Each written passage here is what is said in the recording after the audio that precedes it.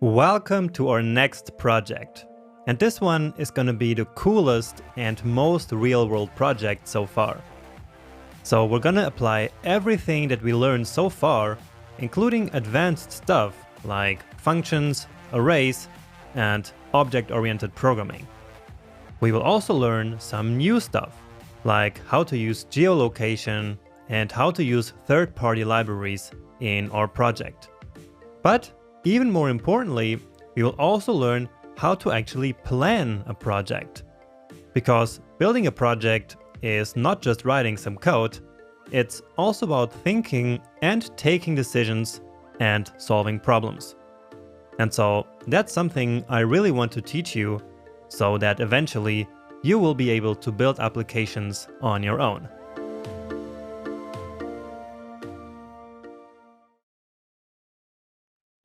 So in this section, we're going to build the biggest and coolest project yet. And as always, let's start by looking at the finished project so that we can get a feel of what we're going to build here. And so this is the Mapty application. So you have just a small sidebar here on the left side, and then the main part of the application is this huge map. And so this map is actually loaded from a third-party service. And so in this section, you're going to learn how to do that.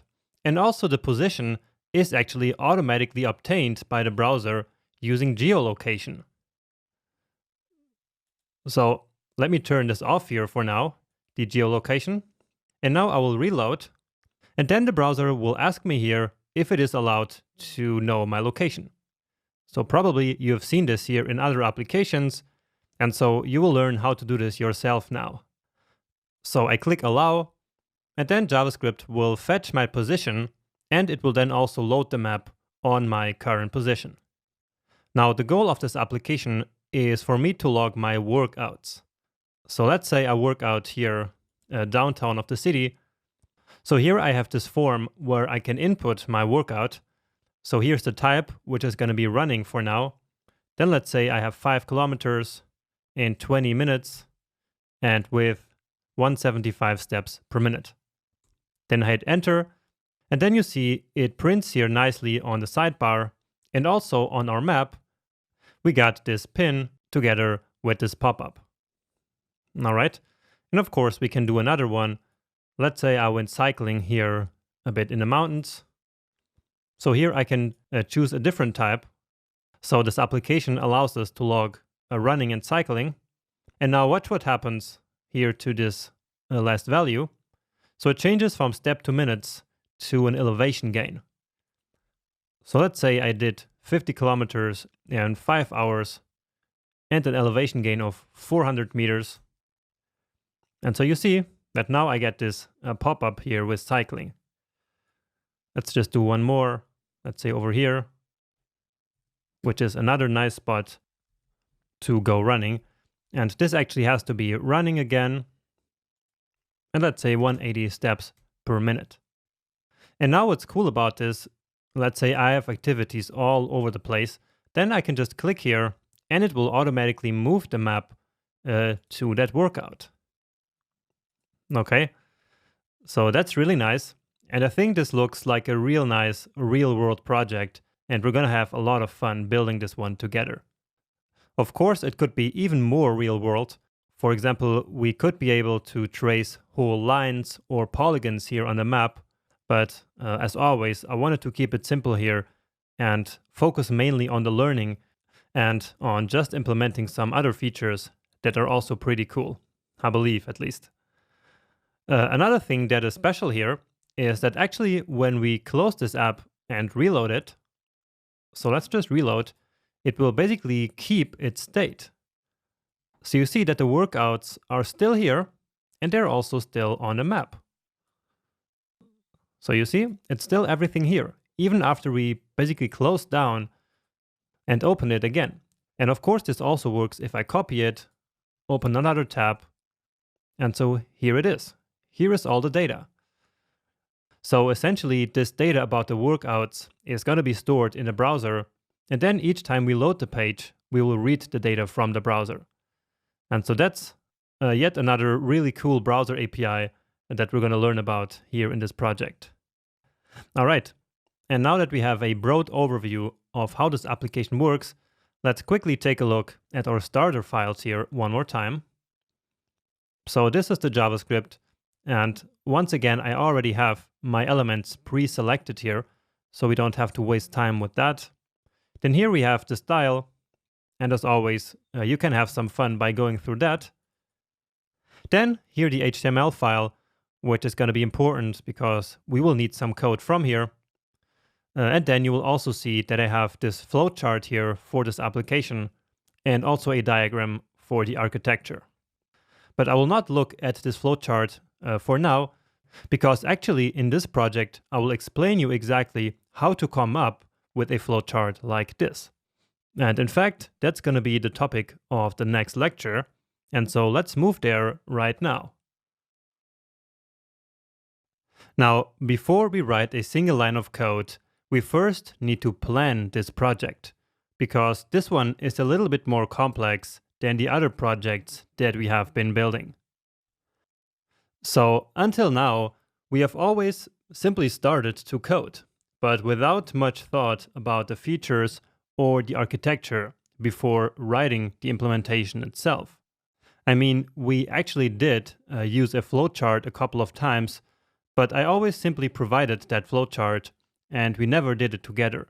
So we never planned an application together. So in the real world, it's very important that you always start with a planning phase before building any project, because otherwise you're setting yourself up to a lot of confusion and problems down the road. So to avoid all that, we will now do the planning of the Mapty project together. And so then you will get a feeling of how it works. Now, there are many different ways of planning a project, but I'm going to show you my favorite process here, which works great for many small and medium-sized projects. So I always like to start out with a concept called user stories. And many companies and teams use this idea of user stories, so you will see this everywhere when you start working on a real developer job.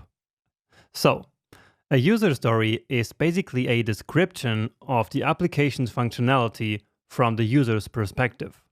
And then all the user stories put together will clearly describe the functionality of the entire application. So user stories are basically a high-level overview of the whole application, which will allow us developers to determine the exact features that we need to implement in order to make the user stories actually work as intended. Then, to visualize the different actions that a user can take and how the program reacts to these actions, we usually put all these features into a nice flowchart. And again, we actually already used flowcharts in some other applications that we built before, right? Now, once we know exactly what we're going to build, it's time to think about how we're going to build it. And this brings us to the project's architecture. And in this context, architecture simply means how we will organize our code and what JavaScript features we will use. So the project's architecture is essentially what holds all the code together. It gives us a structure in which we can then develop the application's functionality. Now, my goal here is, of course, not to turn you into a software architect.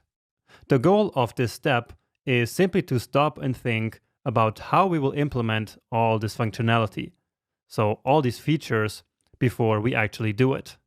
Because we could implement any project in 1,000 different ways. So we could have one big file with no organization at all, or we could divide everything into functions, or we could use classes, or use multiple files, or a mix of everything. The possibilities are really endless, so we have a lot of choice, and all that choice can sometimes be a problem. And so if we don't think about the architecture before writing the main part of our application, then we will probably end up with a mess of unmanageable spaghetti code. And so that's not what we want. But anyway, once we thought about the project's architecture, we are finally done with the planning step. and are then ready to finally move on to the development step. And of course, this is where we're going to implement the plan that we created using JavaScript code. So let's now plan the application that we're going to build in this section.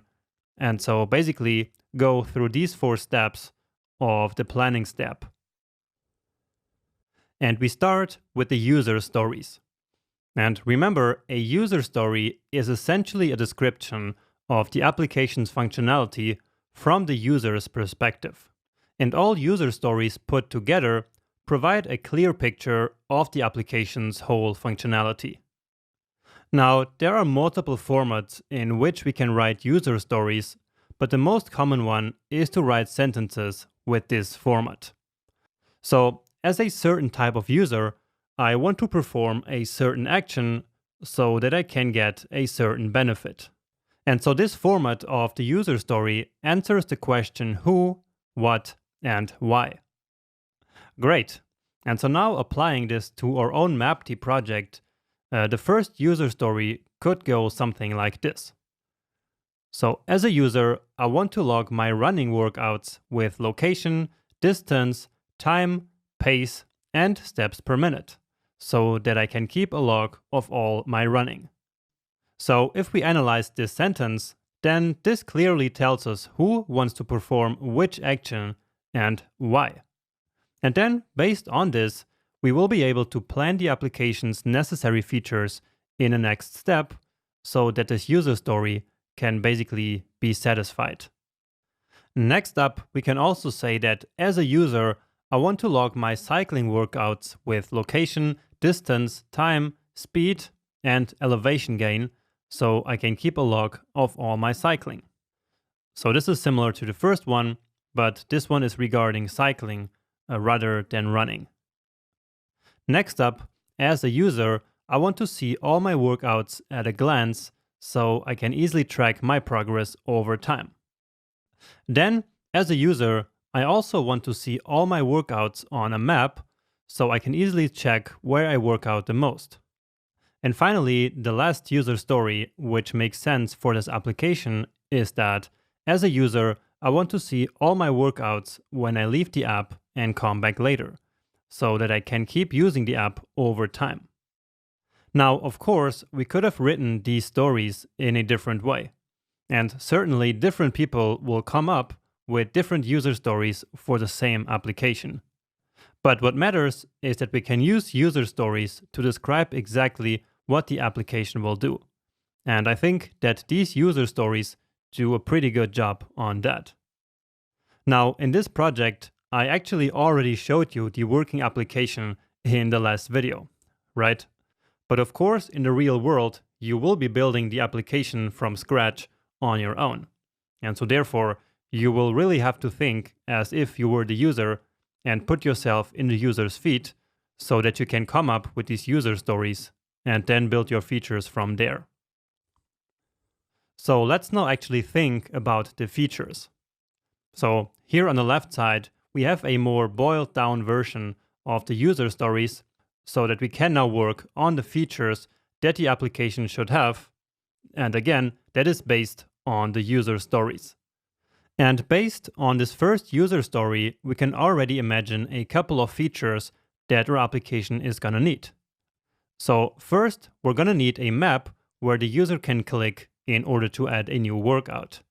That's because the user wants to log the workout with the location, and so therefore the best way to get the location coordinates is going to be just clicking on a map.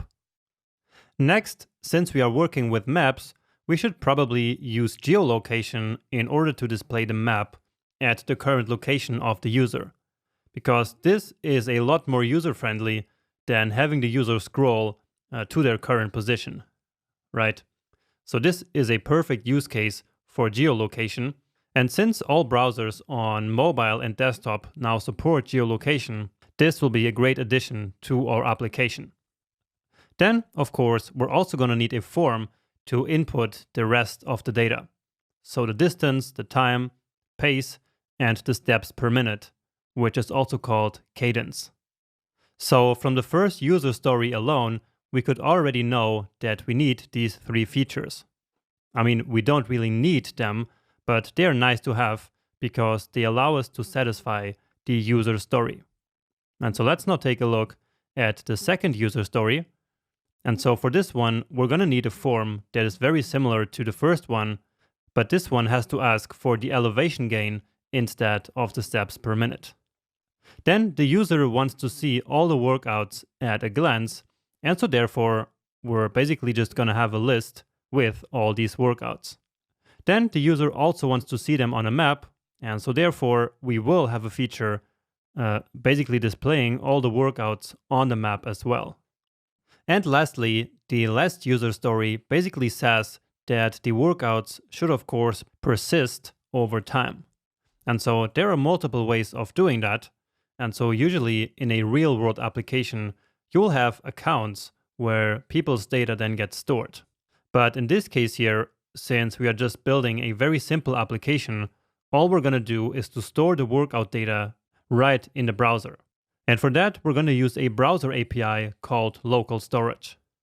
Then, whenever the user comes back to the page, we will read the data that was saved in a local storage and then display it both on the map and also on the list.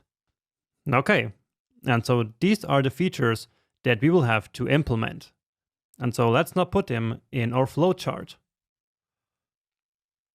Now, the flowchart should of course contain these different features that we're going to implement, but it's also going to contain how the different parts of the app interact with each other, which event makes sense to implement, and also how data flows across the application. So let's now see the first couple of features that we need to implement, and that is geolocation to display the map at the user's location, and then to also display a map where the user can click to add new workouts. And this is how we could put them on the flowchart. But let's actually think together about why we put them like this on the flowchart.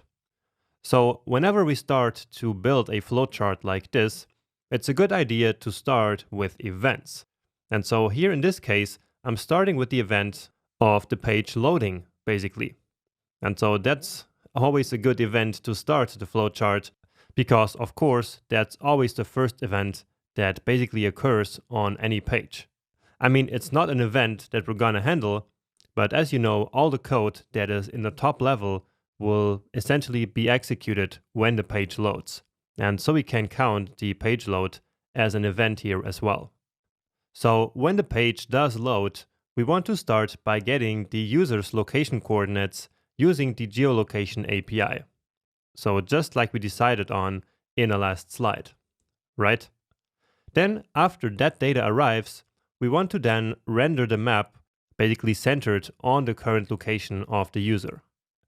Then we also already saw in the last slide that we need a form to input the data for cycling and for running. So we're going to need to display a form, and basically we will display that form or render that form whenever the user clicks on a certain position on a map. So here in this flowchart, as you see, the yellow parts are the actions, and the green parts is basically when we render something on the user interface. And in red, I have marked operations that happen asynchronously. And what that means, we will see in the next video. Now, if the way that I'm building this flowchart here is still confusing to you, then don't worry. So in the future, with more and more practice, you will of course be able to come up with a flowchart like this on your own. So just like everything in coding and programming, this really is a matter of practice. Now just know that in the real world, we usually don't always come up with all the steps in the flowchart right in the planning phase. So it's perfectly okay to just create a rough sketch in the beginning here and then come up with the exact detail during the implementation. So definitely don't get hung up on building the perfect flowchart. All right, that's just not really necessary in the beginning, and so you should not waste too much time on this. As you become better with practice, this will become easier, and then you might be able to add more and more details to your flowcharts right at the beginning. But when you're just starting out and working on your first applications, then don't stress too much on this. All right, but anyway, let's continue with our features here. So next up, we want to display workouts in a list and on the map. And so therefore, this is what our flowchart is going to look like. So basically, we rendered the form in step 3 and 4, and then we're going to have an event listener on that form. And so then whenever the user submits a new workout, it is going to be rendered on the map and on the list in steps 5 and 6. Then remember, we want to store this workout data in the browser and then read that data whenever the page reloads. And so what's going to happen here is that also whenever a user creates a new workout, it will store all the workouts in local storage. So using that local storage API in the browser that I just mentioned in the last slide. Then whenever the page loads, as we see here on the left side of the flowchart, then we get all of the workouts from local storage and render them on the map and on the list. And of course, that can only happen after the current location has been fetched and the map has been displayed. And so that's essentially what async means. So that red box up there means that it is an operation that takes some time, and only after it's completed, then the rest of the operations that depend on it can be executed. And finally, there is another feature that I didn't mention in the last slide, but which is a nice addition to the way the application works. And so that is to simply move the map to the workout location whenever we click on one of the workouts in the list. And so here in the flowchart, that is also pretty easy to represent. And so basically all we need is an event handler on the list. And then whenever the user clicks on a workout in the list, it will move to that workout's location. All right. And so this is essentially how our application is going to work. And so the features that we need to implement using this flow and this sequence, basically. Now, keep in mind that this flowchart itself actually has nothing to do yet with the implementation itself. So this is just how the program is going to work. And we might very well implement it in some other language. So it wouldn't even have to be JavaScript. So essentially, this is only what our program should do, but not how it does it. So that's more specific, and that's actually for the architecture. And so that brings us to the last part of this planning step, which is, in fact, architecture. Now, just like the flowchart, we don't always need to have the perfect final architecture figured out before implementation. So we can first do some experiments, play around with the code, and only then think about the architecture for the final project in case. Of course, we can do it right in the beginning, but it's not always necessary. And so, to start this project, we will actually simply start coding and starting to implement the features according to the flowchart that we just developed. Then, as we start to need more organization and ways to manage our data, we will come back to thinking about the architecture. All right, and so actually, let's now go do that. So now that you have a good understanding of how we plan a project and build a flowchart using user stories, it's time to start working on the project itself. So let's now learn how to use the geolocation API. And the geolocation API is called an API because it is in fact a browser API, just like, for example, internationalization, or timers, or really anything that the browser gives us. And so geolocation is just another API like that, but it's also a very modern one. And actually, there are many other modern APIs like that, for example, to access the user's camera, or even to make a user's phone vibrate. So there's all kinds of crazy stuff that you can do, but in this project, let's simply focus on geolocation. And geolocation is actually very, very easy to use. All you have to do is navigator.geolocation So VS Code is already showing it to me. And then get current position. And now this function here takes as an input two callback functions. And the first one is the callback function that will be called on success. So whenever the browser successfully got the coordinates of the current position of the user. And the second callback is the error callback, which is the one that is going to be called when there happened an error while getting the coordinates. So let's simply define two functions here. So this is the success one and this is the error one. And let's actually simply start with this one. And here we will simply do an alert. So like this, could not get your position. And now about the success callback. And this callback function here is actually called with a parameter, which we call the position parameter. So we can define that here. And as always, we can give it any name that we want. It is simply JavaScript who will call this function here in case of success, and it will pass in an argument, and we can then use that here. And so for now, let's simply log it to the console. And that's actually it already. Now, just to make sure that we don't get any errors in an old browser, we can test if this navigator.geolocation actually exists. So let's just say if navigation or navigator.geolocation. So if that exists, well, then basically do all of this.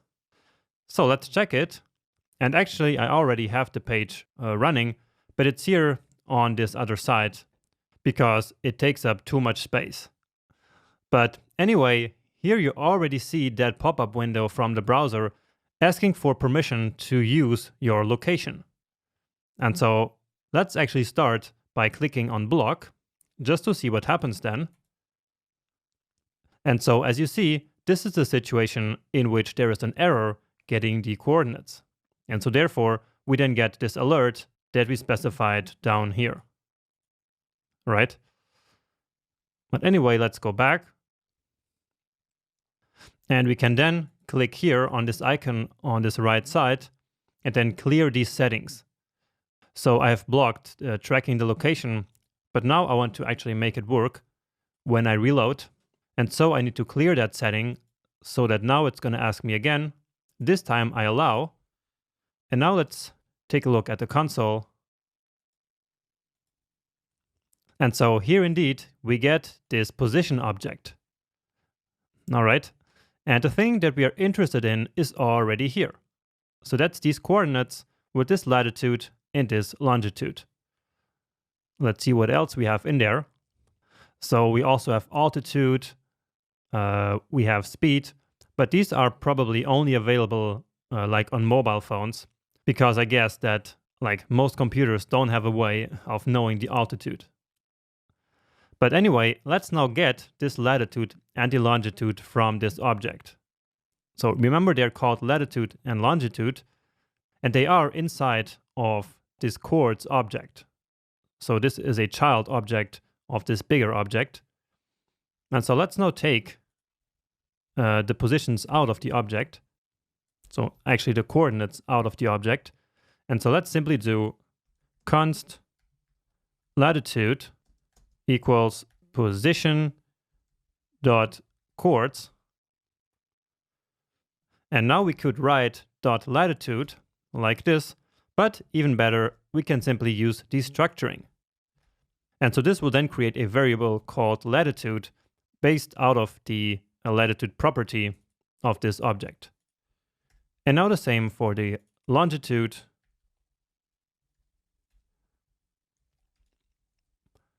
So just to see if this worked, let's just reload here again. And so indeed, here are the coordinates of my current location. They are certainly not 100% accurate, but we should be able to work with them. Now, what I want to do with these coordinates will be, of course, to load a map and then center that map on this position. And so in the next lecture, we're actually going to do that. But for now, let's simply very quickly create a link on Google Maps. Okay, so let me quickly open up Google Maps here. And so the way the URLs work on Google Maps is that we have this URL, and then here we have the latitude and here the longitude. And so it's very simple to build a URL like this. Let's just copy this very quick.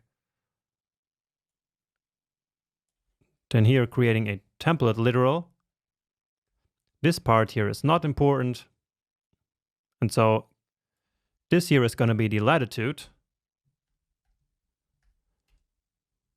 And then here the longitude. Give it a save. And now here is that link. And I think I need to make it a bit bigger here actually for you.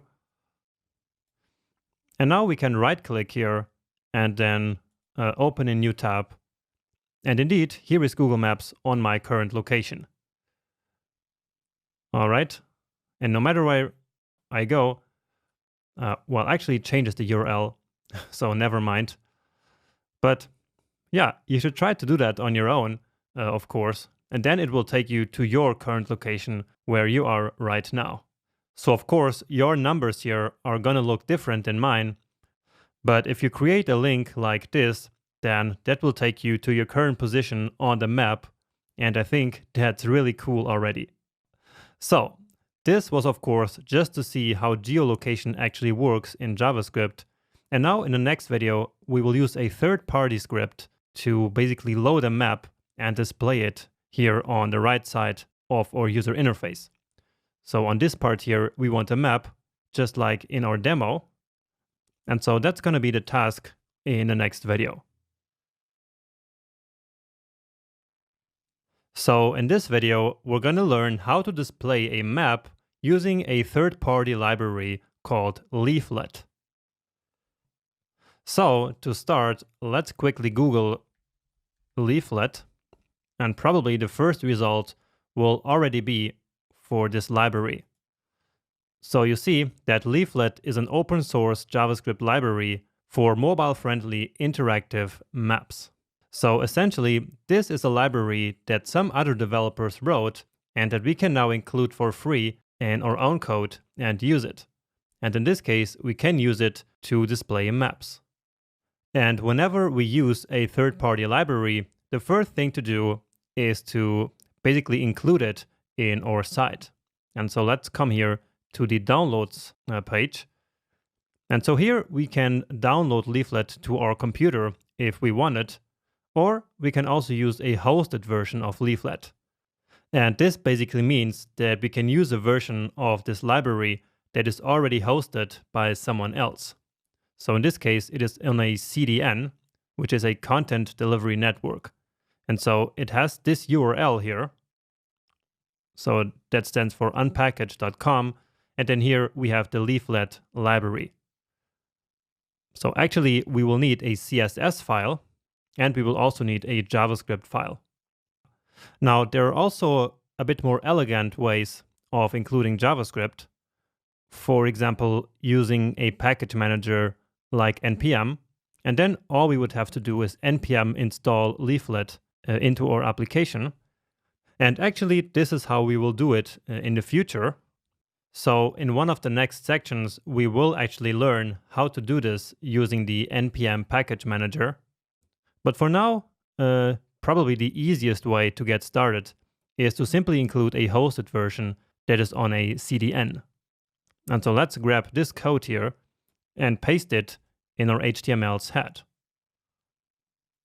So right here, and before our own script, and that's very important. All right. So this here is our script. And of course, it is in our script where we will then use the Leaflet library. And so by the time that our script loads, the browser must already have downloaded the Leaflet library, because otherwise our code will not be able to work with that library. That makes sense, right? Now, here we also want to specify actually the defer attribute. So as we learned previously, we should never put any JavaScript in the header without any of the defer or async attributes. And since the order matters here, remember, we must then use the defer attribute. And so this is actually a perfect example for when we need to use defer. Because again, here the order in which the scripts are downloaded is actually very important. Okay, so give it a save here. And then let's go back to the Leaflet site. So we already included the library into our site, but of course we need to do something with it. So on its own, this Leaflet script here doesn't do anything. So we now need to use basically the functions that are defined in this library to our advantage. And so to actually use the library on our own page. And so down here, there is a very simple example of how we could implement a map with a certain coordinates here. So these coordinates, and then also how to display a very simple marker like this one. So again, let's just go to this overview page here. So basically the very first page, and then just copy this very simple code that we have here. So copy it. And then this is what I actually want to happen when the browser is successful getting the coordinates. So let's paste this here, give it a save. And now, of course, we need to adapt this here to our current situation. First, let's make this a const and not a var. Then whatever string that we pass here into this map function must be the ID name of an element in our HTML. And it is in that element where the map will be displayed. And so what that means is that in our HTML, we need an element with the ID of map. And that should already be here. So that is down here.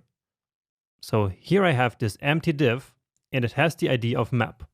And so that's exactly this here. So I could change it here. And then, of course, I would also have to change it in the HTML. Now, this L here, this is basically the main function that Leaflet gives us as an entry point. So basically, this is kind of the namespace, a little bit like, for example, this Intel namespace for the internationalization API. So we talked about namespaces before, and so Leaflet basically gives us this L namespace here. And then that L has a couple of methods that we can use. And one of them is this map method. Another one is this tile layer, where we actually need to define the tiles of our map. And then we can also display markers like this. So this should probably already render a map on our page. It will do that on these coordinates. But for now, that's okay for us. So let's just see if this actually worked. Well, let's try to reload here. But for some reason, nothing is happening. So let's check if here in the console, we actually have access to that L variable. And you see that we do. So this L here is, of course, the L that we used previously in our code as well. So it's this L here. And it is available here in this script and also here in the browser console because it is essentially a global variable inside of the script of Leaflet, right? So here in this script that we included here, leaflet.js, the L variable is a global variable that we then can access from all the other scripts. And I think that this is something that we never saw happening before because we never worked with multiple scripts. So let me show it a little bit better to you and include another script here. Let's call it just other.js. So I'm creating it here, other.js. And now let's define first name here, set it to Jonas. And then here in the script.js, I should be able to access that variable. So let's see. And here it is. And so the reason for that is that this first name variable is a global variable here in this script. And so again, any variable that is global in any script will be available to all the other scripts. Well, as long as they appear after that script here included in the HTML. So script.js has access to all the global variables in other.js, or in other.js and leaflet.js. But for example, other.js does not have access to anything from script.js because it appears afterwards. All right. So in other, let's see any variable here. So for example, the month. So here we will not have access to month. All right. So month is not defined. And so the reason for that, again, is that by the time that this script here is executed, this other.js, script.js has not yet been loaded. And so therefore, it doesn't find this month variable anywhere in the global scope. All right, but this was just an example. Let's get rid of this.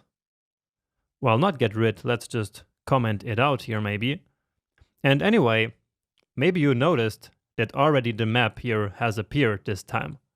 And so what that means is that our code is working. Now this one here is simply appearing in London, and that's because we still have the default code. But now you can probably see that what we want to do here is to use our own latitude and longitude here, right? So let's create an array called chords like this, and it will contain first the latitude, so that's the standard first latitude, and then the longitude. And now let's use that array here, because as you see, this setView method expects this array of coordinates. Then it also expects this second parameter, but let's talk about that one later. So here it's chords, and then let's also use the same coordinates here for the marker.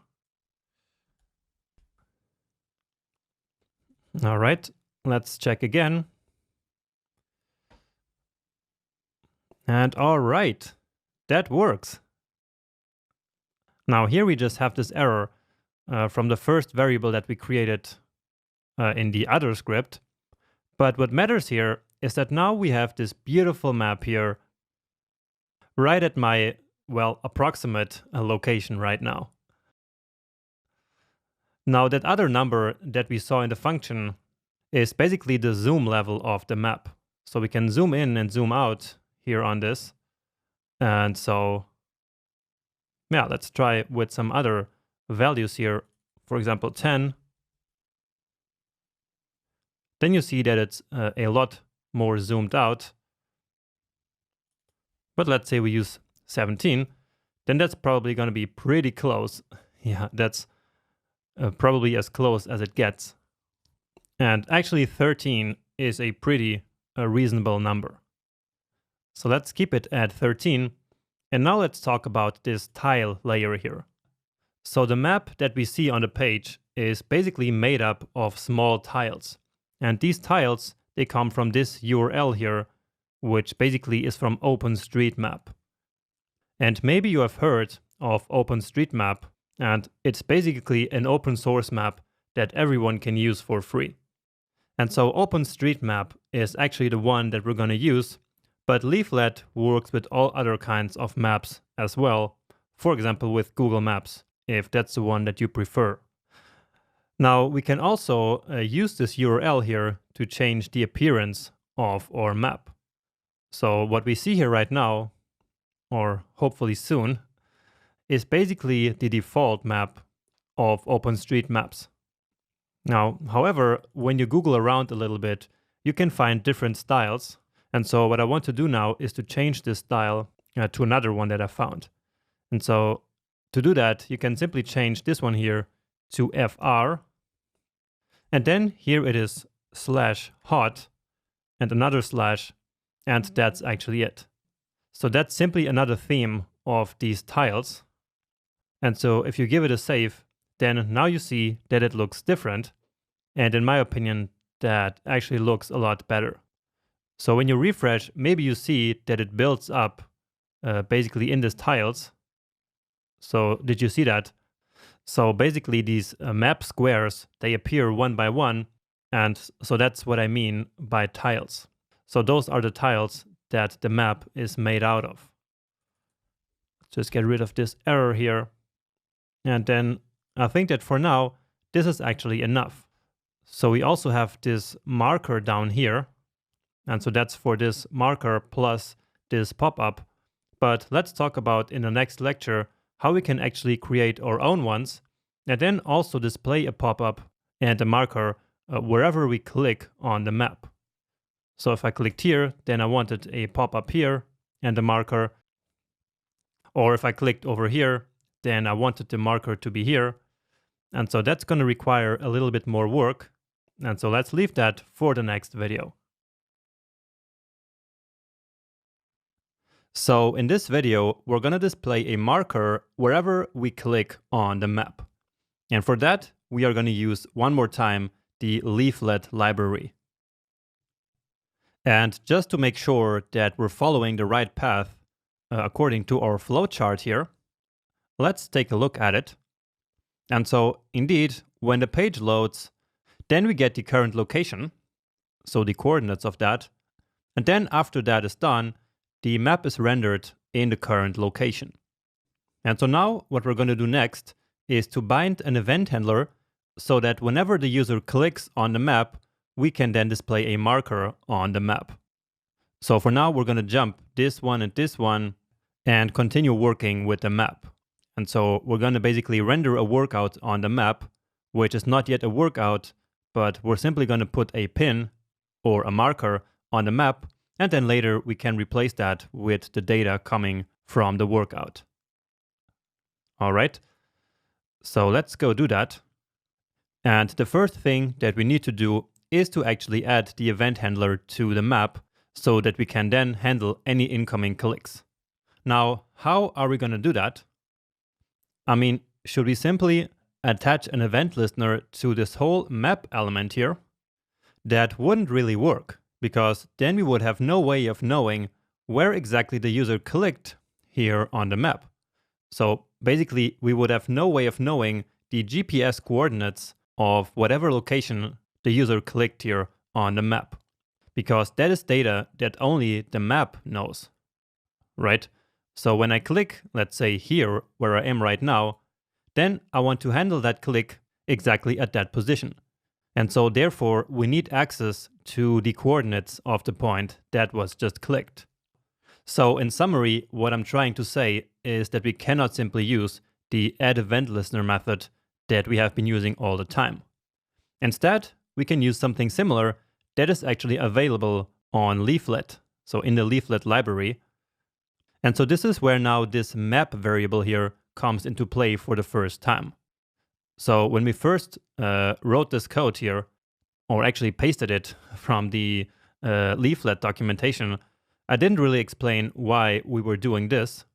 So why we were storing the result of creating the map into a variable. But now this is going to be important, because it's onto this map object here where we can now basically add an event listener. So the idea is similar to what we do using add event listener, but on the map we can simply do this. So map.on. And so again, this on method here is not coming from JavaScript itself. It is instead coming from the Leaflet library. So this map object here is in fact an object that was generated by Leaflet.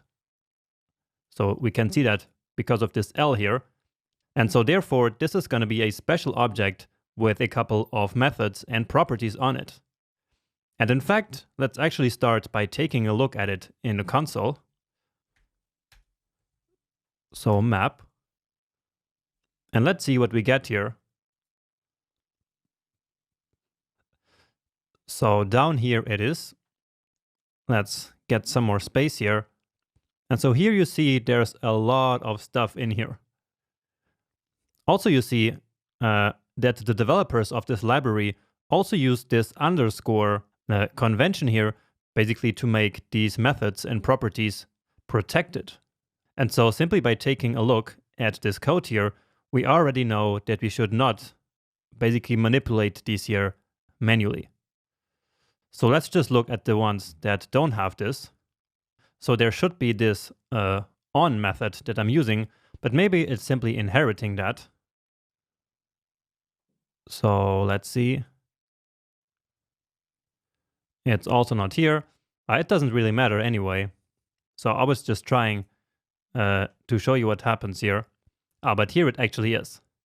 So here is the on method that we are now using basically as an event listener. So here is the on method that we're now basically going to use instead of the standard built-in add event listener method. All right. So yeah, this was really just to show you a little bit the internals of the Leaflet library, because I think that it's important that you can also take a look at code written by other people. And so you saw that they also used the prototype chain, and very heavily, in fact. You saw that they also used the underscore convention. And if you want to dig really deep into that code, I'm sure there's going to be a lot of interesting stuff in there. But anyway, let's now add here the event listener basically. And here we can also specify the type of event, and then here our callback function. So again, the idea here is indeed very similar. Now, when Leaflet calls this function here, it will do so with a special map event. Okay? So again, just like in standard JavaScript, we get access to an event, but this one is an event created by Leaflet. So let's just call it map event. And then let's actually simply take a look at this event for now. And so this console.log here should now happen whenever we click on the map. And so again, map is that variable here, which is the result of calling Leaflet, so l.map. So let's see. And it always takes a little bit of time to loading this map. So let's just click here somewhere, and you see that immediately we got this event down here, right?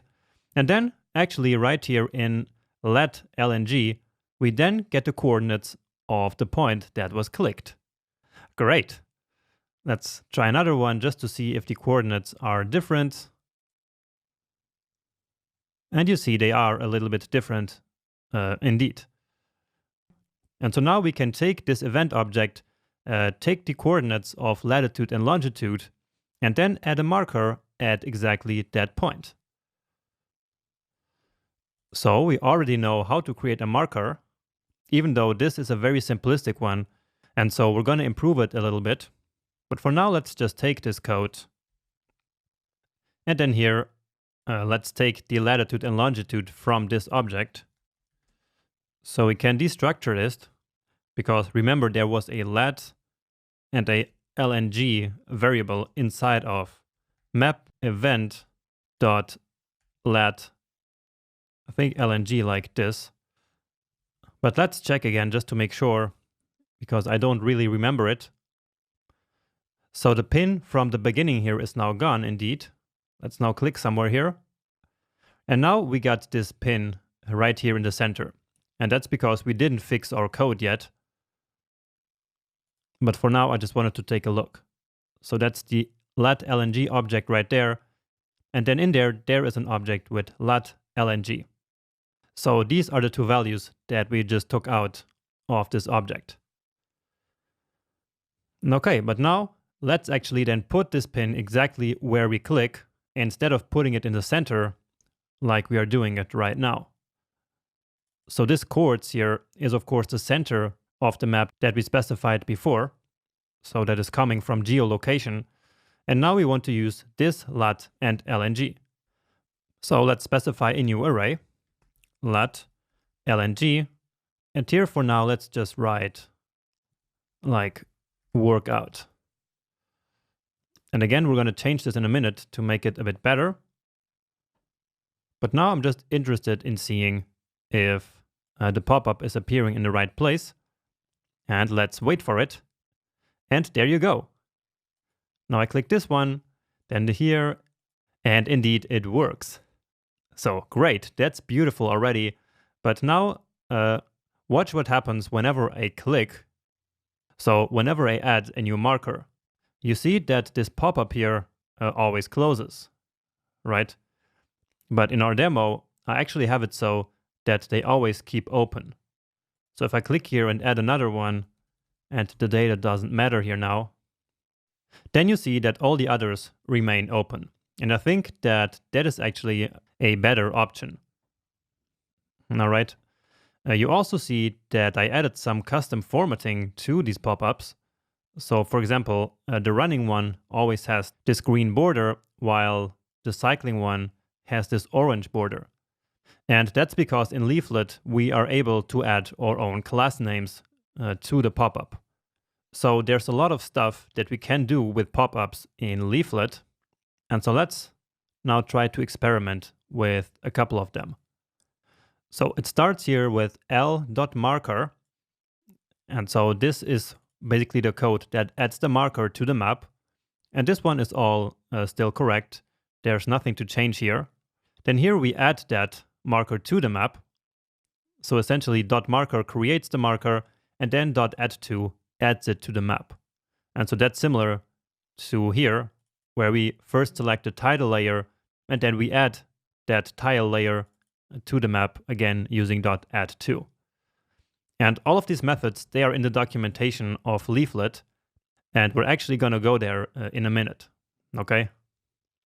Next, we then have bind pop-up, which will basically create a pop-up and bind it to the marker. And so here we simply pass in this string. And so that's why we get workout in all of the markers. But here, instead of specifying a string, we can also create a brand new pop-up object, which will then contain a couple of options. And so that is what I'm going to do here now. So instead of this, I will do l.popup.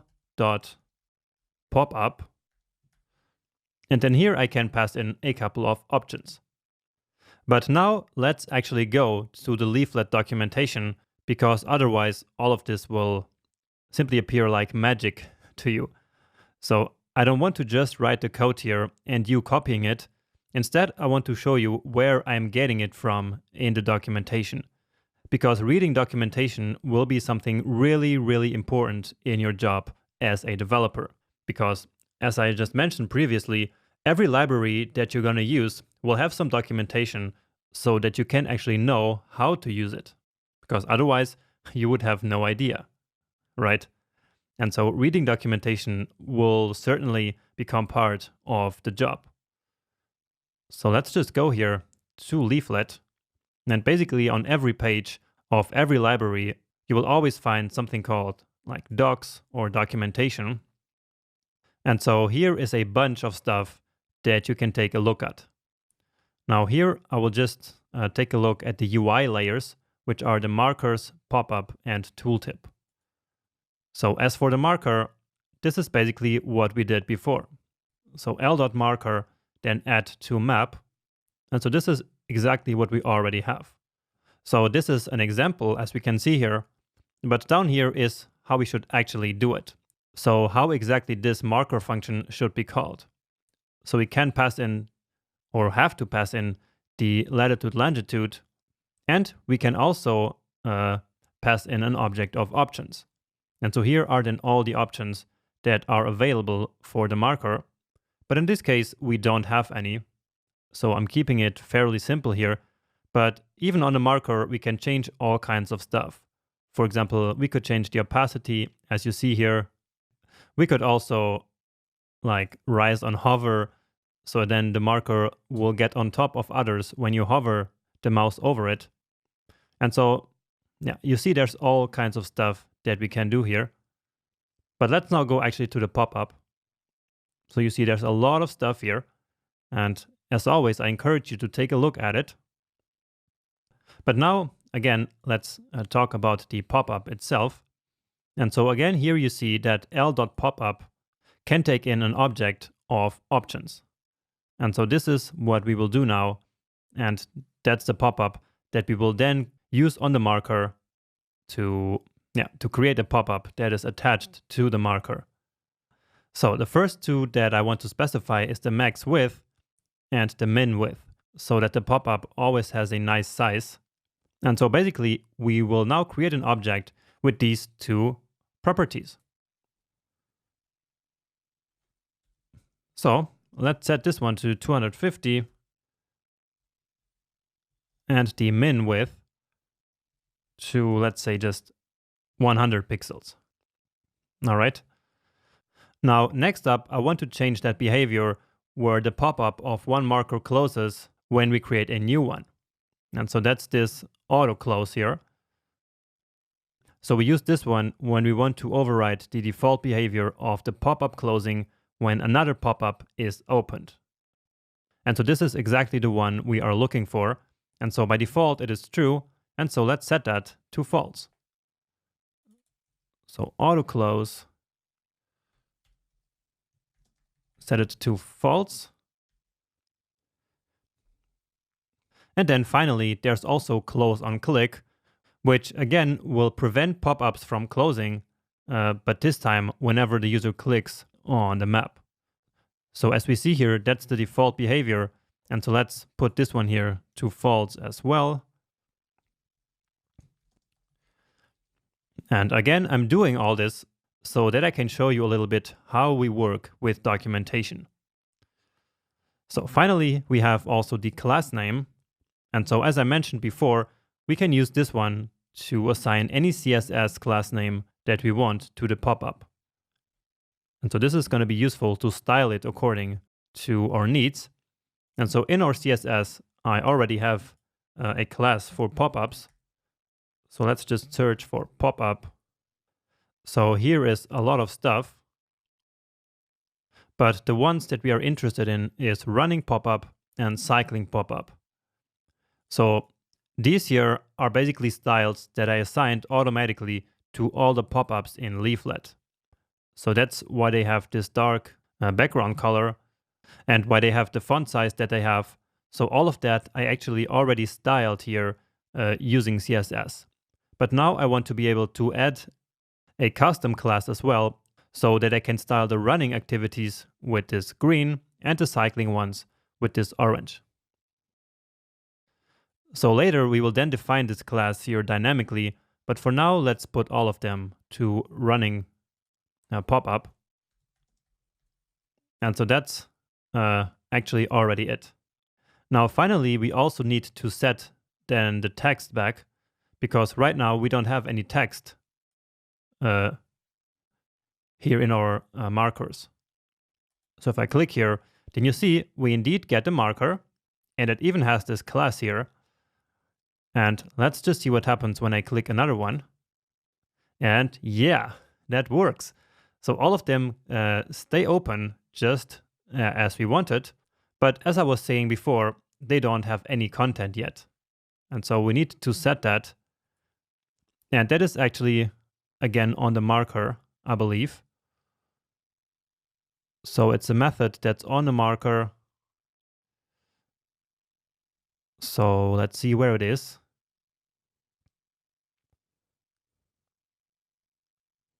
Maybe it's one of these ones inherited from layer. So you see that these are basically classes that Leaflet uses. And so then the marker can inherit methods from other classes, essentially. And so here is the method that I was actually looking for. And so set pop-up content is the one that we're looking for, because here we can then specify a string or even an HTML element in order to give the pop-up some content. Now, another thing that's interesting to see here in the documentation is that all these methods always return this. So basically the current object, which then makes all of these methods chainable. So remember how we did exactly that by the end of the previous section to also make methods in our own classes chainable. And so you see that the Leaflet developers are here indeed using the exact same technique. So again, I think that's pretty interesting to see. But now let's copy this method here and add it here. So before we actually open the pop-up here in the next line. And for now, let's just set it back to workout. And then let's go back and see. So for some reason, this always takes some time. Now here we are. And yeah, now it says workout. They all stay opened. And you see that when we click here, then the map even pans so that it can fit the new pop-up. Great. So this works really fine. But in the final application, obviously the marker is not put on the map immediately because the pop-up itself will contain data about the workout. And so we first need that data. And so here in the real application, when we click, what happens is that this form here opens, right? And so if we take a look at our flowchart, that's also then going to be the next step. So basically we have here render workout form whenever the user clicks on a map. And so in the next lecture, this here is what we're going to implement. All right, so let's now render the workout input form whenever the user clicks on the map. And so just to make sure that we're still all on the same page, right now we basically have an arrow pointing from here when the user clicks on the map to render a workout on the map, which essentially is the marker that we put on the map in the last video. So right now, when the map is clicked here, then a marker appears on the map. But right now, what we actually want in that event handler that we set up in the last video is to render the form so that a new workout can be added. And then on that form, we will add an event listener so that whenever that form is submitted, only then the marker is rendered on the map. And so we will basically move this rendering of the marker to right here. Okay, so let's take a look at our index.html. And so the form that I'm talking about it's this one here. So this form element here with the class form is the one that we want to render now. And as before, I actually already selected it, and it is this one here, simply called form. Let's take a look here again, and you see that right now it has the hidden class. And so one more time, we are going to do DOM manipulation here by adding and removing classes. And in this case, it is our old friend, basically the hidden class. So let's do what I just said, which is that when a click on the map happens, then we want to show the form. And so not this. And so let's get, for now, let's actually get rid of all this. So I will comment it, and later we will need it. And the same actually for this one. And so all we want to do now is to take the form dot class list dot remove and then remove the class of hidden. So let's see. And this is our demo. This is the real one. And as I click here, then indeed the form here showed up on the left side.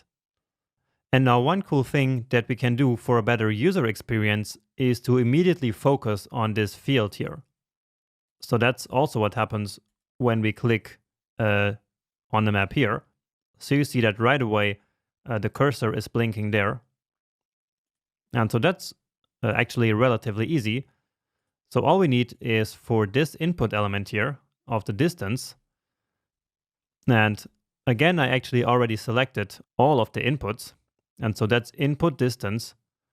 And we can simply say input distance. So not that one, but this one. And then on that, we can call the focus method. And that's actually it. Very simple, but for user experience, it's a lot better because we can then immediately start typing like this. And now let's add an event handler to this form for submitting it. And for now, we are not going to care at all about the data here.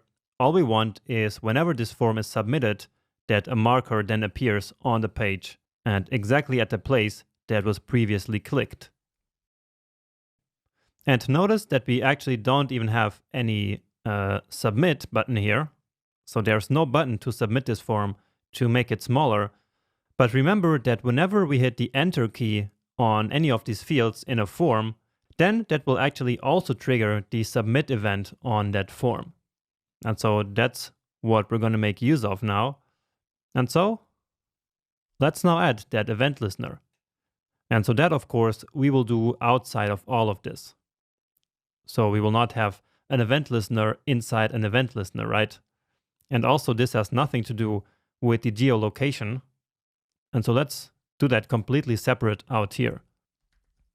So that's form.add event listener. And then, as I just explained, we are going to listen for submit.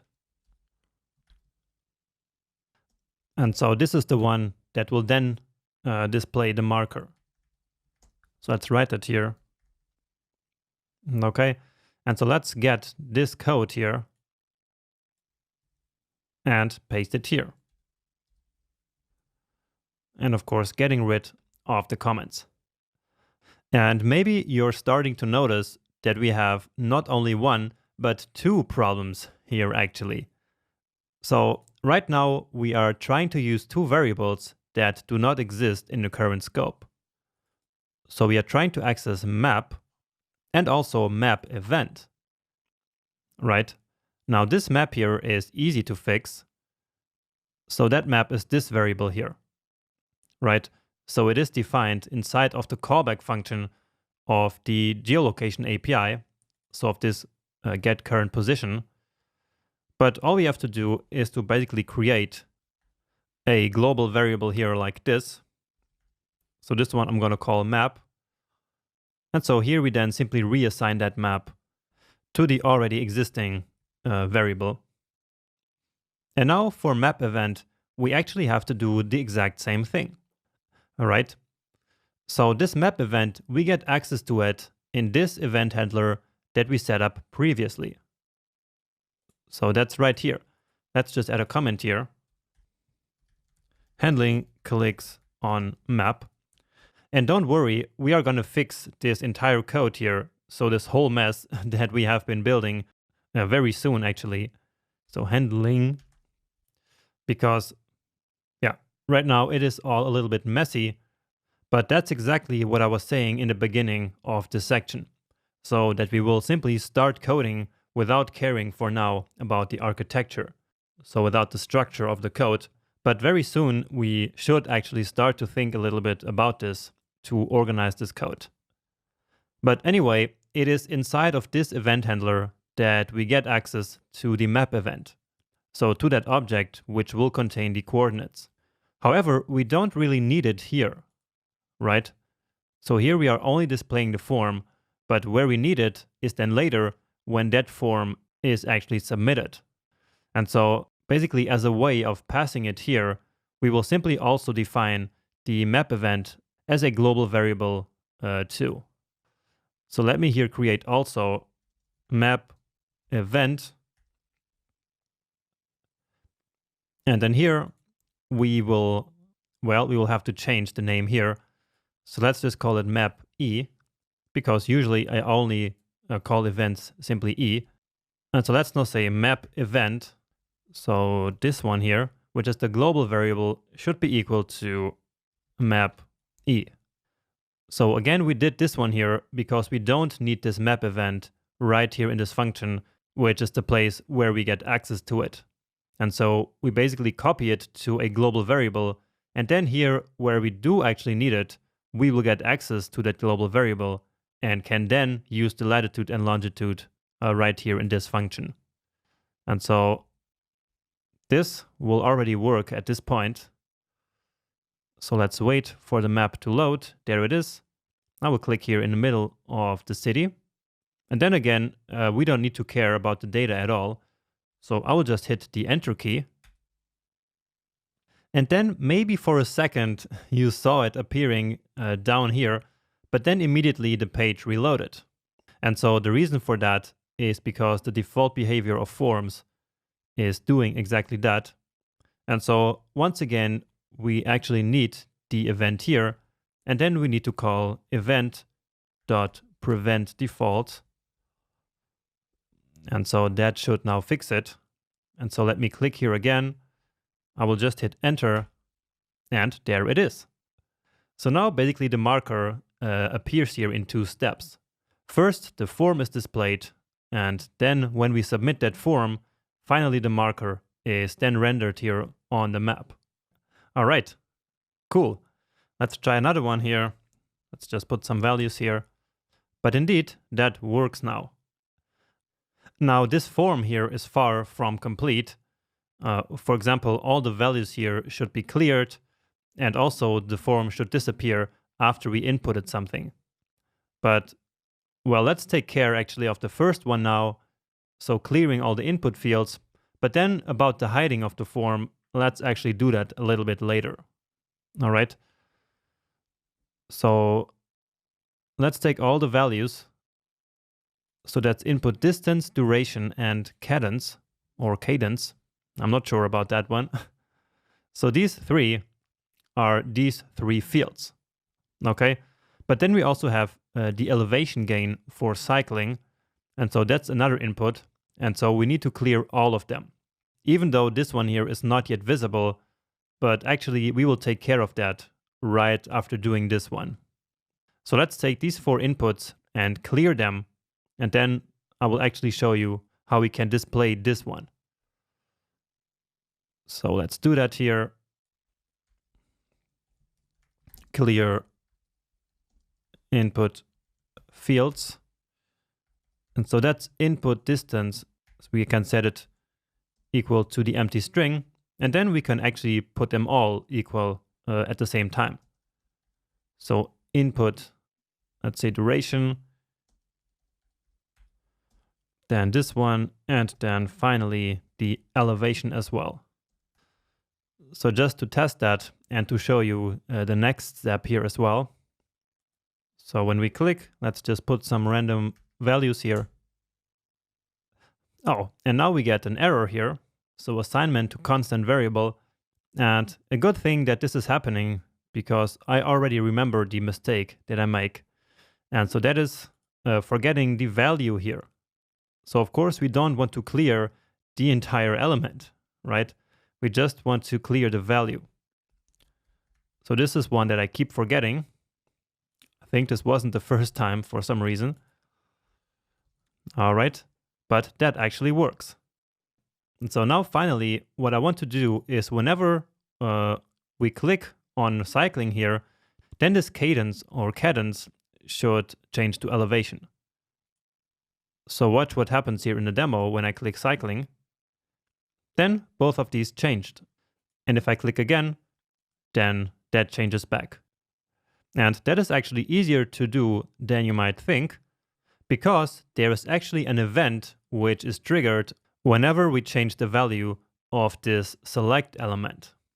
And so let's now listen for that event. And then whenever it happens, we will then basically hide and display the corresponding fields. So that element that I just showed you is this one. So it is the form input type. All right. So form input type, and so it's this one. It's input type. And so let's listen for the change event on that one. So input type dot add event listener. So again, it is called change. And then let's move back actually to the HTML here, just to see how the form is hidden. And so you see that this here is the elevation field. So you see input and then form input elevation. And so that is exactly this one here. So again, form input elevation. So that's the input elevation. And so this is the element that we're going to work with. So let's actually write that here.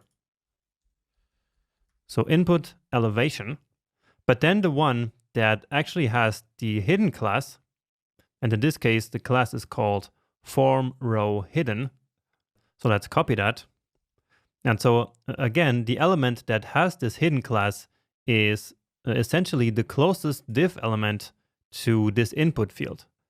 Or in other words, it is the closest parent, which also has this form row class.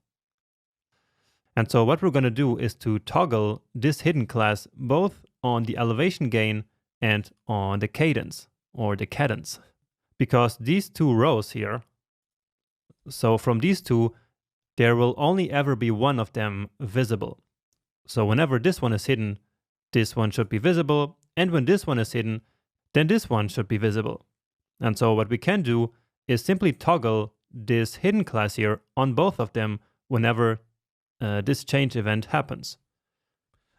So I just said a couple of different things there at the same time. So the first thing that we need to do is to select the closest parent with that form row.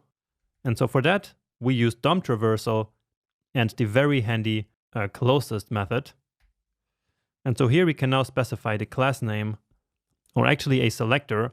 So here we need a fully fledged selector to select an element.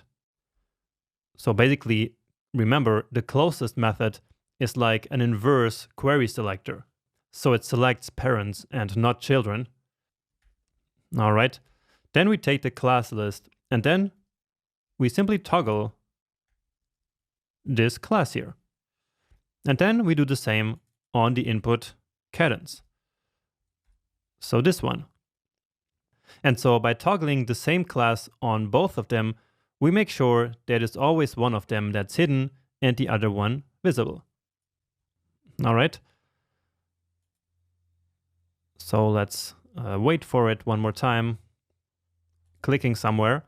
And so let's wait for it. And yep, that works beautifully. So let's just add one here. And indeed, there it is. Okay, so all of this works very nicely now. And the next step here would be to actually take the data here out of the form and then using that data, create an actual workout. However, here in our code, we are at a point where we need some structure. And we will also need a way of managing that workout data that is going to come from this form. So this data here will have to be stored somewhere. And so again, we need to think a little bit about our code structure here and about our code architecture. And so that is going to be exactly the topic of the next video.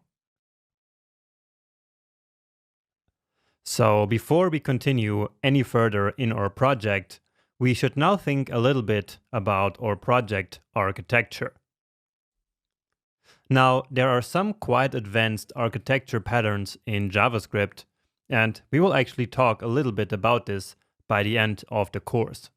But in this small project, we will simply use object-oriented programming with classes, just like we learned in the last section.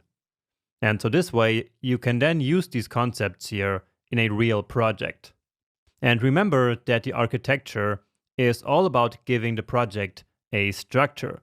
And so in that structure, we can then develop the functionality. And so in this project, I decided that the main structure will come from classes and objects. All right, so let's now dig a little bit deeper into this architecture that we're going to use. So to start, one of the most important aspects of any architecture is to decide where and how to store the data. Because data is probably the most fundamental part of any application. Because without data, it doesn't even make sense to have an application in the first place, right? What would the application be about if not about some sort of data? Now, in this case, the data that we need to store and to manage comes directly from the user stories. So right in the first user story, we can already see that we will somehow need to store the location, distance, time, pace, and steps per minute. And to fit the second user story, we will have to implement basically the same data. So again, location, distance, time, and speed, but then also the elevation gain instead of the steps per minute. And so we will design our classes so that they can create objects that will hold this kind of data.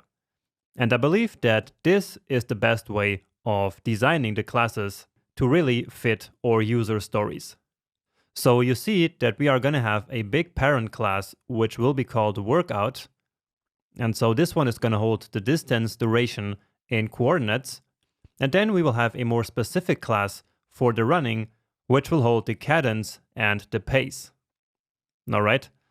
And the reason why the classes are designed like this is because the distance, duration, and coordinates are common to both of the types of activities, so both to running and to cycling, and so therefore they are in the parent class. All right. And the same will also be true for some methods. And so we will see that once we implement it. And then for each type of activities, as you see, we have one child class, so that each child class can hold the data and methods that are specific to that type of activity. So I hope that makes sense.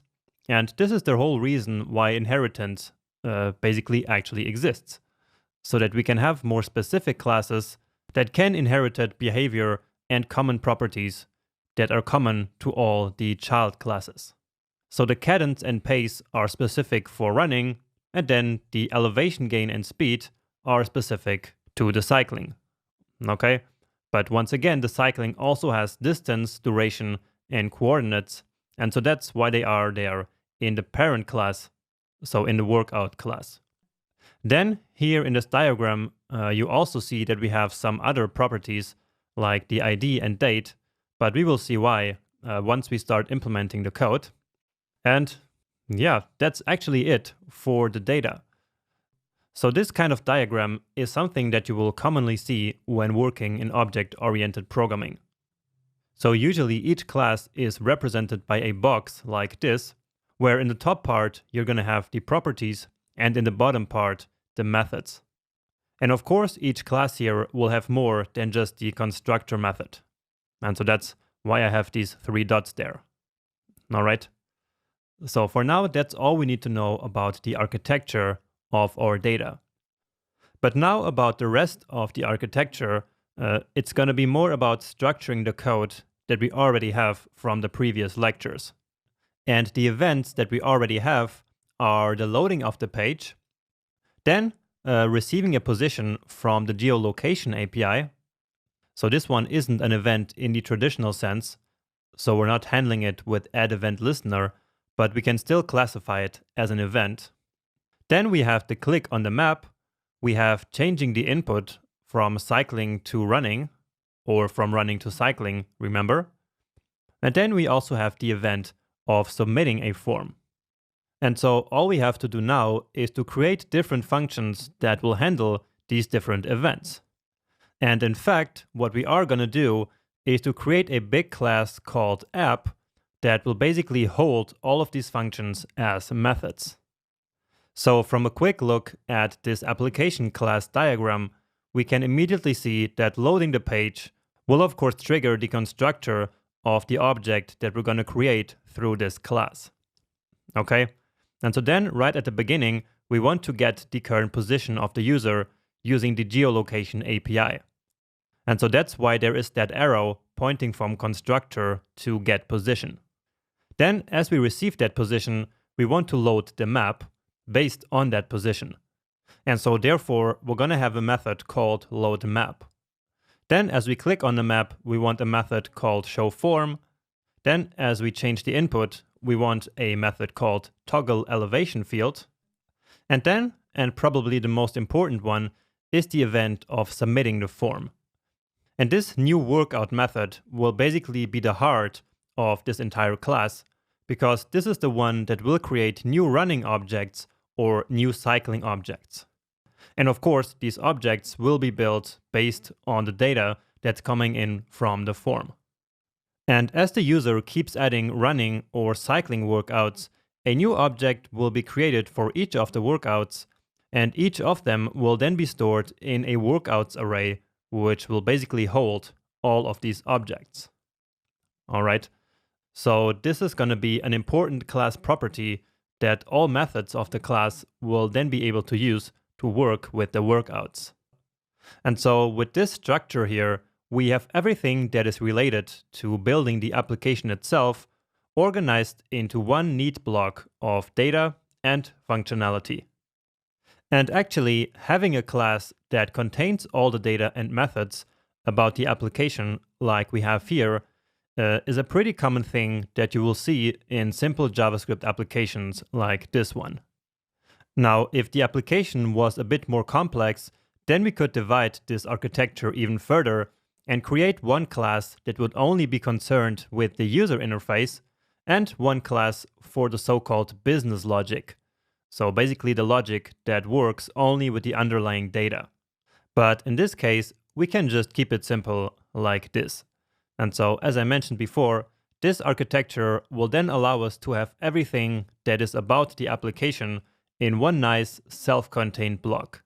And besides the application itself, we then also have these classes that are only concerned about the data.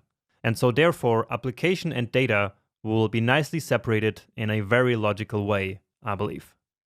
Now, what's also great about this is that we will be able to protect all of these methods so that they are nicely encapsulated and not accessible from everywhere else in the code. So that's the reason why you see these underscores on all of the method names, right? So that is, again, the convention that we can use to protect method names from being changed and used from the outside. And so this will make the code a lot easier to work with because we will know for sure that no place else in the code is working with the data and calling any of the methods here. And trust me, with experience, you will really start to appreciate these kinds of things. All right. But anyway, this is the initial approach for our architecture that we're now going to implement. And of course, based on the code that we already have. We will keep adding more methods and properties as we go, but this is already an excellent starting point. So maybe take another minute or two to study this diagram, and then in the next video, we will refactor our code to fit this architecture. Welcome back. And let's now implement the architecture that we just discussed in the previous lecture. And so let's start by implementing that app class that I just showed you previously. And actually, I also have this architecture diagram right here, and it is this one called part 1. And so as you see, this is exactly what we just discussed before. And so I will now go ahead and start to implement this class here and all of these methods. All right. So class app, and then we need the constructor, which for now I'm going to leave empty here. Then we need get position. Next, we need load map. Let's take a look at what's next here. Then we have show form, toggle elevation field, and new workout. So show form, toggle elevation field, and finally new workout. Okay, and so now we have this structure where we can put our code that we already have. So let's start with this one here. So getting the user's current position using geolocation. And so I'm going to start by taking all of this code here. So it ends here, I believe. Yeah, that's the one. Cut it and put it here into get position. But now I actually want to refactor this a little bit better because I think it's still a bit messy to have this callback function here of the get current position function right here.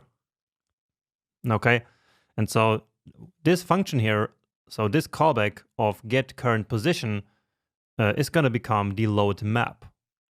Okay, because that is exactly what we do here in this function. So let's cut this here and put it here in load map. And actually, of course, we don't need this function keyword here because we already called it load map, right? So let's just copy the parameter name here and put it here, and then get rid of these. Okay. And so now here, as the first callback function, which is the one for success, so actually here, we need to call load map. And so since we're now in a class, we need to say this dot load map. And so JavaScript will then call this callback function here and pass in the position argument as soon as the current position of the user is determined. All right. And so that event that I just mentioned is basically this receive position. And as I said, it is not an event in the common sense that we used before.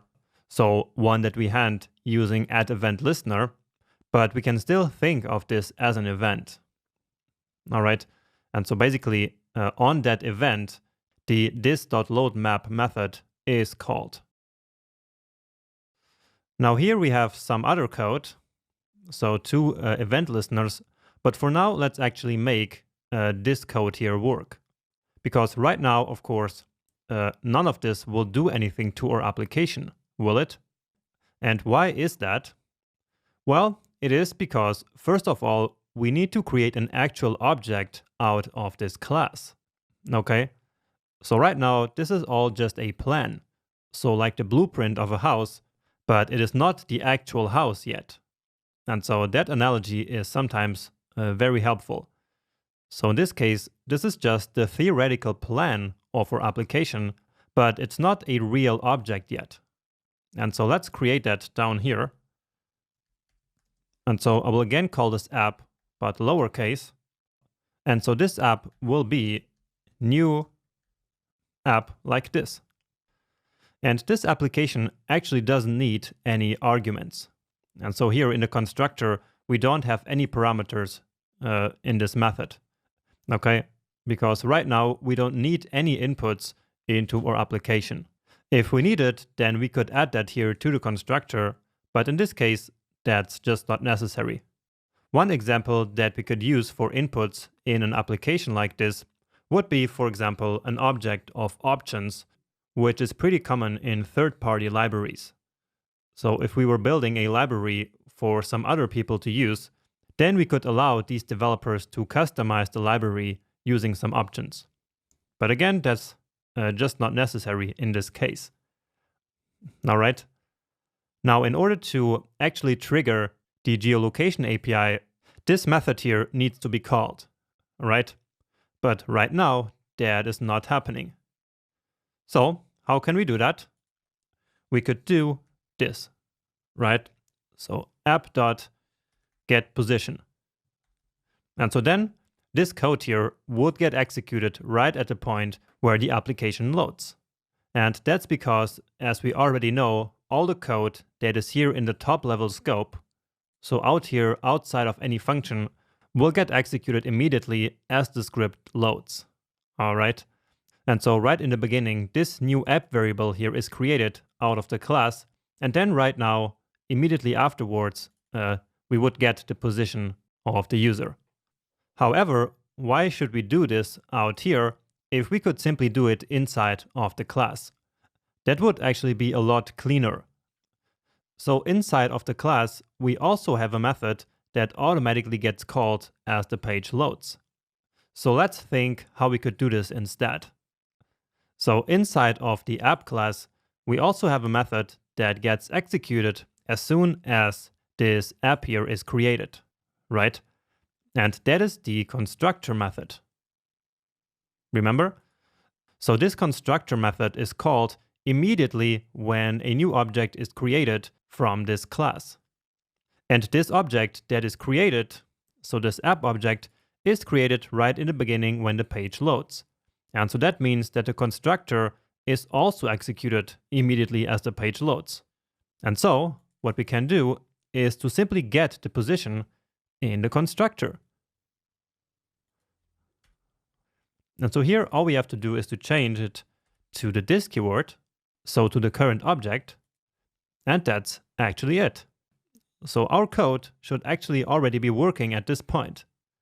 So the current position should be determined here in this method, and then the loadMap method should be called with that current position, right?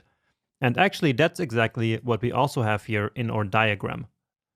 So you see the loadPage events will trigger the constructor, which will then trigger getPosition. And then as soon as we receive the position, the loadMap method is called with the position. Okay, and so let's see if that actually works. So here in our version, and let's just reload it manually here. And here we go. So here is our map again. So our first part of the refactoring is already working. So that's great. But now let's go back to our code here, because we still have some things to fix here. So remember that right here in the loadMap function, we have this global variable here called map. I mean, we don't have it here. We are simply redefining it because it is defined up here in the global scope. But now remember that we actually want everything that is related to our application, and that includes the map, right in this app class. And so therefore, we're now going to define the map and map event as properties of the object. And for that, let's actually use a private class field. So remember that works like this. And so map, and now we will not set it to anything. So just like this, and then the same for the map event. So both of them will now become private instance properties. So properties that are going to be present on all the instances created through this class. Now let's keep them here for now in order to not break the rest of the application. But now we need to fix, of course, the rest of this code. So at least this loadMap method, because that one relies on map, and so therefore we need to start using it now. So here we now need to actually use this.map, because again, this is now like a property that is defined on the object itself. It's no longer just a normal variable, right? And then here the same, this.map, and here also this.map. And then here we need to define the map event. And so this one we also called this.then hash map event. Now here this is just wrong. So let's fix that. And all right, that's actually it. But actually this will not yet work. But let me show you the error before I actually fix it. So let's go back here and reload this page again. And now it should not work. And so indeed we get cannot set property map of undefined. So on line 38, so that's right here. And so if the error message says that we cannot set map on the this keyword, it means that something must be wrong with the this keyword, right? So let's use our friend console.log to take a look at it. And indeed, it is undefined here. So why is that? Well, this loadMap method is actually called by this function here, right? So that's right here. And in fact, this is actually treated as a regular function call, not as a method call. So again, since this is a callback function, we are not calling it ourselves. It is the getCurrentPosition function that will call this callback function once that it gets the current position of the user. And when it calls this method, so this function here, then it does so as a regular function call. And as we learned before, in a regular function call, the this keyword is set to undefined. And so that's why in here, the this keyword is undefined. But fortunately for us, there is a good solution that we already know about. And that solution is to manually bind the this keyword to whatever we need. And in this case, that is simply this. So right here, this points to the current object. All right. And so that's exactly the this keyword that we also want inside of load map. And so here we explicitly say that. Okay? And remember that binds will simply return a new function. And so all of this here is still a function that JavaScript can then call whenever it needs to. So that should now work. And so if we go back here, then our map should still work as it should. And indeed, now we get the this keyword here. So we have the map and we have the map event, and we already see that our map is this big object here that is coming from the leaflet library. All right. So that was the most important thing and the biggest thing we had to refactor.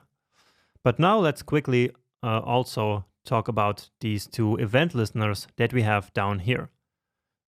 So the one listening for the event of submitting the form and the one of toggling the input type field.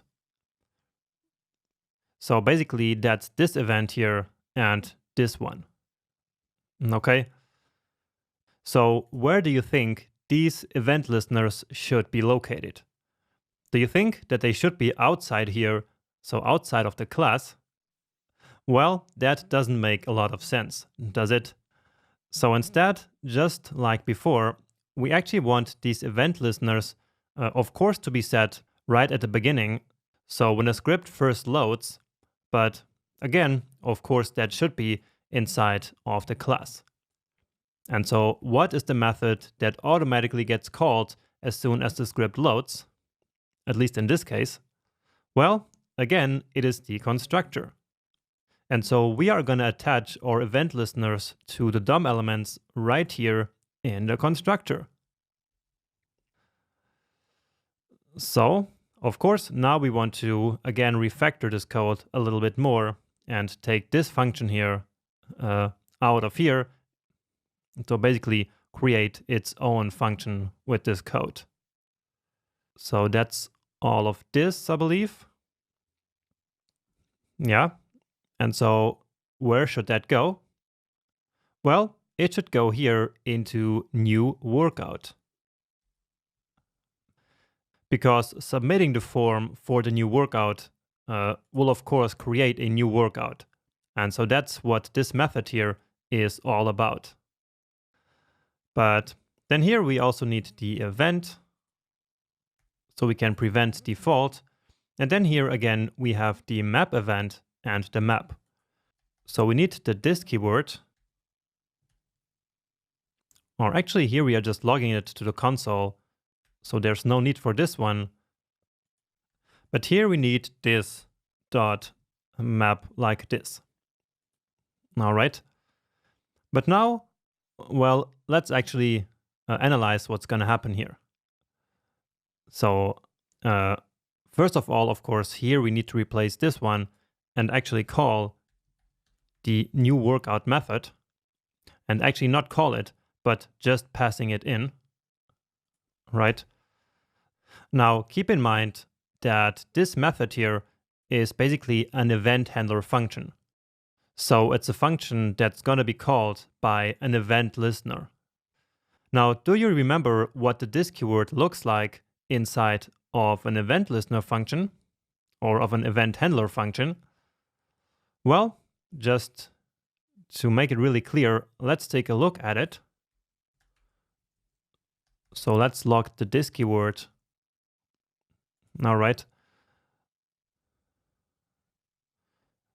So again, we need to wait for the map to load. And now as I click somewhere, then you see we get some error here. So that's on line 60, cannot write private member map event. Okay, so let's go to line 60 and see what happens there. And so that's right here in this event handler function of the event listener on clicking on the map. So remember, this is basically the add event listener equivalent from the leaflet library.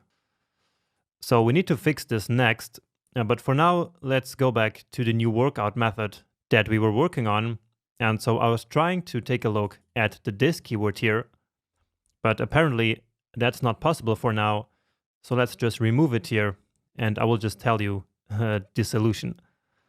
So I was asking you, what do you think the this keyword will be like in this method now? Because this is an event handler function, and so an event handler function will always have the this keyword of the DOM element onto which it is attached. And so in this case, that's going to be the form element. So again, inside of this method here, the this keyword is going to point to form and no longer to the app object. And so once again, we need to fix that using bind. All right. And this is actually a real pain point of working with event handlers in classes like we are doing right now. So even when you're working in the real world and you have event listeners inside of a class, you will be binding the this keyword all the time, because otherwise many parts of your code are not going to work. So again, in this case, because right in this method call here, the this keyword will simply point to the form, but that's just not what we want. In most of these methods, we want the this keyword to still point to the object itself. So in this case, the app object, which is what this is currently pointing to. And so here again, we will need to use the bind keyword. And so this should now work. All right. Then we also have this one here to refactor, but actually there is another method that we want to implement, which is show form, right? And so show form is basically this code right here. So let's just cut it from here, then paste that here. All right. Now we, of course, also need this parameter here. Okay. And then here we will call this dot show form. But now if we run this code, then we will actually get the same error that we already saw the last time that we inspected our code. So the error that we saw previously when I clicked on the map. And so that's going to be this one. And so it says again that we cannot write this map event property onto this object that we are trying to currently. And so once again, the reason for that is a incorrectly set this keyword. So again, this method here is right now being used as an event handler function right here. And so just like in regular JavaScript, the this keyword in this function here will then be set to the object onto which the event handler is attached. And so that's going to be simply the map itself. Okay, and so here we are trying to write map event on the map. So again, the this keyword points to the map because this is where we attached the event handler on. And so once again, the solution to that is to bind the this keyword, because the this keyword is the app object. And so then here, this will also be the app object. And of course, that's where we have the map event property. So right here. Correct? So with that fixed, it should now work. And yeah, it does. And so now we can also test the refactoring of the form that we just did before. And indeed, we get an error. But that's no problem. That is completely normal when we are refactoring. So I'm sure we just forgot like a this keyword on line 78. So 78. Yep, that's correct. So here, of course, we need this dot map event like this. Let's give it another save and another try. And then we're actually almost done with this video. So beautiful. Now it works. And now all we need to do is to refactor this last piece of code that we have in the constructor. Because of course, we also don't want this function here to be right here in the constructor. So basically every small piece of functionality that is in our application, we now want to be its own function. So let's take this, and for that we have the toggle elevation field method. All right. Now this one here actually does not use the this keyword anywhere. And so here it doesn't matter what the this keyword will be like. And so therefore we don't have to bind it manually here because, as I just said, it doesn't really matter. Elevation field. All right. So now our constructor nicely simply gets the current position, and then it adds these two event listeners to the form and the input type element. So that's very nice and clean. Everything is neatly organized into these methods. And so I think this is a really great structure that we just created here. And now indeed, we no longer need these very ugly global variables that we relied on before. And now let's just test if this one here is working as well. And of course it is. All right. So great. We successfully implemented our architecture, at least part of it. And so now in the next lecture, we will actually implement the rest of the architecture. So that's going to be these other 3 classes here. So I hope to see you there soon. So in this video, we're going to implement classes to manage the data about our cycling and running workouts that are coming from the user interface. And so here we have this diagram again containing the classes that we need to implement. So we already discussed this before, and so let's use this as a base for working on the classes now. But let's also at the same time take a look again at our form to make this a little bit less abstract. Okay, so what both the workouts have in common, so both running and cycling, they have a distance and a duration. Both of them also have a type, of course, but that we will not have to encode anywhere because for that we are already creating 2 different classes. Then for the running we have the cadence here, and for cycling we have the elevation gain, as you already know.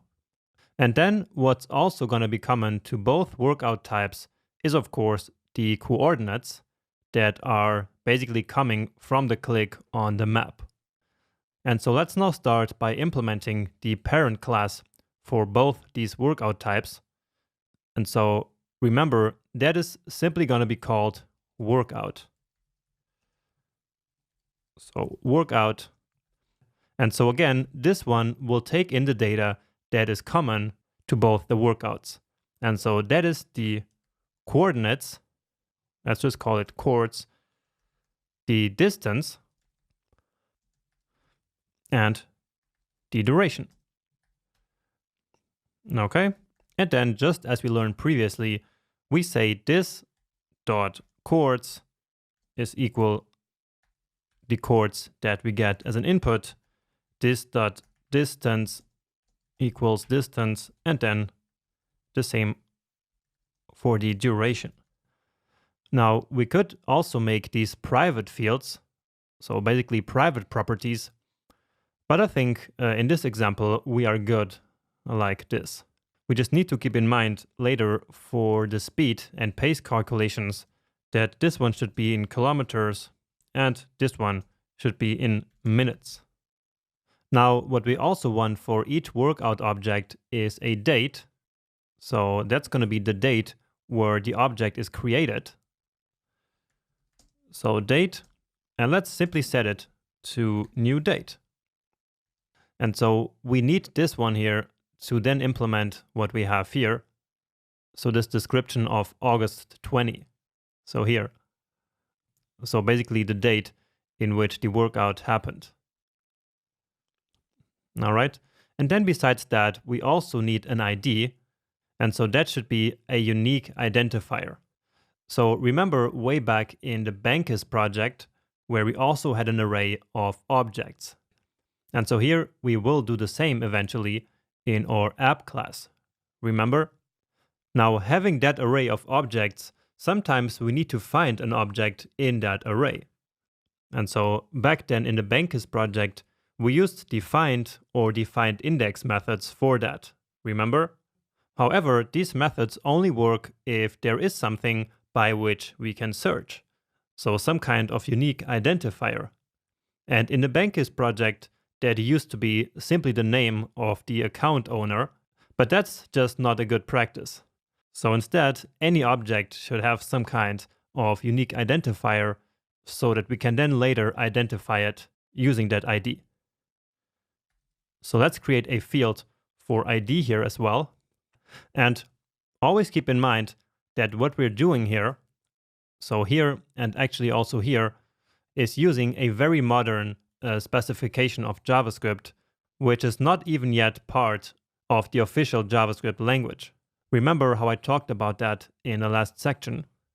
And so if we want to make sure that this is going to work at least with ES6, then we would have to do this dot date, and then define that here, and the same here, this dot ID, and then define that here as well, right?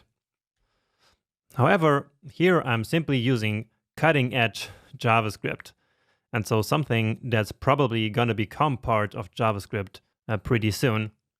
And so I think that it's perfectly fine to use these class fields here already. But now back to the ID, and in the real world, we usually always use some kind of library in order to create good and unique ID numbers. So usually we should never create IDs on our own, but always let some library take care of that, because this is a very important part of any application. However, right now I'm not going to include any library like that, and I will simply use the current date to create a new ID. So new date, and then I will convert that to a string and then simply take the last 10 numbers. And so that should then be unique enough. All right. So converting to a string, and then I can say slice, then the last 10 numbers basically. So this is the workout class, but we will never directly create a workout. Instead, we will always either create a running or a cycling object.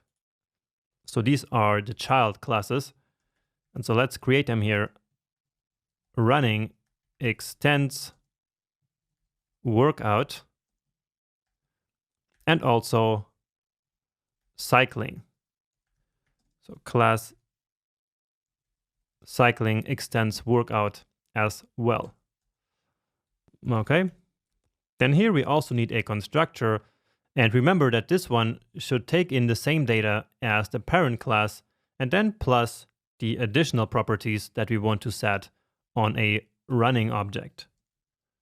So coordinates, distance, duration, and then remember the cadence, right? So that is what's unique. Well, let's do that here actually. So that is the part that is unique about running. And then here we need to call the superclass with these three. Okay, so the common ones that are common to the parent class. And this will then initialize the this keyword. And then here we can say this dot cadence is the incoming cadence. And then let's simply copy this also for cycling. And here what changes is the elevation gain.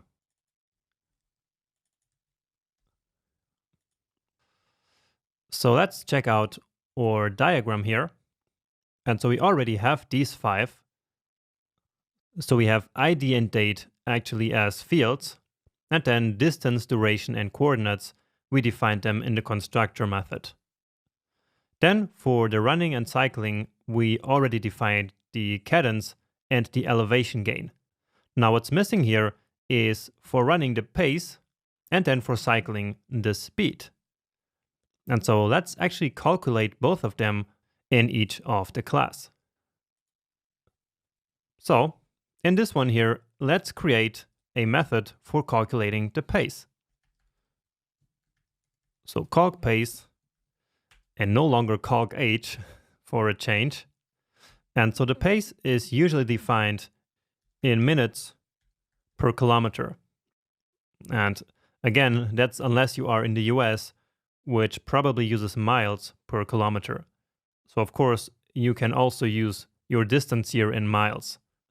But anyway, all we need to do is to now create this dot pace. So adding this new property basically. And then all we need to do is this dot duration, which is the minutes, and then divide it by kilometers. And so that is the distance. So this dot distance. And that's actually it. All right. Now it might also be a good idea to return this data in case someplace in our code we actually need this. But what we will do instead of relying on this return is to simply call this method right here in the constructor. And so remember how I said in the last section that it's perfectly fine to call any code in a constructor. And so of course we can simply do this right here. And in fact, we did the same here in our app class. So here we also did a lot of different stuff in the constructor, and we didn't even set any properties here, right? So we used the constructor here to immediately calculate the pace. And so next up, let's do the same here for the speed. So the speed is measured in kilometers per hour. And so this dot speed, so not calc speed, but speed, will be equal the distance and then divided by the duration. So the speed is basically the opposite of the pace.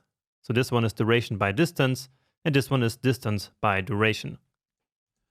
However, this duration is not in minutes, but in hours, right? And so therefore, we need to first divide this one here by 60.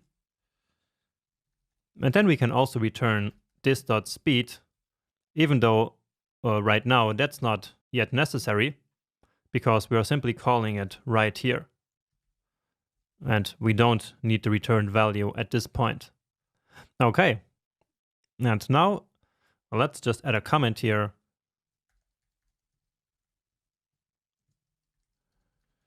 So this one is for the architecture. And then I'm adding like a small divider here.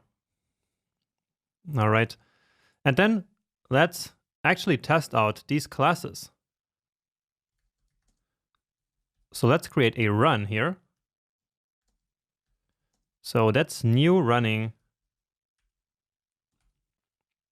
And let's see what this class needs. So we need coordinates. And so that's going to be an array of coordinates. And let's just specify this here. So basically kind of as documentation. So an array of latitude and longitude. And so if we have some other developers, they will then know exactly what this coordinates should look like. And there are other more fancy ways of writing documentation, but maybe we will explore that a bit later in the course. But anyway, let's pass in some array here of latitude 39 and longitude -12. And this should then be somewhere in Portugal. Then next we have the distance, and let's say 5.2 kilometers in 24 minutes and with 178 steps per minute. And let's actually do the same for cycling as well. So how do we call this? Is it a cycle one? Maybe it's a cycling like this. So let's use the same coordinates. And then here, let's say we did 27 kilometers in 95 minutes. And the elevation gain was 523 meters. All right. And now we can log both to the console really quick. And so again, this one here is not really part of the application. Okay. This is just to experiment if our classes are indeed working as expected. So going to our application, then you see here that we have our running and our cycling. So indeed, we have all the data that we specified. that includes the date. Then here the ID looks a little bit off. And the reason for that is that I basically used a new date, which is going to be an object. And so transforming that object to a string will then basically become all of this here. So this string. And so we then took these last characters. But let's fix that in a minute. But anyway, here we have the pace calculated as well. And you see that this is of the type running. And then in the prototype, we indeed have the calc pace method that we just defined previously. And in cycling, we should, of course, have the calc speed method. And here it is. Okay. And of course, this one itself has another prototype, which is then the workout itself. Now, this one doesn't have any methods yet, but we will add them a little bit later as we keep moving on in the project. Let's now fix this ID here very quick. And so instead of using new date, we are going to use date.now, which, remember, simply gives us the current timestamp of right now. And so that will now hopefully fix it. And you see that here we have this ID. And then here we also have the ID. But right now they're actually exactly the same. And so basically that happened because they were created at the same time. But then later in the real world, as we use our application, of course, it's going to be impossible to create two new objects at the same time. And so then that's going to work just fine. However, as I said previously, when you are really working on the real world, then probably you have many users using the same application, right? And then, of course, some users can create objects at the same time. And so by then, relying on the time to create IDs is going to be a really bad idea. All right. So let's get rid of these experiments here. And so for now, at least, our classes here are complete. As I said, we will keep adding some more stuff to them, but for now, we're fine. And so with this, we are now ready to move on to the next video, where we will then use these classes to actually create workouts from the form. So using the workout classes that we just implemented, let's now finally implement the feature of creating a new workout from our user interface. And to start, let's take a look at our flowchart here. And so basically, this here is the action that we're interested in now. So when the user submits a new workout. And so we already added this new workout method here as an event handler function for that event. And so what we want to happen now is to basically render the workout on the map, render the workout on the list, and then this part here we're going to leave for later. So this one is the high-level overview of what needs to happen, but actually there's a lot more things involved than just these immediate actions that we see on the user interface. So actually we're going to leave the rendering here for the next video, because as I just said, there's actually a lot of other stuff that we have to do. All right. So as you see, we are back here at looking at the flowchart, because now we are back to being interested what we actually need to implement and not how to implement it, right? So the architecture here, again, is about how we implement it. And so it contains all of these different methods and these low-level details, while the flowchart here is really more of a high-level overview of what we want to implement. And so for now, we don't need the architecture anymore, because we already put everything into the code that we had here. Now, if you're really curious and want to spoil the experience, basically until the end of the section, then you can already take a look at the final architecture here. But I'm not going to do that. So I just want to now keep building the rest of the application as we go. Okay. But anyway, since this is so high level here, let's actually go to the working demo application and see what exactly happens. So let's reload here. And so let's click just somewhere. And then you see, as we already know, the form opens. Then we can input some data here. And then our application needs to get this data. It needs to check if the data actually makes sense. And then we need to create a new object for this workout and render it right here. And also on the map, of course. And then finally, after all that, the form is also hidden. So everything I just said is going to happen whenever we hit enter here. So you see, of course, the marker was created, it was rendered here, all the input data had to be checked, and a new running object was created. So for example, if we add another one, but without any data, then we are going to get this alert. Or the same if we input any data that doesn't make much sense. For example, a negative number for the cadence, which is of course impossible, and so again we get this error here. So input validation is an important part of creating any application that works with user inputs. And so let's now actually work on the function that is responsible for doing all of this. And for starters, I will basically document everything that we need to do here using comments. So first, we need to get data from the form. Then we need to check if data is valid.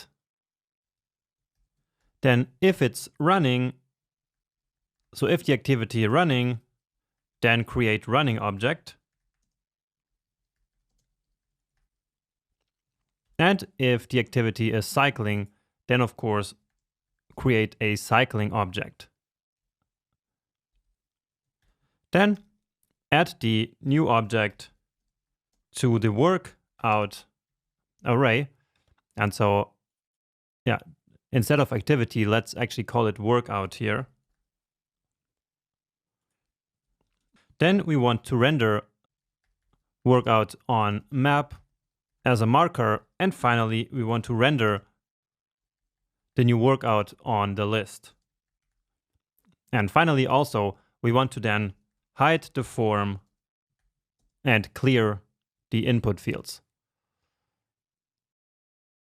So you see, there's going to be a lot of work. Let's put this one for now, at least, here, even though it's not going to really work like this. But okay, so with this, we now have all the steps lined out. And so let's get started. And we're going to start by getting the data from the form and starting with the type. And type is already stored at the variable input type. So that's all the way up here. Let's bring that down actually. And we could even add these elements here basically as fields also inside of the application. But in this case, I prefer not to do that, because then every time that we wanted to reference one of these elements, then we would always have to use like this.input distance or duration and so on and so forth. And I just don't really like that. But anyway, let's now take the values of input type, distance, duration, cadence, and elevation. And these two here are not that straightforward, but let's see that in a minute. So input type dot value. And so input type is actually a select element, but still we get the value using the value property. Let me just show that to you. And so, yeah, here it is. And so each option has this value. And so for running, the value is running with the lowercase r, and for cycling, the same. Okay, and so again, the value will be whatever of these two is selected, and then we get this value here. And so that will be important in a minute. But anyway, let's now take the distance. So that's input distance dot value. And remember that this always comes as strings. And so let's convert that immediately to a number. And then the duration, let's do the same here. input duration dot value. Now about the cadence and the elevation gain, we actually don't want to get them here right in the beginning, but the cadence we only want to get if it is a running workout, and the elevation gain we only want to get if it is a cycling workout, because that will then make it easier for us to validate the data. But more about that in a second. So for now, let's actually check what kind of workout we are dealing with. And so all we have to do is to check the type. And if it's running, then we want to get the cadence. So let's call that cadence as well and convert input cadence dot value to a number. But if we are dealing with cycling, then we want the elevation gain. So let's call this one elevation, and here it's also called input elevation. Now, okay, and so now let's check if the data is valid. And so we will now do that inside of each of these if statements. Now you might have noticed that I actually created two separate if statements here instead of an if-else statement. And that's just something that you will see more and more in modern JavaScript. So the if-else is not really that much used anymore. And I think that actually it looks a lot cleaner like this. So to simply have two if statements. So anyway, let's now check if the data is valid. And what does it mean for the data to be valid? Well, first of all, each of them should be a number, right? And so let's do that. And here again, we will actually use a guard clause. So again, what a guard clause means is that we will basically check for the opposite of what we are originally interested in. And if that opposite is true, then we simply return the function immediately. And so once again, this is a trait of more modern JavaScript. So kind of a trend that you will see in modern JavaScript. But anyway, let me show you what I mean here. So if the distance is not a number, and remember that for that, we use number.isFinite. So if the distance here is not a number, then we want to return immediately. So we want to return, and then we can also do some other code here. So let's create an alert. So inputs have to be positive numbers. So for now we checked for numbers, but we didn't yet check for positive. But let's leave that for a second. So we should already be able to test out if this if here is going to work. So let's just see if our map appears here. Let's try to reload here. And for some reason, sometimes this takes a really long time. So sometimes while I was developing this application, I waited up to like 2 or 3 minutes. And I don't know why that happens, but yeah, I hope that never happens for you. But in case you see long waiting times, that might be normal. All right. But now here it is. And so let's input some invalid distance. So like just any letter. And then we get inputs have to be positive numbers. So that is already working. And now we just need to do the same with the other inputs. So we want the same for the distance. So number.isFinite. So actually for duration. And then the same thing for number.isFinite cadence. Okay. Now this is actually not correct because we don't want the end, but instead we want or. So this one here should happen whenever one of these three here is not a number and not when all of them are invalid numbers, right? And so that's exactly what or means. So if this one is an invalid number or this one, then we can get this alert. And so the reason why we did this checking here inside of this if block is because if we did the same out here, then we would also want to check for the elevation, right? But as we know already, only one of the cadence and elevation can be defined at the same time. They cannot both be defined at the same time. And so performing this check would then be a little bit more difficult. So now we can go ahead and do the same thing down here, so in the cycling part, but let's actually refactor this code here already and basically create a small function which takes a number of arguments and will then validate if all of them are numbers or not. Okay? So basically we want it to work like this, but we want to write this in a more clear and more beautiful, so to say, way. All right? So let's create a very simple helper function here. And let me call it valid inputs. So a very simple arrow function, and this can take an arbitrary number of inputs. And remember that when we use REST parameters like this, then we get an array. So inputs is an array, and we now want to loop over this array and basically check if all of them are positive. Now there's actually already a predefined method in JavaScript that is very helpful for that. So remember that we have a nice little method called every. And so let's use it here, and then I will quickly explain what it does. So the current input, and then number dot is finite the current input. So basically this will loop over the array, and in each of them it will check whether the number is finite or not. And then in the end, the every method will only return true if this value here was true for all of them. So for all elements in the array. But if only one of these values here was not finite, so if the result here was false for one of the elements of the array, then every will return false. And so that will then be the return value of this arrow function, right?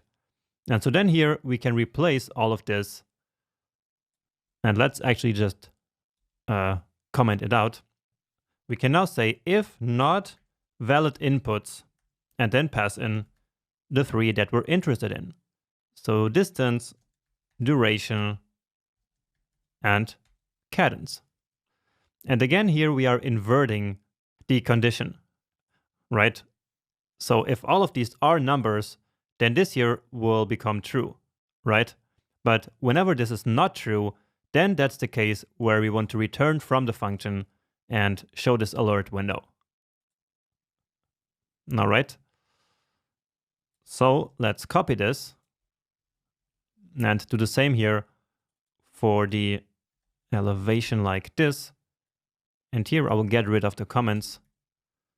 And so this is the first check. But in fact, we also want to test if the numbers are positive, because otherwise they don't make much sense. So let's reload here again. So right now, if I put a letter in any of these, then it's not going to work, right? But if I put in a negative number of steps, then this is perfectly acceptable, and we already get the marker here printed to the map. But in fact, we don't want this to be acceptable. So negative values should not be allowed for any of the three, but in the cycling it should be allowed for the elevation gain. So here we can of course have a negative number, which happens when we go basically down a mountain, right? So that's simple as well. All we have to do is to check if these three values here are greater than 0, and the same for these two, but not for the elevation, okay? And so actually to make this really cool, I will create another small helper function like this one. And it might be a good habit for you as well to get used to these small helper functions. So they're especially nice in these situations for testing complex conditions. So instead of writing all of this and plus checking now for positive numbers, we can simply export that into one or two functions which then do the job for us. So here I'm going to create a function called allPositive, and this one is going to be almost the same as the previous one. So it takes in an arbitrary amount of inputs, and then we will only return true if all of them are greater than 0. And so here the every method is very useful again. So input, and then here we need some condition that returns true or false. And so that's input greater than 0. And so let's now use that here. And so we want basically if all of the inputs are not valid, or if there is basically any number that is not positive. So if not all positive, distance, duration, and cadence. All right. So in this case, we then want to get this alert. And now here, let's do the same for the cycling. But here we are only interested in distance and duration, because again, the elevation might very well be negative. So this is a little bit complex validation, but that's no problem at all. That's why I spent some time here on this validation without any problem. Now it would have been a little bit easier if we didn't have these different values of elevation and cadence for the two different workouts, but we do have it, and yeah, so we have to solve that problem. And so I think it works really nice like this. Let me just check it out here one more time now with these negative values. So if we have a negative distance, then now indeed we get the alert 2, except for cycling. So let's remove that one, and 2, 2, and here -2, but that still works. And so clearly our validation logic here is just fine. Great. So next up, let's see what we have to do. So actually we still have to finish these ones. So if the workout is running, then create a running object, and otherwise create a cycling object. All right. And then afterwards, push that object to the workout array. So add it to the array. And for that, we're going to use the push method as always. So let's start with this one here, right after this guard clause. All right. And so here, let's say workout should be a new running. And now let's see what we need for running. Or actually, we can probably just hover this. And indeed, here we have the coordinates, distance, duration, and cadence. All right. So where do we get the coordinates from? Well, we already know from the marker that they are right here. So in this .map event .latitude longitude. So we know this because we already used this data before to render a marker on the map. So let's get this one and paste it here as the first argument. But actually, this here is now going to be an object. So we know that because here we used the structuring to get the latitude and longitude out of that object. But up here we said, so in the class definition, that indeed we want an array, right? So let's simply get this code from here to up there.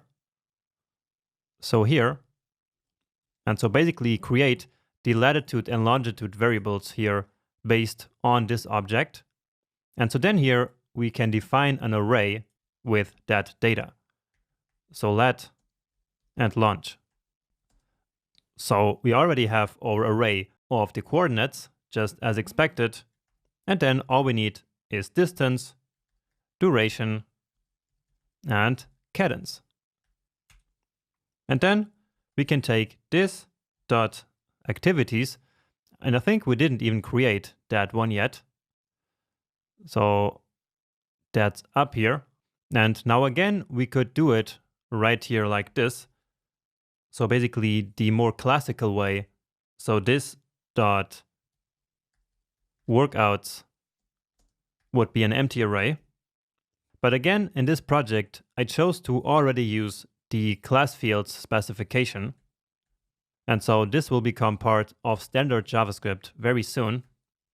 And so therefore, I can create a class field like this, and I can even make it private, just like the other two. But this time, I actually already initialized it here to a new empty array. And so now we can take that. So here in new workout, we can say this dot workouts dot push this new workout. Now we are going to do basically the exact same thing down here. And so this here is something that always needs to happen. So in both cases, and so let's not repeat that and instead put it down here. But then we have the problem that this workout variable is defined here in this block scope, right? And so because of the scope chain, as we already know, this workout variable will then not be available outside of this block, right? But we want it outside of the block, so right here. And so therefore, we put it right here outside. So let workout, and then here we simply redefine that. And then let's simply take this and put it here again, but this time, of course, with a cycling, and then still the coordinates, distance, duration, but here the elevation. All right. The next step here is to actually render the workout on the map. All right. But before we do that, let's actually take a quick look at the console and see our workout there. And so with that, we can already check if all of this that we have up here is already working, right? Okay, so let's wait for the map. And now let's click here and add a running. So 5 and 25 with 170. And indeed, here we get our running object. So it has the coordinates. And so this worked. And of course, it has all the other data as well. This ID is now corrected, as you see. And also the pace is calculated here based on this input data, right? And so indeed, the most complicated part of adding a new workout is already completed. So that's beautiful. Let's just try the same with cycling. Let's say 10 kilometers in 10 minutes with 30 meters. Oh, and I didn't even click anywhere on the map. Okay. And so that clearly means that we are still missing a step, which is to hide the form. But anyway, it simply took the coordinates from earlier, and then it added all the correct data here as well. So indeed, it is now a cycling object, while before it was a running object. Let's just do that again here, but this time with clicking, so that I can show you something. All right, so it still says workout, and we're gonna fix that in the next video. But for now, what I want is the cycling actually to have this orange border. So just like this one. All right, so orange is for cycling and green for running. And so let's quickly do that. So in our CSS, I think I showed you earlier that we have running pop-up and cycling pop-up. And these two values here are essentially simply the value of the input type. So this one here. And so here we can simply do a template literal and then plug in the type here. And now actually let's also export this here to its own method to make this add workout method here a little bit cleaner. All right, so let's add down here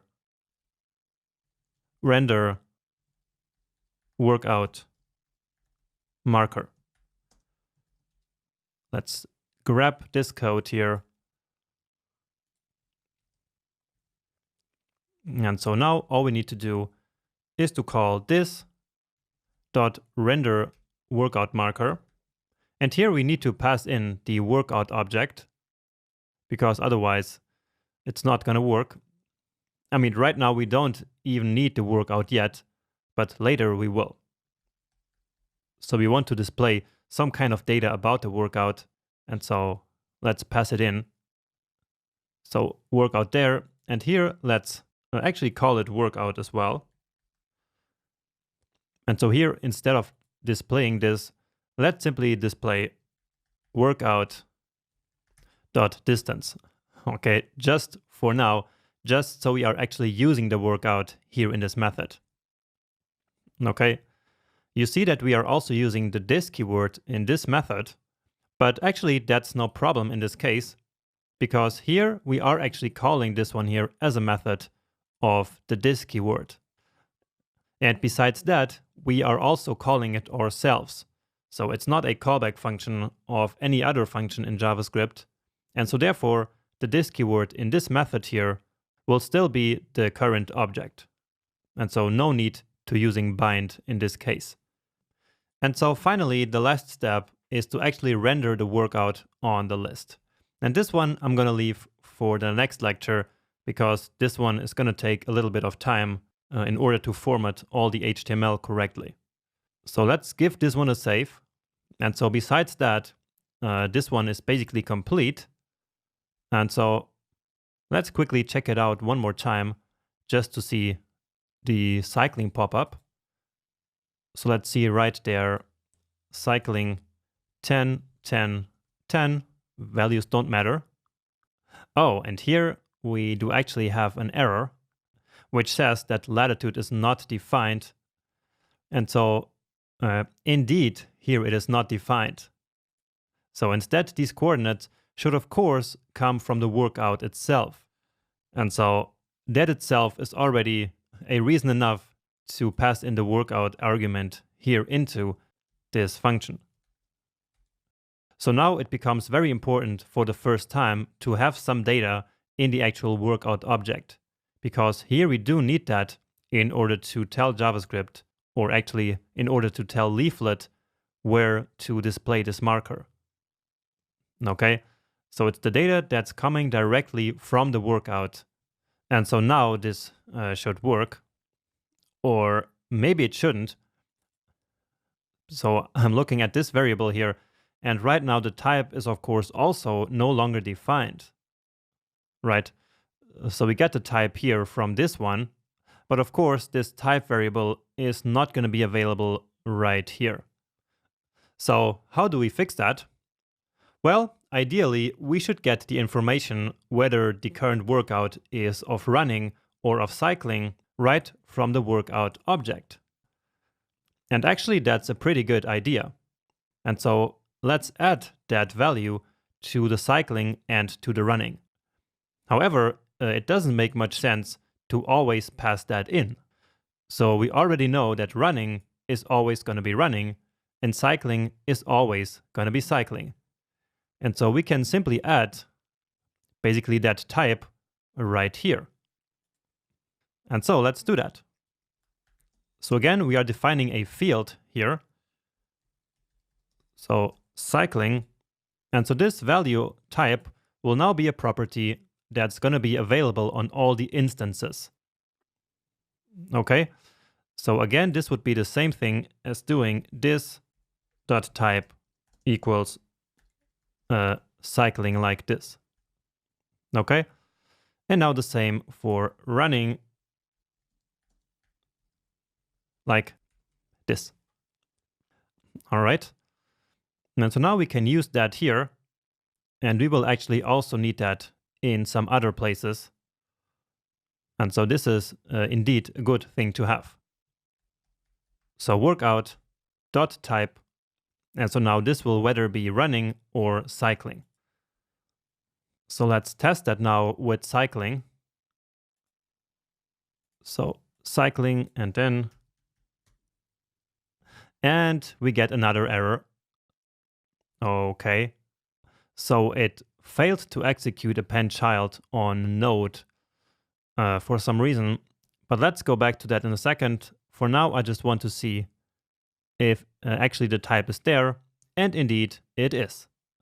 So that's great already. Now let's just go back and see why this error here is happening. Well, there's no append child method anywhere here. Let's just set this here to something else. But that's probably not the problem anyway. So probably I shouldn't have changed anything, because now the error message here will be gone, and then I cannot read the stack trace there, which is what we call to that list of errors. Oh, but now it actually worked. All right. So the problem there was that we were actually probably passing in some value that was not a string, and so therefore, for some reason, Leaflet created some problem there. But anyway, we will take care of this string here in the next video. For now, I just want to create just a running one here. And so this time it turned out to be green. And so indeed, here the type is now running. All right, so this was a very long video. And so let's finish it here. And as I already said, in the next one, we will then finally render the workout also here on this sidebar.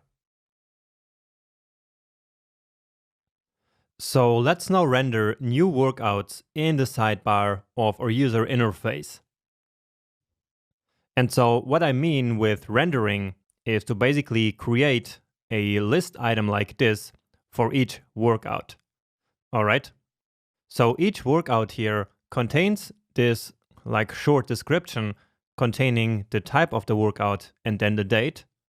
And actually that's also exactly what we get here in the pop-up.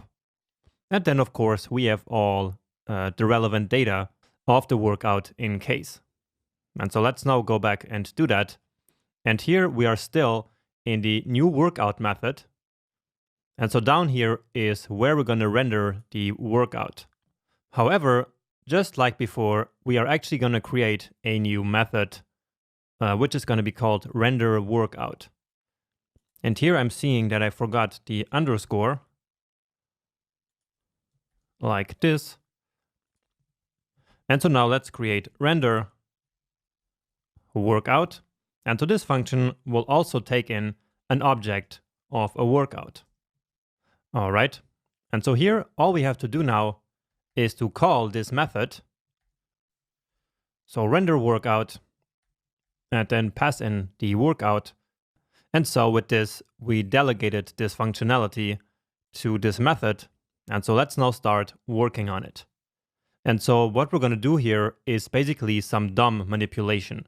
So we're going to create some markup, so basically some HTML, and then we will insert that into the DOM whenever there is a new workout. And so let's actually get the code right here from the HTML, and I already have it here commented out. So let's actually go up a little bit more. So you see that we actually have a UL, which stands for unordered list, called workout. Then in there, the first child is actually a form. Okay, and only after that, we then start adding these list items with the class of workout. Now the first one here is a workout for running, and then the second one is a workout for cycling. All right. So let's basically take what both of them have in common, which is basically this first part here, which is the distance in kilometers and also the duration. So these are the same, but then on running, here we have the pace in minutes per kilometer, while here we have kilometers per hour, which is the speed. And here, of course, we have the elevation gain, which has this emoji here, while here we have the steps per minute. And so let's start by taking the HTML here that is common to both workouts And then after that, we will implement this remaining part of both running and cycling. So I'm copying it. And so then here, let's create const HTML. And then, as always, we are going to use a template literal for this, because they are really amazing. They're really actually perfect for doing this kind of stuff. Okay, so this indentation looks about right. Now, of course, it would work just the same as it was before, but this then looks a bit nicer because it follows the natural structure of HTML. Okay, and now all we have to do is to replace everything here with the real data. And let's start with the easy parts. So this one here is, of course, the distance. And so that's at workout.distance. And then down here we have workout duration. .duration. Then up here, we actually also have the ID. And so here we once again have this custom data attribute, which in this case I called data ID. And remember that we use data properties like this one to usually build a bridge between the user interface and the data that we have in our application. And so in a future video, this one here will become very important.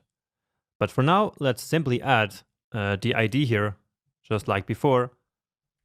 So workout.id. Then next up, here we need to specify whether the workout is a running or a cycling workout, because it's this class here that will then give the list item that green or that orange border. So remember that is stored at workout.name. Then here we have this emoji here, which is for running, but for cycling we have this other one. So this guy on a bicycle. And I hope that you can see these emojis just as well as I can here in the video, because I know that I think on some systems this doesn't really work. But in that case, that's of course no problem. It doesn't really matter if you can see the emoji or not. But anyway, what I'm going to do here is to use the ternary operator to check whether the runner here should be displayed or the cycler. So that's easy. Workout.name, and then we just need to test if it is running. So if it is, then we want basically this to be the output, and otherwise this cycler. And here I need to close that. And that's actually it. So one more time, the ternary operator is super important. So as you see, we are still using the fundamentals that we learned right in the very, very first section. So I said back then that they were important, and indeed they were. Now finally, here we have basically this description of the workout. And it is composed of the workout name essentially, and then also the date, but nicely formatted. And the way that we're going to generate this description is by adding a new method on the workout, which will then create a description like this one immediately when the workout gets actually generated. Okay, so as I was just saying, here in the workout, I will create set description.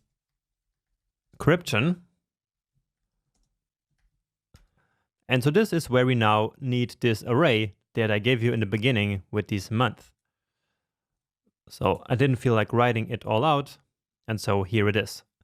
And by the way, I have this comment here, which is something that we can use to tell Prettier, so that Prettier extension that we are using to format our code. So this comment here we can use whenever we want to tell Prettier to ignore the next line. So let me see what happens if I take this out. So then you see I have everything here line by line, and I don't like that. And so this is much nicer in this case. Okay. But anyway, let's now set the description. So this dot description. So the description will be based on the name of the activity. And Actually, I don't mean name, I mean type here. And I believe that down there I used name instead of type. So let's check that. And yeah, so for some reason I used name. Hopefully you didn't get too confused by that. So of course that is workout.type and not .name. So it's the type that can be either running or cycling. All right. And so that's what we will use now here to create the description. So a new template literal. And then here we actually want to make this type here uppercase. So the first letter. And so we can take this dot type, the first character, and then to uppercase. And so this is nothing new. We have done this many times before. And then simply the rest of this type. So slice starting from position 1. So that is the type of the activity in uppercase on. And so now we want basically the month and also the day. So we know already that we have the date of the workout in this dot date, and then we can use get month on that. And so remember that this will be here a number between 0 and 11. And so that's very nice for a zero-based array, because we can now essentially use this number here to retrieve any value out of our month array. So if getMonth returns 0, then month at position 0 is going to be January. And the same is of course true for all the other months. So this one here will give us the month, and then all we need is the day. And so this dot date dot get date. And that should be it. So now whenever a new object is created, then automatically the description should be set. And so here we now need to do, of course, this dot set description. All right. And in fact, it should not be here, but it should be down here in each of the child classes. So why is that, you might be asking? Well, that's because that's the class that contains the type that we need for this calculation. Okay, so we need to cut that from here and actually calculate it in each of these. And of course, this will work perfectly fine, because through the scope chain, this constructor method will get access to all the methods of the parent class. And so of course, that includes this one here. And so then as the method is executed here, it will also get access to the type. And so this is the reason why we can use the type here, even though it is not defined in this class, but only in the child class. So again, we could not call this method on a workout object because that doesn't have a type. But that's no problem anyway, because we never actually create new workout objects. All right, but with all that being said, let's now come back here and use this here. So workout.description. So that's the part that is common to both. Now let's get the rest of it. So all of this, but this one is only for running. So let's copy it. And now here after this part, or actually here, we can now say if workout.type equals running, then we want to add something to the HTML. So HTML plus equal, and then this code right here. So give it a save. Then here, let's fix the indentation, or actually it's good like this. Well, actually it isn't. So I'm just using multiple cursors, and yep, that's better. Just do the same thing here. Okay. And so now here, of course, we need to change it to a let variable, because otherwise we will not be able to add anything to that string. And so here, let's now write workout.pace, and then down here, so that's workout.cadence. Now this value here is actually calculated by JavaScript. And so the result of this calculation might be some very weird number. And so let's simply round that to 1 decimal place. So 2 fixed and with just 1 decimal place. Okay. And now just copying this part.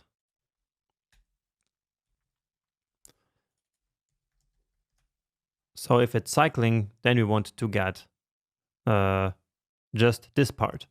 So again, this is the common part. This is the one that is different. So again, add on to the already existing HTML string. And then each time the indentation is a bit different. Don't have any idea why that is. But now it is correct. And here, this is probably the speed.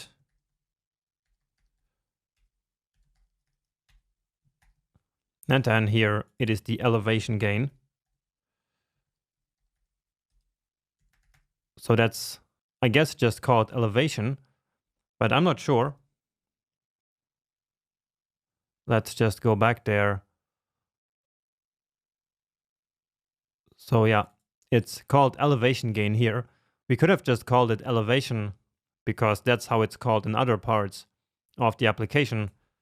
But never mind. Let's just leave it like this for now. And here, this speed is also calculated by JavaScript. So let's round this one as well. And with this, we actually have the HTML generated. Now, all we need to do is to insert that HTML into our DOM. So where will we inject this HTML? Well, let's take a look here at the parent element, and that is workouts. However, as I mentioned before, the first child of the workouts is actually this form, and only the second element should then become the first activity. And therefore, we cannot simply attach the new workout element to this UL element, because we could either insert it as a first child or as a last child, but we don't want any of those options. So instead, we will insert it close to this form, but basically insert it as a sibling element. All right. So again, I will take the form, and then that is where I'm going to call the insert adjacent HTML method. So form.insert adjacent HTML. And then here, remember, I have to choose between 4 strings. And so that's these 4 here. And so the one I'm going to choose is after end, because this one will basically add the new element as a sibling element at the end of the form. So we discussed these strings before already, so you can always go back there if necessary.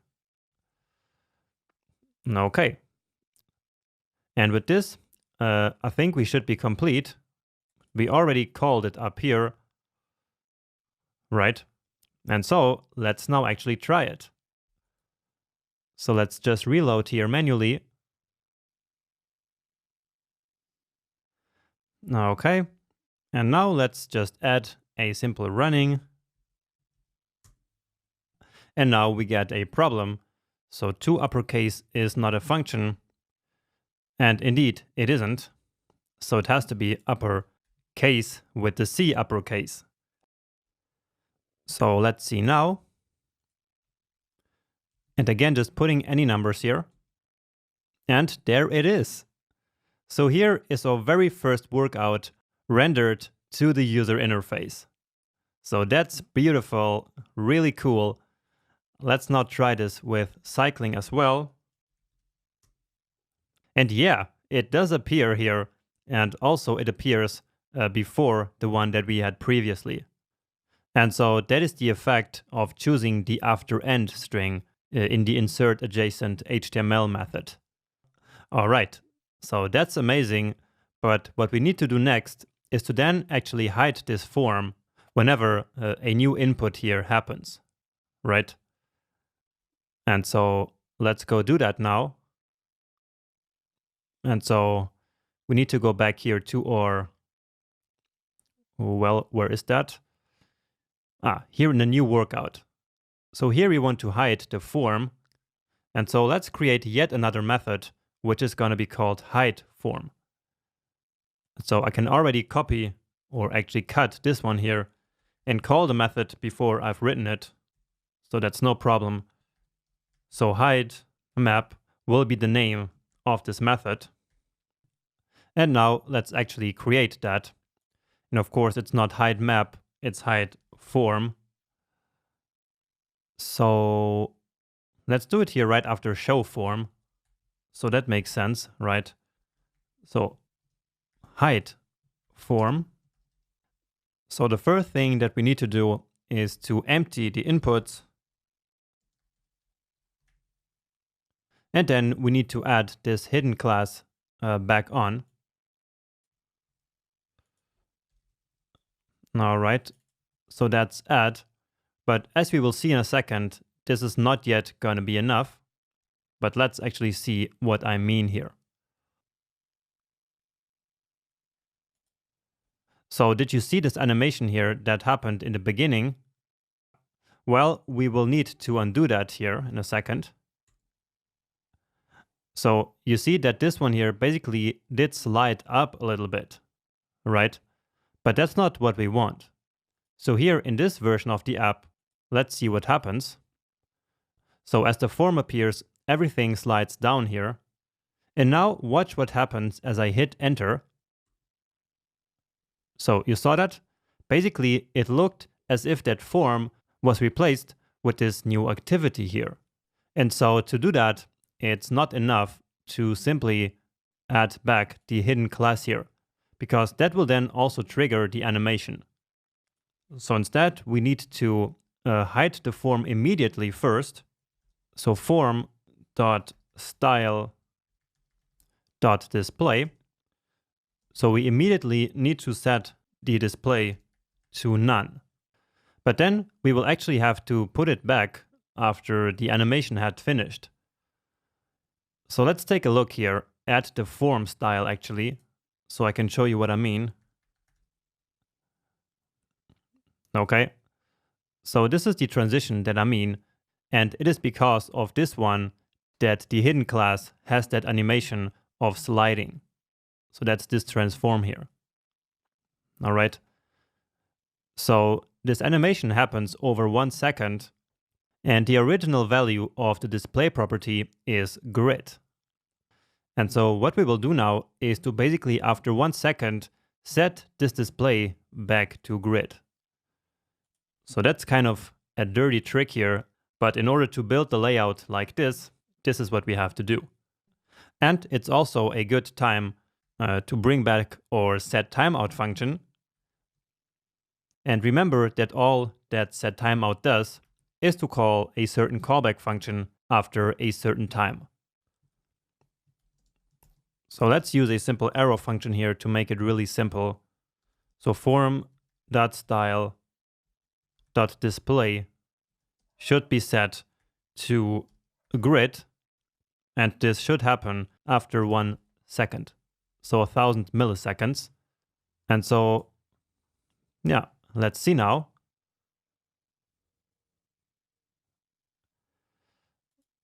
All right, so again, you saw that animation happening there. But now let's see if we get our desired result. And yes, there it is. So indeed, we did now immediately hide the form, and then after 1 second, we brought back the original display property. And so all that's really left to do is to basically add the same description that we have here to this pop-up. And we will also add a nice emoji, so this running guy for running, and then cycling, as you see here, for the cycling workouts. Okay, and this code we can actually get from here. So from render workout, we already have this. So where is the marker? Ah, here it is. So here is where we set the content. And so again, a template literal. All right. So this is how we set the emoji. And then all we need now is the description of the workout. Dot description. And that should be it.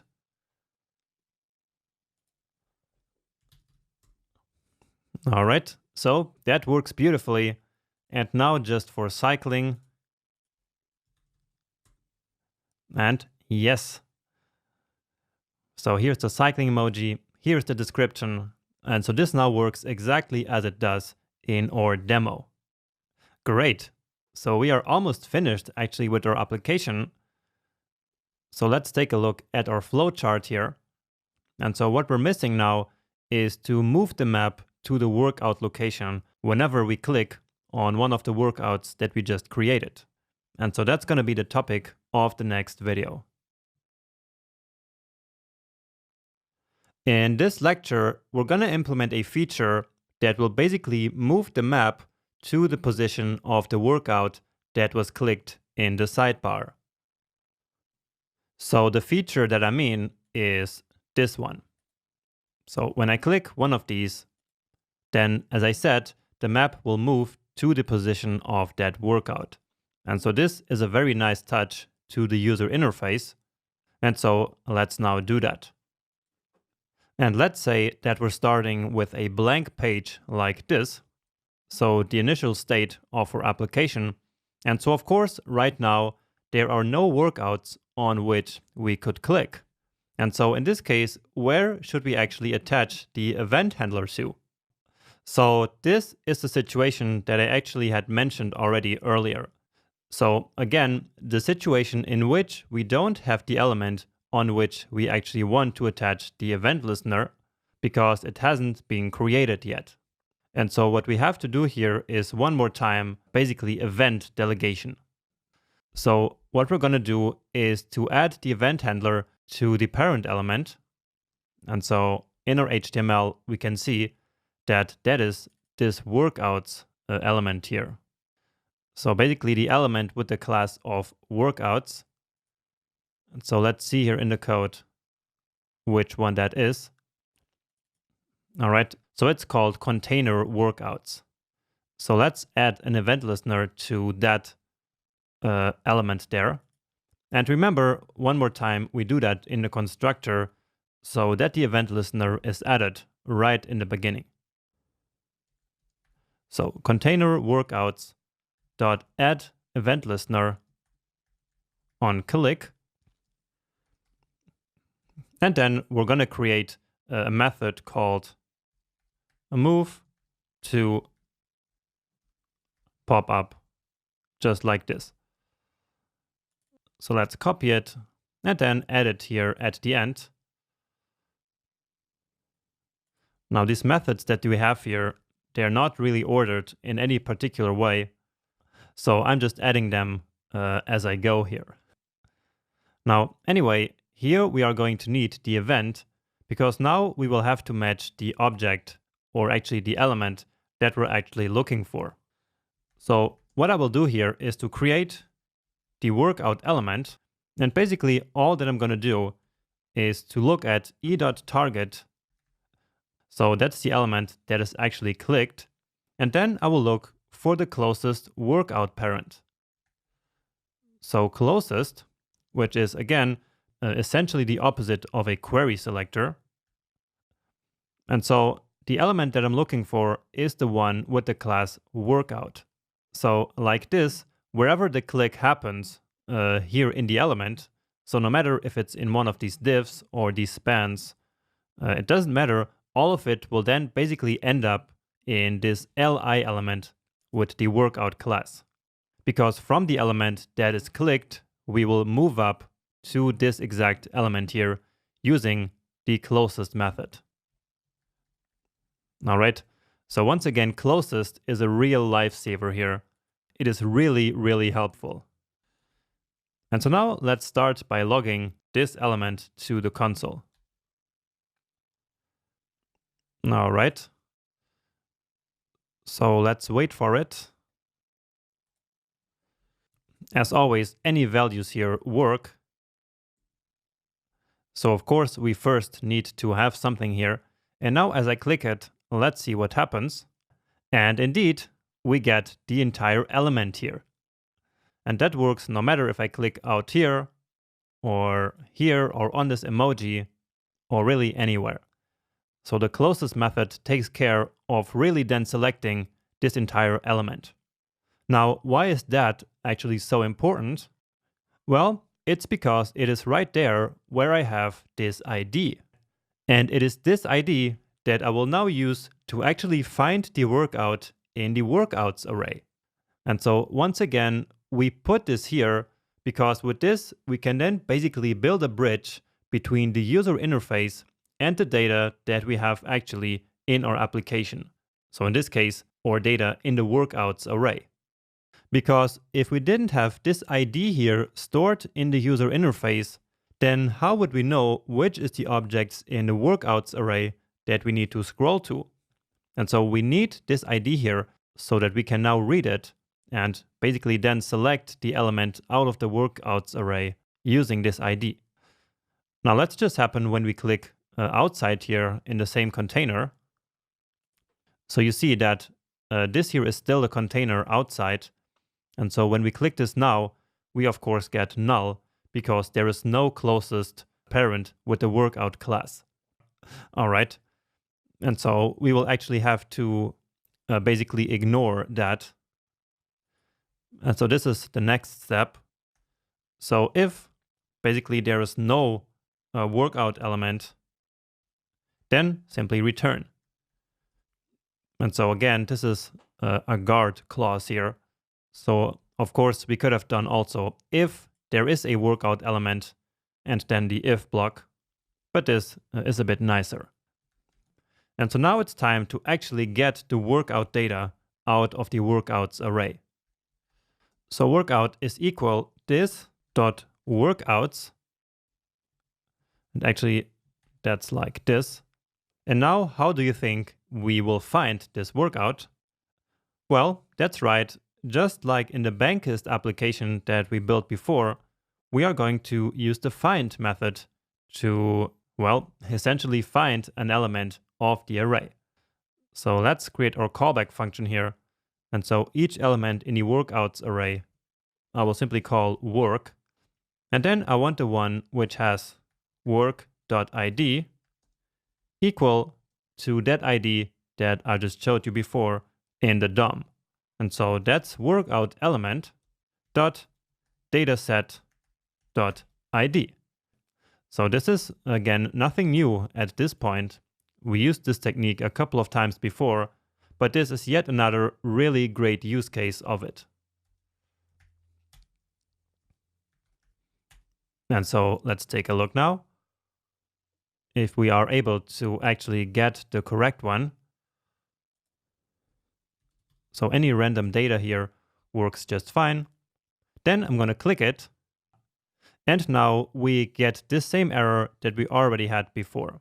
And we actually could have predicted this already, couldn't we? Because remember that this method here is called by the addEventListener method. And so therefore the this keyword in here is not what we want it to be. So let's move up there. So to the place where we add the event listener. So right here. And so just like before, we need to bind the this keyword to actually make it correct. Right? So I already explained before why that is necessary. So let's just try again. Now I'm clicking it. And yeah, here it is actually. So you see that this one has exactly the same ID. Let's just add another one here.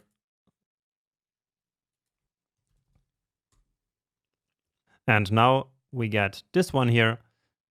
But again, as I click this one, of course, we still find the correct workout from the array.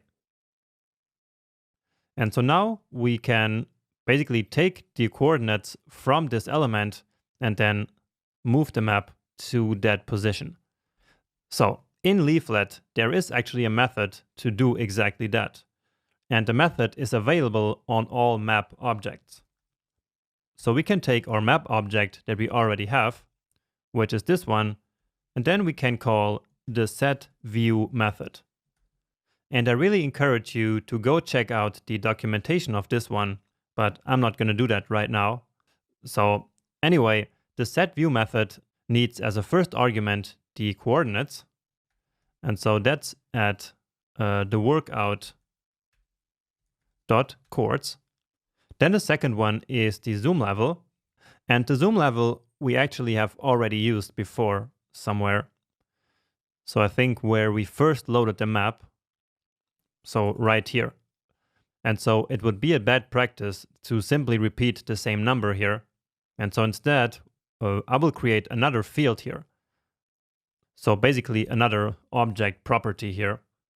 So that's going to be called map zoom level, let's say, and I will set it to 13.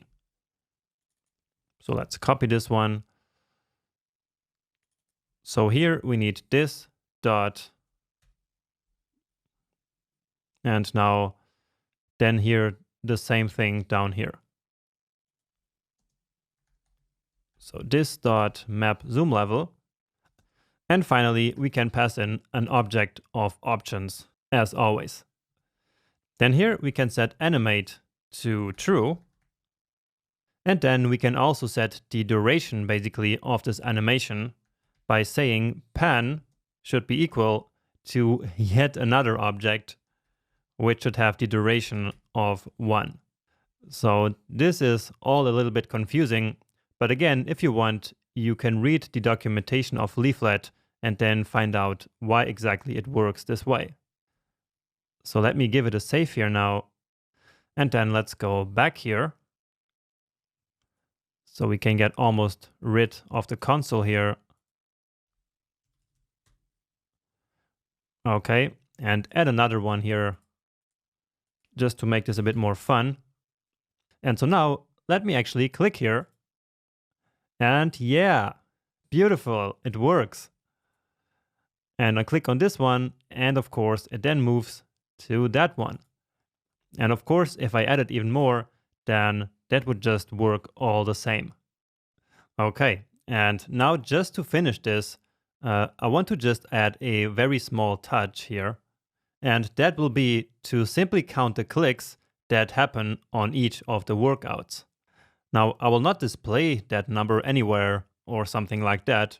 This is just to show you something, basically. So essentially, it is to make the public interface of these classes here a little bit more complete. Because right now, we are actually not calling any of the methods outside of the classes themselves, right? So we are not really using any public interface here on any of these objects. And so I want to just change that just so you can see how that would work. So basically here on all the workouts, let's add a property called clicks. And we will start with 0 clicks. And then we will also have a method which will be called click. And all it will do is to increase the number of clicks. All right, so very simple, but now every object gets this method. And so in each of the workouts, we can now increase that number of clicks. And so that's very simple. All we have to do now is to take the object that we already have, which is the workout, and then using that public interface.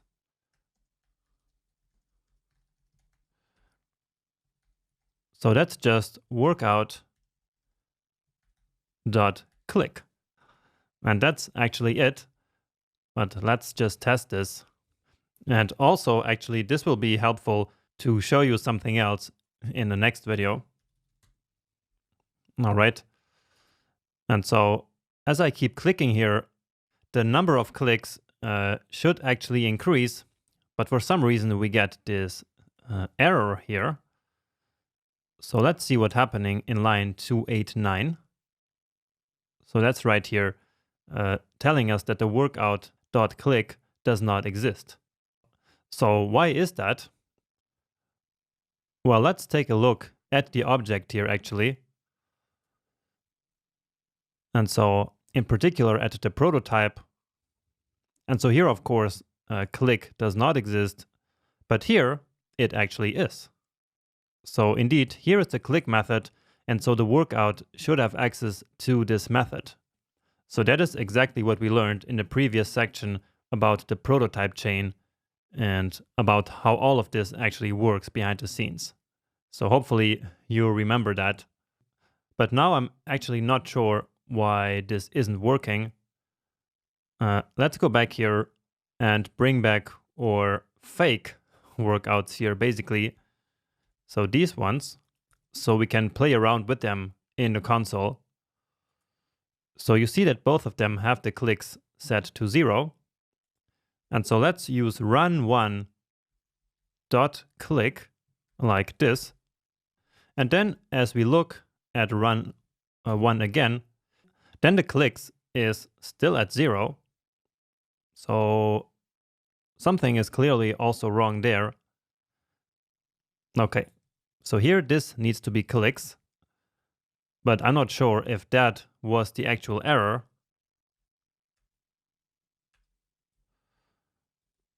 Okay, so now the clicks increased to 2 here. So let's now check adding something here and then clicking it. Okay, and you see that it moved there. Let's click again. Oh, and now it's actually working. So now the clicks indeed increased to 1. So great, that works just fine. And again, this was just a way of showing you that we can, of course, then interact with each of the objects using their public interface. And in this case, we use that using the click method here. So that's it for this lecture. In the next video, we will then fix the fact that when we reload the page, everything is gone. And so actually we want data to persist. And so that is the missing piece in our application, and we will fix it in the next lecture. Let's now use the local storage API in order to make the workout data persist across multiple page reloads. And let's start with a look at our flowchart so that we can see exactly what we have to implement. So basically the idea is that whenever a new workout is added, then all the workouts will be added to local storage. And so local storage is basically a place in the browser where we can store data that will stay there even after we close the page. So basically the data is basically linked to the URL on which we are using the application. So again, whenever there is a new workout, we will take the entire workouts array and store it in local storage. And then whenever the page loads, so up here in this event, then we will load all the workouts from the local storage and render them on the map and also on the list. So just like we do it when a user submits a new workout. And so like this, when you reload the page, it will then appear as if all the workouts you had previously are still in the same place. And hopefully this makes sense. And so let's now get started. And we will start with this part here. So storing all the workouts in local storage. And remember, that happens whenever the user creates a new workout. And so we have to get started in the new workout method. So down here, we need to add yet another point. So set local storage to all workouts. And here I'm actually going to create yet another method so that we can keep this method here basically nice and clean. So as you see, this new workout method here is basically a bit of a method that does delegation. So we do some stuff here, of course, but then once we're done creating the actual objects, then down here we delegate all kinds of functionality to other methods, like these ones. And now I will also create set local storage. So here I'm of course calling it already, but now I will create it afterwards. So set local storage, and once again, let's add it here at the end. And this one doesn't need any parameters because we will simply get the workouts from the workout property. And so this is how we use the local storage API. And I say API because local storage is once again an API that the browser provides for us and that we can use. So local storage dot set item, and then we have to give it a name.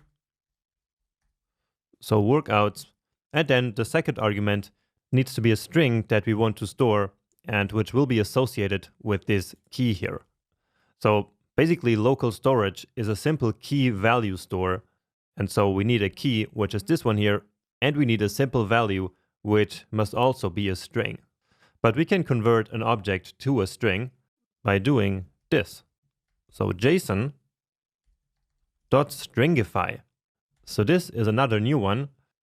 All right, but we can use this method here to convert any object in JavaScript to a string. And so what we want to convert is this dot workouts like this.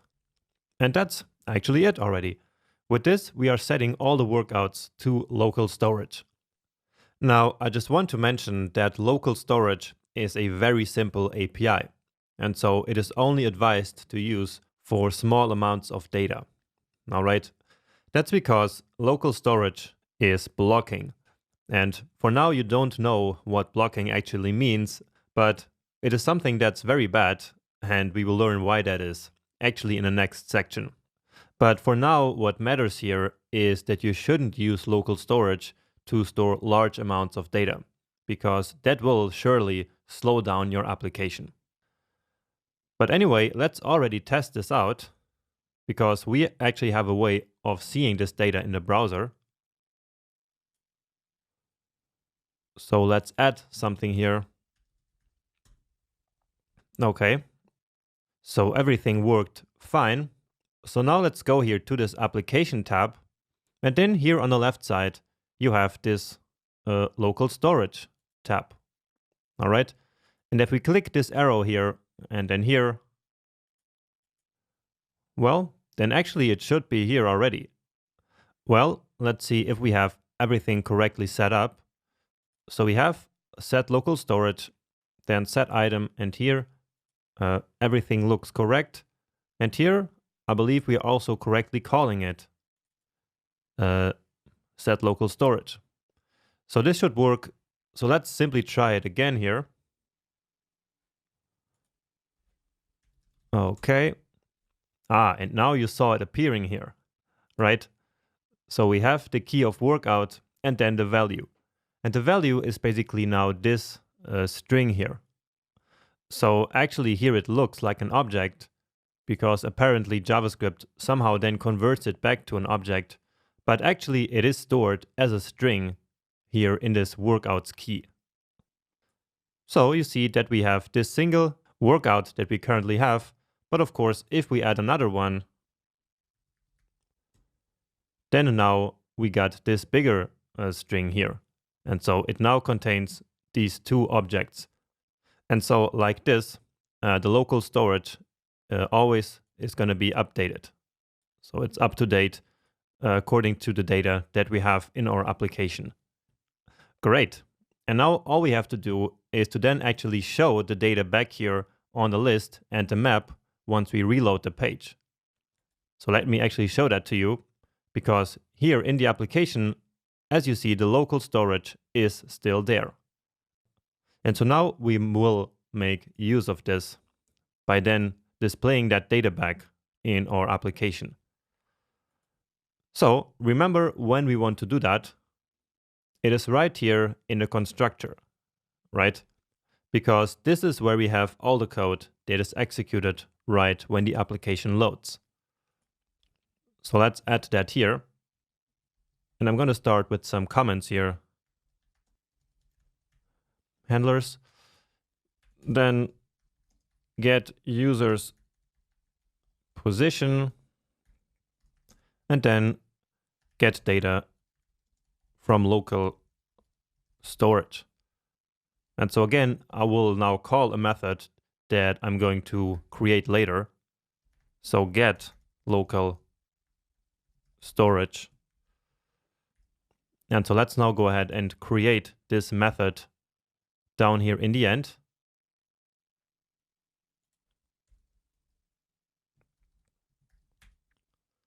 And so now here we do the opposite.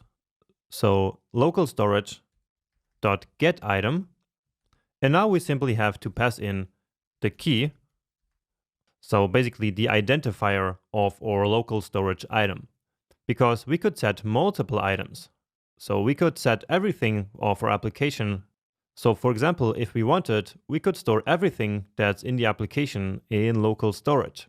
We would just have to define one key for each of them. And then we could use that key to basically retrieve it back. All right, so let's now store this data. And so here we can then see it for the first time. So now as the page loads, it should display this data to us in the console. And well, it's nowhere to be found. Let's reload here maybe again. So something must be wrong. Oh, and it's called workouts. And here you go. All right. So you see that indeed it is this big string. And so now we want to convert this string back to the objects. And so basically we need to use the opposite of JSON.stringify, which is JSON.parse. So let's try that again. And now indeed we get an array with some real objects in there. All right. Now there's still a problem with this, but more about that a little bit later, because all the relevant data that we need for now is actually in there. So now let's do something with that data. And the first thing that we should actually do is to check if there is actually some data. So when there is nothing in local storage, then of course the data will be like undefined. So in that case, we don't want to do anything. So let's use another guard clause here and say if there's no data, then simply return. But anyway, let's keep going. And so what we want to do with this data, which is basically our array of workouts, is to restore our workouts array. So we can say this dot workouts should be equal to the data that we just read. So keep in mind that this method here is going to be executed right in the very beginning. And so at that point, the workouts array is always going to be empty. But if we already had some data in the local storage, then we will simply set that workouts array to the data that we had before. And so essentially we are restoring the data here across multiple reloads of the page. Okay, and so now let's take all these workouts and render them in the list. So this dot workouts, and so we want to do something for each of the workouts. And so we loop over this array, but we don't want to create a new array. And so for each is perfect for this. And now I'm going to call each of them work. And so now I can do this dot render workout, the current workout. And so now it becomes really, really helpful that we have all the logic of rendering a workout in the sidebar here nicely inside of this method, right? Because imagine that we had all this code here inside of this method here. So the so the new workout method, right? So if we did all of that here, then now we would have to copy that code or we would have to refactor it. But instead, you can start to get into the habit of exporting functionality into its own methods or its own functions. And so then it is very easy to reuse them, such as we are doing now with render workout. Right? So here all we do is to call render workout that we already had written before. So let's now test this. And right now, we should already get the two workouts there. And indeed, here they are. So these are the two ones that we had created previously. And so we see that they did indeed now persist across loads. Now we also need to add them here on the map. And so for that, we are going to use our render workout marker method that we also already have.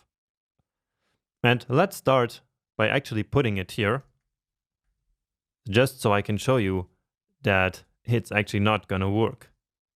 But then it becomes easier to explain why it doesn't work. So let's see. And so here we get cannot read property add layer of undefined. So indeed, we get an error when we try to add this first workout also to the map. So let's go back and think why that is.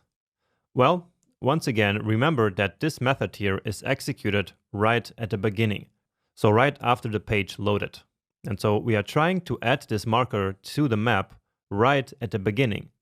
However, at this point, the map has actually not yet been loaded. And so essentially, we are trying to add a marker, let's say where that is. So we are trying to add this marker to the map, which is this one here, which isn't yet defined at this point.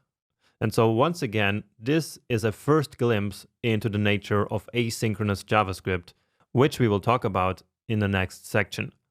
But what matters here is that you grasp this idea that the map is not yet created right at the beginning when the application is first loaded, right? It takes some time.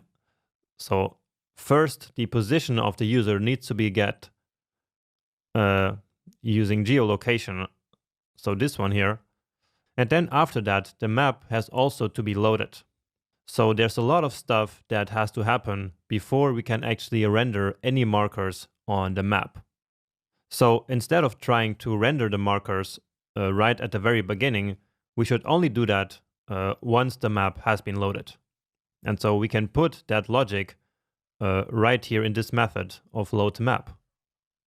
Okay, so here at the very end, basically.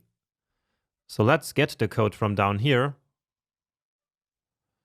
So I will get all of this, but I will then only keep this part.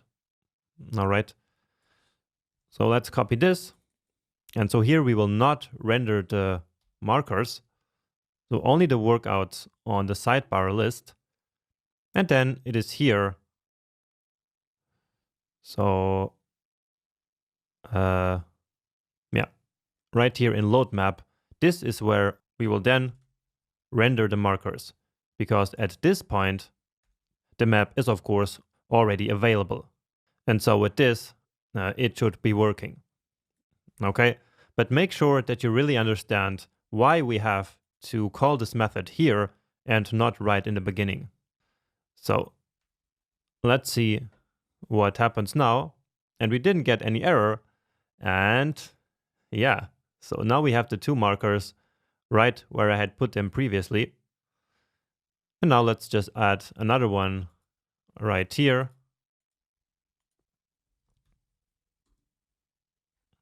All right. And now if I reload the page, then indeed, there is the marker. And this one, and of course, all the other ones as well. Beautiful. So this is great. And our application is now essentially finished. I just want to show you one problem that we have now. And that has to do with local storage. So remember that when I click here on one of these workouts, it will move the map to the workout. And so that's going to be fine. But what also happens is that this clicks property is going to be increased by using the click method that is inherited from the workout class. But watch what happens now as I try to do that.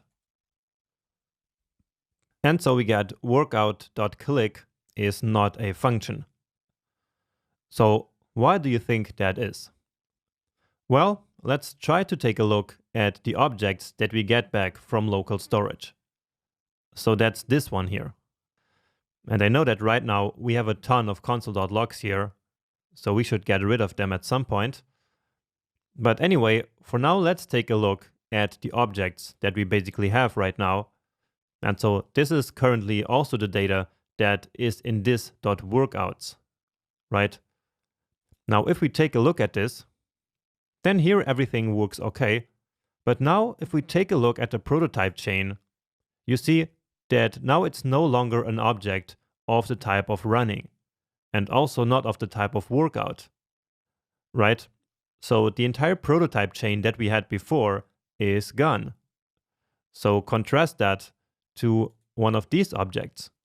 So again, the data is fine, but here we actually have the prototype with calc pace, and then that has the click and the set description methods in the workout prototype, right? So the problem here is that basically when we converted our objects to a string and then back from the string to objects, we lost the prototype chain. And so these new objects here that we recovered from the local storage are now just regular objects. They are now no longer objects that were created by the running or by the cycling class. And so therefore, they will not be able to inherit any of their methods. And so in the end, that's the reason why workout.click is now not a function anymore. So again, because the object now no longer has it in its prototype. So you see that this is just the regular methods that are available on any object. All right. So this can be a big problem when you work with local storage and object-oriented programming like we are doing here.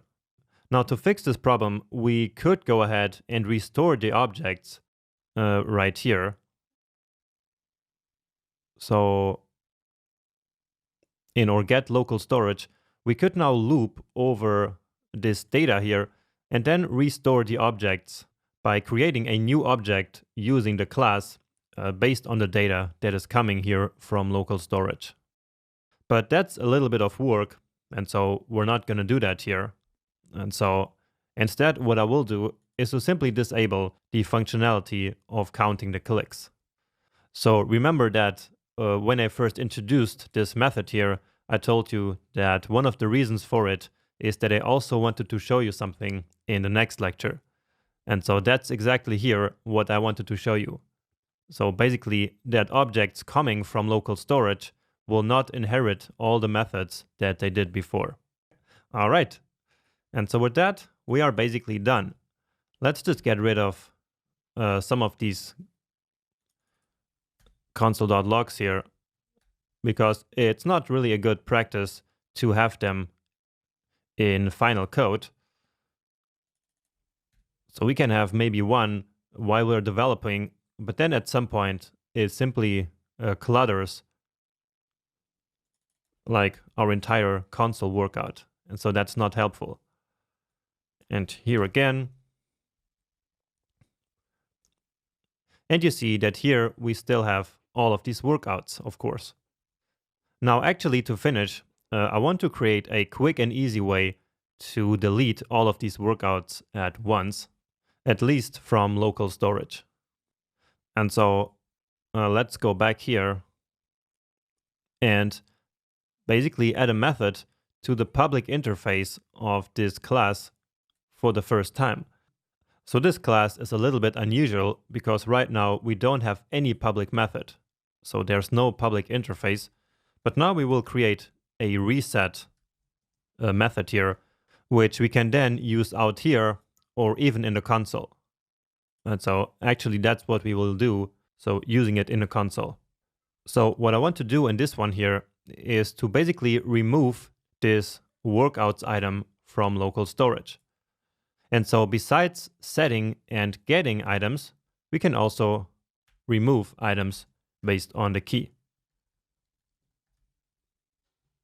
All right, and with this, we removed our workouts from the local storage, and now we can then reload the page programmatically, and so then the application will look completely empty.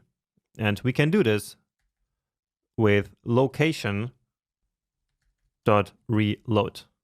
And location is basically a big object that contains a lot of methods and properties in the browser.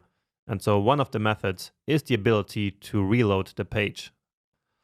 So let's try that now. And as I said, I will do that in the console. So let's go actually back to our code just to see where we can use it. So we are creating the app object and then storing it in app, right?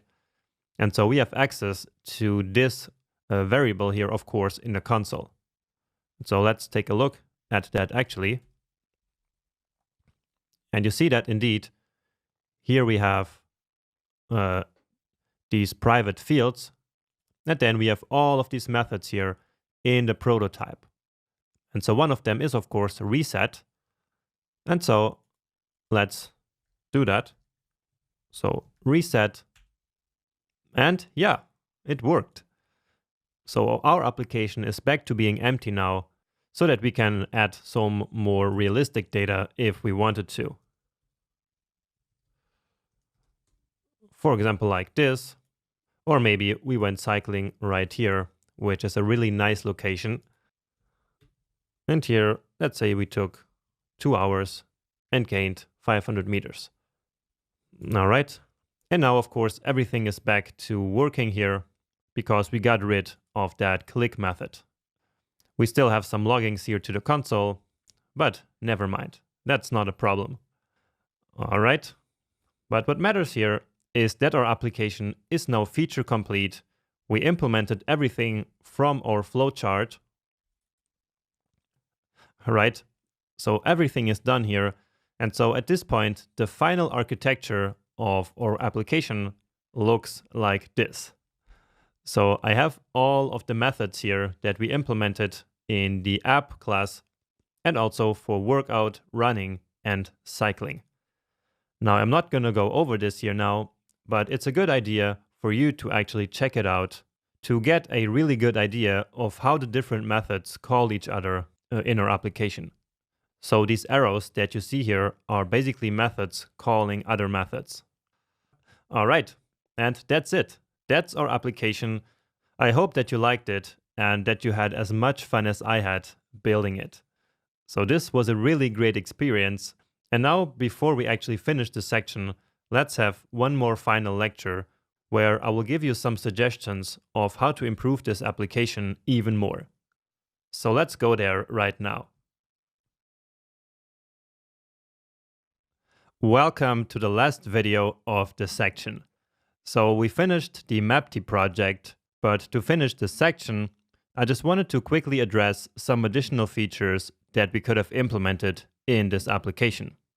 And basically, I'm going to leave them for you as challenges if you'd like to spend some more time on this project. And the first couple of features that you could implement would be the ability to edit any workout or to delete a workout, or also to delete all the workouts right from the user interface. So this is something that you can do in most web applications, and so therefore you could also add that ability here. We didn't implement this together in this application because I just wanted to keep things more simple here and not to create a super huge application that would take ages to build. Now, next up, you could add the ability to sort workouts by a certain field, for example, by distance or by duration. And this one would be probably a little bit tricky to implement, but you can take inspiration from the Bankist application, where I believe we did something like this. Now, another thing that you could do is to actually rebuild the running and cycling objects that are coming from local storage. So basically, you could fix that problem that we run into by the end of the last lecture, where the objects coming from local storage were now regular objects and no longer running and cycling objects. So this would be a nice challenge for you to do and to basically fix that error. Another nice touch that you could use to this application is to create more realistic error messages and confirmation messages. So we just used a simple alert window to display an error message when the input data was not valid, right? But that's kind of ugly and not really real world like. And so therefore you could implement more realistic messages, and maybe you could even have them fade out after some time.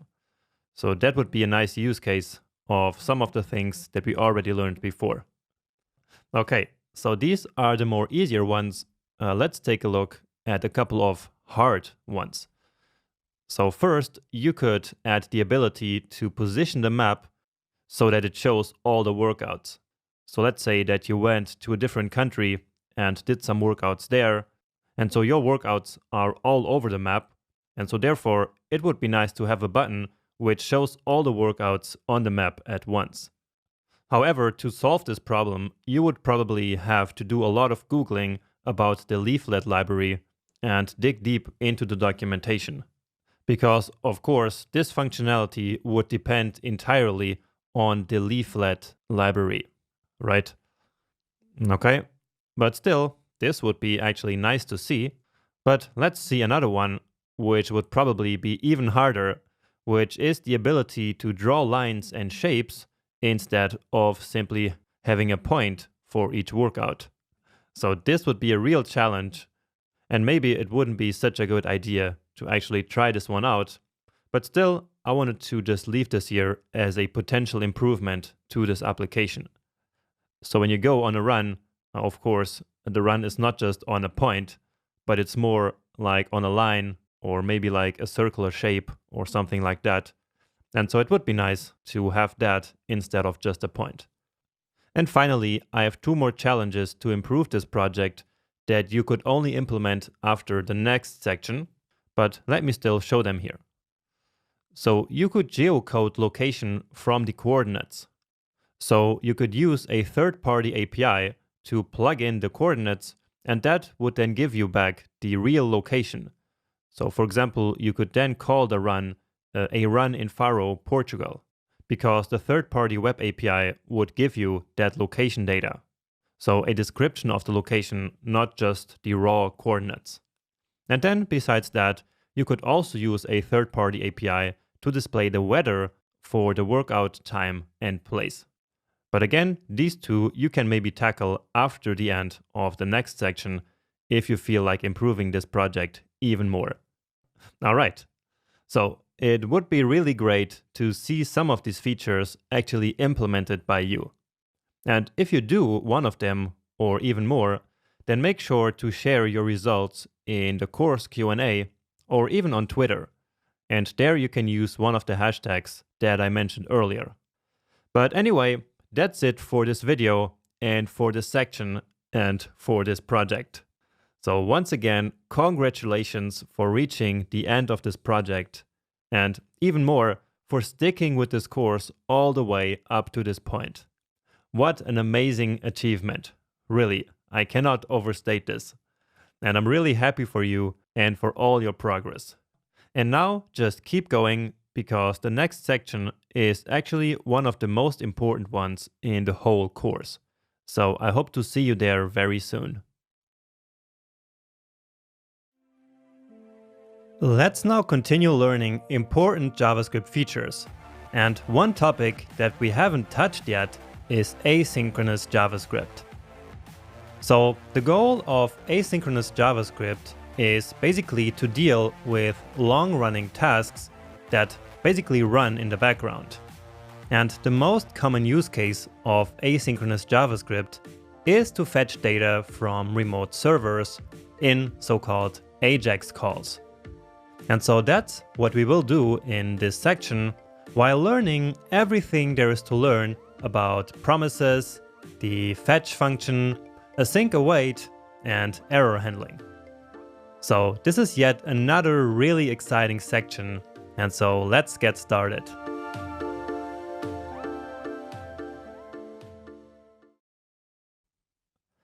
Let's start this section by understanding what asynchronous JavaScript actually is, and also learn about the most popular use cases of asynchronous JavaScript, which is basically to make so-called AJAX calls to APIs. Now, to understand what asynchronous JavaScript code actually is, we first need to understand what synchronous code is. So basically the opposite of asynchronous. So most of the code that we've been writing so far in the course has been synchronous code. And synchronous simply means that the code is executed line by line in the exact order of execution that we defined in our code, just like in this small example. So as the first line of code is reached in the execution, it is simply executed in the execution thread. Now don't worry about this execution thread, it's not important here, it's just to make a point of synchronous versus asynchronous code, as you will see in the next slide. All you need to know is that the execution thread is part of the execution context, which does actually execute the code in the computer's processor. But anyway, then the next line of code is executed, and then the next one, all in sequence.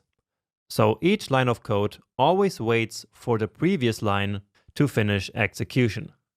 Now, this can create problems when one line of code takes a long time to run. For example, in this current line of code, we have an alert statement which creates this alert window. Now, as we've experienced in the past, this alert window will block the code execution, right? So nothing will happen on the page until we click that OK button. And only then the code can continue executing. And so the alert statement is a perfect example of a long-running operation which blocks execution of the code. So again, only after we click OK, the window disappears and the next line can run. So this is hopefully a nice illustration of the problem with synchronous code. Now, most of the time, synchronous code is fine and makes perfect sense, but imagine that execution would have to wait, for example, for a 5-second timer to finish. That would just be terrible, right? Because meanwhile, nothing on the page would work during these 5 seconds. And so that's where asynchronous code comes into play. So this example contains the 5-second timer that I just mentioned. And if you want, you can pause the video here for a minute and analyze this code before we move on. Now, anyway, the first line of code is still synchronous here, and we also move to the second line in a synchronous way. But here we encounter the setTimeout function, which will basically start a timer in an asynchronous way. So this means that the timer will essentially run in the background without preventing the main code from executing. We also register a callback function, which will not be executed now, but only after the timer has finished running. And we have actually already done this many times before in practice, right? Now, this callback function that I just mentioned is asynchronous JavaScript. And it is asynchronous because it's only going to be executed after a task that is running in the background finishes execution. And in this case, that is the timer. So this callback that we just talked about is registered, and then we immediately move on to the next line. So the main code is not being blocked, and execution does not wait for the asynchronous timer to finish its work. And that's the big difference between synchronous and asynchronous code. So previously, we had to wait for the user to click on the alert window to continue execution. And again, that's because alert is blocking synchronous code. But now, with this timer, the callback is actually asynchronous. And so it's only going to be executed after the timer has finished. And so therefore, we say that it's non-blocking, because in the meantime, the rest of the code can keep running normally. Now, when the timer finally finishes after 5 seconds, the callback function will finally be executed as well. So you see that this callback runs after all the other code, even though in the code it doesn't appear at the end. And so basically, an action was deferred into the future here in order to make the code non-blocking. And actually, we already saw this behavior happening before when we first learned about timers. We just didn't know that this is called asynchronous and non-blocking code. So in summary, asynchronous programming is all about coordinating the behavior of our program over a certain period of time. And this is essential to understand. So asynchronous literally means not occurring at the same time. And so that's what asynchronous programming is all about. All right. Now, as we saw in this example, we need a callback function to implement this asynchronous behavior, right? However, that does not mean that callback functions automatically make code asynchronous. That is just not the case, okay? For example, the ArrayMap method accepts a callback function as well, but that doesn't make the code asynchronous. Only certain functions, such as setTimeout, work in an asynchronous way. We just have to know which ones do and which ones don't. Okay? But please understand this very important fact that callback functions alone do not make code asynchronous. That's essential to keep in mind. But anyway, in order to really understand this, let's see another example. So this example is about loading an image. So the first 2 lines run in a synchronous way, one after the other. Now in this second line, we set the source attribute of the image that we selected in the first line. And this operation is actually asynchronous. So setting the source attribute of any image is essentially loading an image in the background while the rest of the code can keep running. And this makes sense, right? Imagine that it's a huge image. We wouldn't want our entire code to wait for the image to load. And that's why setting the source attribute was implemented in JavaScript in an asynchronous way. Now, once the image has finished loading, a load event will automatically be emitted by JavaScript. And so we can then listen for that event in order to act on it. Listening for the load event is exactly what we do here in the next line as well. So here we use addEventListener and register a callback function for the load event. So just like in the previous example, we provide a callback function that will be executed once the image has been loaded and not right away. Because again, all this code is non-blocking. So instead of blocking, execution moves on right to the next line immediately. Then once the image is completely loaded, it's displayed on the web page and the load event is emitted. And since we're listening for that event, our callback function is finally executed. So once more, we deferred an action into the future, making the code asynchronous and non-blocking. All right. And so now at this point, I believe that you have a pretty good understanding of asynchronous code. There is just one more important thing that I need to mention, which is the fact that event listeners alone do not make code asynchronous, just like callback functions alone do also not make code asynchronous. For example, an event listener listening for a click on a button is not doing any work in the background. It's simply waiting for a click to happen, but it's not doing anything. And so there's no asynchronous behavior involved at all. Now what makes this code example asynchronous is simply the fact that the image is loading asynchronously in the background, but not the fact that we are listening for the load event to happen. So what matters is the asynchronous behavior of a task, like running a timer or loading an image. And there are more examples of asynchronous behavior in JavaScript, like the geolocation API that we used before, or AJAX calls. And AJAX calls are probably the most important use case of asynchronous JavaScript. And so let's see what AJAX is all about. So AJAX stands for Asynchronous JavaScript and XML, and basically it allows us to communicate with remote web servers in an asynchronous way.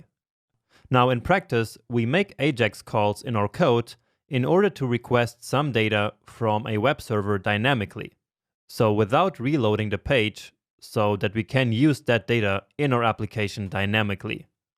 For example, right in the next video, we're going to make AJAX calls to request data about countries. And we can then use that data about countries to build a small application that shows us information about the country that we're currently in. And the possibilities and use cases are endless, but more about that in the next slide. For now, let's quickly understand how AJAX works. So let's say that we have our JavaScript application running in the browser, which is also called the client, and we want the application to get some data from a web server. And let's say the data about countries that I was talking about earlier. So with AJAX, we can do an HTTP request to the server which has this data. And the server will then set back a response containing that data that we requested. And this back and forth between client and server all happens asynchronously in the background, just the way we learned before. And there can even be different types of requests, like GET requests to receive data or POST requests to send data to a server. But there is a whole lecture about this a bit later to really show you how it all works in detail. Now, when we're asking a server to send us some data, this server usually contains a web API. And this API is the one that has the data that we're asking for. So an API is something pretty important, and so let's now see what an API and web APIs actually are. So first of all, API stands for Application Programming Interface.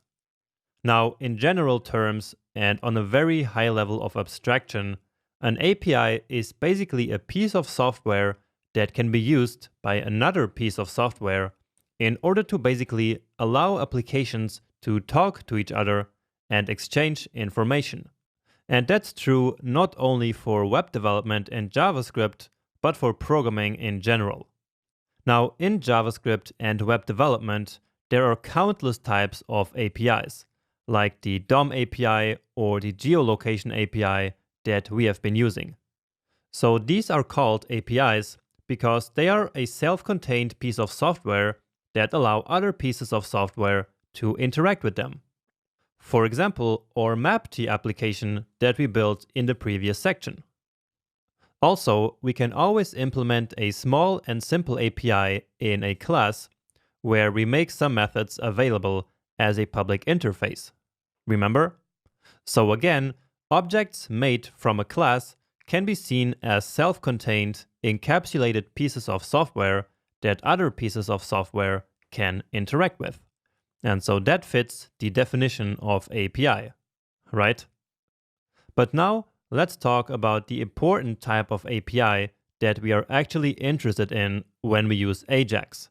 And that are APIs that I like to call online APIs.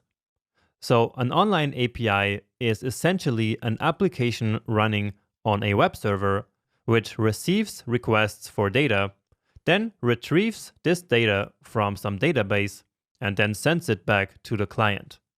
So just as we saw in the last slide, right? Now, when building applications in practice, we simply call these online APIs API.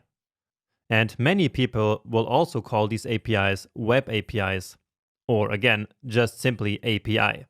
So the term online API is actually a term that I came up with myself, because the term web API is actually also used for other things. Now, of course, we can build our own online APIs, but that requires back-end development. So development with servers and databases and all that. And this is something really interesting that you can learn after this course. And I actually have a course on Node.js myself that you can check out if you're interested. But anyway, for now, we are interested in using third-party APIs. So APIs that other developers make available for us, most of the times for free. So let's now imagine that you're building a traveling application and you have a database with different destinations and tours that you're offering. So on your own server, you could build your own API that can receive requests from your front-end application in JavaScript and send back the results. So that would be your own API hosted on your own server. But that alone would probably not be enough to build a complete application. And so you could also use some third-party APIs. And there are really APIs for everything.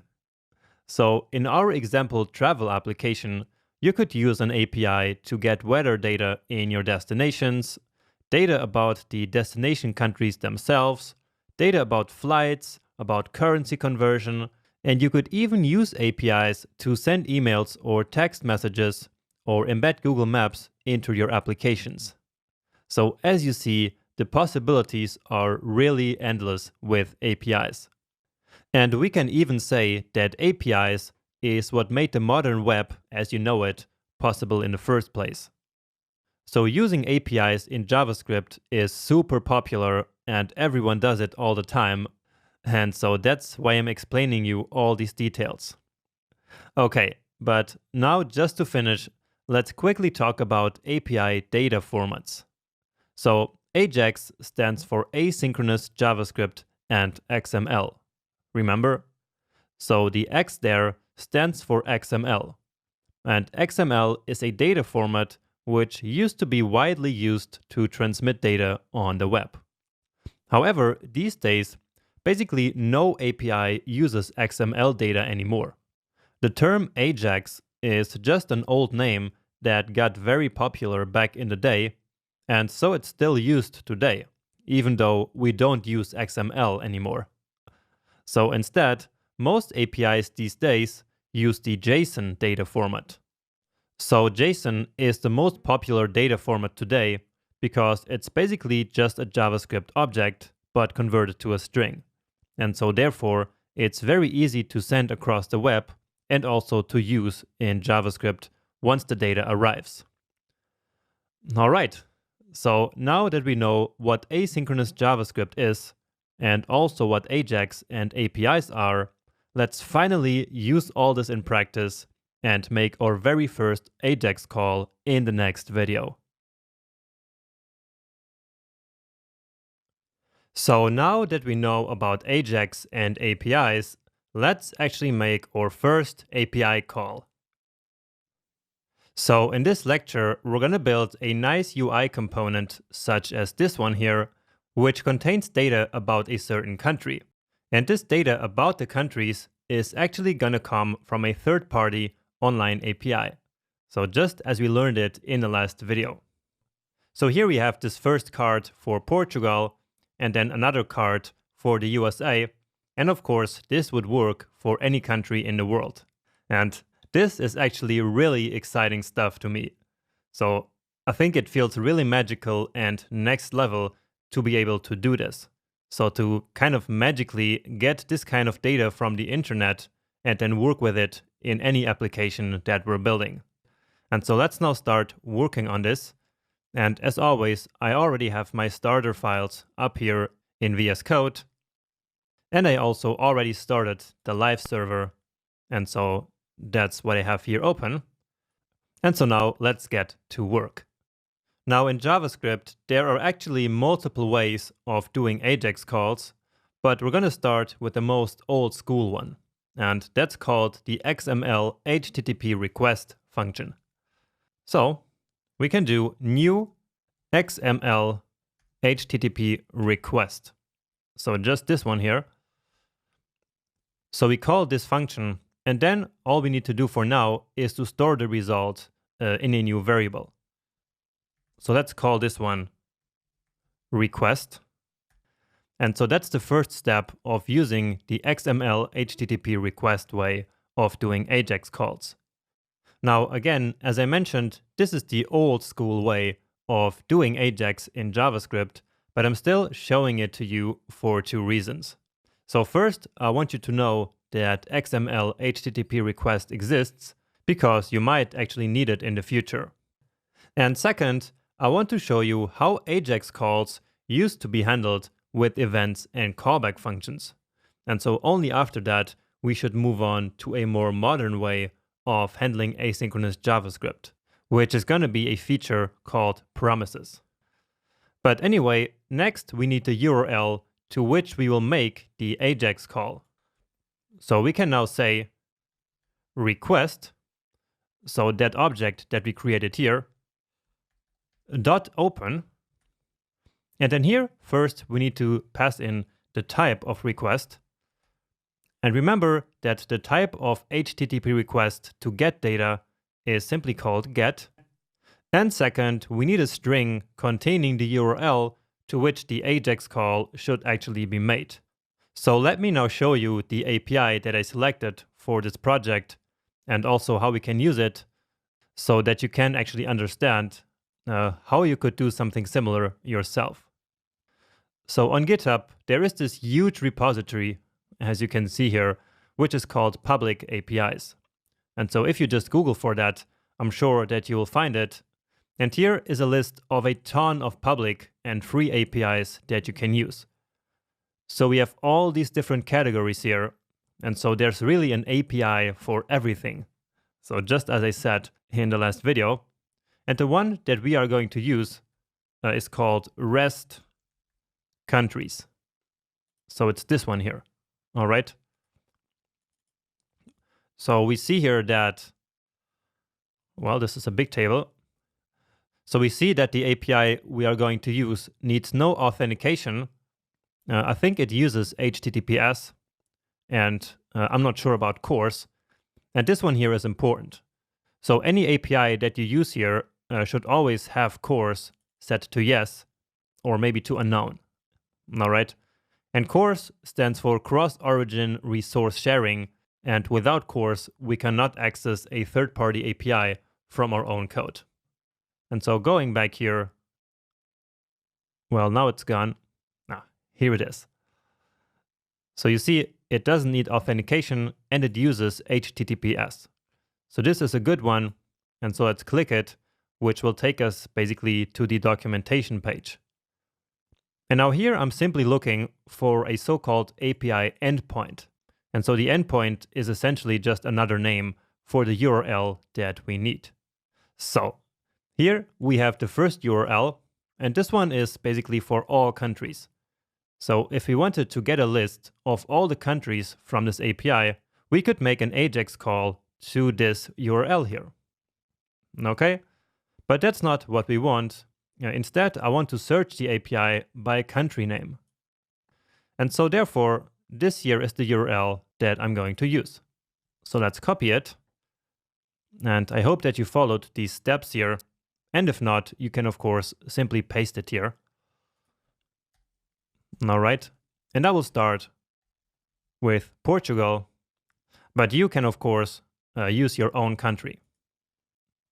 So with this, we basically open the request, and now next we need to also send it. So you see there are a lot of steps involved when using this way of doing an AJAX call. Okay, and so this will now send off the request to this URL here. Now, in order to get the result, we couldn't simply do maybe something like this. So set some variable simply to this result here.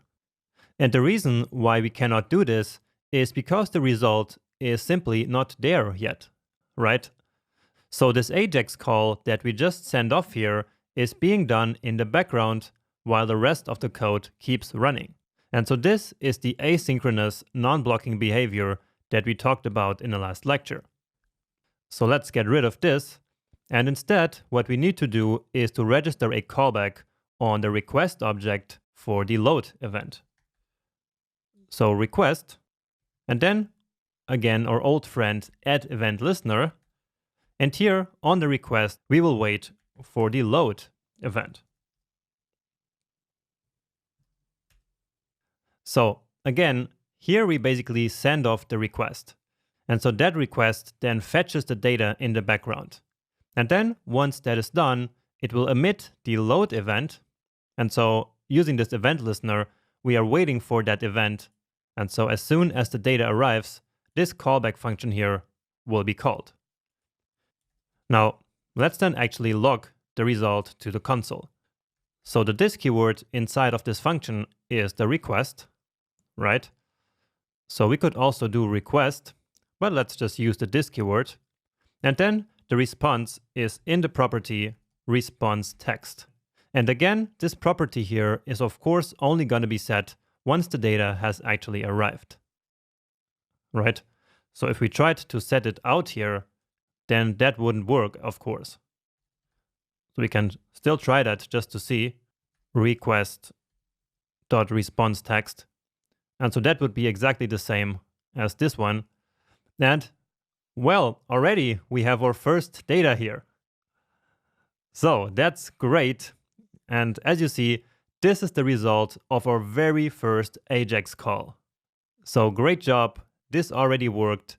And you see that this kind of looks like a bunch of data about Portugal indeed. Now we just need to convert this here to an actual JavaScript object, because what we have here right now is JSON. So remember that JSON is basically just a big string of text.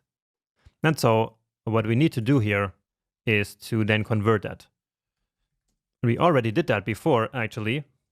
So that's JSON.parse this.response text. So let's then take a look at the data. And by the way, as you see here, of course, the result of request.response text out here is nothing, right? So let's get rid of it. And so indeed, here we have this object with all this data about Portugal. So we have the capital, which is Lisbon. We have the flag even. So basically a link to the image of the flag. And indeed, this is where we're going to get this flag here from. And then all kinds of other stuff, like the location, the population, region, and so on and so forth. Now you see that this is actually an array containing one object. And so let's quickly destructure that like this. So remember, that would be the same thing as doing this, right? But of course, destructuring is a lot more beautiful. And so now we got immediately the object here. Great. And now we can actually build that card component. And so let's copy the HTML here from this comment. So open the index.html file, get the HTML from there, and then we can create a template literal that we then have to fill up. Here I'm of course missing the name, and as always I'm calling it HTML. And so now all we have to do is to replace this data. So let's open it to see what we actually have. So here we are actually starting with the image. So we need a source, and of course that source can be any URL. It doesn't have to be a local image that we have on our computer. And so the one we will use is this one here. And so that is at data.flag. Next up, this is where the actual name of the country goes. So data dot, and where, yeah. So down here is the name. Then here, I also want the region. So that would be Europe in this case. And so this is the one. So that's data dot region. And then finally, we also want some information about the population, language, and currency. And all of that is present here in this data. So that's at data.population. And so this here is basically 10 million. So we don't want to display this entire number. So let's just round it to 10.3 or 10.4 million. So the way we can do that is to convert this first to a number. So as always, I'm just using plus for that. Then divide it by a million. So yeah, that's a million. And then let's round this value finally. So this is a number, and so on a number we can call 2 fixed with 1 decimal place. Next up, language. So I'm doing this pretty fast because here we are basically just practicing what we already know, right? So again, this one is for languages, and so let's see. So languages is basically an array. Oh, now I clicked, and so now it's gone. So let me just put something else here for now, because this was causing the error. So let's see. In languages, we have multiple here, as you see. And so what we want is simply the first element of the languages and then the name. And the same is actually going to happen with the currencies. So we also have an array of the currencies, and then we want the name of the first one. So again, we want data.languages, the first element, and from there we want to take the name, and the same with the currencies.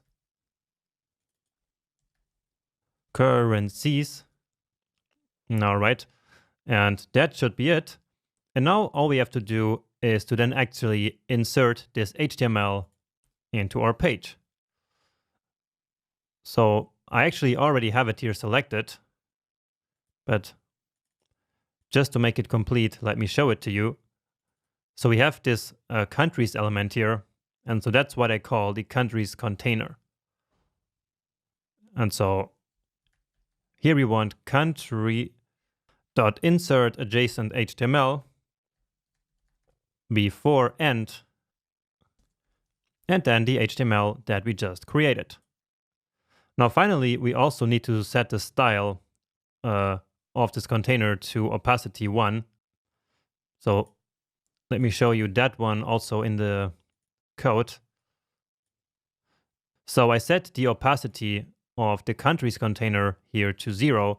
And so now we set it to 1 so that we can then see a nice animation, which is going to be triggered by this transition. Okay. First, let's give us some space so we can then actually see it. And so, as I just said, we need to say countries container dot style dot opacity and set it to 1. And now as I save it, the data should appear, and it does. So that's amazing, right? And it looks just like here in our demo. So that's fantastic. I really love it when it works just like this. So getting data from some third-party API really feels like magic to me.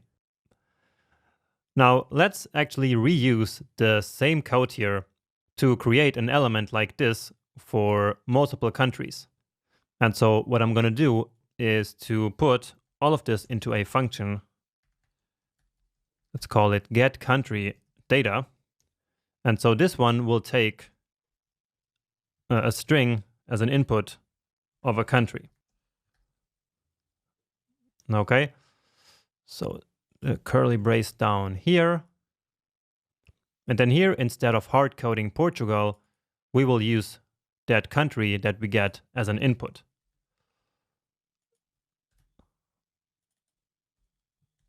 All right, country. And now down here, we can then call this function getCountryData Portugal. So let's see. And yep, that worked just the same. And now let's try another one. So let's try the United States of America, just like I had it in my demo. And here we go. So now we have data about 2 countries. And by calling these functions here twice, we will basically have 2 AJAX calls happening at the same time. So in parallel, so to say. And if we reload this page here a couple of times, then they might appear in a different order. And the reason for that is basically that the data arrives at a slightly different time each time that we're loading the page. And so, in fact, this really shows the non-blocking behavior in action. So as we call get country data here with Portugal for the very first time, it sends off this request, and then JavaScript moves on in the code right away. And so it goes right here to this next line, and this of course fires off another AJAX call immediately, way before the data of Portugal has actually arrived. So again, we will have 2 AJAX calls happening at the same time, and so whatever one arrives first will then fire the load event first. And so if the first one is the AJAX call for the USA, well, then the first element that's going to be printed here will of course be the one from the USA. And only after that the data for Portugal arrives, and then this callback function here is called with the data of Portugal. And of course the same would be true no matter how other requests we would fire off here. Let's say Germany here. And so now we actually got the data in the same order, but so now it's actually completely different. And so this confirms what I just explained before. Now, if we actually wanted these requests to be made in a specific, like predefined order, then we would basically have to chain the requests, which means to make the second request only after the first request has finished. And that's actually what we're going to do in the next lecture, so that I can show you something that we developers call callback hell. If you want to go really deep and really understand how requests and responses work on the web, then this video is for you. So this is basically a high-level overview of how the web actually works behind the scenes in regard to requests and responses. Now, this knowledge is not required though for moving on in the course, and that's why I marked this video as optional.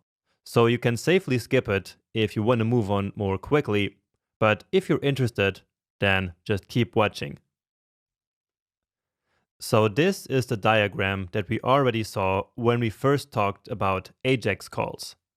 So just to recap, whenever we try to access a web server, the browser, which is the client, sends a request to the server, and the server will then send back a response. And that response contains the data or the web page that we requested. And that's right, this process works the exact same way, no matter if we're accessing an entire web page or just some data from a web API. And this whole process actually has a name, and it's called the request-response model, or also the client-server architecture. But anyway, let's now dive a bit deeper into this. So let's use the example of the URL that we actually accessed in the last video to get our country data. Now, every URL gets an HTTP or HTTPS, which is for the protocol that will be used on this connection.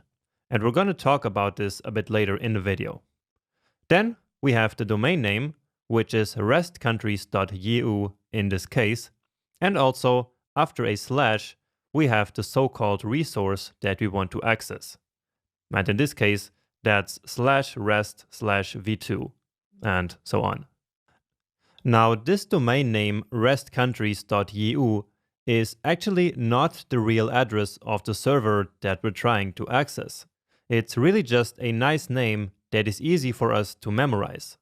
But what this means is that we need a way of kind of converting the domain name to the real address of the server. And that happens through a so-called DNS. So DNS stands for Domain Name Server, and domain name servers are a special kind of server. So they are basically like the phone books of the internet. So the first step that happens when we access any web server is that the browser makes a request to a DNS, and this special server will then simply match the web address of the URL to the server's real IP address. All right? And actually, this all happens through your internet service provider, but the complete details don't really matter here. What you need to retain from this first part is that the domain is not the real address and that a DNS will convert the domain to the real IP address. And then, after the real IP address has been sent back to the browser, we can finally call it. So this is how the real address looks like. So it still has the protocol, but then comes the IP address and also the port that we access on the server. And this port number is really just to identify a specific service that's running on a server. So you can think of it like a sub-address. Okay. This port number has nothing to do with the /rest/v2 resource that we want to access. So that resource will actually be sent over in the HTTP request, as we will see in a moment. Okay, and that actually wraps up the first step. So once we have the real IP address, a TCP socket connection is established between the browser and the server. And so they are now finally connected. And this connection is typically kept alive for the entire time that it takes to transfer all files of the website or all data. Now, what are TCP and IP? Well, TCP is the Transmission Control Protocol, and IP is the Internet Protocol. And together, they are communication protocols that define exactly how data travels across the web. They are basically the Internet's fundamental control system, because, again, they are the ones who set the rules about how data moves on the internet.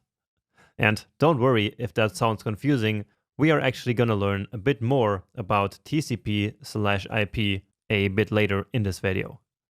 But anyway, now it's time to finally make our request.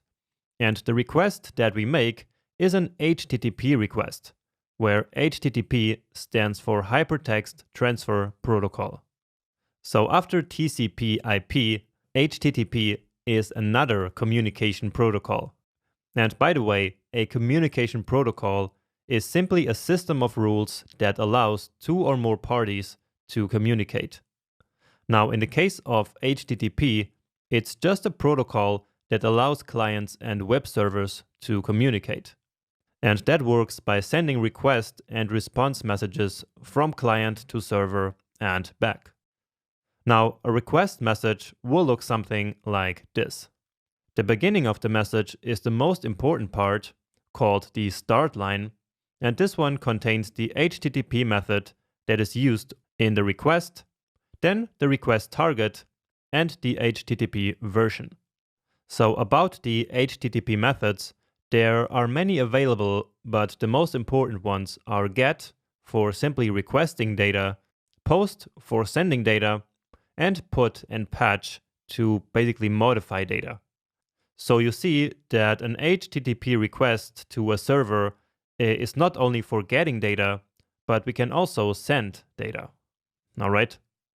Now, about the request target, this is where the server is told that we want to access the REST/v2/alpha resource in this case. Remember that? So we had this in the URL before, and now it is simply sent as the target in the HTTP request. And so then the server can figure out what to do with it.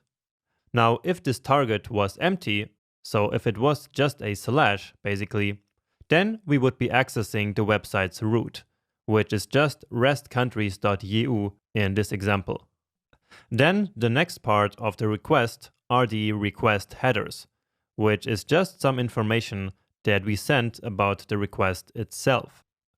There are tons of standard different headers, like what browser is used to make the request, at what time, the user's language, and many, many more. Now finally, in the case we're sending data to the server, there will also be a request body. And that body will contain the data that we're sending, for example, coming from an HTML form. So that is the HTTP request, and I hope that it makes sense to you.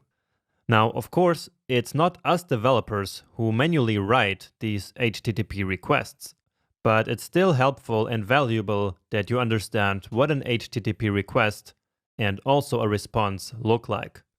Also, I want to mention that there's also HTTPS, as you probably know. And the main difference between HTTP and HTTPS is that HTTPS is encrypted using TLS or SSL, which are yet some more protocols, but I'm not going to bore you with these. But besides that, the logic behind HTTP requests and responses still applies to HTTPS. All right, so our request is formed, and now it hits the server, which will then be working on it until it has our data or web page ready to send back. And once it's ready, it will send it back using, as you can guess, an HTTP response. And the HTTP response message actually looks quite similar to the request. So also with a start line, headers, and a body. Now in this case, the start line has, besides the version, also a status code and a message. And these are used to let the client know whether the request has been successful or failed. For example, 200 means OK. And the status code that everyone knows is 404, which means page not found. So that is where this 404 code that everyone already knew comes from. Okay. Then the response headers are information about the response itself. So just like before, and there are a ton available, and we can also make up our own actually. And finally, the last part of the response is, again, the body, which is present in most responses. And this body usually contains the JSON data coming back from an API or the HTML of the web page that we requested, or something like that. So we talked in great detail about the most important parts here, which are the HTTP request and the response. But in our imaginary example, we only just did one request to restcountries.eu and got one response back, right? And that's how it's going to work when all we do is to access an API.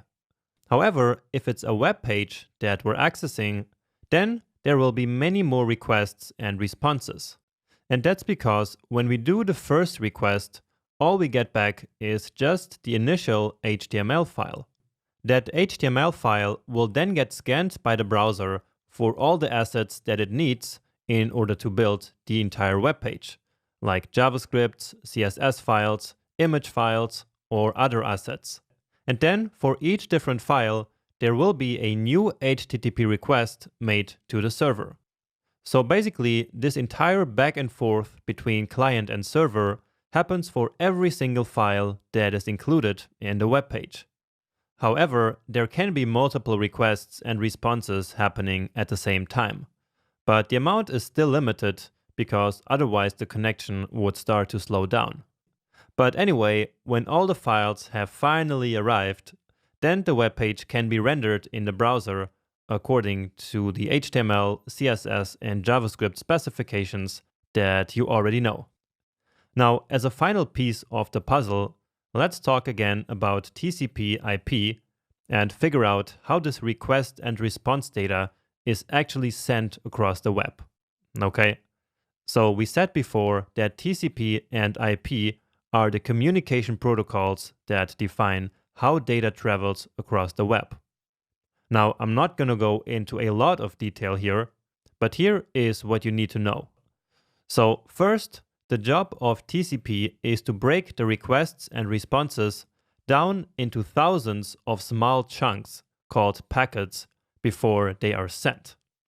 Once these small packets arrive at their final destination, TCP will reassemble all the packets into the original request or response. And this is necessary so that each packet can take a different route through the internet. Because this way, the message arrives at the destination as quick as possible, which would not be possible if we sent the entire data simply as a big chunk. So that would be like trying to go through dense traffic with like the biggest bus that you can imagine. So probably not a good idea. Now, as a second part, the job of the IP protocol is to actually send and route these packets through the internet. So it ensures that they arrive at the destination they should go using IP addresses on each packet. Okay, and that's it. That's a broad overview of what really happens behind the scenes of the web. And I hope that you found this information useful and also interesting and not all too confusing. But anyway, now let's go back to our JavaScript and AJAX calls. So in the last lecture, we did a simple AJAX call to fetch data from a countries API. So we created a function for that, and as we called the function multiple times, multiple AJAX calls were made at the same time. So they were basically running in parallel, and we could not control which one finished first. Remember that? However, in this lecture, let's create a sequence of AJAX calls so that the second one runs only after the first one has finished. And here's what we're going to do. So in the countries data here, there is some property of the bordering countries. So you see, this one here has the code ESP, which stands for Spain. And so that's because Spain is a bordering country of Portugal. And so what we will do now is after the first AJAX call is completed, we will get this border, and then based on this code, we will also render the neighboring country right here besides the original country. And so in this case, the second AJAX call really depends on the first one, because the data about neighboring countries is of course a result of the first call. So without the first call, we wouldn't even know which data to fetch in the second call. And so what we need to implement is a sequence of AJAX call. So here I already copied the function from the last lecture, which is still up here. And so let's call this one here now get country and neighbor. Okay, so again we get the country as an input, and then here we do the first AJAX call, and then once the load event is fired, when the data arrives, we then handle that data. And so everything that we have here is still the same. Now, we will do this part here another time. So basically, once the neighboring country arrives, we also will want to render this one. And so let's export this functionality into its own function so that we don't have to copy it later. And this also makes this function a little bit cleaner. So render country is going to be a function which simply takes in some data. And so like this, we don't have to change the variable names in here. Okay. And so now here, let's then actually call that function. So render country with data. And now we get this error here because of course this function no longer exists. So get country and neighbor. So as I save this now, this should look the same as before. And so indeed it does. Okay, but now here let's actually get the neighbor country. So let's write that. Get neighbor country. And here actually let's also do some comments now. So render country 1, let's say. And here I will say AJAX call country 1. So the neighbor country will then be country 2. So the neighbor is going to be data dot borders, I believe. So let's just check that here again. And so this is actually an array. And so we will simply render the first element. So in the case of Portugal, there is just one border, but in other countries, like Germany, there's like 10 borders or something. So let's just destructure here, basically just take the first element. But of course, there are also countries which have no neighbors at all. So islands, basically. And so for these cases, let's simply make sure that we don't run into any mistakes. And so in that case, we simply return immediately. But of course, if the neighbor does exist, then now we can do the second AJAX call. And so let's copy all of this. And so here, AJAX call 2. And now here, of course, we don't want to use the country, but we want to use the neighbor. But there is one particularity about that, because here the border, so this one here, this country, actually doesn't come with the name of the country, but with this code. Okay? But using our API, we can actually also search by the code. So right here we have that. So right now we are using the name, but as I said, we can also search for the code. And so all we have to change is basically here from name to alpha. So that's alpha here, and then here, the neighbor. All right. Okay. And so now, just like before, we have to then listen for the load event on this new request. And let's call this request 2, because of course we can't do that on the same request that we did here in the beginning. So request 2, add event listener, load, and then our callback function. And so you're starting to see now that the second AJAX call, in the way we are setting it up here, is really dependent on the first one. So that's because basically we are firing off the second AJAX call here in the callback function of the first one, right? So basically inside of this callback function, we are now adding a new event listener for the new request. And so here we now have one callback inside of the other one. All right. And so we will talk about that once we have this code working. But for now, let's actually take a look at the result here. And so that's going to be request, or actually just a this keyword. So this dot response text. So let's see. And indeed, now we got data about Spain. And no matter how many times we reload the page, it will now always appear after Portugal. All right, because there's no way that this AJAX call here can be made before the one on Portugal. Okay, and so now, well, let's just do the same as we did here. So we don't need this. Let's say data2 should be JSON.parse, and then this. And of course, we need to also destructure it then, logging it to the console. But now we get some error here. So let's just take a look at the result itself without any destructuring. Oh, and so now it works.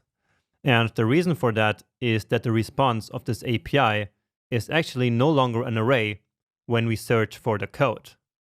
So here we have this alpha, remember, and so this time we are searching for country codes and not for country names. And so the country codes are unique, and so therefore they can always just be one result. And so that's the reason why no array is returned. And probably it says here so in the documentation. Well, it doesn't say so, but if we would have just simply inspected the response here, then we would have understood that as well. But anyway, now it worked, and so let's now render this country here as well. So data2, and now let's wait, and there it is.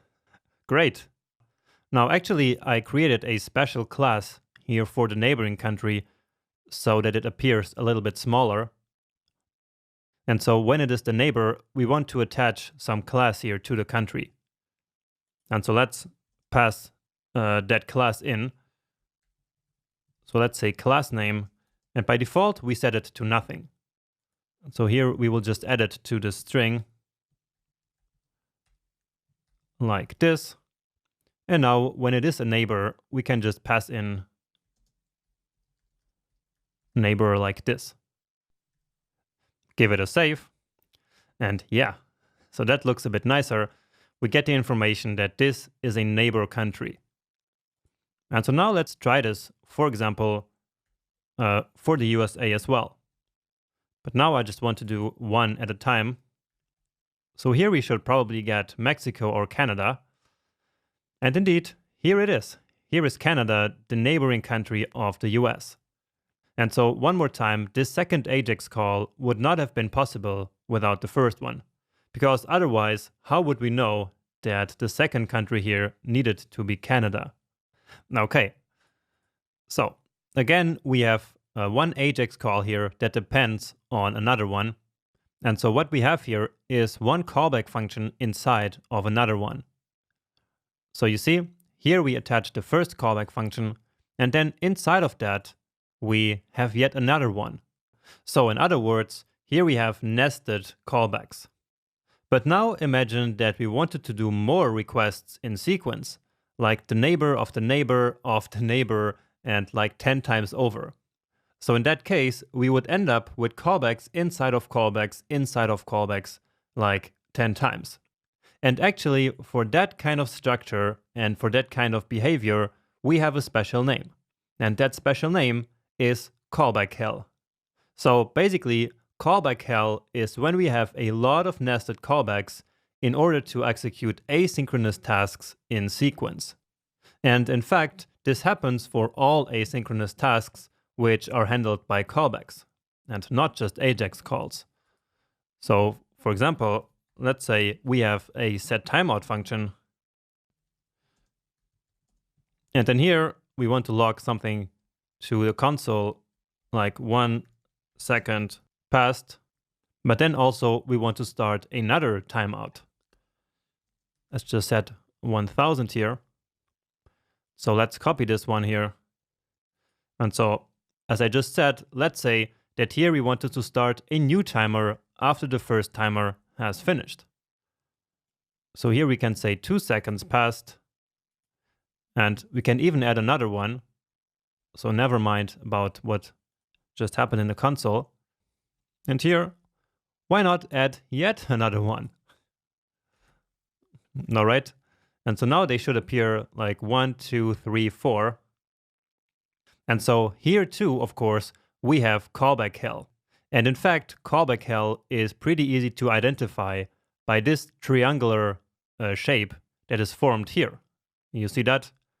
And also the same is starting to appear here. Right? So if we had more callbacks in here, then we would start to see a lot more indentation here. And then this triangular shape would also appear there. Now, the problem with callback hell is that it makes our code look very messy. But even more important, it makes our code hard to maintain and very difficult to understand and to reason about. And code that is hard to understand and difficult to reason about will have more bugs and is just worse code. So this is a great rule that you should always remember and keep in mind. So again, the rule is that code that's hard to understand is basically bad code because it will have more bugs. Because the harder it is to understand code and to reason about the code, the more difficult it will be to add new features and to add more functionality to the application. But anyway, given all these problems with callback hell, we of course need a way to solve callback hell. And fortunately for us, since ES6, there is actually a way of escaping callback hell by using something called promises. And so let's now take the next step in our journey of asynchronous JavaScript, which is to learn all about promises. In the last video, we got a glimpse into callback hell, and it was not pretty. So in this lecture, let's learn about a modern JavaScript feature called promises, so that we can escape callback hell. However, before we learn about promises, we should actually see one. And so let's now replace the old XML HTTP request function with the modern way of making AJAX calls. And that is by using the fetch API. So let me go up here to our first function, and I will just copy all of this just to see how it used to work and how we can do it now. Okay, so this is how we used to do it, and now all we need to do is to call fetch, and then with our URL, so let's just grab that part and then specify Portugal, and that's actually it. All we have to do now is to store the result into a variable, and let's still call it request here. Now there are actually some more options that we can specify here in the fetch function if we'd like, but to make a simple GET request like this one, all we really need is to pass in the URL, and that's it. So for more complex AJAX calls, the fetch function can take in like an object of options as well. But again, for now, we don't need that. But anyway, let's now give it a save. And well, we should also log the request to the console to see what happens. And so you see that the fetch function immediately returned a promise here. So as soon as we started the request, we stored the result of that into the request variable. And then as we logged it, we immediately got the promise here. So let's do that again. And again, right away, we got something called promise. And here it says pending. So if we open that up, then here it says fulfilled. And we also have like a value here. But I'm not going to go into full detail just yet. So what matters here is that now we actually have a promise. And so this promise is right now stored in this request variable. But now, what exactly is a promise and what can we do with it? Well, let's find out. So the formal definition of a promise is that it's an object that is used basically as a placeholder for the future result of an asynchronous operation. And if that sounds weird to you, we can also say that a promise is like a container for an asynchronously delivered value. Or even less formal, let's say that a promise is a container for a future value. So there you go. That's the most distilled down definition of what a promise is. So a container or a placeholder for a future value. And a perfect example of a future value is the response coming from an AJAX call. So when we start the AJAX call, there is no value yet, but we know that there will be some value in the future. And so we can use a promise to handle this future value. And don't worry, this will really make sense once we go back to code. But to understand this concept even better, I like to use the analogy of a lottery ticket. So a promise is just like a lottery ticket. So when I buy a lottery ticket, essentially I buy the promise that I will receive some amount of money in the future if I guess the correct outcome, right? So I buy the ticket now with the prospect of winning money in the future, and the lottery draw, which determines if I get the money or not, happens asynchronously. So of course, I don't have to drop everything and keep waiting until the lottery draw happens, right? Now, in case I did get the correct outcome, then I will receive my money, because I have my lottery ticket, which is the promise that I bought. Now, what's the big advantage of using promises? Well, there are two of them actually. First, by using promises, we no longer need to rely on events and callback functions to handle asynchronous results. Events and callback functions can sometimes cause unpredictable results, and so this is a big win already. But even better, with promises, we can chain promises for a sequence of asynchronous operations instead of nesting like we did in the last video. And with this, we can finally escape callback hell, which was our initial goal all along. And by the way, promises are an ES6 feature, so they became available in JavaScript in 2015. And so by now, they are widely used by everyone. Now, since promises work with asynchronous operations, they are time sensitive, so they change over time, and so promises can be in different states. And this is what we call the life cycle of a promise. So in the very beginning, we say that the promise is pending. And so this is before any value resulting from the asynchronous task is available. Now, during this time, the asynchronous task is still doing its work in the background. Then, when the task finally finishes, we say that the promise is settled. And there are two different types of settled promises, and that's fulfilled promises and rejected promises. So a fulfilled promise is a promise that has successfully resulted in a value just as we expected. For example, when we use a promise to fetch data from an API, a fulfilled promise successfully got that data, and it's now available to being used. On the other hand, a rejected promise means that there has been an error during the asynchronous task. In the example of fetching data from an API, an error would be, for example, when the user is offline and can't connect to the API server. Now, going back to the analogy of our lottery ticket, the lottery draw is basically the asynchronous task which determines the result. Then, once the result is available, the ticket would be settled. Then, if we guessed the correct outcome, the lottery ticket would be fulfilled and we get our money. However, if we guessed wrong, then the ticket basically gets rejected and all we did was waste our money.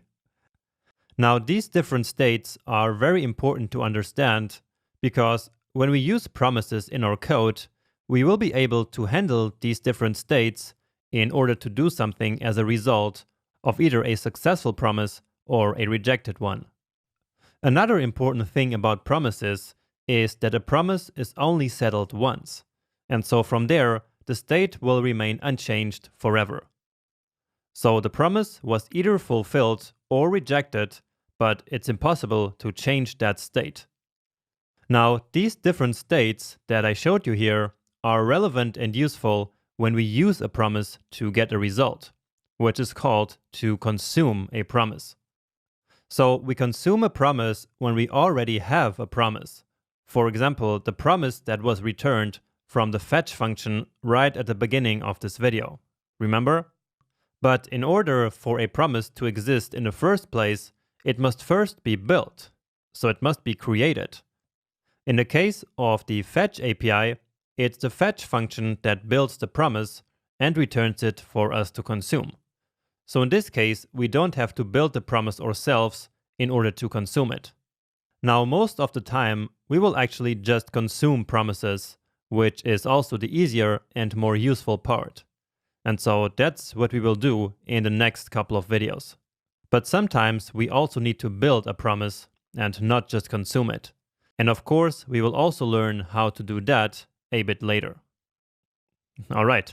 And so now let's actually start using promises in the next video. In this lecture, we will learn how to consume a promise. And in this case, we will consume the promise that was returned by the fetch function. So let's now implement the getCountryData function from the very first lecture, but of course this one using a promise. So get country data, and so again here we pass in a country, And then here we will want this fetch function.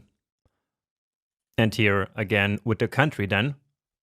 So making this a template, literal again, and then country. And as we already know, calling the fetch function like this will then immediately return a promise, so as soon as we start the request. And in the beginning, this promise is of course still pending, because the asynchronous task of getting the data is still running in the background. So just as we learned in the last lecture. Now, of course, at a certain point, the promise will then be settled, and either in a fulfilled or in a rejected state. But for now, let's assume success. So assume that the promise will be fulfilled and that we have a value available to work with. And so to handle this fulfilled state, we can use the then method that is available on all promises. So just like this. So again, this here will return a promise, and on all promises, we can call the then method. Now into the then method, we need to pass a callback function that we want to be executed as soon as the promise is actually fulfilled. So as soon as the result is available. So a function, and then this function will actually receive one argument once it's called by JavaScript. And that argument is the resulting value of the fulfilled promise. So let me call it response here, because this is the response of an AJAX call in this case. All right, and that's it. So this is how we actually handle a fulfilled promise. But now let's actually do something with the response here. And as always, I will start by logging it to the console. But of course, we also need to call this function here. All right. And so here we now get the response indeed. And even the type of this object is actually called response. Let's just get rid of this here for a second. So we have a cleaner output here. All right. And so here indeed we have a couple of things about the response itself. For example, here the status code or the headers. And so if you watch the lecture about how the web actually works behind the scenes, then this kind of data here will be familiar to you. But anyway, what we're actually interested in is the data itself. And so that data is in the response body here. So let's click here just to see. And as we see, the body is basically this readable stream. All right. And so actually, we cannot yet really look at the data here. So in order to be able to actually read this data from the body, we need to call the JSON method on the response. Okay, so JSON is a method that is available on all responses of the fetch method. So what I mean is this. So response.json. So again, the JSON method here is a method that is available on all the response objects that is coming from the fetch function. So all of the resolved values. And indeed, this response here is in fact a resolved value. And so therefore, it does have the JSON method attached to it. Now the problem here is that this JSON function itself is actually also an asynchronous function. And so what that means is that it will also return a new promise. And that's all a bit confusing, and I really don't know why it was implemented like this, but this is just how it works. So anyway, what we need to do now here is to actually return this promise from here. Okay, because remember, this here will be a new promise. Okay, and so now we need to handle that promise as well. All right, and so the way we do that is to then call another then right here. So we need another callback function. This time let's call it data. And for now, let's log it here to the console. And let's give it a save just to see if it worked. And yeah, here it is. So here we are back to having the same data that we already had before, but this time using a promise, or actually two promises. So let's recap what happened here. And the first part here, I think, is pretty straightforward, which is this fetch function here returning a promise, and then we handle that promise using the then method, right? But then to actually read the data from the response, we need to call the JSON method on that response object. Now this itself will also return a promise, and so if we then return that promise from this method, then basically all of this becomes a new promise itself. And so since this is a promise, we can then again call the then method on that. And so then again, we have a callback. And this time we get access to the data because the resolved value of this promise here is going to be the data itself. So basically the data that we're looking for, which is then this one here, right? And so now all we have to do is render country of data 0. Okay? And so here it is. So we just did the same thing as before, but using promises. And if we didn't have all of these console.logs here, we could actually simplify this a lot. So let me just copy it so that we get to keep this version as well. But then we can create a highly simplified version as well. So getting rid of this console.log and this one here. And then we can transform these here to arrow functions. And so this is going to work because this one will now implicitly return this result here. So this promise. And so then on that promise, we can call another then method. All I'm doing here is to simplify the code that we already had before. And you see that indeed it still works. So what do you think looks cleaner and nicer?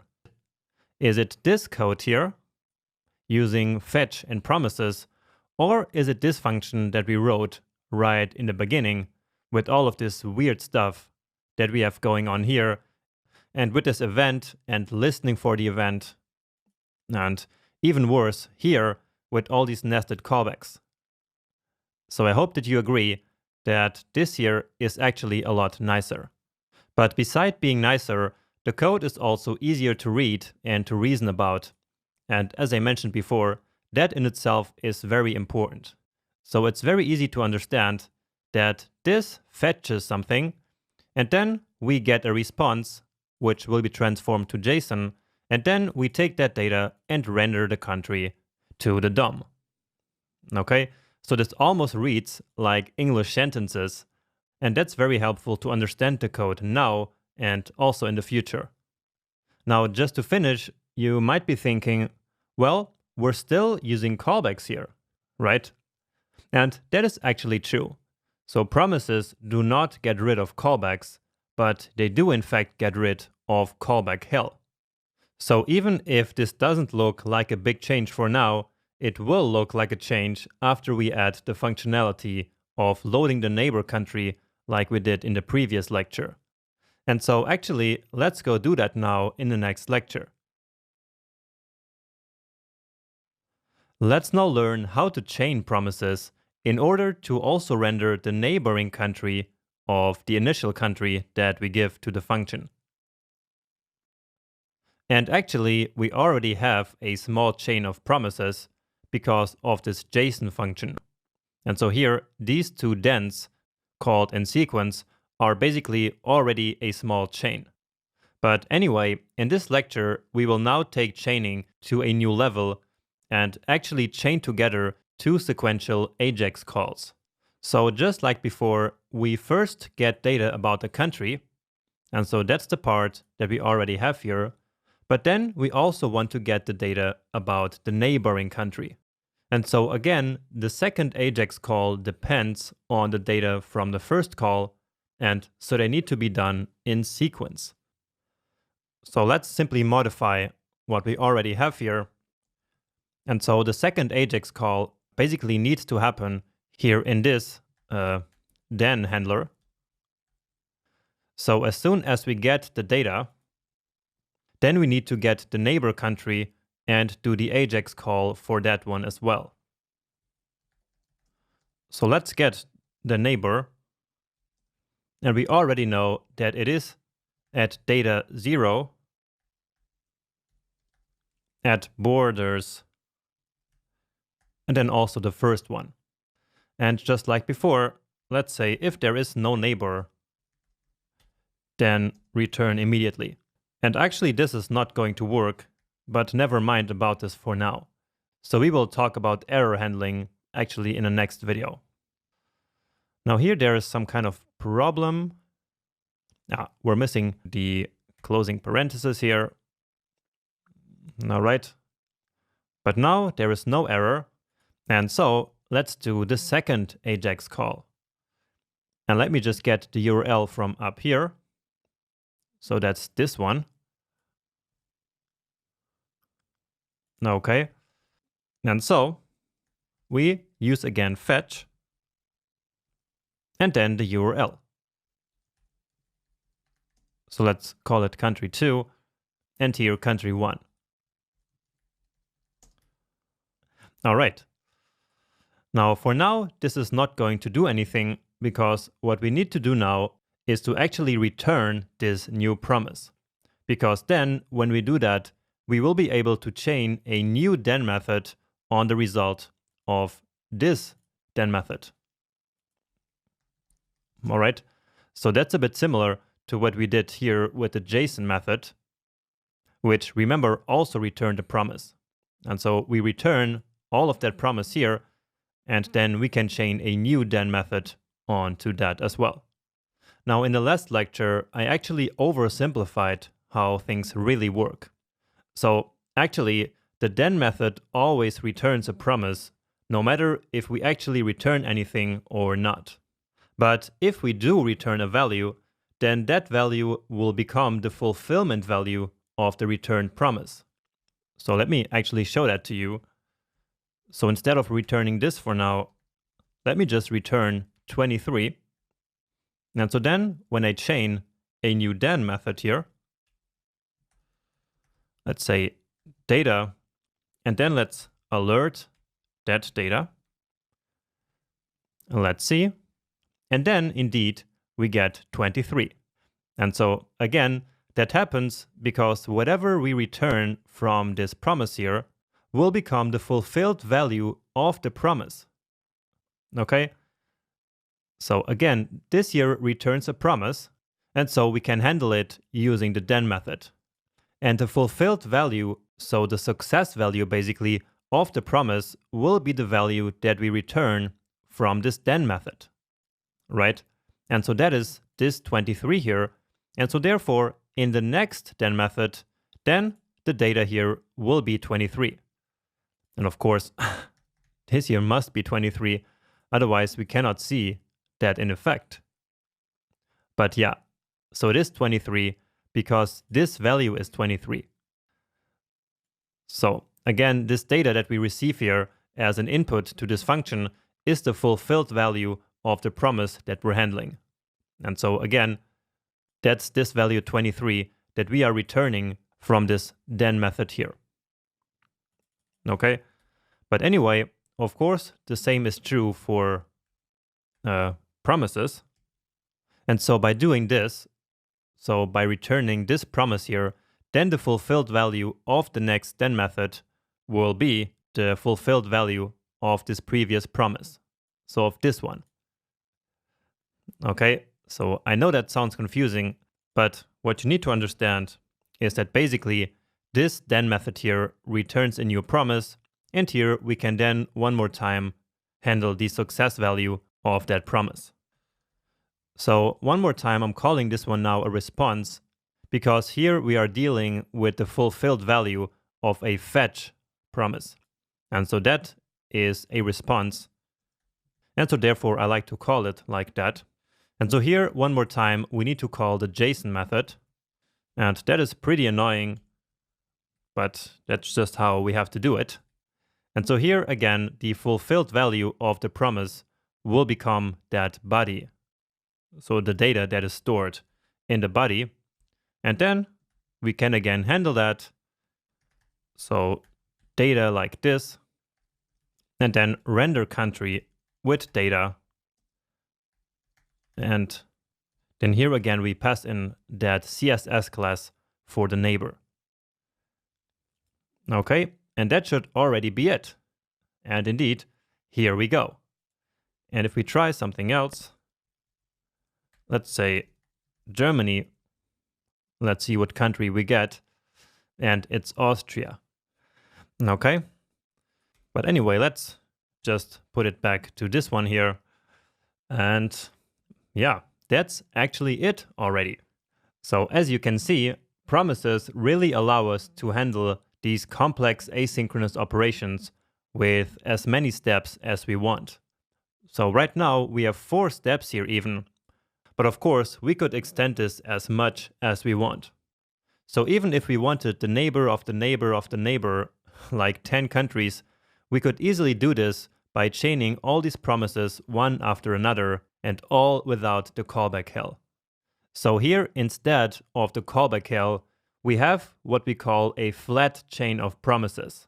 And this one is, again, very easy to understand and to read. So as a conclusion to this video and the previous one, promises really are an incredibly powerful and elegant solution to handle asynchronous code. Now, just to finish, I want to show you a pretty common mistake that many beginners make, which is to basically chain this then method directly onto a new nested promise. So, as we know, this one immediately returns a promise, and so many beginners basically do this instead. Let me show it to you here.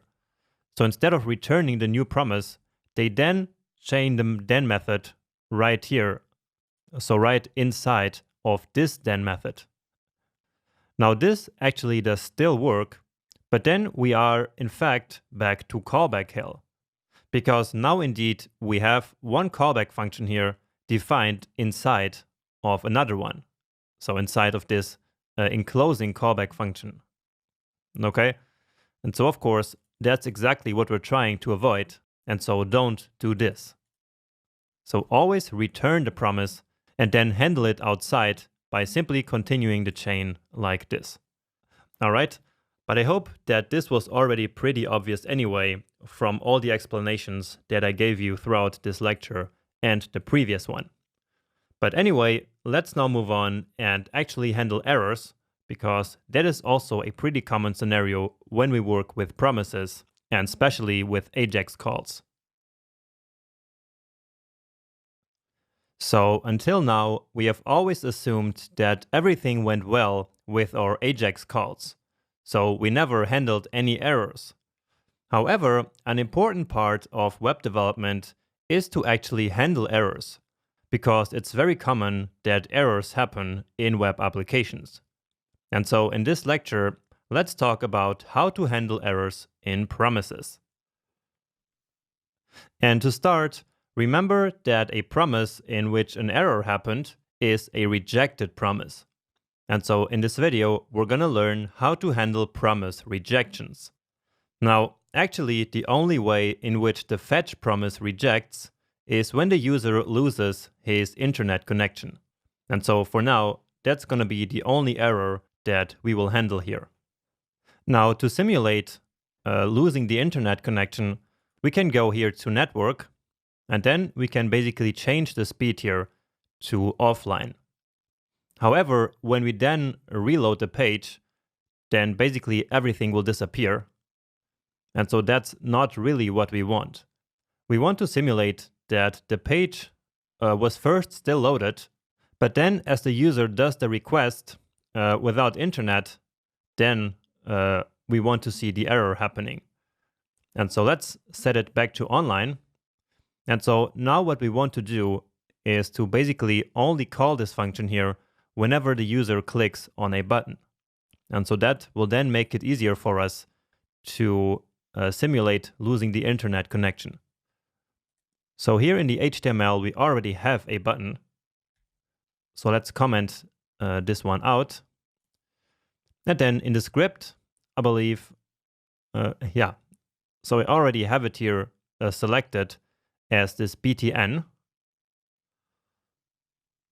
And so all we will do now is btn.addEventListener, click, and then here function, and just like this. All right. So just to see what happens here. So indeed, that works just fine. But now watch what happens when we set ourselves offline. Let's go back to the console. And so now when we do the request, then we get these errors here. So first, this one here. But the one that's most important is that we now have an on-caught promise. And so because we have failed to fetch. And so at this point, for the first time, the promise that's returned from the fetch function was actually rejected. And so let's now handle that rejection. Now there are two ways of handling rejections. And the first one is to pass a second callback function into the then method. So the first callback function here is always going to be called for the fulfilled promise, so for a successful one. But we can also pass in a second callback, which will be called when the promise was rejected. So let's do that. And this callback function will be called with an argument, which is basically the error itself.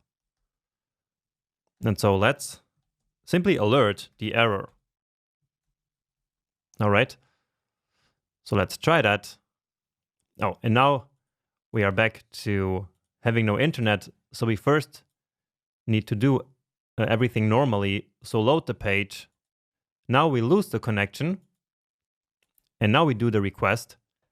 And so now actually we handled the error by displaying this alert window. And the error that we saw previously down here is now gone. So now, in fact, we no longer have this uncaught error down here because we did actually catch the error right here. So handling the error is also called catching the error. And so again, that's the reason why this error that we had here before disappeared. So it said uncaught error, but again, now we are actually catching it here. And so with this, we are now handling the error that might occur in this promise here. Okay. Now in this case, there are then no more errors because basically the chain stops here when this error happens and when it's handled right here. But now what if there was actually no error in this fetch promise here? So basically, what if this fetch promise was actually fulfilled, but then the second one here was rejected? Well, then we would also have to catch an error here. So we would have to come here, get this function and paste it here, and also handle the error right here. However, that is a little bit annoying, and so in fact, there is a better way of basically handling all these errors globally just in one central place. So instead of all of these callback functions here, let's just delete them. Okay, so this is a lot nicer just having one callback in the then. And then instead, we can handle all the errors no matter where they appear in the chain right at the end of the chain by adding a catch method. And then here we can actually use the same callback function because the callback function here will also be called with the error object that occurred. And so then we can handle it in some way. All right. So again, this catch method here at the end of the chain will basically catch any errors that occur in any place in this whole promise chain, and no matter where that is. So errors basically propagate down the chain until they are caught. And only if they're not caught anywhere, then we get that uncaught error that we saw right in the beginning. All right, so let's now try this again, and we will have to put back the internet, reload the page, get back offline, and indeed, we get the same error now here. So the same alert window that we had before. Now instead of having that annoying alert window, let's just log the error to the console and create some string here. So error, and then let's just add some emojis so that we know exactly which errors were printed by ourselves. Well, let's add a couple of them here. And in fact, we can actually also style this one with console.error. Remember?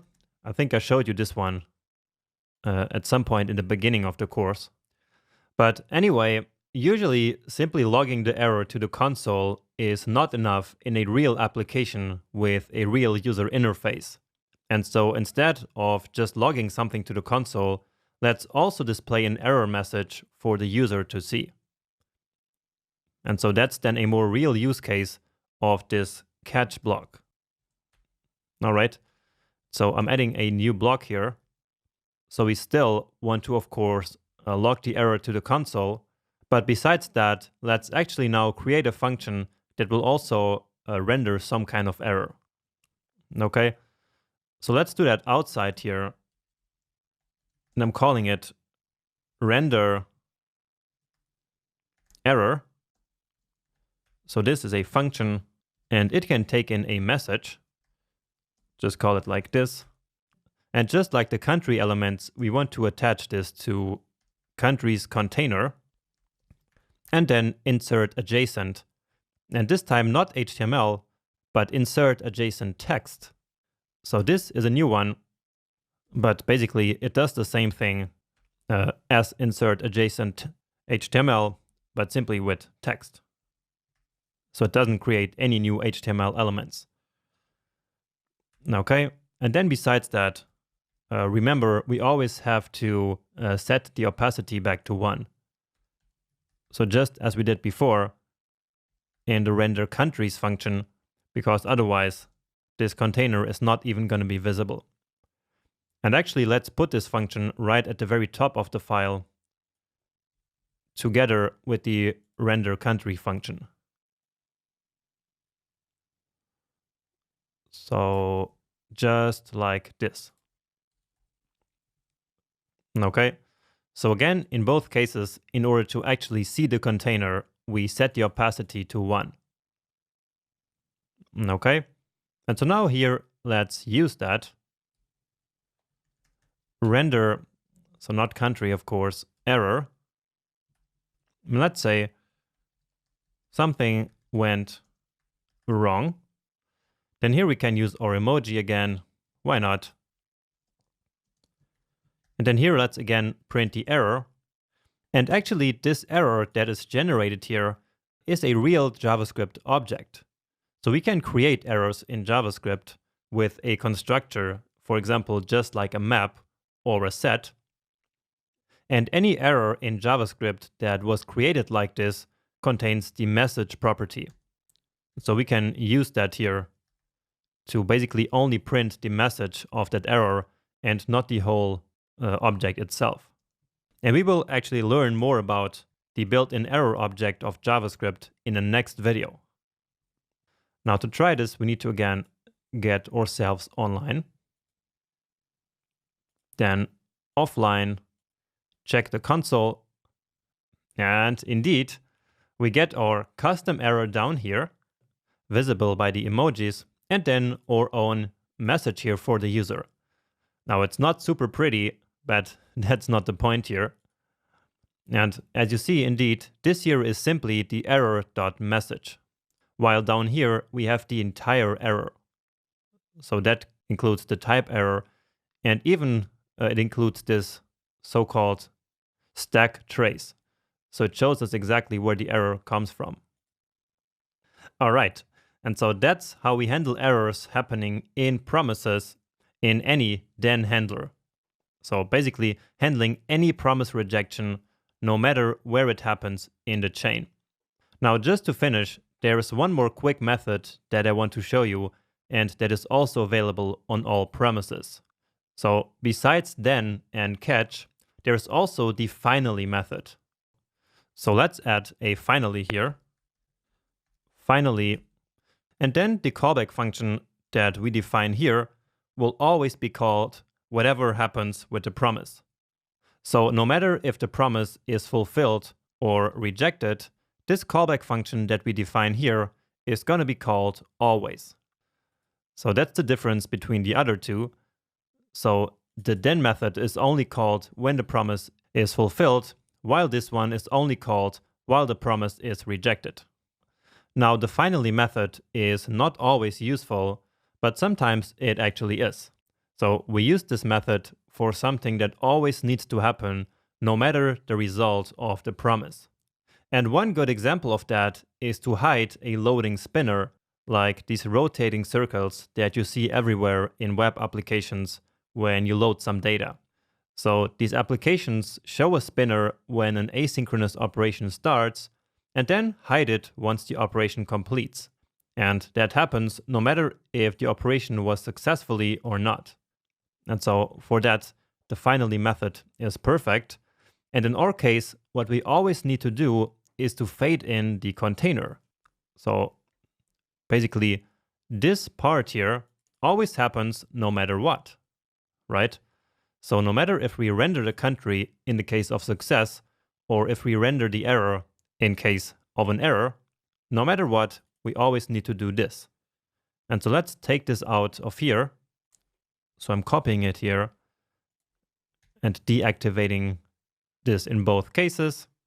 And then let's put it here into the finally handler.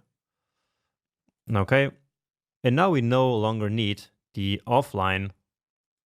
So let's just reload, put it here, and yeah, that works beautifully.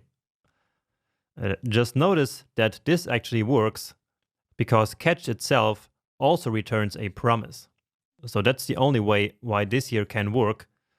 So of course, this only works on promises. And so, yeah, again, this can only work if catch itself also returns a promise. All right. Now let's try to simulate another error so that I can show you what we need to do next. So let's say that we're trying to search for a country that simply doesn't exist. And so our API is not going to find any result for that. Let's say just this. So let's see.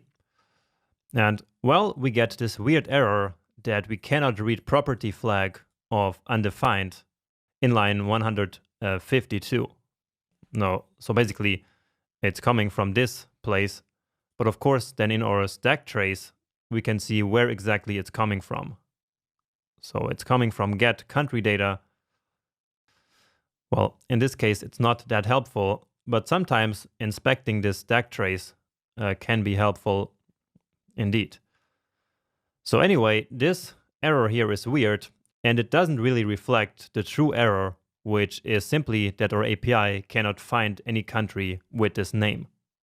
So the true error is of course not that we cannot read flag of undefined, but in fact it is that our API cannot find any country. And so that's reflected here with the status code of 404. However, as I said in the beginning, the fetch promise only rejects when there is no internet connection. But with a 404 error like this, which is not a real error, but well, it kind of is.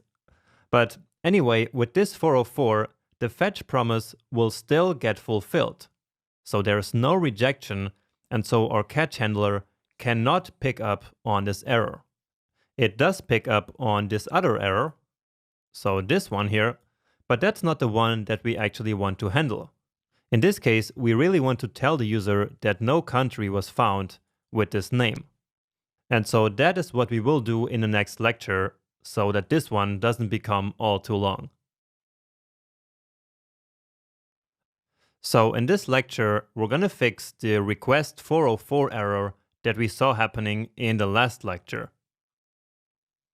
And so as we saw in the last video, the problem here is that during the fetch, there was a 404 error, which is because our API couldn't find any country with this name.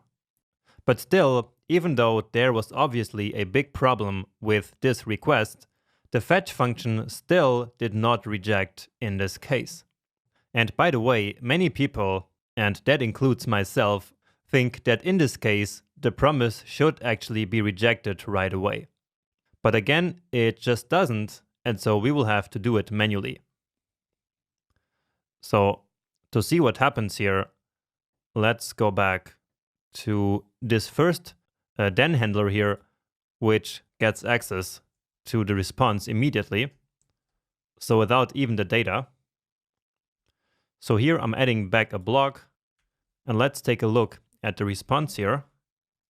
And also, since we added back the block, we now need to return this explicitly.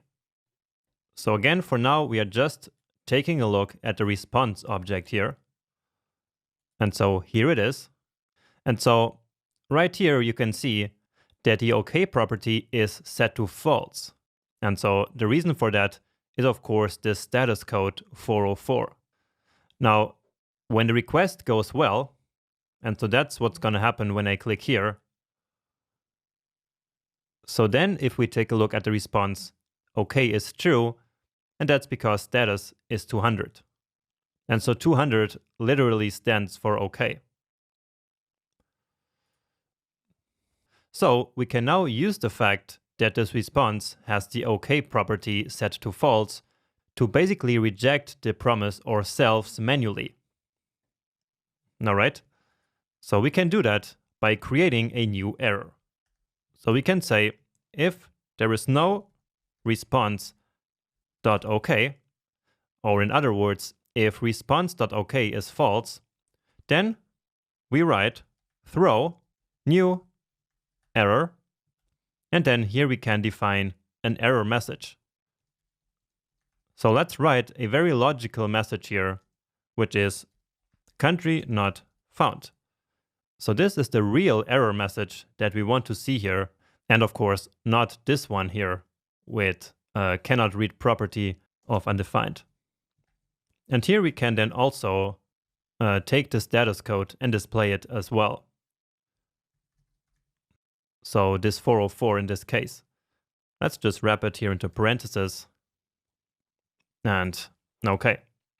So this is something that we never did before. So let's analyze what happens here. So we create the new error by using, again, this constructor function basically. And then we pass in a message, which is going to be the error message. Then we use the throw keyword here, which will immediately terminate the current function. So just like return does it. Now, the effect of creating and throwing an error in any of these then methods is that the promise will immediately reject. So basically, the promise returned by this then handler here will be a rejected promise. And that rejection will then propagate all the way down to the catch handler, which we already have set up here. And so now, if we would try to reload this, and actually let's do that. So now this error message that we created here, so that's country not found 404. So exactly this is exactly the rejection that we created here by creating this new error. All right.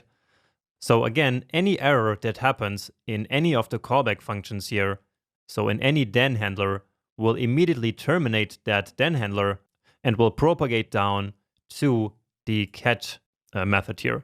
And then in there, we handle that error. And so therefore, that's why we then see the error here displayed. So that error.message is exactly that message that we pass into the error here. And in fact, the same is true for any other error. So before we had this, the error that we saw was this one here.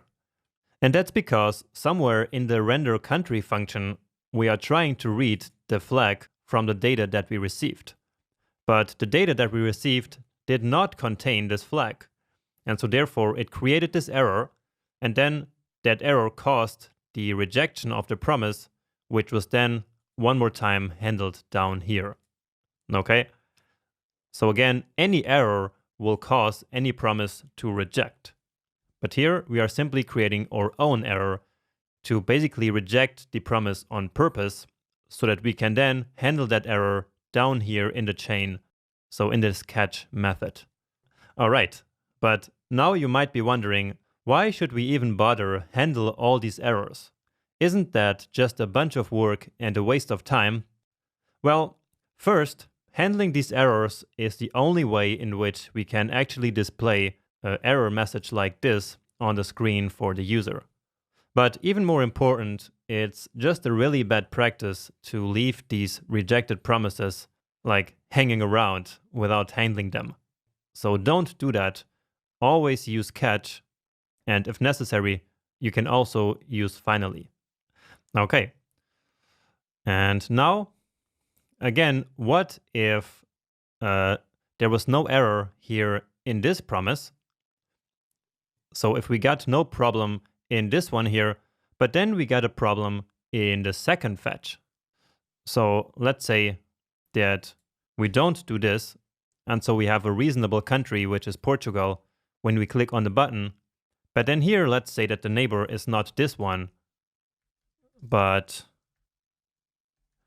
this country code, which I'm sure does not exist. And so now there is going to be a rejection in this promise, right? So we get another error here. In this case, it's a 400 error, which means something else.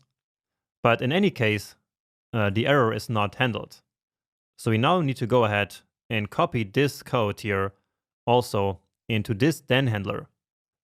Let's actually do that, even though we know it's a bad practice and we need to fix this later. Okay. And so now we get the error message that we want. So again, country not found, and this time with the code 400. But now, of course, we have all this duplicate code here. So we shouldn't have this here. And in fact, even all of this is kind of repetitive. It's really, if you think about it, the same code as this one. And so now I think that it's a good time to actually create ourselves a really nice helper function. And this helper function will wrap up the fetch, the error handling, and also the conversion to JSON. Because in my opinion, it's really a bit cumbersome to having to do all these steps all the time. So having the fetch and then having to convert that response to JSON and only then being able to handle it, right? So instead, we will basically encapsulate all of this here into one nice function. So let's do that. And I'm going to call it getJSON. So basically, because it gets data and it immediately converts it to JSON. Now, what do we need here as parameters? Well, for sure, we need the URL. And so for now, that's okay here. So let's get, or actually we can just write it. So what we want here is fetch, and then the URL that we pass into the function. And then on that, we want to call then, and then basically with all of this. So let's grab it here. And of course, we are missing the callback function itself here. So that should end somewhere here. And, well, apparently it doesn't. Maybe like this. And yes, that's correct. All right. Now, in order to actually make this function here really generic, we do not want to hardcode the error message, but instead we want to pass the message in. So let's say error message, and we can set a nice default value. So let's say something went wrong, which again is very generic. And so here inside of this, we then want the error message that we pass in and along with response.status. Okay, and now all we need to do is to return all of this. And so like this getJSON function will actually return a promise. And so this is then just like any other promise that we can call here in our chain and basically replace all of this. So just so we can keep this code, I'm going to copy it. And so you can then keep this code here basically as a reference for when you need to study it again. Okay, but again, I will now go ahead and take everything that we just nicely encapsulated into our getJSON function and simply replace this. So getJSON, and then the URL is this one, and the error message is country not found.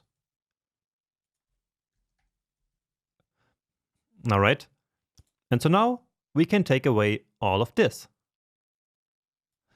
So this is already in our getJSON function, and so we don't need this. All right, and now the same down here. Instead of fetch, we can get JSON, and then we don't need this then here. And again, the error message is country not found. Okay, and so let's get rid of this. All right, so let's check here. And indeed, we get, again, country not found with code 400 because of this one.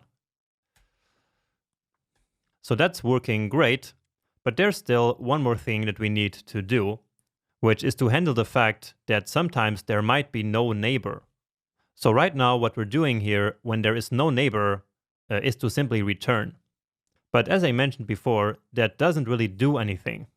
So let me just try here a country that has no neighbors. So let's say Australia, because that is an island. And so here again, we get cannot read property flag of undefined. And so that is happening because it is trying to render a country that doesn't exist. Okay. So again, it's because of this neighbor. And just to make sure to illustrate my point here, you see that the neighbor is indeed undefined. And so what we want to do here is to simply, just like before, throw a new error that will then get caught down here in our catch handler. Right? So throw new error, no neighbor found. And that's a lot better. So now this is a real error message that actually makes sense to the user. Of course, this could be all a bit better, but this is just a demonstration anyway.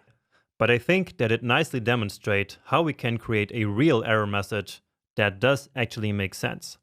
And again, that is super important for any user interface that you're building. Because in web applications like this very small one, errors will happen. That is just guaranteed, and so your application needs to be ready and needs to be prepared for that. All right, so let's now quickly recap here. And I think that the big takeaway from this lecture is that whenever we want to create some error that we want to handle down here in the catch handler, all we need to do is to throw and create a new error just like we did here. And of course, we can do that for multiple reasons. So in this case here, we did it simply because in this situation, no neighbor can be found. And so that is a good reason to display an error message on the user interface. And since we do that down here in our error handler, the best way of doing that is to indeed throw an error. And remember that this works because throwing an error inside of this callback function of this then method will immediately reject this promise. And so then that rejected promise will travel down the chain until it is eventually caught somewhere. So again, in this case, it is right here in this catch handler.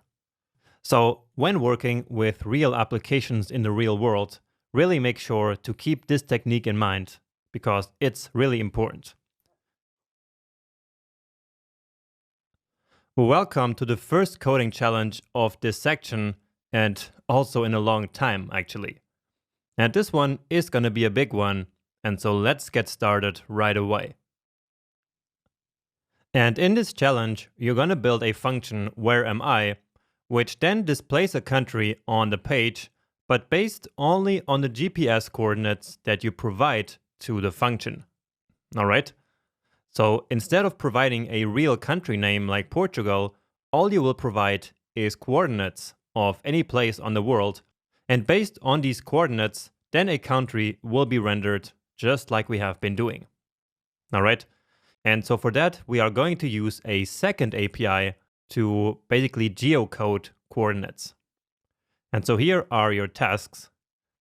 So again, create a function where am I, which takes as inputs the latitude and longitude. So coordinates, as you already know, and as always, we have some test data down below. Then the next step, once you got these coordinates, is to do reverse geocoding on these coordinates. And reverse geocoding means to convert coordinates to a meaningful location, for example, a city or a country name. And so the API that we're going to use for that is this one. So go to this URL geocode.xyz, and then here click on API. And so down here, you then have the format of the URL that you need to use in order to do reverse geocoding. All right, so the URL format is simply this one here, but instead of XML, you should use JSON. So that's exactly what we have here. All right, so to do this, you should use the fetch API, of course, and then also promises, just like we have been doing in the last couple of videos. However, do not use the getJSON function that we created previously. So that would be cheating because it would make this whole challenge too easy. Next, once you have the data, take a look at it, and then using the data, print a message like this here to the console. Then chain a catch method to the end of the promise and log any errors that might occur to the console. Then finally, there's one important thing about this API, which is that it only allows you to make 3 requests per second.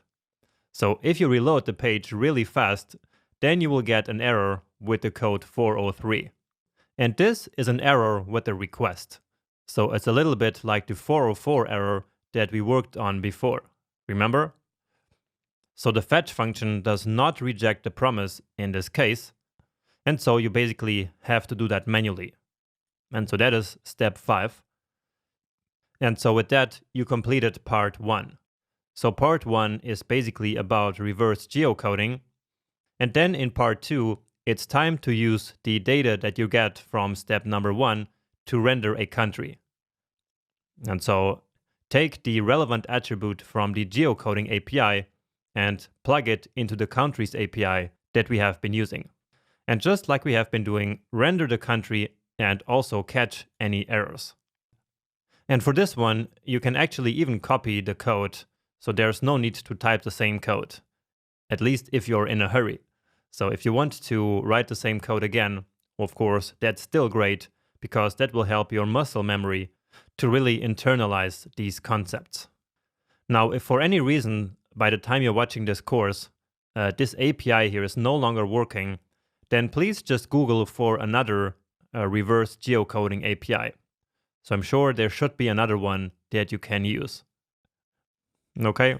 But anyway, once you have all of this done, then you should test your function with these 3 test data coordinates.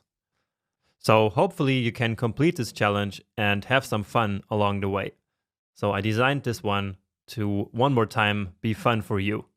So go have some fun now, and I see you back here once you're ready.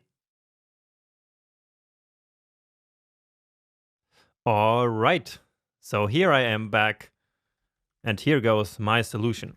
So where am I is the function that we're gonna create, and that you hopefully created yourself. And so if your code works perfectly, then there's actually not even a need to watch this video probably to the end. But anyway, let's now take this URL format and then do a fetch request to this URL. So fetch, here let's use a template string, because now here we need to plug in the latitude. And then here after the comma, we need the longitude. All right, then on this we call the then method, and here we get the response. Let's just call it res for now, and then immediately we return res.json, which, remember, will return a new promise, and it is this one which then will get the data, because the data is going to be the resolved value of this promise. Right, so that's nothing new. And so let's just take a look at the data here. All right.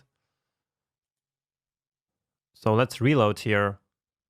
Oh, and of course, I need to call this function indeed. So let's grab these coordinates, give it a save. And so now it actually already worked. All right. So let's open it and let's see what kind of stuff we have here. So we have the city, we have so basically the confidence that this data is correct, which is 90%, which is pretty good. So the country is Germany. And then here we have all kinds of stuff. But what matters is actually the country, at least for part 2, which is going to be to render the country. But for now, the task is to log to the console a string, you are in city and then country. So like in Berlin, Germany. Okay, so let's do that. So you are in, and then data.city, data.country, country like this. And all right. So we are in Berlin, Germany. Let's actually already do this with the other coordinates. So let's see what countries we are in. I actually have no idea. All right. So we get undefined, undefined. And so this is actually the problem that I was mentioning right at the beginning. So, so this one, where the API, so where the API only allows 3 requests per second. And so now we got this error 403. And so indeed, it is exactly this one. All right. And so one more time, the fetch function is not correctly handling this error. So it is not rejecting the promise, even though this clearly is an error. And so, as you already know, we need to now manually do that. So here we need to now return. And just to make sure, let's take a look at the response. And this doesn't always happen, okay? And so in this case, it actually worked just fine. So one of these here is Cape Town, South Africa, and the other one is Mumbai in India. All right. So let's try to reload again very fast here. And so now we get that error again. Okay. So where is that response? So the one that's associated to 13.381. So that's this one. And so one more time you get that OK is false. So let's use that to our advantage. So if res.ok is false, then throw new error with the error message problem with geocoding. And again, let's actually include the status code here. All right. So here we are throwing a new error. And so we are rejecting this promise that's going to be returned here. But we are, as of now, not catching it anywhere. And so at this point, we would have an unhandled promise rejection. And actually, let me show that to you. So I need to save this a bit faster in order to create the error. So sometimes it's not that easy to catch it. Let's do it really fast here. All right. So now you get uncaught promise, basically. So the error message is already the one that we want, but it should not be uncaught, right? And so indeed, we need to catch any promise rejection. And so let's do that. And all I'm going to do in this case is simply log it to the console as an error. Simply the error dot message. And then I will again like add an emoji here, just so we know that it's our own message. Okay, something is missing here apparently. So here again we get problem with geocoding.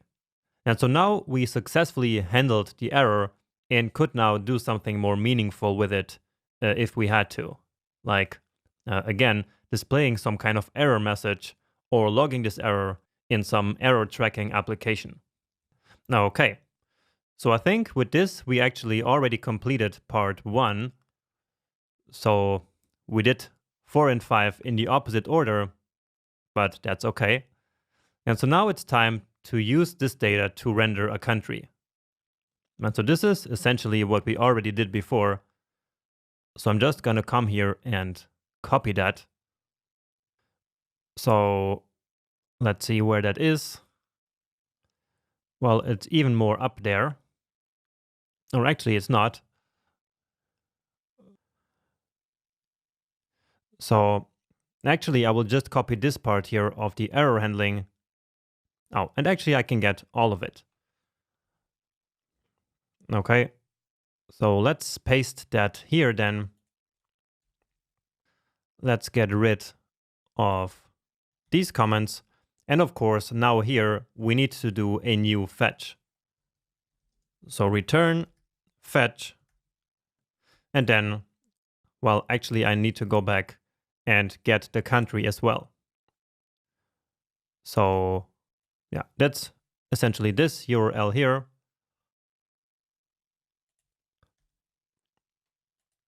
Okay. So let's save it. I'm not sure if it's going to work yet. And it doesn't. And that's of course because this country here doesn't exist. So the country that we need is stored in data.country. And so here we are now logging this string just like we were doing before. And then based on that country, we have our next fetch here, which we will then return. And then here we have that part where we handle the error if the country cannot be found. And finally, here then we render that country. But it is not going to be a neighbor. So let's get rid of this part. And up there, we called response simply res. So let's do the same here. And for now, let's test it only with one testing data. So let's see. And now we still get an error, cannot read property 0 of undefined. So where does that come from? And so this stack trace here is once again not really helpful. But I think that I still know the answer. And that is because here we actually needed to take the first element of the array. If I remember correctly. Well, now nothing happened. Oh, but I think I know why. And the reason for that is that previously we had this finally here. So we had this finally which set the countries container opacity back to 1. And as we did that, we removed this from here. So right here. So basically now we should set this back here so that we can be back to using it in the future. And so if I save this now, oh, beautiful. There you have it. And this is really amazing. So just using the GPS coordinates, we can now determine the country that we are in and then also display it along with a bunch of information about the country here on our page. And all thanks to the power of APIs and also asynchronous JavaScript. So let's now also test with these two. All right. But now here in one of them, we actually got an error with geocoding. And again, the reason for that is that we can only do 3 requests a second. And so sometimes this then doesn't really work. Oh, but now we actually got all 3. Now, this one here for India looks a bit weird. Right? So this one is India, but when we get the data for India, then apparently, because this country also has Indian in its name, this is then going to be the first country that is found. Right? So there's probably multiple countries for India. But yeah, that doesn't really matter here in this case. If you want, you can just use some other coordinates here. All right. But anyway, again, I hope you had some fun. And this was a great use case for how we can actually use multiple APIs in sequence to create a really amazing result like this one. So we learned what AJAX and APIs are. We used a bunch of asynchronous code already, and we learned all about promises.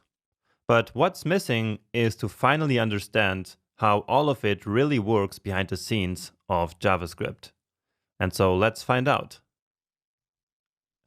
And to start, let's quickly review the JavaScript runtime that we talked about way back in the course, just to make sure that the rest of this lecture will make sense to you.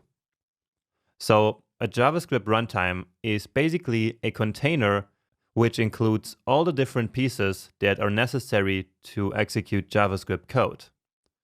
Now, the heart of every JavaScript runtime is the engine. So this is where code is actually executed and where objects are stored in memory. So these two things happen in the call stack and in the heap. Now, what's important to note here is that JavaScript has only one thread of execution, and so it can only do one thing at a time. There is absolutely no multitasking happening in JavaScript itself. Now, other languages like Java can execute multiple pieces of code at the same time, but not JavaScript. But anyway, next we have the Web APIs environment. These are some APIs provided to the engine, but which are actually not part of the JavaScript language itself. So that's things like the DOM, timers, the fetch API, the geolocation API, and so on and so forth. Next up, there is the callback queue. And this is a data structure that holds all the ready-to-be-executed callback functions that are attached to some event that has occurred. Finally, whenever the call stack is empty, the event loop takes callbacks from the callback queue and puts them in the call stack so that they can be executed. So the event loop is the essential piece that makes asynchronous behavior possible in JavaScript. It's the reason why we can have a non-blocking concurrency model in JavaScript. And a concurrency model is simply how a language handles multiple things happening at the same time. But now, how does this non-blocking concurrency actually work? And why is the event loop so important? Well, let's find out. And let's focus on the essential parts of the runtime here. So that's the call stack, the event loop, the web APIs, and the callback queue. So as you know by now, a JavaScript engine is built around the idea of a single thread. But if there's only one thread of execution in the engine, then how can asynchronous code be executed in a non-blocking way? Well, that's actually the big question that we're going to answer in this video. So essentially, you will learn how the JavaScript concurrency model really works behind the scenes using all the parts of the JavaScript runtime that you already know. And as always, we will do this by looking at a real code example. So let's walk through the code line by line, and I will keep updating the call stack as we go. However, you already know how the call stack works, and so it's best that you focus more on the code and on the web APIs in callback queue. Okay, but now let's start by selecting this image element, and then in the next line, we set the source attribute of that image to doc.jpg. And as we learned before, this will now start to load this image asynchronously in the background. But this time we can actually understand what that mysterious background actually is. So, as you already know, everything related to the DOM is not really part of JavaScript, but of the web APIs. And so it's in the web APIs environment where the asynchronous tasks related to the DOM will run. And in fact, the same is true for timers, AJAX calls, and really all other asynchronous tasks. So again, these asynchronous tasks will all run in the web APIs environment of the browser. Now, if the image would be loading in a synchronous way, it would be doing so right in the call stack, blocking the execution of the rest of the code. But as we already learned, that would be terrible. And that's why loading images in JavaScript is asynchronous. So it does not happen in the call stack, so not in the main thread of execution, but really in the web APIs environment, as I mentioned before. Now, if we want to do something after the image has finished loading, then we need to listen to the load event. And so that's exactly what we do in the next line of code. So here we attach an event listener to the load event of that image and pass in a callback function as always. In practice, this means to register this callback in the web APIs environment exactly where the image is loading. And the callback will stay there until the load event is emitted. So we're handling asynchronous behavior here with a callback, just as we learned before. But anyway, let's go back to the code. And so in the next line, we make an AJAX call using the fetch API. And as always, the asynchronous fetch operation will happen in the web APIs environment. And again, that's because otherwise we would be blocking the call stack and create a huge lag in our application. Finally, we use the then method on the promise returned by the fetch function. And this will also register a callback in the web APIs environment so that we can react to the future resolved value of the promise. So this callback is associated with the promise that is fetching the data from the API. And that's going to be important later on. So with this, we have now executed all the top level code, so all the code that is not inside any callback function in a synchronous way. We also have the image loading in the background and some data being fetched from an API. And so now it's time for this to get really interesting. Let's say the image has finished loading and therefore the load event is emitted on that image. What happens next is that the callback for this event is put in the callback queue. And the callback queue is basically an ordered list of all the callback functions that are in line to be executed. And you can think of this callback queue like as a to-do list that you would write for yourself with all the tasks that you have to complete. So the callback queue is also a to-do list of a kind, but with tasks that the call stack will eventually have to complete. Now in this example, there are no other callbacks in the queue yet, but there could be, of course. So if there were already other callbacks waiting in line, then this new callback would of course go straight to the end of the queue, and there it would sit patiently for its turn to finally run. And this actually has big implications. So imagine that you set a timer for 5 seconds. And so after 5 seconds, that timer's callback will be put on the callback queue, right? And let's say there were already other callbacks waiting, and let's also say that it took 1 second to run all of those callbacks. Then, in that case, your timer's callback would only run after 6 seconds and not after 5. So these 6 seconds are the 5 seconds that passed for the timer, plus the 1 second that it took to run all the other callbacks that were already waiting in line in front of your timer. So what this means is that the timer's duration that you define is not a guarantee. The only guarantee is that the timer's callback will not run before 5 seconds, but it might very well run after 5 seconds have passed. So it all depends on the state of the callback queue and also another queue that we're going to learn about in a second. Now, another thing that's important to mention here is that the callback queue also contains callbacks coming from DOM events like clicks or key presses or whatever. Now, we learned before that DOM events are not really asynchronous behavior, but they still use the callback queue to run their attached callbacks. So if a click happens on a button with an event listener, then what will happen is just like what I illustrated here with the asynchronous load event. But anyway, now it's time to finally learn about the event loop. So here is what the event loop does. It looks into the call stack and determines whether it's empty or not, except of course for the global context. Then if the stack is indeed empty, which means that there is currently no code being executed, then it will take the first callback from the callback queue and put it on the call stack to be executed. And this is called an event loop tick.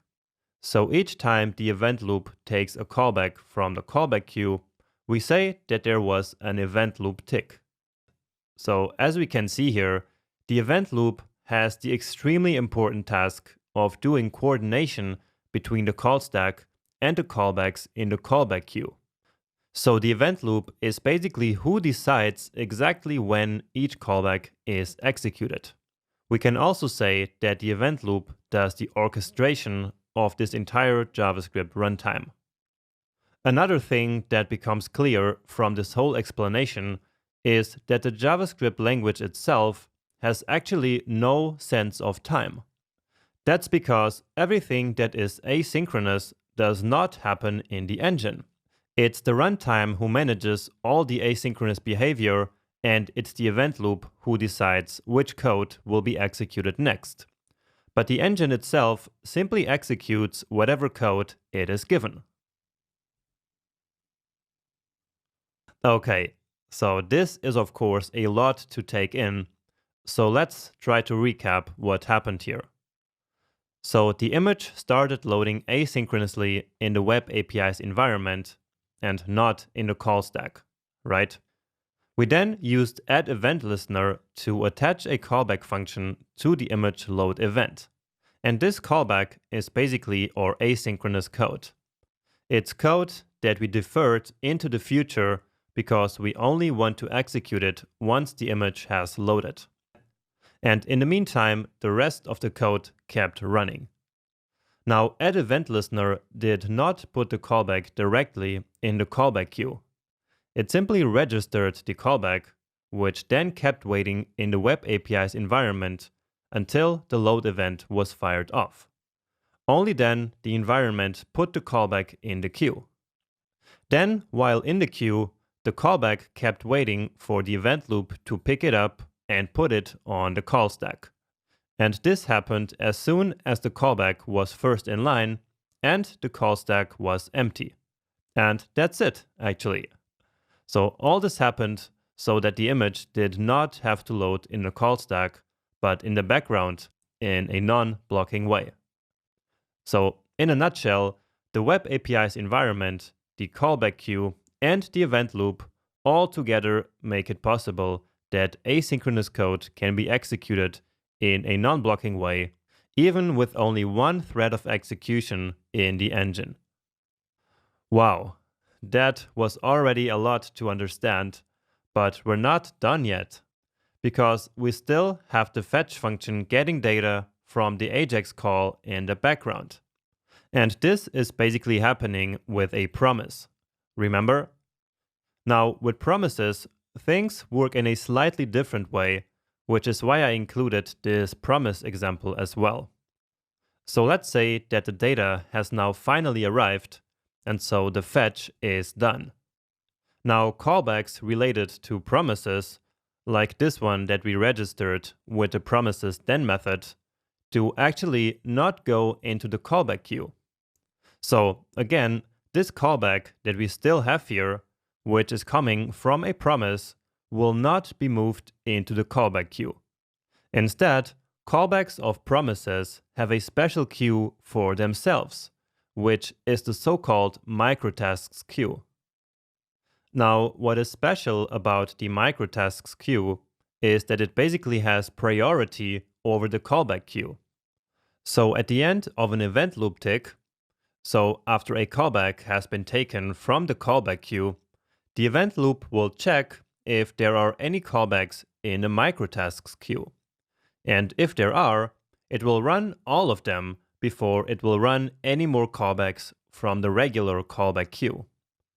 And by the way, we call these callbacks from promises microtasks, and therefore the name microtasks queue. And there are actually other microtasks, but that's not relevant here. So going back to our example, currently we actually do have a microtask sitting in a microtasks queue.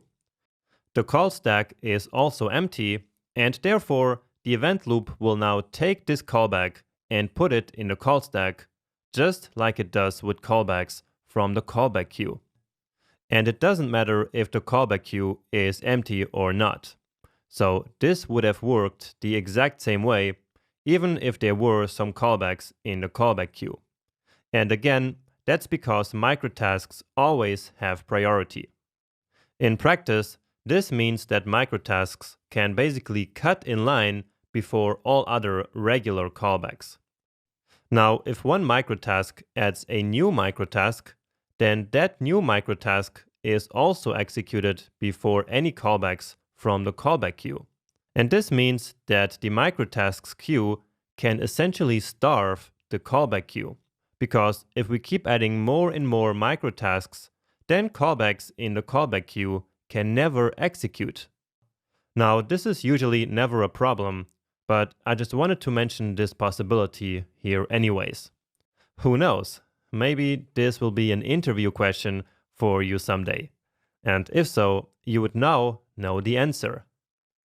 But anyway, as you can hopefully see, the idea of running asynchronous code with regular callbacks and with microtasks coming from promises is very similar.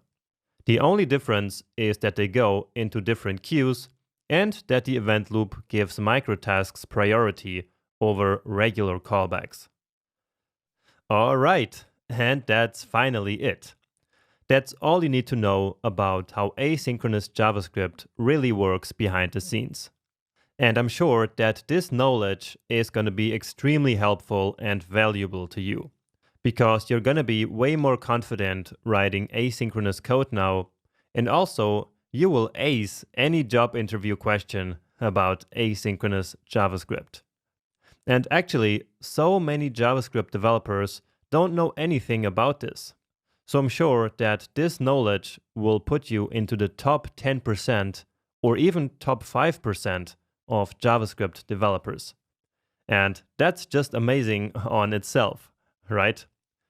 But anyway, let's now finish here and try out some of this stuff in practice so that you see for yourself that I didn't just make this stuff up.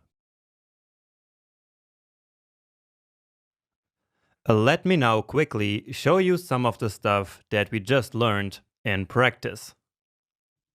And so let's now build an extremely simple example. So I will start by simply logging test start to the console. Then afterwards, I will create a set timeout with something that will just also log something to the console only. So 0-second timer. And so that's because we will fire this timer after exactly 0 seconds. Okay, so basically this is a timer which should call this timer function exactly after 0 seconds. So what that means is that after 0 seconds, this callback will be put on the callback queue, right? Then next up, let's build a promise that resolves immediately. So this is something that we will learn in the next video actually. And so for now, just follow what I'm writing here. So promise.resolve basically allows us to build a promise, so to create a promise that is immediately resolved. So one that immediately has a success value. And so that fulfilled success value is going to be this one we passed in here. So resolved promise 1. And then we can handle that resolved promise. And so that response, we can then simply log it to the console. So just like in any other promise, we can handle it with the then method, and this callback function here will get called with the resolved value as an argument. And so in this case, the resolved value of that promise is this one here that we just specified. And now just to finish, let's just log another string, test, end. And so for now, that's actually it. So in what order do you think that these 4 messages that we have here will be logged to the console? And I want you to really think about this and maybe even pause the video and write it down. Well, let's think about this together before we actually check out the result. So the first 2 messages that are going to be printed should be pretty obvious. That's because we already know that any top-level code, so code outside of any callback, will run first. And so, of course, the first 2 logs will come from these 2 synchronous console.logs here. But now between the timer and the resolved promise here, it might be a little bit trickier. So both the timer and the promise will finish at the exact same time. So both right after 0 seconds. So the timer, because we told it to finish after 0 seconds, and the promise, because we told it to immediately become resolved, right? And so therefore, they will both finish at the exact same time. So which one do you think will be handled first? Or in other words, which of these 2 callbacks here will be executed first? Well, the timer appears first in the code, and so it kind of finished first, and so its callback will be put on the callback queue first. But does that mean that this callback here will be executed first? Well, actually no, it doesn't. And that's because of the microtasks queue. Remember? So the callback of the resolved promise here, so this one, will be put on the microtasks queue. And this microtasks queue, as you learned in the last video, has priority over the callback queue. And so after this whole code runs, we will have 1 callback in the callback queue and 1 in the microtasks queue. And therefore, the one from the microtasks queue should be executed first. And so therefore, the callback from the microtasks queue should be executed first. And so that's this one here. And therefore, the first message to appear of these 2 should be resolved promise 1. All right. So the order in which they should appear is this, then this, then this, and finally the timer. And so let's now finally confirm this. So I'm saving it. And indeed, that is exactly as expected. And so that's a relief actually.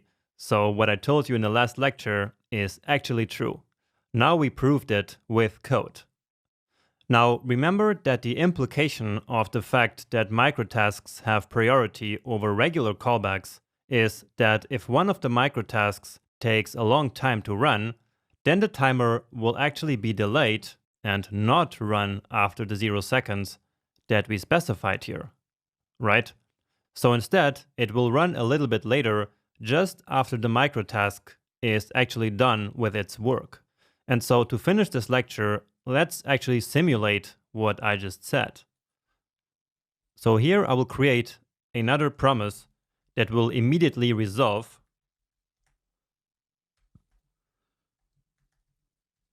So let's just say resolved promise 2. And then again, we can handle it here.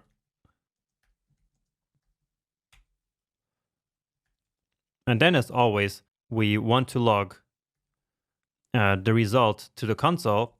But before we're doing that, we actually want this callback function to have a really heavy task, which should take a lot of time. And so let's simulate that this callback takes a long time to run by looping over a large number. So we can do the simulation simply with an old school for loop. So let's start with I at 0. And now I will loop all the way until one very large number, let's say this. And I will have to experiment a little bit. And for your computer, it might indeed be different. So if your computer is slower, maybe then you want a smaller number, and maybe it's faster than mine, and then maybe a smaller number will be enough, right? I'm not sure if I said it correctly. So if your computer is slower than mine, then you will need a larger number, right? And so again, this line of code here will simulate that the callback function takes a long time. So really just this microtask takes a long time, all right? It is not the asynchronous task itself. So the promise itself will still be resolved immediately, but then the microtask that it contains, so that it puts on the microtasks queue, that's the one that will take a long time. And so by doing that, I can show you that the callbacks in the callback queue, just like this one here, will indeed be delayed and not run after 0 seconds. So let's try this now. And you see, it took a long time here until this log appeared, right? So maybe we can have even a bigger number, and I hope that my computer is not going to explode with this one. So you see that the page is kind of loading here, and it's taking a lot of time. And so actually now eventually it finished, but you see that now only after all this work, the 0-second timer message appeared on the screen. And so this is actual proof that these 0 seconds that we have here are not a guarantee, okay? And that is exactly what I wanted to show you. So this means that you cannot really do high precision things using JavaScript timers. So just keep that in mind whenever you are working with promises. So basically with microtasks and with timers at the same time. Okay, let's just remove this 0 here so that you don't explode your computer, but you still see that the effect is the same. All right, and that's actually enough for this video. I think I proved my point and demonstrated the things that we just learned in the previous lecture. And so now we're ready to go back to some more practical aspects of asynchronous JavaScript. And that will be to create promises from scratch in the next video. So at this point of the section, you know all about consuming promises, but we have never actually built our own promise. And so let's do that in this lecture. And let's go back to our lottery example from the slides and basically simulate a lottery using a promise here. And remember that in that example, a fulfilled promise means to win the lottery, while a rejected promise means to lose. So let's get to work, and we create a new promise using the promise constructor.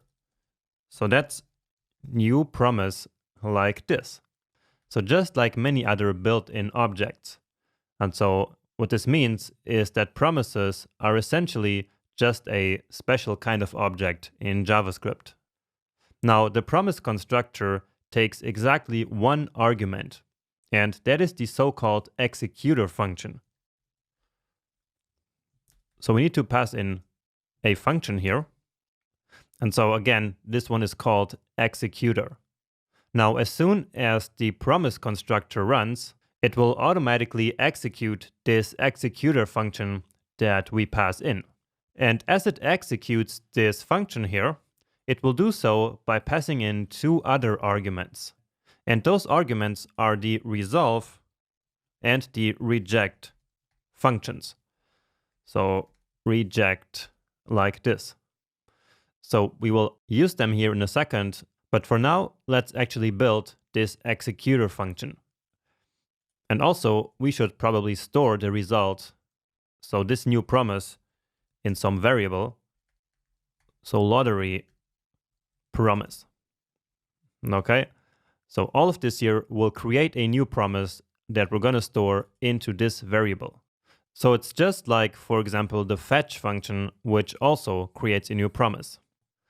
Now, this executor function that we specified here is the function which will contain the asynchronous behavior that we are trying to handle with the promise. So this executor function should eventually produce a result value. So the value that's basically going to be the future value of the promise. And so let's do exactly that right here in the executor function, and starting with a simplified version. Now, in our lottery example, let's say that we actually win in 50% of the cases and lose in the other 50%. So a very simplified example, just to make this a bit more fun. And so what I'm going to do is to simply generate a random number, which remember is going to be between 0 and 1. And so I can simply say, if this number here is greater or equal than 0.5, then I want to call the resolve function. And so now this is where this resolve function that was passed into the executor function comes into play. All right. So in this situation here, we say that we win the lottery. And so therefore, that means a fulfilled promise. And in order to set the promise as fulfilled, we use the resolve function. So basically calling the resolve function like this will mark this promise as a fulfilled promise, which we can also say a resolved promise. And that's the reason why this method here is called resolve. Now into the resolved function here, we pass the fulfilled value of the promise so that it can later be consumed with the then method, right? So of course, we are going to handle the result of this promise just like we handled any other promise with the then method. So again, whatever value we pass into the resolve function here is going to be the result of the promise that will be available in the then handler. And so in this case, let's simply pass in a string here, and let's use some emoji again to make it a bit more fun. And so now let's handle the opposite case. So where we basically want to mark this promise as rejected. And so as you can imagine, for that, we can call the reject function. Then into the reject function, we pass in the error message that we later want to be able in the catch handler. So in the catch method, right? So here, let's just say you lost your money and then just some poop emoji. All right, so give this a save here. So just to quickly recap before we consume this promise, here we created an executor function which is going to be called by this promise constructor as soon as it runs. So basically immediately, right? Then the promise calls this function and passes in the resolve and the reject functions so that we can then use them to mark the promise as either resolved, so as fulfilled, or as rejected.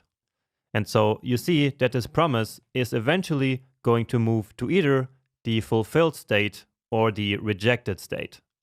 So we always need to make sure that the promise ends up in one of these two states.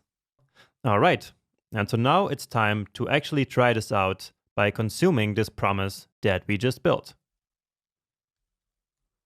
So lottery promise is going to be a promise object at this point, and so then, as always, we can call the then method. And then, just like before, the then method needs a callback function that is going to be called with the resolved value of the promise. So let's call this res here. And then let's simply log it to the console. Okay. And of course, once again, this could be any name here, right? And now let's also catch any errors. And so here also, as always, we will simply log it to the console as an error. Now, okay. And so that's actually it already. So what do you think this res value here is going to be, or this error is going to be? Well, as I just explained before, the resolved value of the promise is going to be this one that we pass in here. And so therefore, the value that we're going to log in the case that the promise is successful is going to be exactly this string that we passed into the resolve function. And the same is true with the error. So the error here is going to be simply this one, because that's the string that we passed into the reject function. Okay, so let's see. And indeed, we get our error. So you lost your money. And so as we keep reloading, we should then see these different states according to this random number that was generated here. Great. So now we won. And so as we keep doing this, we can see the different states that the promise will take. So that's amazing. But however, right now, this is not really asynchronous yet, right? So let's actually simulate this lottery draw by adding a simple timer. And so this timer will then simulate the time that is passed between buying the lottery ticket and actually getting the result. So let's add a set timeout here. So with a simple callback function, and let's run it for 2 seconds. And here we will simply take this code and put it here. And then we can also immediately log something to the console, like lottery draw is happening. And then let's add like a crystal ball here. So that's exactly also what we had in the slides. All right. And now another thing that we can do is to, instead of passing just a string here, we can also create a new error object. So basically creating a real error. And so that's a little bit better. So just like this. And so with this, we made this whole promise here make a little bit more sense, because now by using this timer, we did actually encapsulate some asynchronous behavior into this promise. And so that's the whole point of promises in the first place, right? So let's give it a save to see what happens. So immediately we get this here, and then after 2 seconds, the promise was resolved. And so then here we handled that result and logged it to the console. Let's try again. And of course, again, this one comes immediately. And we win again. Let's see if we can lose. Apparently, we can only ever win. But here you go. So now we get the error message, just like before. But we also now see that it's an error. And it also tells us where this error is coming from. So right at line 292. So that's right here. And so indeed, actually creating a new error object is actually a bit better. Great. So this is how we encapsulate any asynchronous behavior into a promise. So how we abstract it away in a very nice way, just like we did here, right? And then all we have to do is to consume that promise like this. And so this is a really nice and helpful pattern. Now, in practice, most of the time, all we actually do is to consume promises. And we usually only build promises to basically wrap old callback-based functions into promises. And this is a process that we call promisifying. So basically, promisifying means to convert callback-based asynchronous behavior to promise-based. All right? So let's see that in action a little bit. And so what we're going to do is to actually promisify the setTimeout function and create a wait function. Okay. So let's create a function called wait. And this function is going to take in a number of seconds. Okay. And so now inside of this function, we will actually create and return the promise. So usually that's always what we do. So creating a function and then from there returning a promise. And so this will then encapsulate the asynchronous operation even further. So essentially that's also what the fetch function does, right? So it's a function that returns a promise. And so that is exactly what we will do here with this wait function. So in a sense, this here is a more real-world example. So promisifying set timeout. So as I was saying, we are going to return a new promise. And then our executor function as always. And then resolve. And in this case, we actually don't even need the reject function.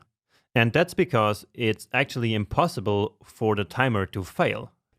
And so therefore, we will never mark this promise as rejected. And so here we don't even need to specify that reject parameter. All right. So it's just like the array methods like map, which always receive 3 arguments, but most of the time we just use 1 or 2 of them, right? And so this is similar. But anyway, all we have to do now is to use set timeout. And then here the callback function that we want to be called after a certain time is exactly the resolve function. So we can simply do this. And in this case, we're actually not even going to pass any resolved value into the resolve function because that's actually not mandatory. And so in the case of this timer, it's also not really necessary. And so in the case of a timer, it's also not really necessary to wait for some value, right? So in this case, all we want to do is to basically make our code wait. And so no resolved values are needed. Now here we want to run that timer for a certain amount of seconds. So we need to multiply that by 1,000. And so that's actually already it. Now we could improve this even further here, or just make it smaller by using arrow functions. And you can do that if you want to have some fun with that. But for now, I will simply now consume this promise. So let's call our wait function. All right. And so this will now create a promise that will wait for 2 seconds. And after these 2 seconds, it will resolve. And so we can then handle that. And then here in our callback function, remember, we are not going to receive any resolved value. So we just leave this empty. And then I will simply log, I waited for 2 seconds. And so here in this callback, we could now run any code that we wanted to be executed after 2 seconds, right? And then let's actually wait 1 more second. And so just like before, we now have to return a new promise here. So return, wait, and this time just 1 second. And so this is exactly what we did before when we wanted to chain 2 sequential AJAX calls using the fetch function, right? So in the result of the first fetch, we would create a new fetch and return it. And so that's what we're doing here. And so then therefore, all of this returns a new promise. And then we can 1 more time handle that. And let's just say again, I waited for 1 second. All right. So give it a save.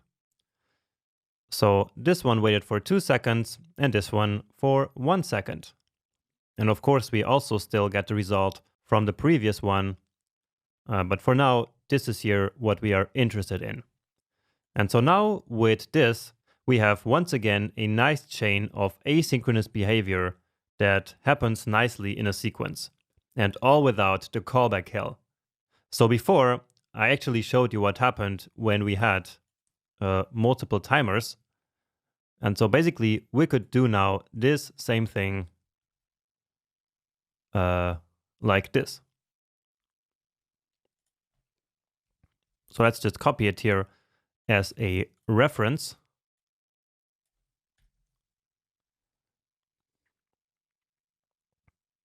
And so this example here would be this.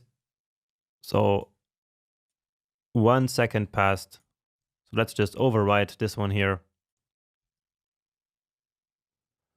And then here we can simply duplicate this a couple of times. So 2 seconds passed, 3 seconds, and here 4 seconds passed. All right. And so that's going to be exactly the same result as we had here. Of course, here it's 4, but never mind, that doesn't really matter. What matters is that now we no longer have this ugly and difficult to understand callback hell, but instead we have this nice sequence of asynchronous behavior. Now finally, there is also actually a way to very easy create a fulfilled or a rejected promise immediately. And we had actually already done that in the previous lecture, but it's always good to know that we can do this. So let me show it to you again. So we can use promise.resolve. And so basically this is a static method on the promise constructor, right? And so here we can then pass in the resolved value. So just like we would pass the resolved value right here. Okay? So again, the difference is that this one here will resolve immediately. So here, it doesn't matter. So just ABC, and then we can handle that. And so again, the values here don't matter. And then we can also do the same with reject. Let's just duplicate this here actually. So reject, and here the then is not necessary because there will be no resolved value anyway. And so we can just catch it like this. And so these two here should now appear at the very beginning. Well, actually they don't. So let's see. Oh, actually here they are. So here is ABC and then ABC. Here let's just create a new error.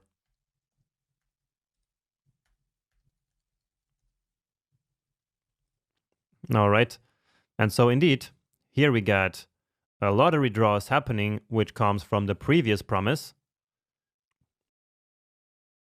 So right from here. And so that's because this is basically the first microtask ever.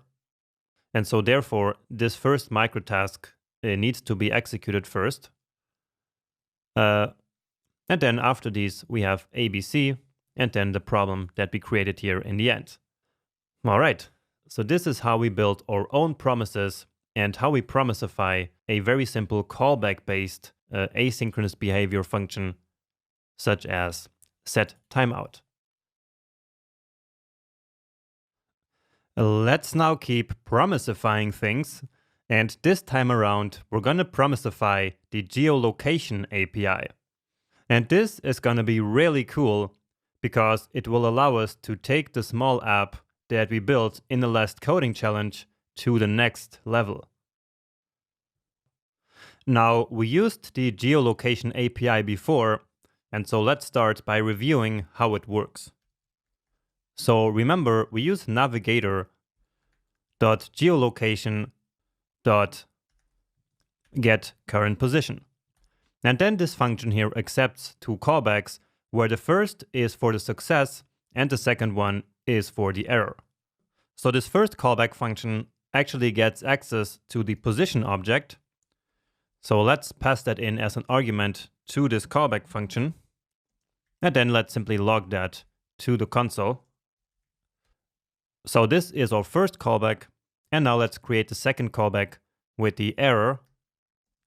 So for example, in case that the user does not allow the page to get access to the current location. And so in that case, let's just log that error to the console, just as we did previously. And so now, just like before, in the map.t app, JavaScript asks us for permission here. And when we allow, then at some point when JavaScript actually figures out the location, then we get that data back. And so here it is. And so again, this is actually asynchronous behavior in exactly the way that we have been talking about. So the code is not blocked, which we can check here. So we have a console.log after the geolocation part here, and still this part here is logged first, and so this one happens first. And so that's because this function here basically offloaded its work to the background, so to the web API environment in the browser, and then immediately it moved on right here to the next line, right? So this is very clearly a callback-based API, right? So we have to pass in these different callbacks.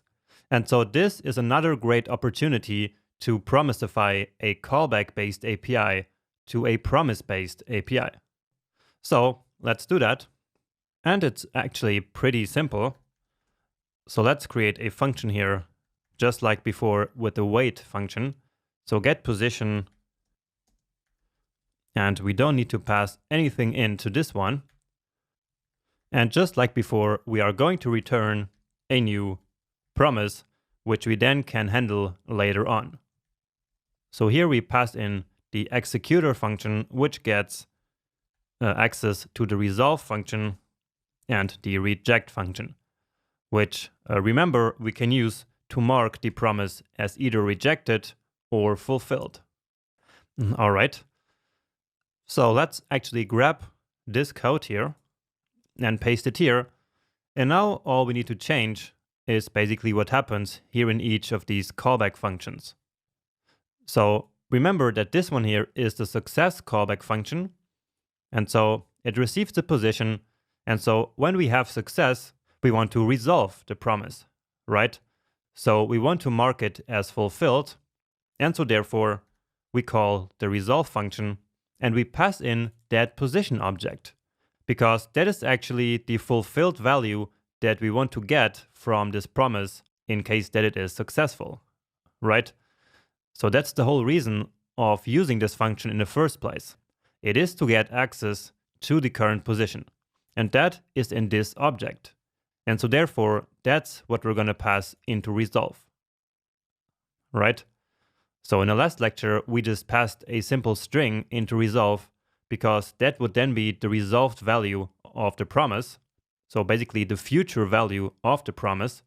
But in this case, it is this more meaningful object which we actually need outside of the promise here when we handle it.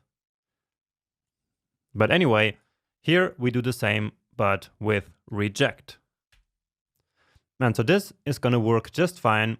But we can actually make this even simpler, because if this function here automatically calls these callback functions here, and if it also automatically passes in the position, then we can simply do this.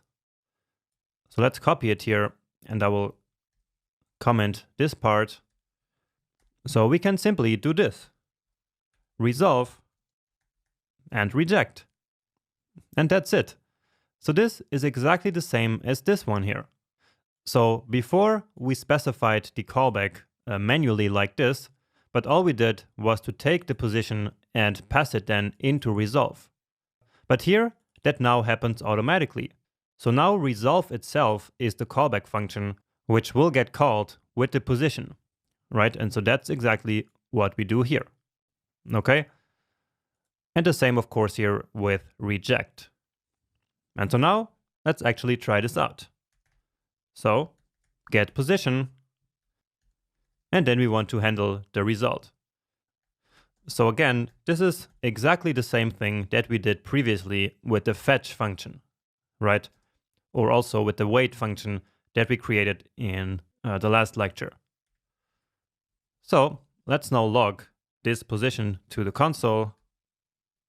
And for now, we don't need the catch block. And so let's see. So it probably is now getting the position in the background. And yeah, so now we get it back. So the promise was marked as successful by the resolve function. And so therefore, then here, this callback was called in the then handler. And so the position was passed in. And here, finally, we logged it to the console. So beautiful. This worked just fine. And so we just promisified the geolocation API to a promise-based API now. But now let's actually take it to the next level. So remember how in the last coding challenge, we built a function which received GPS coordinates as an input and then rendered the corresponding country. Well, now we actually got these coordinates via geolocation, and so we don't even have to pass in any coordinates into that function. So let me actually get that function from the coding challenge. So that's this one here.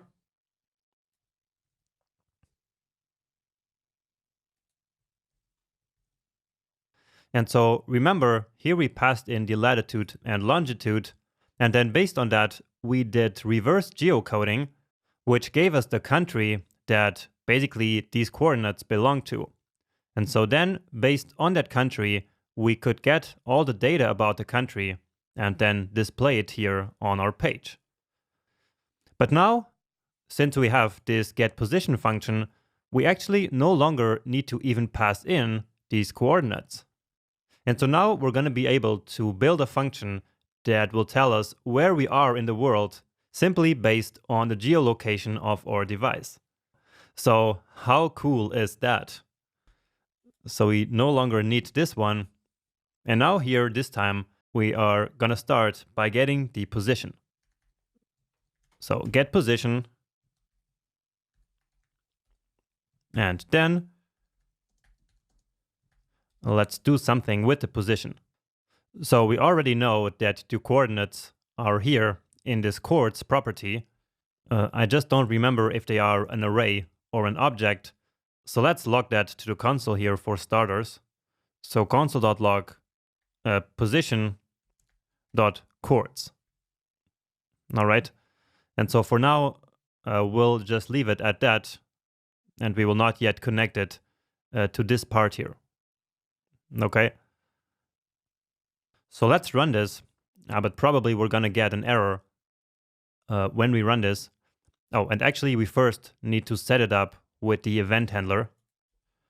So remember, that's the button. And then add event listener. And of course, we could also immediately run the function, but I think that it's nice to call it only when we click that button. And here we actually can simply pass in that function now. So the where am I function, because we don't need to pass in any arguments. So if we click now, yeah, so here then we get an error that latitude is not defined, but what we were interested in anyway is here the latitude and the longitude of this coords object. And so let's now go ahead and destructure this object. So const latitude and longitude equals this. But now here we call them lat and lng. And so let's do this.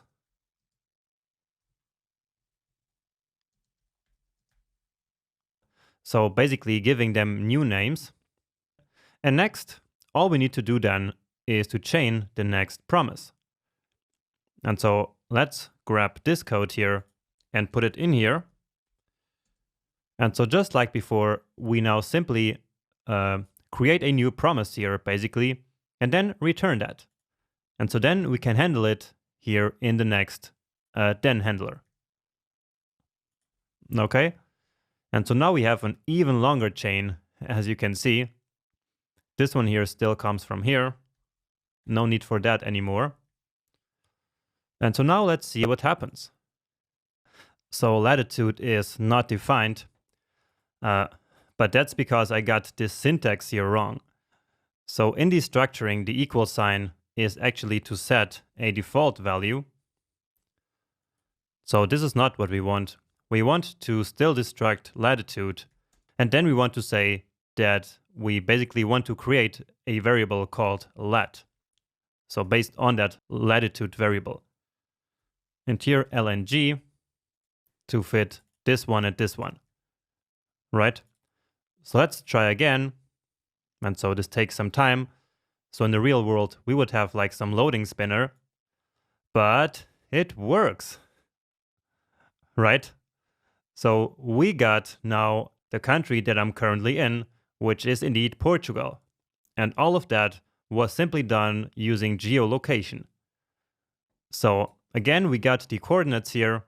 Then from those coordinates, we got the location, so the actual location with country. And so then from there, we got all the data about the country.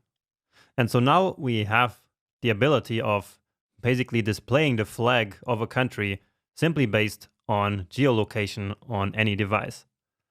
Now just imagine that you would have to handle all of these asynchronous operations here using callback function. So that would like literally be hell. So therefore the name callback hell. But again, with this, we have a really nice flat chain of promises that's easy to handle and also easy to manage. All right. But anyway, with this, we saw that we can really promisify all kinds of asynchronous stuff in JavaScript. For example, we could also promisify the old XML HTTP request function that we used in the beginning to make AJAX calls. Or also, we could promisify the image loading example that we have seen a couple of times in our slides. And actually, that's exactly what we're going to do in the next coding challenge. Time for coding challenge number 2. And in this one, your goal is to basically recreate what I'm just going to show you here on the screen. So when I open the page, then there will be an image loading in the background, and as soon as that arrives, it is displayed. Then after 2 seconds, it disappears, and another image starts loading in the background. It is then also displayed, and again after 2 seconds, it disappeared. And that's actually it. All right? So that's what I say right here. And so this time, the tasks are actually not going to be really descriptive. And so in this one, you should now pretend that you're actually working on your own. So at least a little bit. And in fact, this challenge is difficult on purpose. Okay, so this is not an easy one, but I hope that with some time and with some effort, and also with reviewing everything that we learned so far in this section, you can at least complete parts of this challenge. But anyway, let's now still take a look at your tasks here. So I want you to create a function called createImage, which receives as an input a variable called imagePath. So this is basically the path to an image that I will show you in a minute. Now this function should return a promise which creates a new image. So really a new image in the DOM, and for that you can use document.createElement with the image tag. And so this is how we learn to do it in the advanced DOM section, right? So you create that image and you set the source attribute to the provided image path that you received here. And as you already know, this setting the source path is an asynchronous operation. And so basically, your task in this part 1 is to promisifying all of that. So when the image is done loading, you should append that image to the DOM element that has the images class, and then resolve the promise. And the fulfilled value of the promise should be the image element itself. Okay? And in case there is an error while the image is being loaded, and so that is the error event that you need to listen for, so in that case, reject the promise. And again, if this part is too tricky for you, then you can always just start watching the solution, at least for this part. All right. And so after the first part of promisifying, the image loading comes, of course, consuming that promise. So after the image has loaded, I want you to pause the execution for 2 seconds using the wait function that we created previously. Then, after these 2 seconds have passed, I want you to hide the current image by setting display to none. Now then, you should load a second image. Now, in order to hide the current image, my hint here is that you use the image element that was returned by the createImage promise. So remember that the resolved value of the promise should be the actual image element itself. And so you can use that element to hide it. You will just need a global variable for that. But I hope that once you reach this part, you will notice that for yourself. Anyway, after the second image has loaded, so this part here in the step number 4, so after this has happened, I want you to pause execution again for 2 seconds. And then after these 2 seconds have passed, hide again the current image.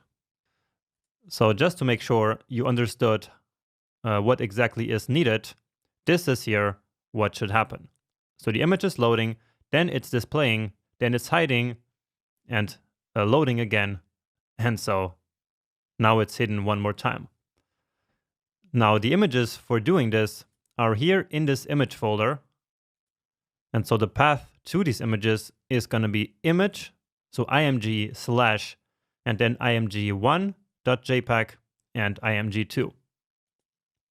Okay? And here, to actually see this effect, go to the network tab and set your speed to fast 3G, because otherwise the images are going to load too fast for you to actually see any effect. All right. So again, don't stress if this becomes overwhelming and too difficult.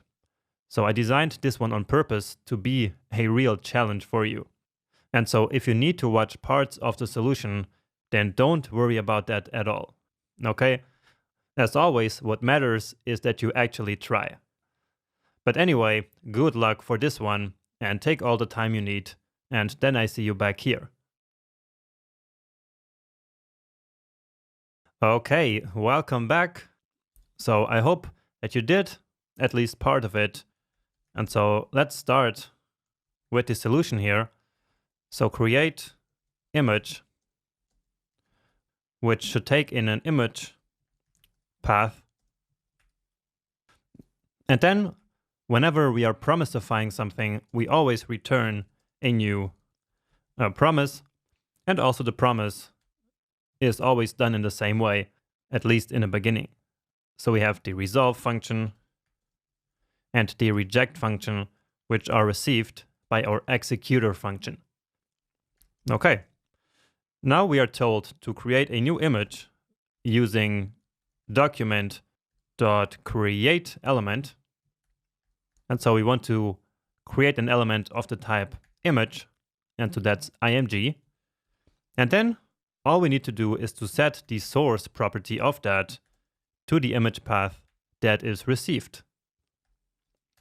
Okay, and so then on that image, we can wait for the load event. And so let's see what was the task here.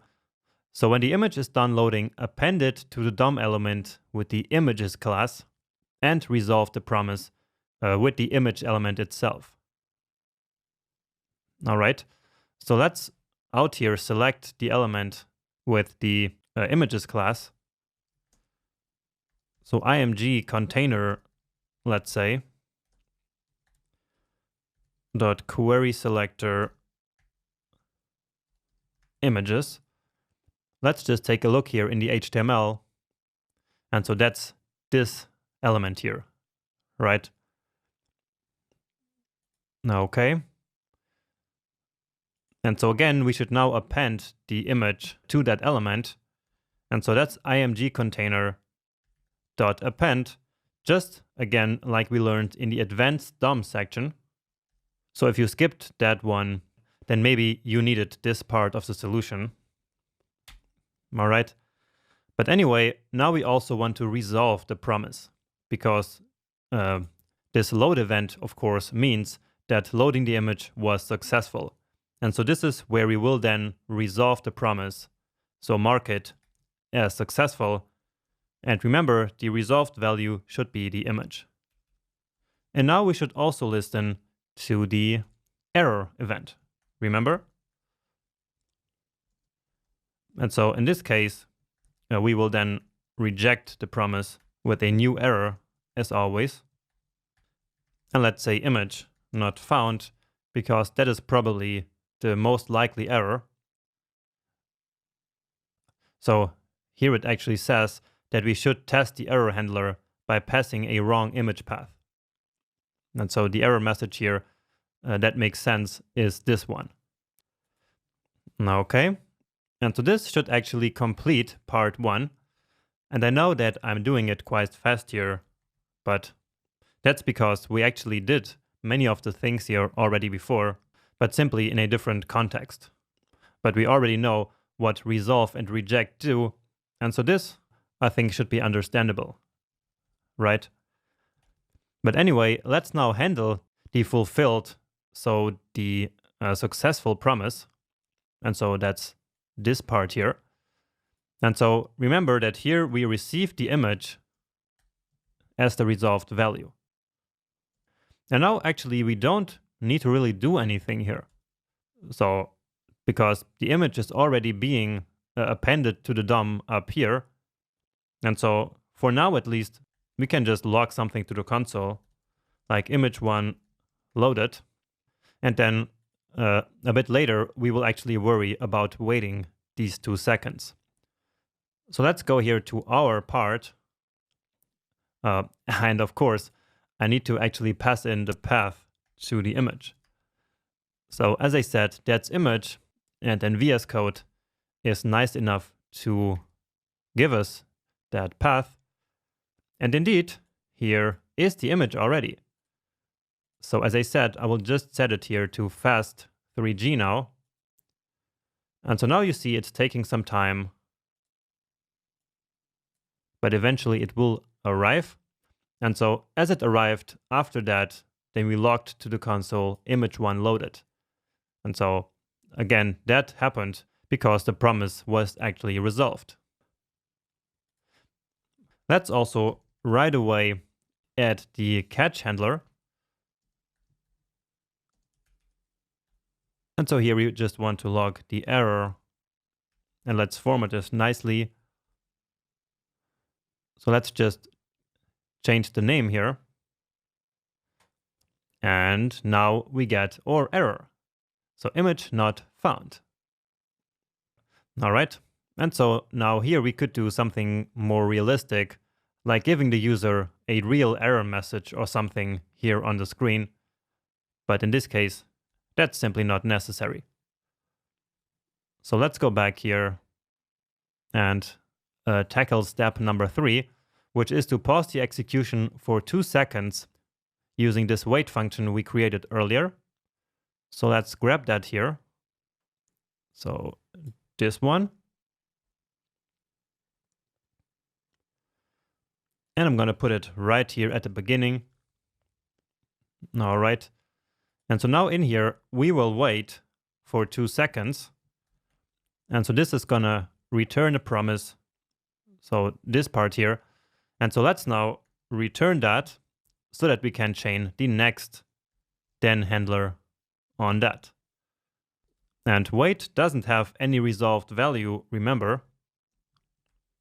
And so we don't specify any argument or any parameter in this function. And now remember, here what we want to do is to then hide this first image. So this one. However, this image is only defined in this function, but not in this one. And so that's why I said previously that we are going to need a global variable to do that. So let's do current image And then here, all we do is to set current image to the image, and then we can hide it right here. So that's current image dot style dot display set to none. And so this should load the image, and then after 2 seconds, it will hide it. So let's wait for it. 1, 2, and there we go. Great. So we have that working as well. And now load a second image. And yeah, that's actually it. So then we just have to pause execution again after 2 seconds and then hide the current image again. And so this one is now going to be simply the same. So where are we going to load the next image?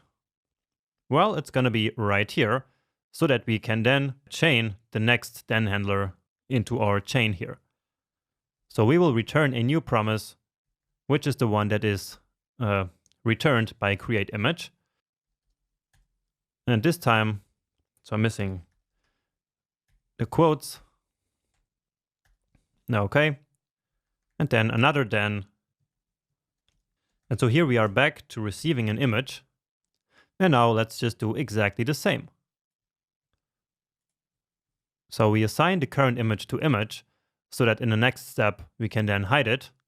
Then image 2 loaded, and we wait 2 more seconds. And then in the next handler, we hide the current image again. And so let's see. So after the second image has loaded, pause execution for 2 seconds again. Check that we did. And then after 2 seconds have passed, hide the current image. So check again. So we did both. And so our code should be complete now. And so let's wait for it. 1, 2, and there it goes. So now the second one is loading in the background in 1, 2 seconds. And that's it. That's our very small mini application, which had the simple goal of showing you how we can promisify this logic here of setting the source attribute of an image basically asynchronously. So I hope that you managed to do this part here. So promisifying all that, and also then understanding the logic that I wanted to implement here. And if you did something a little bit different, then that's of course not a problem at all. Okay? So I keep saying it, but that's just because it's really true. So what I want is you to try and to practice, and the results will follow. If not today, then some other day. So now that you're super comfortable with consuming promises and also building promises, let's turn our attention back to actually consuming promises. That's because since ES 2017, there is now an even better and easier way to consume promises, which is called async await. So let me show you how it works. So we start by creating a special kind of function, which is an async function. So in this lecture, we will basically recreate the where am I function that we have been building. Where am I? And so function, but for now, we will pass in the country again to make it simple at the beginning. But as I was saying, we now need to make this a special kind of function, which is an async function. And we do this by simply adding async here in front of the function. And so this function is now an asynchronous function. So a function that will basically keep running in the background while performing the code that's inside of it. Then, when this function is done, it automatically returns a promise. But more on that in the next video. For now, what's important is that inside an async function, we can have one or more await statements. So await, and then here we need a promise. And so we can use the promise returned from the fetch function. And so let's now use our API again to search for a country, basically. So let's see where we have some information about that. And here we go. So this is the URL that we have been using. So make sure you grab it somewhere from your code. And so here, let's now pass in this country again. All right. So again, this here will return a promise. And so in an async function like this one, we can use the await keyword to basically await for the result of this promise. So basically, await will stop the code execution at this point of the function until the promise is fulfilled. And so until the data has been fetched in this case. But now, after that explanation, you might think, isn't stopping the code blocking the execution? Well, that's a really good question. But the answer is actually no in this case. Because stopping execution in an async function, which is what we have here, is actually not a problem. Because this function is running asynchronously in the background. And so therefore, it is not blocking the main thread of execution. So it's not blocking the call stack. And in fact, that's what's so special about async await. So it's the fact that it makes our code look like regular synchronous code, while behind the scenes, everything is in fact asynchronous. All right? But anyway, as soon as this promise here is resolved, then the value of this whole await expression that we have here is going to be the resolved value of the promise. And so we can simply store that into a variable. So let's call it res for response. And then here we can take a look at that response. And just to show you that this function here is actually asynchronous, let's log something to the console before we call it. So just first, because this should be printed first, right? And then, or actually we should call the function first. So where am I with Portugal? But even by doing this, this console.log first will be displayed first. Because again, this is an async function. And so once the function is called, it is then loaded off to the background. And so this fetch here will be running in the background without blocking our main thread. And so the code will move on to the next line, which is then this console.log first. All right. And so, indeed, we got the first printed first. And then here we got the response. But this time we got this response in this really nice and elegant way. So you see here that by using async await, our asynchronous code here really looks and feels like synchronous code. So we can simply await until the value of the promise is returned, basically, and then just assign that value to a variable. And that is something that was impossible before. So before we had to mess with callback functions, and that was true in callback_hell, but also by consuming promises with the then method. But now with async await, that is just completely gone, right? So again, this looks now like normal synchronous code, where we simply assign values to a variable.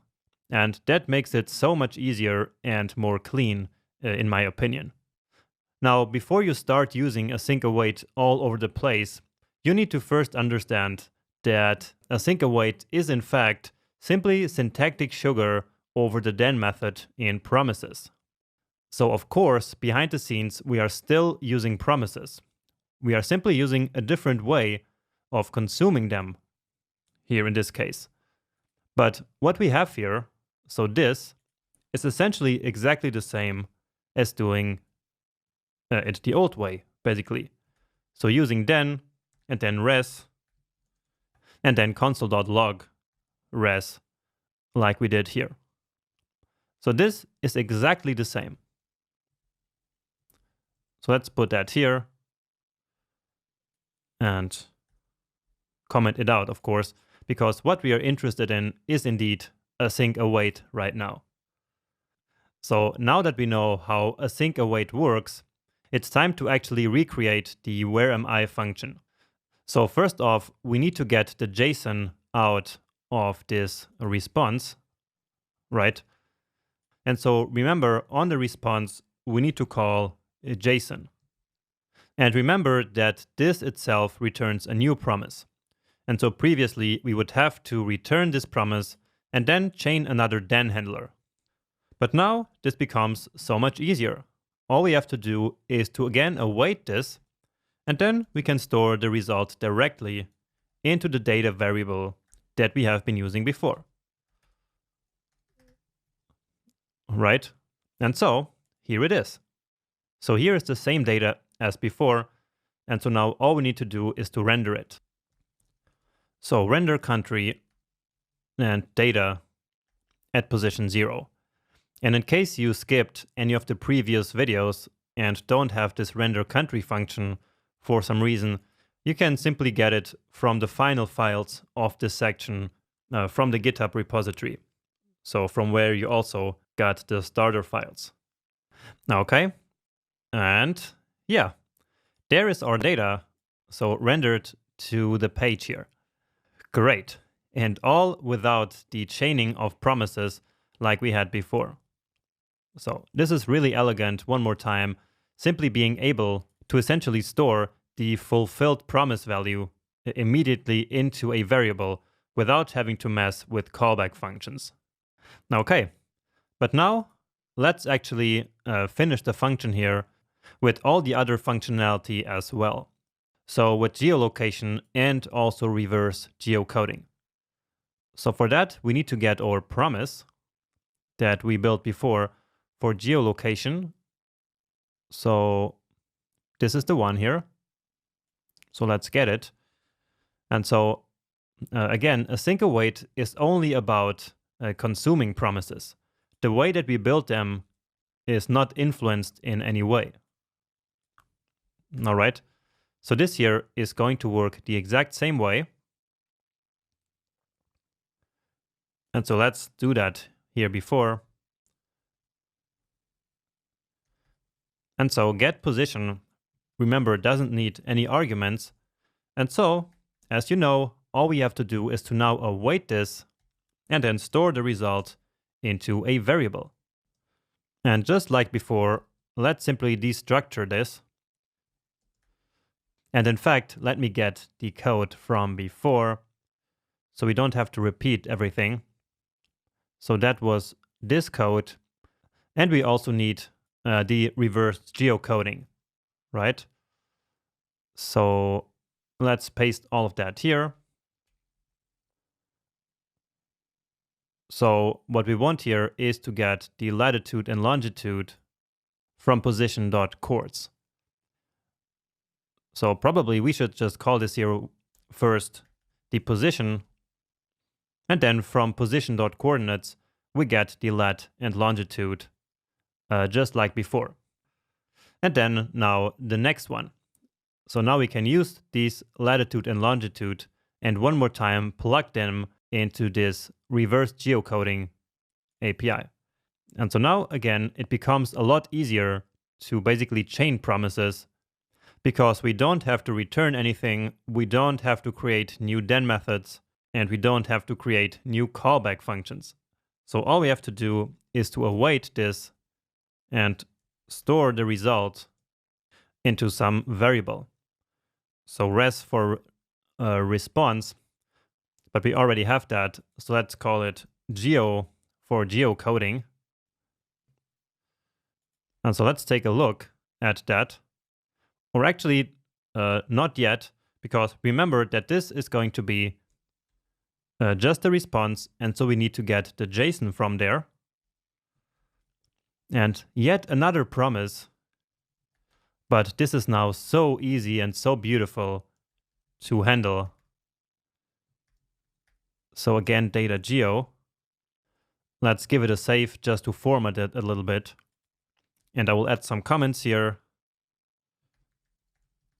So geolocation, then reverse geocoding, and then country data. So just to make sure that it worked, let's take a look at data geo. And yes, this is it, right? And so again, here at the country property, we got Portugal. And so now we can plug that into this URL. So that's going to be data geo.country. And so now we can eliminate the country from here. And we also don't need to pass it in anymore. And so let's reload. And we still get the same data about Portugal because that is simply where I am right now located. But in case you're somewhere else, then you will now get the data about your own country. So let's just take a minute and appreciate how beautiful this data flow here is. Let me just put this comment out here so we don't clutter our async function. Okay. And so we now have all of this in one nice async function that runs behind the scenes until everything here is finished. So we are awaiting here 1, 2, 3, 4, 5 promises in a very easy way in code that now actually looks and feels like normal synchronous code. So to me personally, this async await feature was really a huge addition to the JavaScript language. Now again, just keep in mind that async await is just synthetic sugar over consuming promises. So it's a bit like classes in JavaScript, which also hide the true nature of how things work behind the scenes. But I think that's no problem, at least if you already know exactly how promises and asynchronous JavaScript actually do work behind the scenes. And we spent a lot of time in this section learning all that, and so I'm sure that you will be fine. Also, async await is actually used a lot together with the more traditional then method of consuming promises, as we will see in the next video. Now let me just show you something, which is when we reload too fast here, then we should get that same error as before from the reverse geocoding, where we can only do 3 requests per second or something like that. Well, I guess I'm not fast enough here. Okay, but here we go. So here we have that 403 error. And so with this error, our whole example here falls apart. So we get this cascade of errors here and nothing works anymore. And the reason for all of these errors here is because right now we actually don't have any error handling here. And so let's fix that in the next video. In this lecture, we're going to learn how error handling works with async await. So with async await, we can't use the catch method that we used before because we can't really attach it anywhere, right? So instead, we use something called a try-catch statement. And the try-catch statement is actually used in regular JavaScript as well. So it's been in the language probably since the beginning. So try-catch has nothing to do with async await, but we can still use it to catch errors in async functions. But before we do that, let's look at a more simple example just to see how try-catch works. So we can basically wrap all our code in a try block. And so JavaScript will then basically try to execute this code. So just as normal code. So let's just create a variable here, set it to 1, create another one. So this one is a constant. And now my goal was to reassign y, but I will accidentally, let's say, reassign x. And so that should then give us an error because, of course, that is not legal. So we can't reassign a constant. And so for now, if we reload at this point, first we get this error that we are missing the catch block. So let's actually first do this here without any block. And so here, of course, we get the error assignment to constant variable, right? But let's go back. And so now here we can add the catch block. So we have a catch block, and this catch block will have access to whatever error occurred here in the try block. And so now we can do something with this error. So let's say we simply want to alert the error, or just the error message. So as we know, any error has the message property, and so we can simply alert that one. So let's see. And indeed, now we get assignment to constant variable here in this alert, and you see that the error now no longer appears down here in the console. So the script does no longer die in this case, and instead we can simply catch the error right here and then handle it accordingly. Okay? And of course, if there is no error at all, so if I was assigning y correctly, then we would get no error. Well, at least not coming from the try catch block. So now we're good. But anyway, this here is just a stupid syntax error. And of course, we're not going to use try catch to find mistakes that we make in our code. And so let's now use try catch for something more useful, which is to actually handle real errors in async functions. Okay, so just like in the small example that we saw, let's wrap our entire code of this function into a try block. All right, so curly braces and then try, like this. All right, and then down here, after that, the catch block, which remember has access to whatever error occurs in the try block. And so here in this catch block, we can now handle any errors just like we did before in the catch method. So let's log the error to the console and give it a save here just to format it a little bit better. All right. And so you see that the code still works the same, but that's because we didn't cause any error yet. But let's also now log the error message. But let's now also render the error. And so instead of going search that, I will simply write some new error message. So something went wrong. Then we had this emoji here. And then again the error dot message. Okay, and so now let's try again to force an error here by reloading really fast. Maybe the easiest way is to simply call this function multiple times.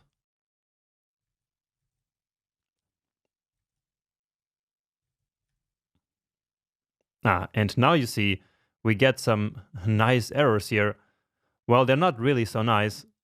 So let's see where they actually start. Well, for some reason, everything looks the same as before. But that's, of course, here it's render error. And here let's actually also add an emoji, just so we can see that it's our own error. So basically, that we are logging the error ourselves. Okay.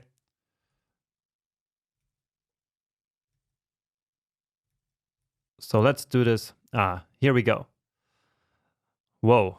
So we get a lot of different errors here. So that's a couple of times. And so the reason for that is that we are calling this function here multiple times, and therefore we get multiple errors.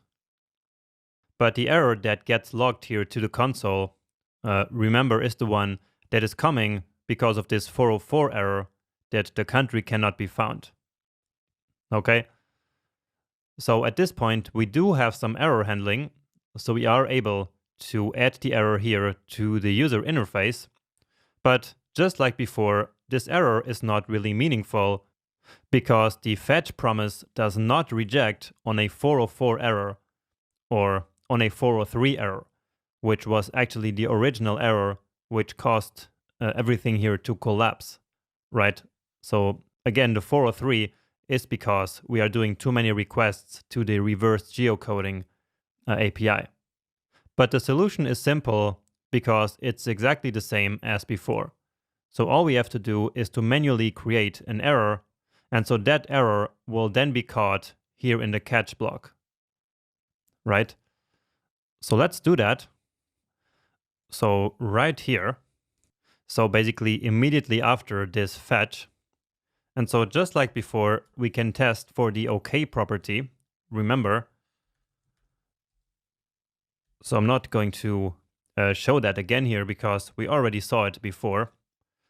So this response here will have the OK property, and if that is not set to true, well, then we want to throw a new error. So that's problem getting, let's say, location data. Okay. And so this one basically handles any error in this fetch. And so now the same here. So let's say that we come back with a real weird country from this fetch. And so then the second API cannot find any country for that name. And so here, let's just say problem getting country. Now for this first promise here, this one, we do not need to throw an error manually. Because in the case that something goes wrong with the geolocation, we already built our promise so that it automatically rejects in that case. And so in this case, we will then immediately get an error, which will get caught in the catch block. But as we already know, the same is not true for the promise coming from fetch. So that promise only gets rejected when the user has no internet connection. But in case of a 403 error or a 404 error, the fetch promise does not reject. And so again, we do that manually right here and also right here. And so here we already see that it worked. So here indeed we get something went wrong, problem getting a location, and then again here the same error. So here maybe we don't want all of this error message.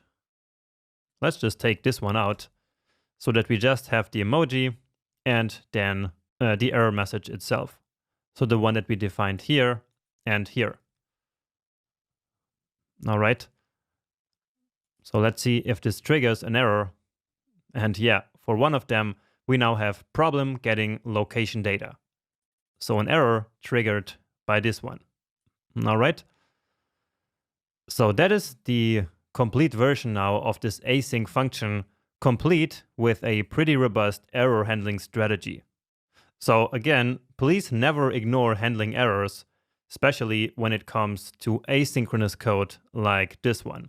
Because here, there's always a lot of stuff that can go wrong, and so our application needs to be ready to handle that.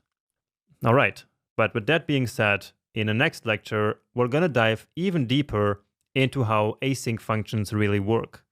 And so let's go there right away. At this point, we have a pretty good idea of how to work with async await, right? However, there is one important thing missing. So right now, it might still be a little bit unclear what an async function actually is and how it works. And so let's now fix that. So to understand a bit better what's actually happening here, let's start by adding some more console.logs here. So let's say we'll get location, and then in the second one here, we will say finished getting location.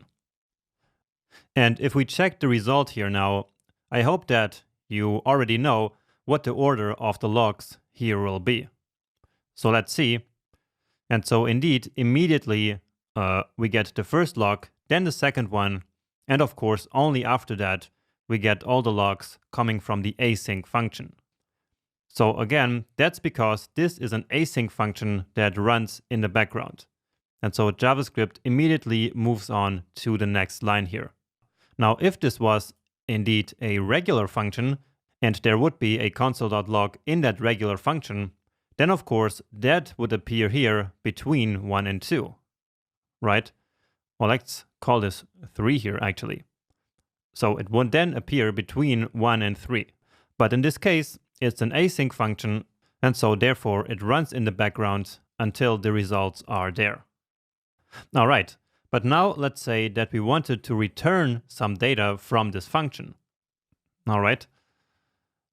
So let's first get rid of all these console.logs here. Put this all a bit better together.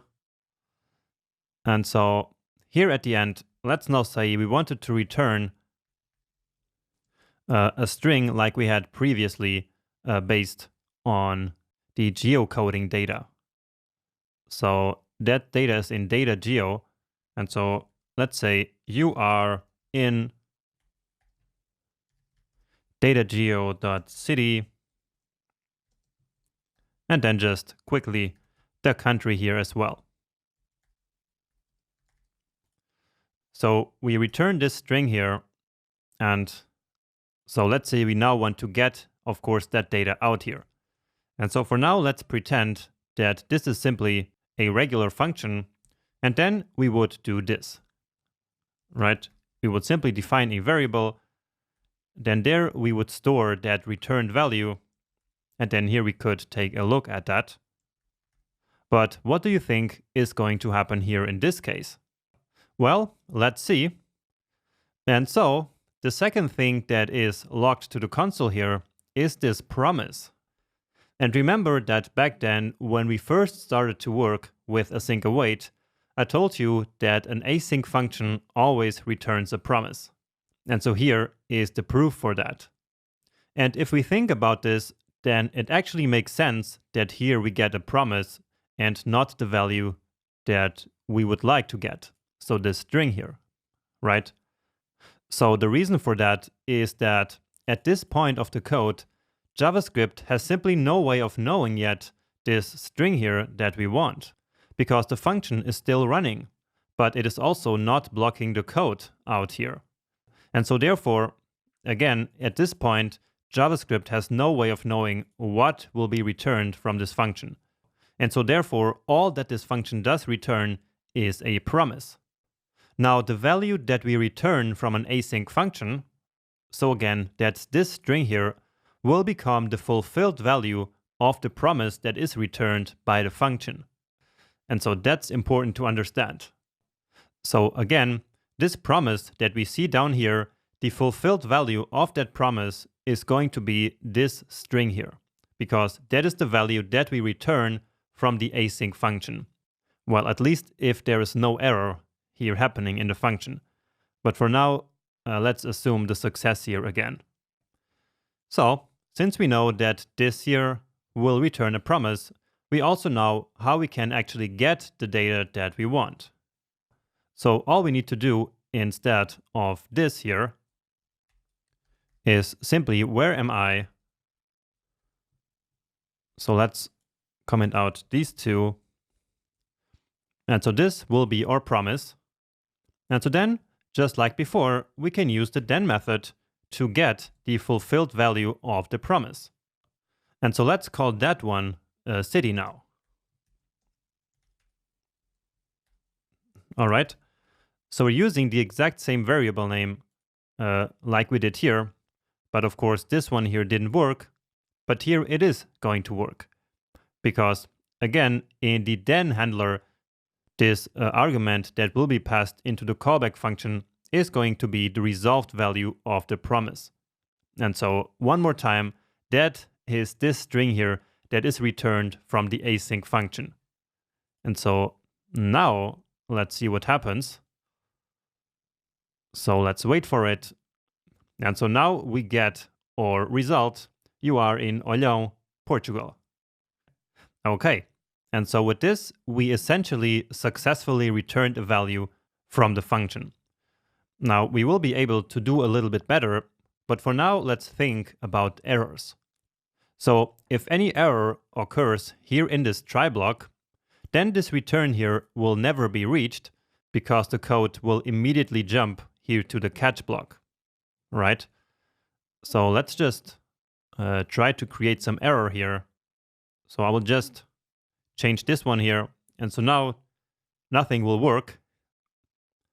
So let's wait for it. And so indeed, now we have an error. And so now here we get undefined from line 543. And so that's this one. And so indeed, now nothing was returned from the function. And so we get undefined. Now, what's interesting here is that the log still worked.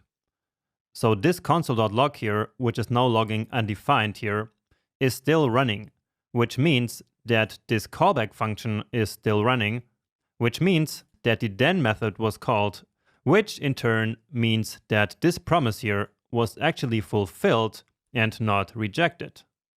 So even though there was an error in the async function, the promise that the async function returns is still fulfilled and not rejected, right? And in fact, if we add a catch handler here, then let's see what happens. So console.error, so error.message, then our emoji here, and actually let's add a 2 here. So the sequence is kind of 1, 2, 3. And let's do the same here.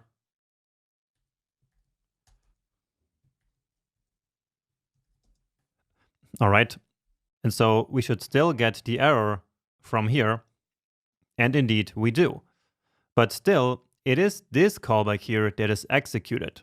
So that's why we get 2 undefined and not the catch block. And so again, what that means is that even though there was an error in the async function, the promise that it returns is still fulfilled.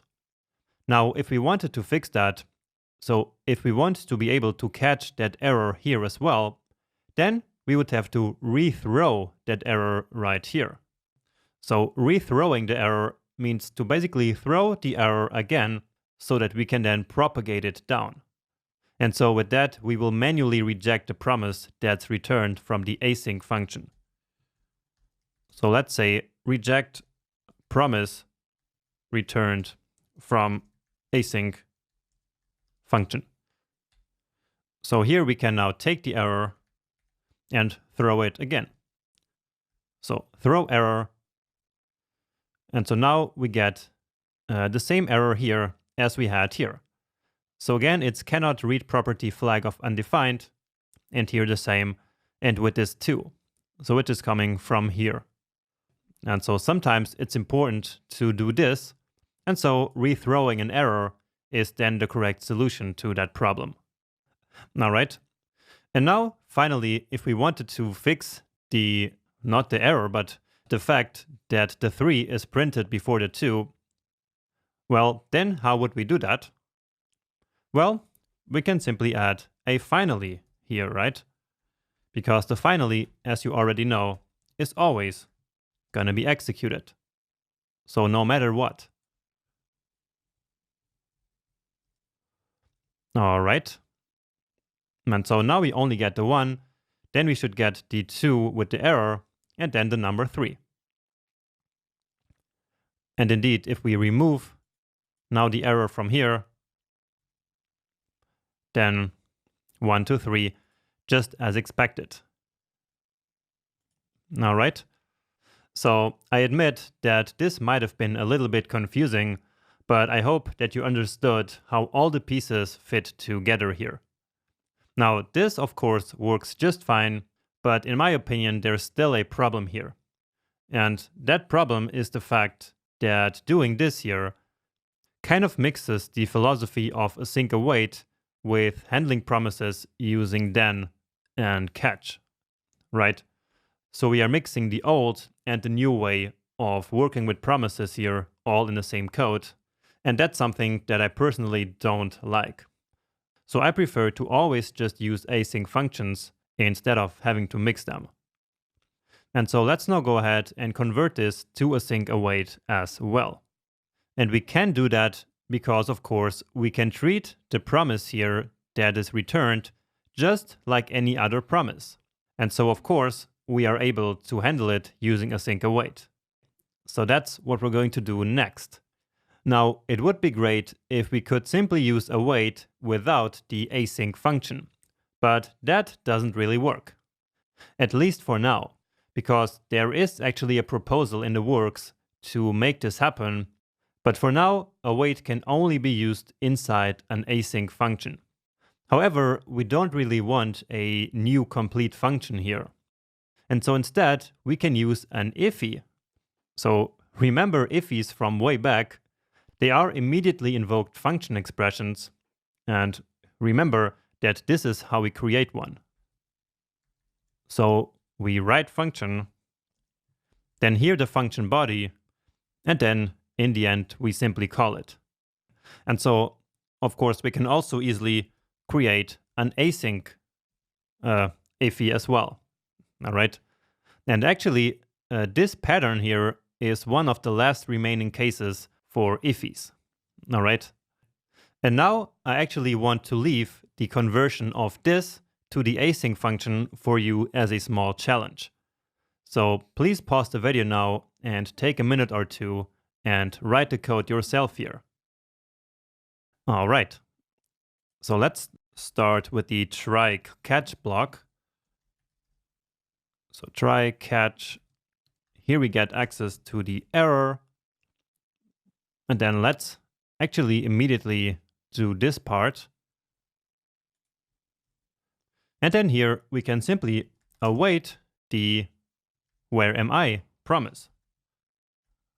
Okay, and then all we have to do is to store that result into the city variable and then log that to the console. So that's just this. And now finally, this last part here, we can simply put it outside of the try catch block. And so then it is always going to be executed no matter what. Okay, so let's comment this one out. And we should get the exact same result. And let's wait for it. And here we go. So great, we managed to do the conversion. And now everything is using async await. And so that's much nicer. And now we know how to basically return data from an async function and how to properly receive and handle that returned data, right? And actually in the real life, this is something that happens all the time. So it's pretty common that we have async functions calling other async functions and returning values between them. And so that's the reason why I'm showing you all this.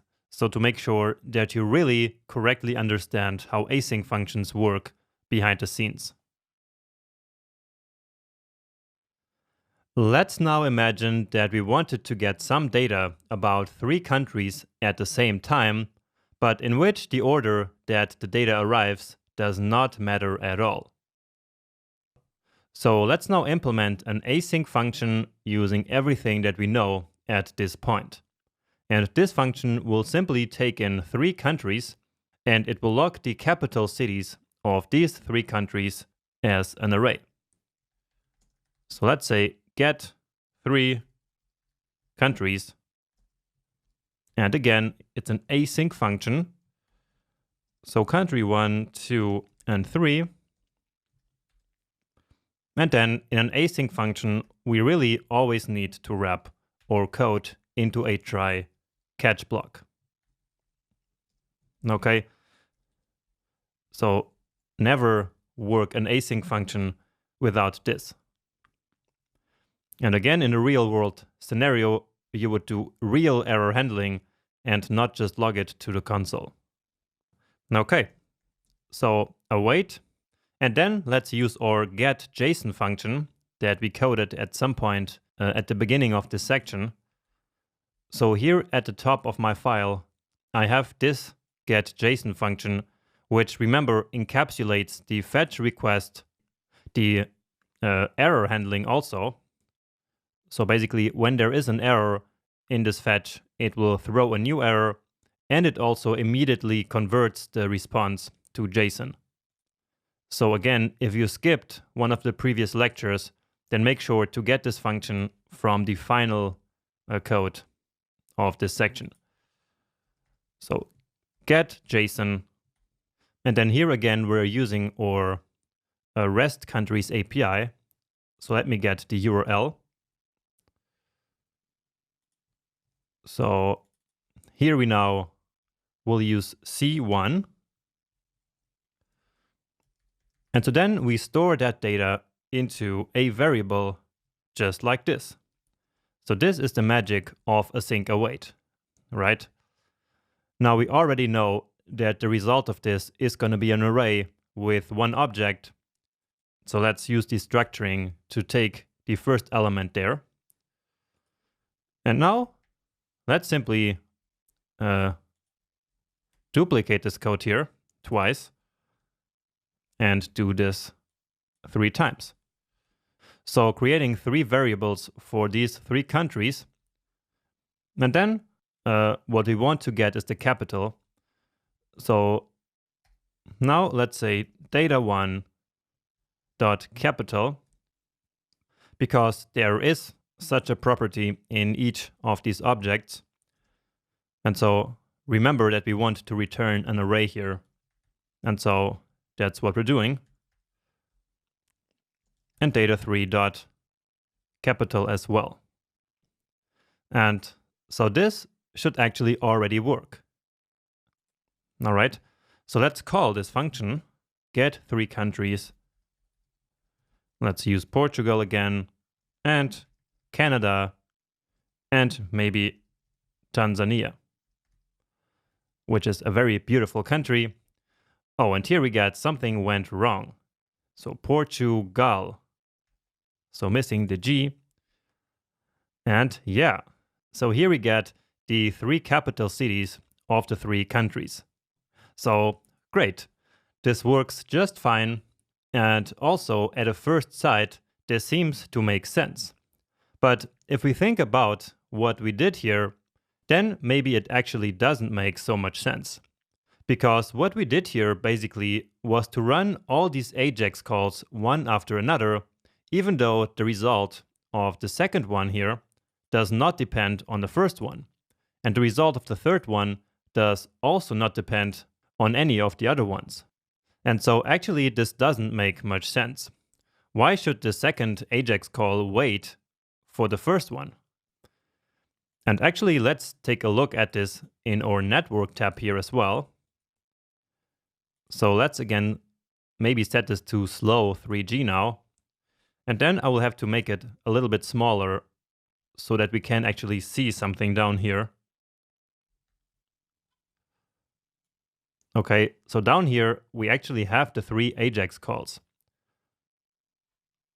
So let's use fast 3G here actually. And so let's see what happens. And so basically these bars that you see here is JavaScript downloading something. So here, of course, the first one is the HTML, CSS, and JavaScript. So nothing strange there. But then here we load the data for Portugal. Right? So that's the first AJAX call. And then after that is finished, we load the data for Canada. And then after that is finished, we load the data for Tanzania. So just as we have it here in the code, and so as I explained, that doesn't make a lot of sense. So instead of running these promises in sequence, we can actually run them in parallel. So all at the same time. And so then we can save valuable loading time, making these 3 here basically load at the same time. And each of them takes half a second. And so with that, we will basically save 1 second, which is actually a lot of time when loading a website. So let's do that. And for doing that, we use the promise.all combinator function. So promise.all. And so this is, once again, kind of a helper function on this promise constructor. So it's a static method, right? Now this function here takes in an array of promises and it will return a new promise, which will then run all the promises in the array at the same time. So let's simply grab these 3 promises from here. So 1, then here the second one, and this is the third one. Okay, so here we again have these 3 running, but you immediately saw the Portugal, Canada, and Tanzania already running another time, but at the same time, right? So I only wanted to show you this later, but now here it is already. But for now, let's keep focusing on making this work. So as I said, this here will return a new promise. So a promise that runs all of these promises at the same time. And so then we can handle that promise in the exact same way as before. So let's call the result data and then await it here. And then log the data to the console. So this one we also don't need anymore. So we want to log the data. And so, yeah, you see once again that these 3 now loaded exactly at the same time. So they are running in parallel and no longer in sequence now. So that's all I wanted to show you.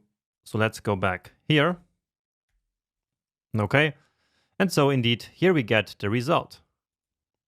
So an array, which in this case returns 3 arrays, and each of them is of course the object we're looking for. And so promise.all receives an array, and it also returns an array. And so to create the same output as before, now all we have to do is to loop over this data and take out the data that we want. So console.log, then data.map, because remember that we want to actually return an array, but not this array, but simply an array with all the capital cities. So in this array of data, each element, let's call it D, which stands for data. So D is now this single array.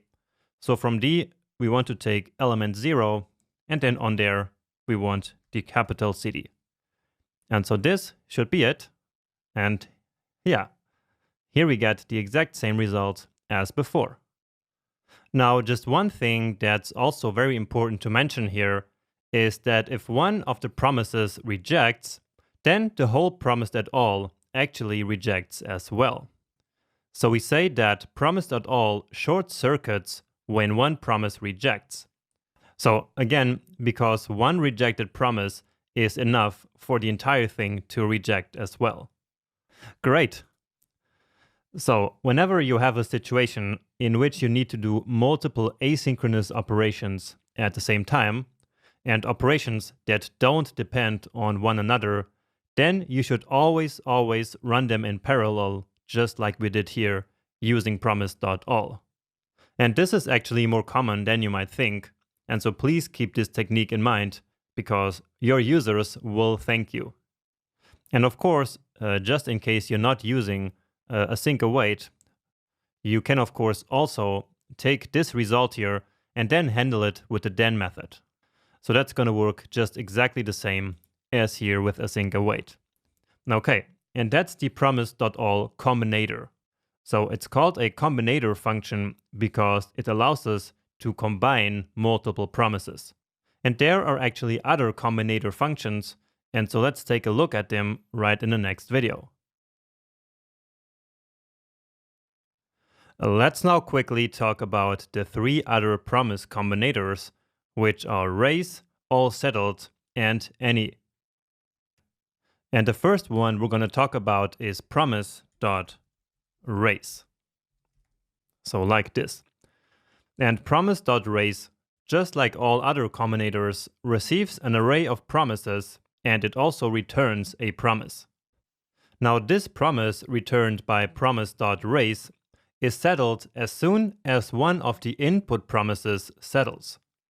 And remember that settled simply means that a value is available, but it doesn't matter if the promise got rejected or fulfilled.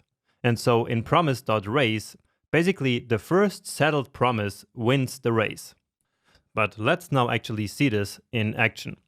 And I will create a quick iffy here so that I can use async await without like creating a whole new function with a name. And so, as always, then we use await, promise, and in this case, dot race. And let's also store it here as a response. And now here let's define an array of promises. And let's just get this JSON here. So this get JSON function and try it with 3 countries. Let's say Italy and do this 3 times. Let's say Egypt and then also Mexico. And so now these 3 promises will basically race against each other like in a real race. Now, if the winning promise is then a fulfilled promise, then the fulfillment value of this whole race promise is going to be the fulfillment value of the winning promise. So that's more obvious than it maybe sounds. So let's just see the result here in the console. And so we got Italy. But if we try this again, then maybe we get another result, because then maybe another call is going to be faster. But well, it seems to be always Italy. But now it's Mexico. And let's actually see this in the network tab. So making it smaller again. And so you see that indeed Mexico is the one who took the least time. So it has the smallest bar here, and it also was the fastest of the 3. Right? This time the fastest was Egypt here by far, and so that's what we should see in the console. Okay? So again, just keep in mind that here in promise.race, we only get 1 result and not an array of the results of all the 3. Now a promise that gets rejected can actually also win the race. And so we say that promise.race short circuits whenever one of the promises gets settled. And so again, that means no matter if fulfilled or rejected. So let's try some weird name here. And so now it is the rejected promise that won, basically. But let's go back here to as it was and see another example, because in the real world, promise.race is actually very useful to prevent against never-ending promises or also very long-running promises. For example, if your user has a very bad internet connection, then a fetch request in your application might take way too long to actually be useful. And so we can create a special timeout promise which automatically rejects after a certain time has passed. So let's do that. And it's going to be similar to the wait function that we created earlier, but the difference is that this one is actually going to reject and not going to resolve. So this time let's actually pass in milliseconds. Or, well, let's just pass in seconds, just to make it consistent with the other one. So return new promise and the executor function. And again, in this case, we will not resolve, but reject. And so here for the resolve function, which is always the first one, we can once again use this throwaway variable. So using this convention. And then here reject and set timeout. And here we specify a callback function. And so we say that after a certain amount of seconds, let's call it sec, like this actually. So after this time has passed, we reject the promise. So we create a new error saying request took too long. And so now we can simply have the AJAX call that we were talking about earlier race against this timeout. All right. So let me show you what that means. So promise.race. And then here, the first promise, let's use again or get JSON. So this is basically what we are interested in here. And let's use another country, Tanzania again.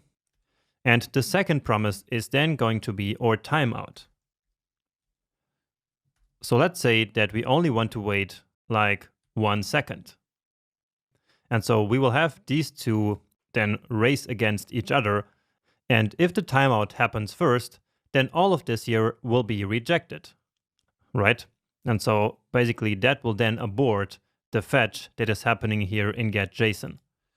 So I could have used, again, async await, but why not use the then method also here? So in this case, let's just log the response, or we could have called it data, but that's not really important here. And here the error, and let's just also log it to the console in case there is any. And so now we have request took too long, but that was very fast. Oh, and here we have to multiply it by 1,000. So again, this one takes milliseconds and not just seconds. Okay, so we got Tanzania pretty fast, and so it was faster than 1 second. And so therefore, it did not time out. But let's not try 0.1 seconds. And so now we see that the request took too long. So 0.1 seconds was not enough for this request here to get finished. And you will have to experiment with different values here because this is going to depend on your internet connection. So let's see 0.2 seconds. And so now the request was actually fast enough so that it didn't time out. So with 0.15 seconds, again, it takes too long. And so then this promise here is the result of promise.race. So that's pretty useful. And in the real world, of course, you will use a larger number, let's say like 5 seconds. Okay, so that's promise.race. And in fact, promise.race and promise.all are by far the two most important promise combinators. But let me show you also the other two that we have. So the next one is promise.all settled. And this one is a pretty new one. It is from ES 2020. And it is actually a very simple one. So it takes in an array of promises again, and it will simply return an array of all the settled promises. And so again, no matter if the promises got rejected or not. So it's similar to promise.all in regard that it also returns an array of all the results, but the difference is that promise.all will short circuit as soon as one promise rejects, but promise.all settled simply never short circuits. So it will simply return all the results of all the promises. So promise.all settled. And so now here I will create actually the most basic example ever. So I will simply fake promises by saying promise.resolve success. All right. And so you already know that this here automatically creates a promise that is resolved. And so we don't have to wait for anything to finish like this here. Okay. So then we can have a couple of more. Here we have a rejected one. So let's say error, and here another one. Let's say another success. Okay. And then here we can just call then, and let's see. All right. Now here we want actually all of the results. All right. And so indeed, here we get 3 results, even though one of them rejected. Okay. So this is the result of the 3 promises. And yeah, so this is how they look like when we do them manually with resolve, reject, and resolve. Just contrast that with promise.all. So that would then look different. So here we would get an error. Okay. So of course we can also catch the error then. And so here we would simply get error. And that's again because the .all promise combinator will short circuit if there is one error, if there is one rejected promise. So that's the difference between these two. But now let's go to the last one, which is promise.any. So like this. Now promise.any is even more modern. It is ES 2021. And actually at the time of recording, this one doesn't work in my browser, but probably by the time I'm releasing this course, it will work in the latest version of Google Chrome. And so let me simply do this here as well. So all I'm going to do is to just copy this example here and then do any. And this is not going to work. Let me show you. So we get promise.any is not a function, but again, in your case, it might already work. So let me simply explain what it does. So as always, promise.any takes in an array of multiple promises, and this one will then return the first fulfilled promise. And it will simply ignore rejected promises. So basically, promise.any is very similar to promise.raise, with the difference that rejected promises are ignored. And so therefore, the result of promise.any is always going to be a fulfilled promise, unless of course all of them reject. Okay, but at the time you're watching this video, again, this should already work, and then maybe you can experiment a little bit with this to see the difference between all the 4 promise combinators. And again, the most important ones are definitely promise.all and promise.raise. So keep at least these 2 in mind for your own projects. Welcome back to the last lecture of this section. And so in this one, we're going to apply everything that we learned in the last few videos to coding challenge number 3. And this coding challenge basically has 2 parts.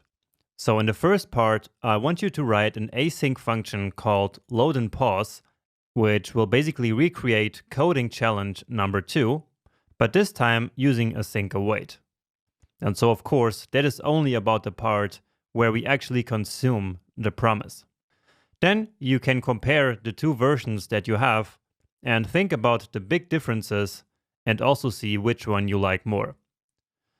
Now, in order to do this, don't forget to set your network tab to fast 3G. All right. So that's part number 1, basically converting what we did before. But then comes part number 2, which is again a more difficult one. And actually in this one, you will do something that we didn't do before, but I'm sure that with the instructions here, you can make it. So what I want you to do is to create an async function load all, and this one receives an array of image path, and so that's this one. So it's an array which contains the path of all 3 images in the image folder. Okay, so you receive that array in the function, and then I want you to use the map method to loop over the array in order to load all the images that are here in this array with the create image function. So this one here where we promisified loading an image. Okay. Of course, the map method will then result in a new array, and you should call this one images like this. Now keep in mind that create image here will return a promise. And so the callback function of the map method needs to be special. So you need to consume the promise that comes from create image, And so therefore, as I said, the callback function in the map method should be a special type of function. So I'm not spoiling which function it is, but hopefully you can guess what I'm talking about. All right. But anyway, next, I want you to check out this images array in the console. And is it what you expected? So again, here I want you to think about the result that you get. So this images array, and think if you expected it to be like this, and also if it makes sense. Okay, and what I just said will make sense once you get there. Then, in the next step, you should use a promise combinator function to actually get the images from the array. So this is a very important hint right there. Then finally, you should also add the parallel class to all the images. And so once again, you should probably loop over the images and then to each of them add this class. So again, this part 2 here actually contains some new parts that you will have to figure out on your own and experiment a little bit with that. But at this point of the course, so already pretty deep into it, it's probably a good idea that you start experimenting with some stuff on your own. And so that's why I created this challenge like this. So good luck with this, take all the time that you need, and then I see you back here. Welcome back here to my solution now. So as you see, I already have all the code here from challenge 2. And so what we're going to change now is basically this part here. So we will recreate this big then chain using now async await. So the function is called load, so load and pause, and it is an async function which doesn't have any arguments. I'm missing the function keyword. So it doesn't have any arguments. And so as always, we need to wrap everything into a try block. And then here the error. And actually right now it is already allowed to use catch without the error. So that's new in JavaScript. Previously that wasn't allowed. But just to make it consistent, I always use the error here, even if I then don't need it. But here let's just log it to the console as always. All right. So here is the first promise. So this one. So let's put that here. And since we're using async await, I will now await that promise and store the result into image. So that's basically the variable that we have here as the parameter in the then method. And so that's the same name that makes sense here. So image, and let's use 1 here because we're going to have multiple. Or actually that's not even necessary because this time we won't need the current image variable. Okay, but more about that once we reach that point. So again, the image is of course the result of this successful promise. All right, and so with that, we already translated this here. Now what we need is to simply log this to the console. And so here we have load image 1 already. Then next up, we have this wait. And so here we can just await for wait 2. And just like before, since the wait promise does not have any resolved value, we actually don't need to save anything to any variable.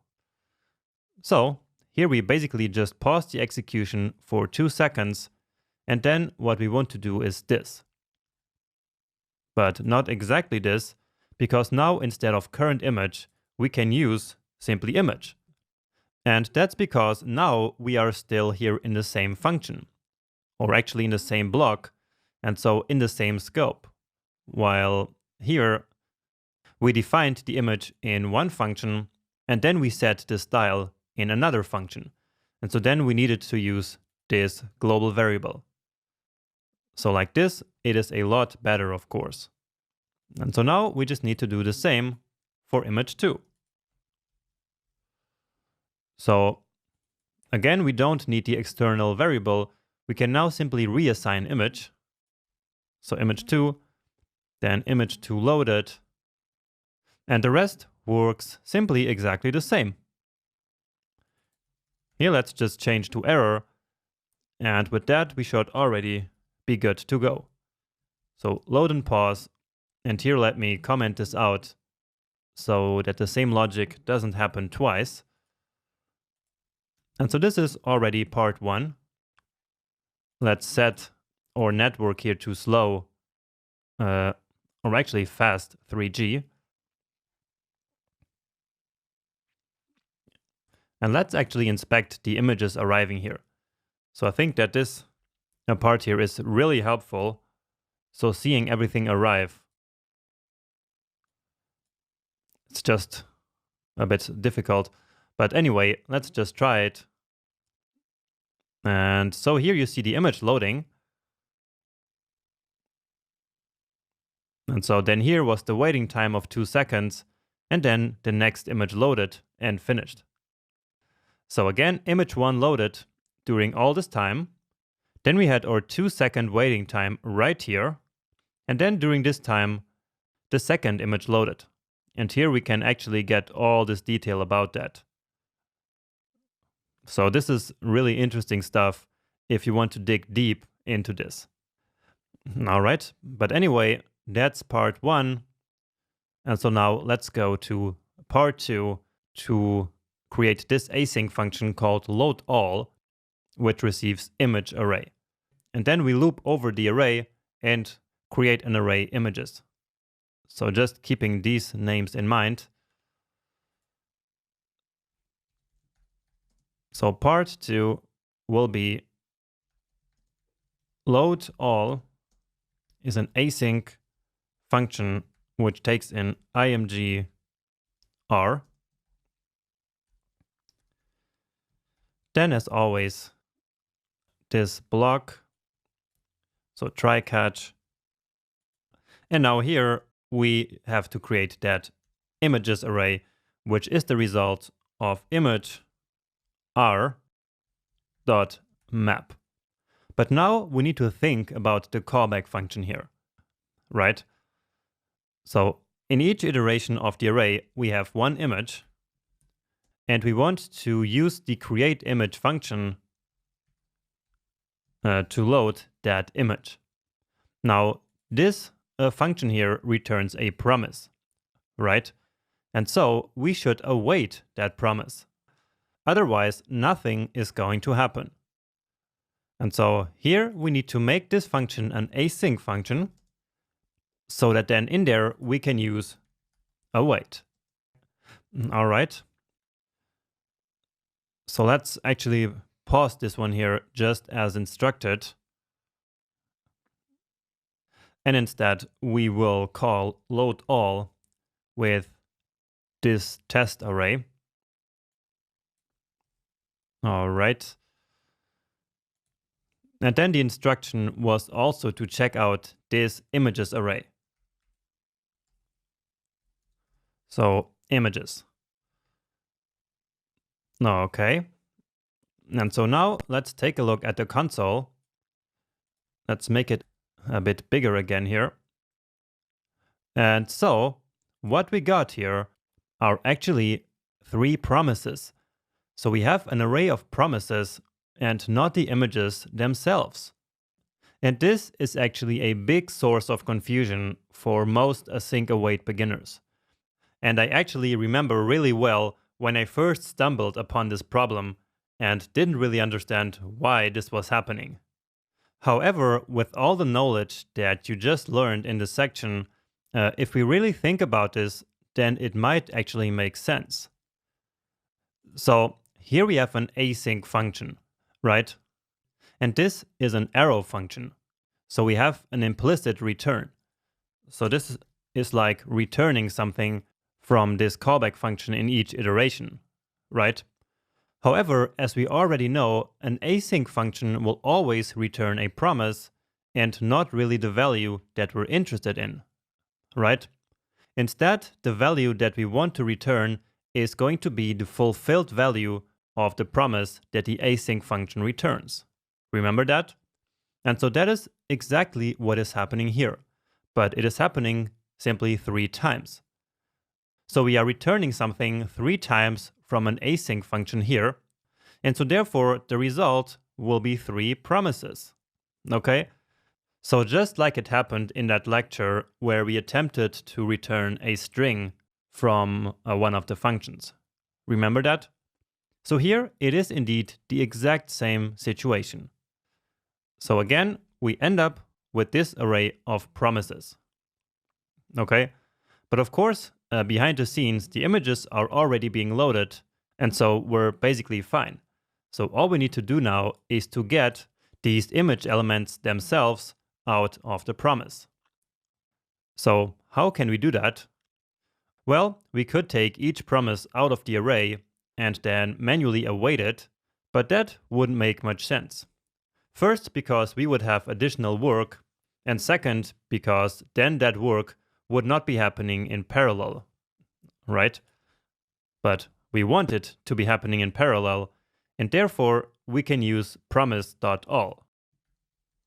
So promise.all is perfect for this because it already expects an array of images. And so this images array is already perfect to handle by this function, right? And so now we simply need to store the image elements here. So let's call it that into this array. So let's then take a look at that. And so now this is, of course, going to take some time. So this can only happen once the images are actually loaded. And so now, indeed, here we go. All right. So here are the 3 image elements, and they're now hidden. And so that's why we need to add the parallel class later. So again, this worked because here in this loop, of course, the await keyword did its job of pausing the execution of the function, right? And so therefore, only after that, we did then promise.all to actually get the image elements out of the promises array. So this was a bit tricky, but maybe you did figure out that this is how you solve this problem. So once you need to use async await in a map method like this, which, believe me, is pretty common, then you end up with an array of promises that you can then, as a next step, handle like this. So with the promise.all combinator function. And so now the next step is actually pretty easy.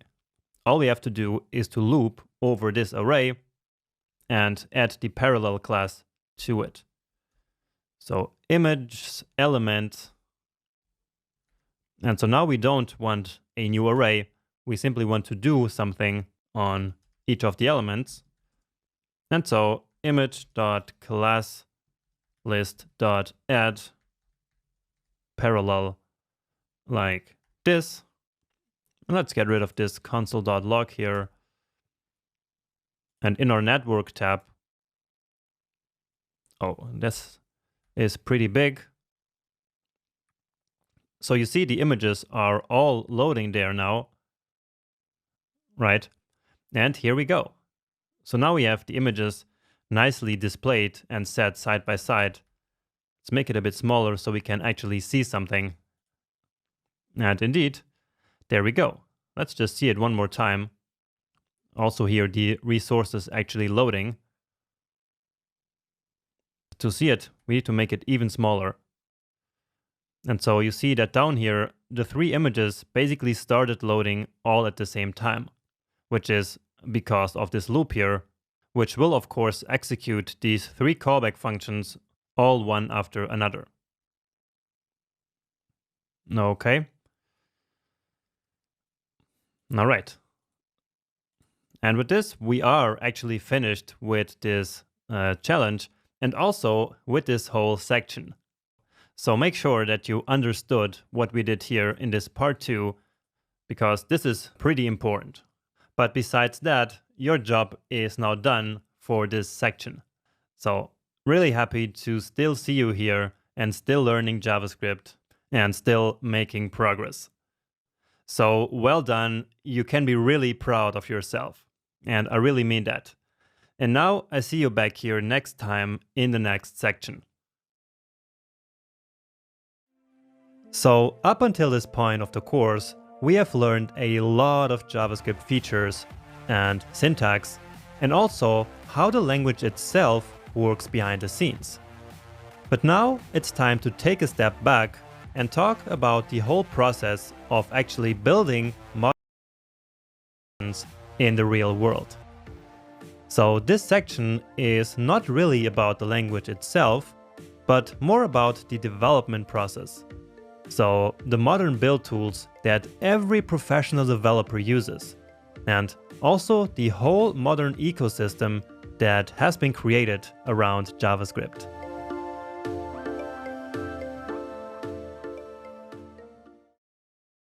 Let's start this section with a general overview of modern JavaScript development. So basically, of how we write JavaScript today. Because when we build applications, we don't just write all of our code into one big script, send that script as it is to the browser, and call it a day. Now it used to be like this, but the way we build JavaScript applications has changed tremendously over the last couple of years. So back in the day, we used to write all our code into one big script, or maybe multiple scripts. But today, we divide our projects into multiple modules. And these modules can share data between them and make our code more organized and maintainable. Now, one great thing about modules is that we can also include third-party modules into our own code. And there are thousands of open source modules, which we also call packages, that developers share on the NPM repository. And we can then use these packages for free in our own code. For example, the popular React framework, or jQuery, or even the Leaflet library that we used before in our Mapty project. All these packages are available through NPM. Now, NPM stands for Node Package Manager because it was originally developed together with Node.js and for Node.js. However, NPM has established itself as the go-to repository for all kinds of packages in modern JavaScript development. Now, in order to actually download and use and share packages, we use the NPM software installed on our computer. And this is just a simple command line interface that allows us to do all that. So basically, NPM is both the repository in which packages live and the program that we use on our computers to install and manage these packages. So let's say that we are done writing our project code. So we divided it into multiple modules and we included some third-party modules as well. And so now the development step is complete. However, usually that's not the end of the story. At least not when we're building a real-world application. Instead, our project now needs to go through a build process where one big final JavaScript bundle is built. And that's the final file which we will deploy to our web server for production. So basically, it's the JavaScript file that will be sent to browsers in production. And production simply means that the application is being used by real users in the real world. Now, a build process can be something really complex, but we're going to keep it simple here and only include 2 steps. And the first step will bundle all our modules together into one big file. This is a pretty complex process which can eliminate unused code and compress our code as well. Now this step is super important for 2 big reasons. First, older browsers don't support modules at all, and so code that's in a module could not be executed by any older browser. And second, it's also better for performance to send less files to the browser, and it's also beneficial that the bundling step compresses our code. But anyway, as a second step, we do something called transpiling and polyfilling, which is basically to convert all modern JavaScript syntax and features back to old ES5 syntax, so that even older browsers can understand our code without breaking. And this is usually done using a tool called Babel. So remember that I said right in the beginning of the course that we were going to do this, and in this section we will finally do it.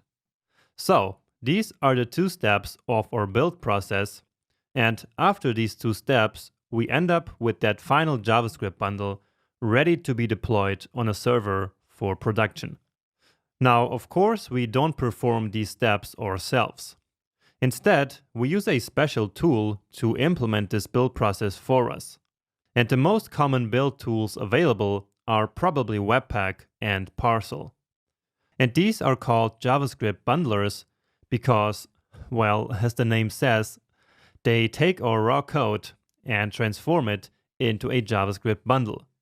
Now, Webpack is the more popular one, but it can be really hard and confusing to set it up. So that's because there's a lot of stuff that we need to configure manually in order to make it work properly. Parcel, on the other hand, is a zero configuration bundler, which simply works out of the box.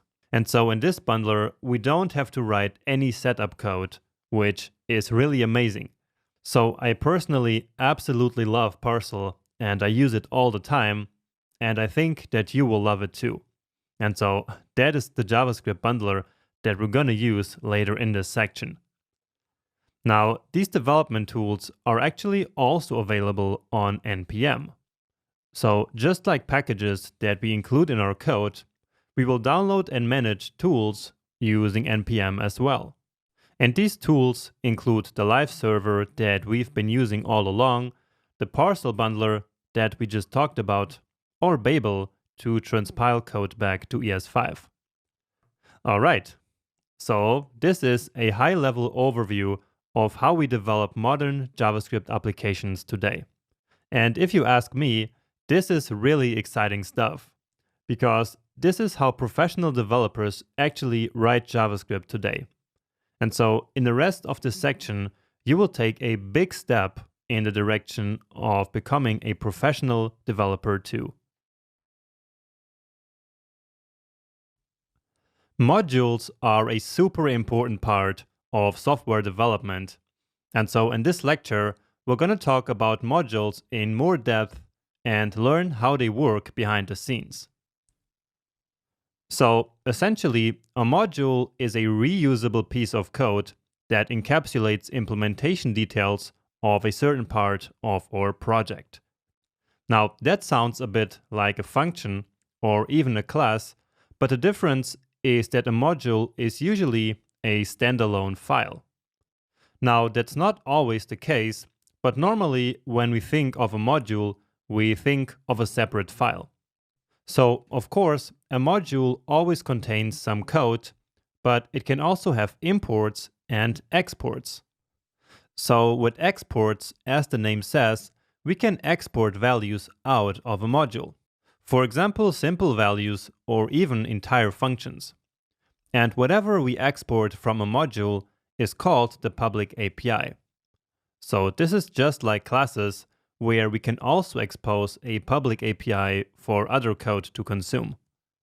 Now, in the case of modules, this public API is actually consumed by importing values into a module.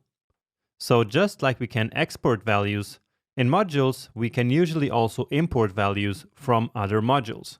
And these other modules from which we import are then called dependencies of the importing module, because the code that is in the module that is importing cannot work without the code that it is importing from the external module, right? And this entire logic that I just described is true for all modules in all programming languages. So this is not specific to only JavaScript. In fact, modules are a pattern that developers have been using in all languages for decades. Now, of course, we can write code without modules. And actually, we've been doing that up until this point. But that's because our applications have been very simple. However, when a codebase grows bigger and bigger, there start to be many advantages of using modules. And the first one is that modules make it really easy to compose software. So we can think of modules as small building blocks that we can then put together in order to build really complex applications. And I think it might be helpful to look at a more real-world example to understand all the benefits of modules. So let's take this digital camera. You can see that this specific camera is basically made up of all these modules that we can see here. And this is exactly how we can compose software using modules as well. Another big advantage of these camera modules is that each of them can be developed in complete isolation. So you can have one engineer working on the lens, and another one on the screen, and even another one on the controller module. And the best part of this is that each engineer can actually work on their own module without even understanding what the other engineers are doing, and also without understanding how the entire final camera works itself. And so, isolating components is another huge advantage of using modules. And again, isolating components essentially means that each module can be developed in isolation without the developer having to think about the entire code base. He doesn't even need to understand all of it, which makes it really easy to collaborate on a larger team. Next up, modules make it very easy to abstract our code. And we already talked about what abstraction means, but basically we can use modules to implement low-level code. Then other modules, which don't really care about these low-level details, can import these abstractions and use them. And back to our camera, the screen module, for example, does not care about the low-level implementation details of the controller module. It can simply import the controller, but without knowing how it works, and use it to control other parts of the camera.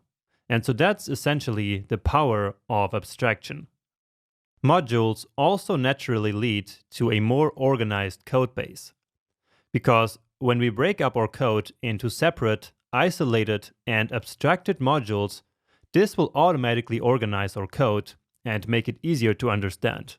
And so this alone is a huge benefit of modules. Finally, modules allow us to easily reuse the same code in a project and even across multiple projects. For example, if we use a module to implement a couple of mathematical functions in a certain project, and if we then need the same functions in the next project, all we need to do is to copy that module to the new project. And in our camera example here, this company could now use the exact same lens or the exact same screen in different camera models, all because they nicely abstracted these components into self-contained, reusable modules. Alright, so this is how modules work in software design in general. But now let's take a look at modules specifically in JavaScript. So as of ES6, JavaScript has a native built-in module system. Now, we did have modules before ES6, but we had to implement them ourselves or use external libraries.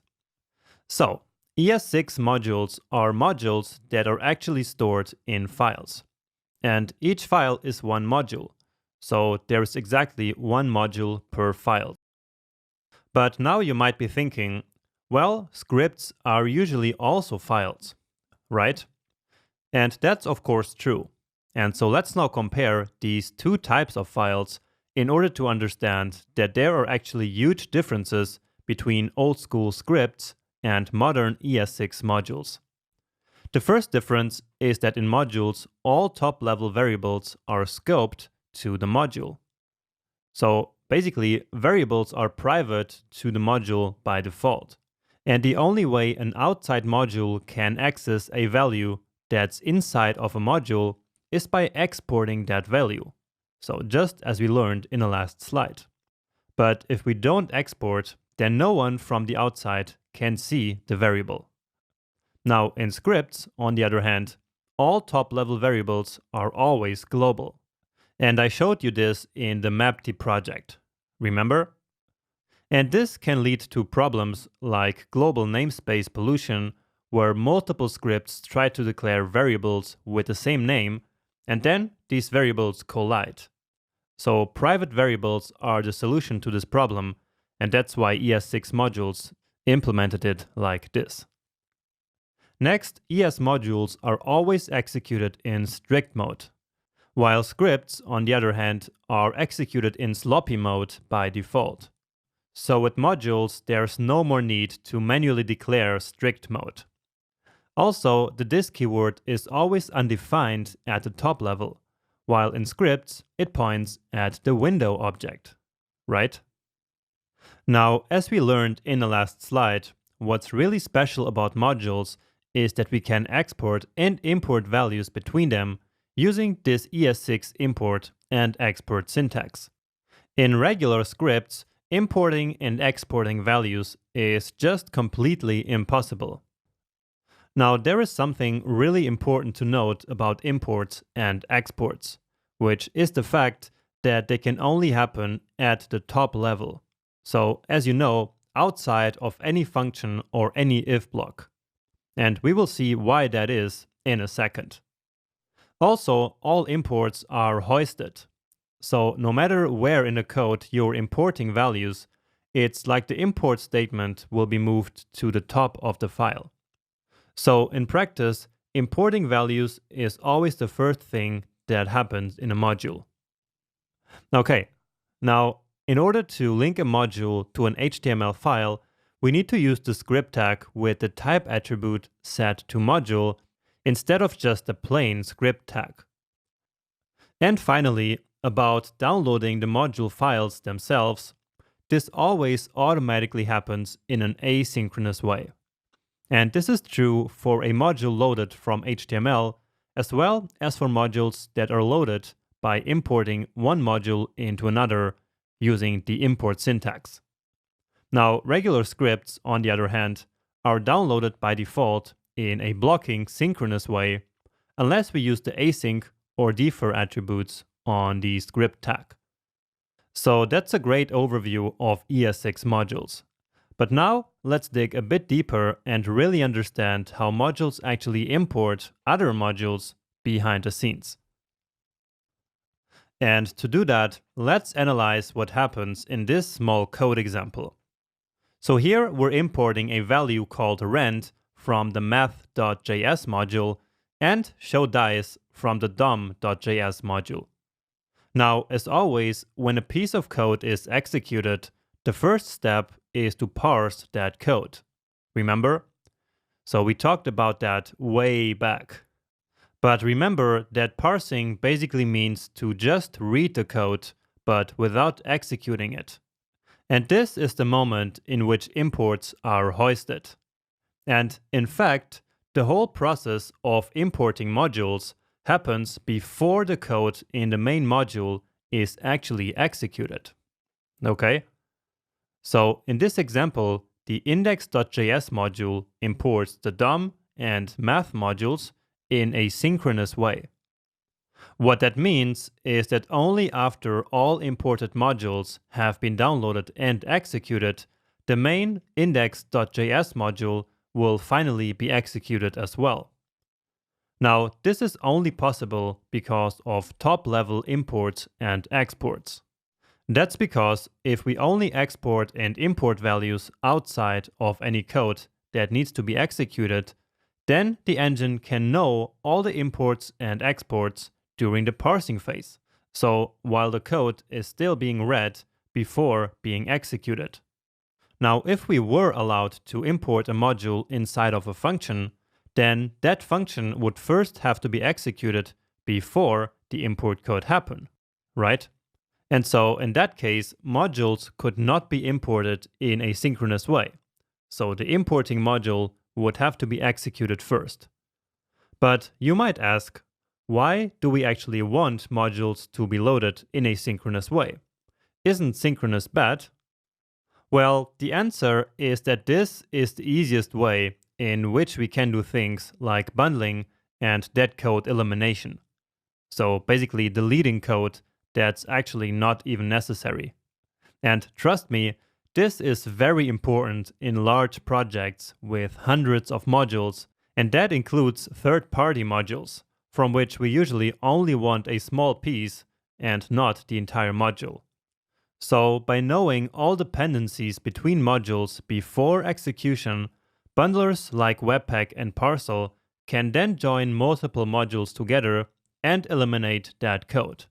And so essentially, this is the reason why we can only import and export outside of any code that needs to be executed. So like a function or an if block. But now let's move on here. So after the parsing process has figured out which modules it needs to import, then these modules are actually downloaded from the server. And remember, downloading actually happens in an asynchronous way. It is only the importing operation itself that happens synchronously. Okay? Then after a module arrives, it's also parsed, and then the module's exports are linked to the imports in index.js. So for example, the math module exports a function called rend. And this export is then connected to the rend import in the index.js module. And this connection is actually a live connection.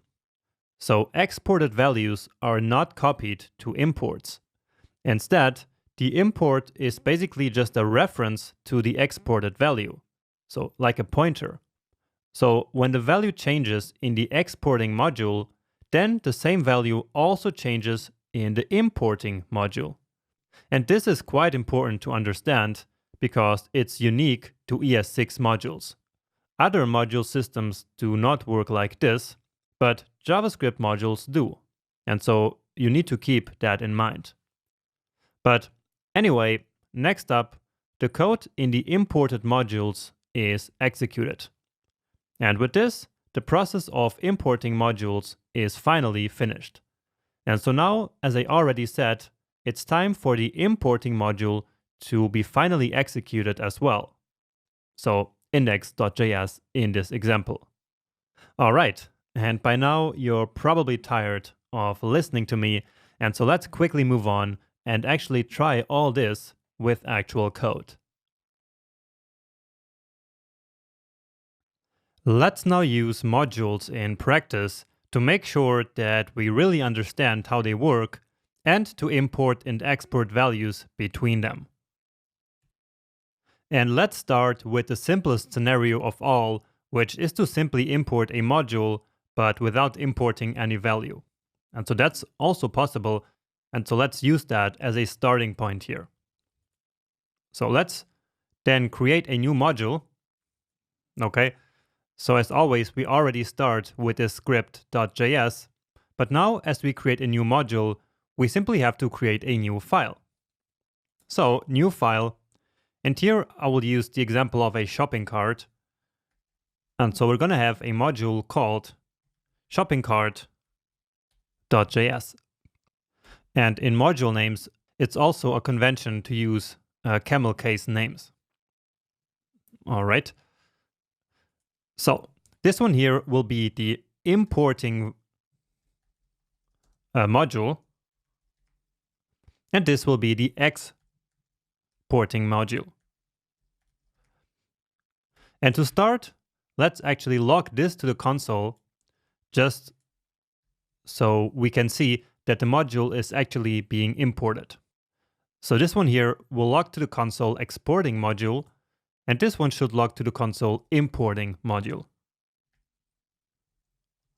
So like this, with the quotes, of course. And now we also have to import that other module. And let's do that here first. So import, and then a string with the location of the module. So /, which simply means the current location, and then here VS Code already gives us these options. So let's choose here shoppingcart.js. And you see that VS Code automatically omits the JS here. So the name is actually this one with the JS, but ES modules actually also work without the extension. But for now, let's actually leave the extension there just to make it a little bit more clear. So let's start this code here. So as always, live server, but then we will see that this is not yet going to work. So let's take a look at the console here. And so we see cannot use import statement outside a module. So why is that happening? Well, remember from the last lecture that when we want to connect a module to the HTML file, we actually need to specify the type attribute. So here we have to say that this is of the type module. Okay? And so now it actually worked. So let's go back here and analyze this. And so here in the console, we see that the first log is actually exporting module. Only then importing module is logged to the console. And so this means that, in fact, this code here is executed before any code in the importing module. So exactly what I explained to you in the last lecture. So the code in this module here is parsed, and before it is executed, all the code in the modules that it imports is executed first. All right? And the same is true if we had this log here before. Okay? So remember that all the importing statements are basically hoisted to the top. And so usually this is actually also how we write it. So all the import statements at the top of the file. And also note how I didn't use strict mode here. And that's because, as you learned in the last video, all modules are executed in strict mode by default. But now let's go back here to the shopping cart module and define some variables. So let's just say shipping cost equals 10. And let's also say we have an empty cart, which is like an array. So an empty array for now.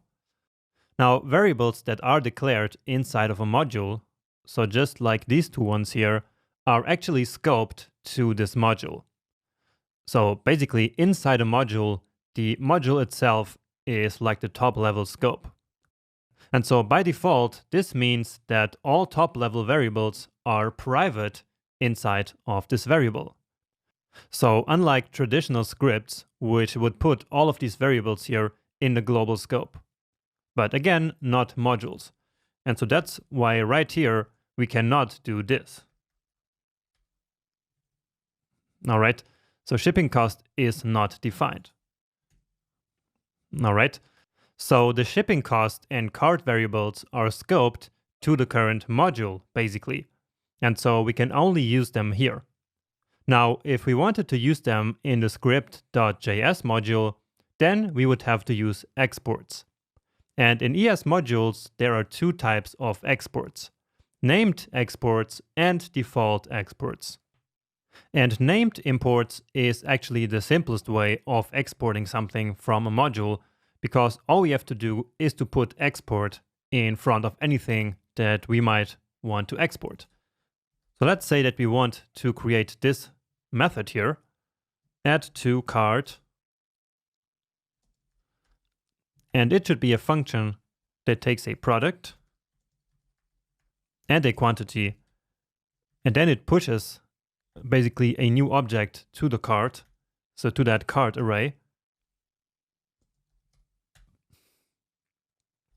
And then let's also log something to the console, like quantity, and then the product was added to the cart. Okay, and so again, by now, this variable is private inside of this module. But if we wanted to now export it so that we can import it in some other module, all we have to do is write export right here.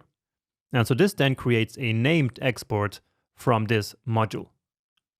And so now we can then import that variable right here. We just have to write it with the exact same name. So the variable is called add to cart right here. And so right here in this module, and so therefore we have to call it that here as well. Now what we're missing here is the from. So this is quite easy to understand. It reads just like a normal sentence. So we want to import add to cart from this module. And again, add to cart, this variable name here, has to be exactly the same as this one. Okay, now here we are just missing actually curly braces around this here, like this. And so now it's going to work. And the syntax without the curly braces, we will see a little bit later. But again, with named imports, you have to give them here the same name, and you actually have to put them inside curly braces like this. And so now here we are able to call this function as if it was defined here in this same scope. So let's just say we want to add 5 breads to that shopping cart, and now indeed it works.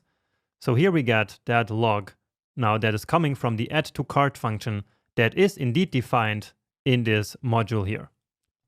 Now just keep in mind that exports always need to happen in top level code. So it wouldn't work like this. All right. So then indeed you get an unexpected token export. So let's put it back, of course. And so now here we are back. And of course, we can also export multiple things from a module using named exports. And actually, that is the main use case of named exports. So basically, when we want to export multiple things. Okay, now we can also export multiple things at the same time using named exports. So we can just, let's say, declare some variables here, like total price 237 and total quantity, let's say 23. And so now we can export all of this at the same time, again using named exports by writing total price and total quantity. So this is a little bit like exporting an object from this module. And so now, just like before, we can then come here and import these variables using the same name. And again, that's inside of the curly braces, just like we exported here. So that's add to cart, total price, and total quantity. And so of course we can then go ahead and use them here. And in this case, all we do is to log them. But indeed, now we get access to these values from here. And indeed, now we get access to these values here in this main importing module. Now, actually, we can change the name of the imports as well. So for example, if we wanted to call the total price simply price, we could write this. So total price as price. And so then here, it would no longer be called total price, right? So it's no longer there, but instead it is simply called price. And we could actually even do that here in the exports. So here we could also write like export total quantity just as QT, let's say. And so then here it would no longer be called total quantity, but TQ. And now that doesn't work, so let's go back. So it's TQ, so total quantity. And so now indeed we are back to having 23 there. So this is all very flexible, as you can see, and we can play around with this as we wish. Okay, and actually we can take this importing even further, because we can also import all the exports of a module at the same time. So that's import, and then everything. So that's usually the meaning of the star, and then as, and here we can give it some name that we want. So let's call it shopping cart, and with a capital S here. So a little bit like a class name, okay? So that's kind of the convention when we import everything into an object like this. So basically this here will create an object containing everything that is exported from the module that we will specify here. So from shopping cart. And so this will then basically create a namespace for all of the values exported from that module. Let's just comment out this one here, and I will put this code that is more related to this import here. So actually I want all of it here. So put that here and comment it out like this, because now we are doing it differently. Let's just put everything here, just so we get some new code here. Now it tells us that this module doesn't exist, and that's because by default VS Code again removed this JS. And in fact, it is necessary. It is only not necessary in some other cases that we will see later. So now it works again, and we are back to having our logs here. And so now whenever we want to use something that was exported, like this add to cart function, then we have to basically take that from this object. So add to cart, and let's again say bread 5. All right, so here it is again. And so basically, if we think about this, this module here is now basically exporting a public API just like a class. So it's as if this object here was an object created from a class, which now has these methods and also, for example, these properties like shopping cart dot total price, right? So that's the other named export from this module. Now, of course, we are not trying to replace classes with modules. I just wanted to turn your attention to the fact that some things here look pretty similar indeed, right? And actually, we can say that a module exports kind of a public API, because everything else, of course, stays private inside of the module. All right, and that's basically how named imports and exports work. So we saw how we can export just one value, and also how we can export multiple values at once, and also how we can change the name of the named exports and also of the named import like this. Then we learned how we can import everything at the same time, so all the named imports at once. All right, and so now it's time to talk about default exports. So I said that they were named exports and default exports. And so let's now talk a little bit about these export defaults. So usually we use default exports when we only want to export one thing per module. And so that's the reason why they are called default. And so it works like this. So pretty similar, but then we have to write default. And then here we want to simply export a value. So for example, if we wanted to export the same function, we would simply export the value itself, so not the variable. And here you see that no name is involved at all. We are simply exporting this value. And so then when we import it, we can basically give it any name that we want. So let's say import add from shopping cart.js.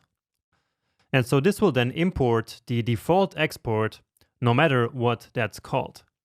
And in fact, it's not called anything. And so yeah, we can give it any name here that we want. And right now, we are actually importing the same module here twice, as you see.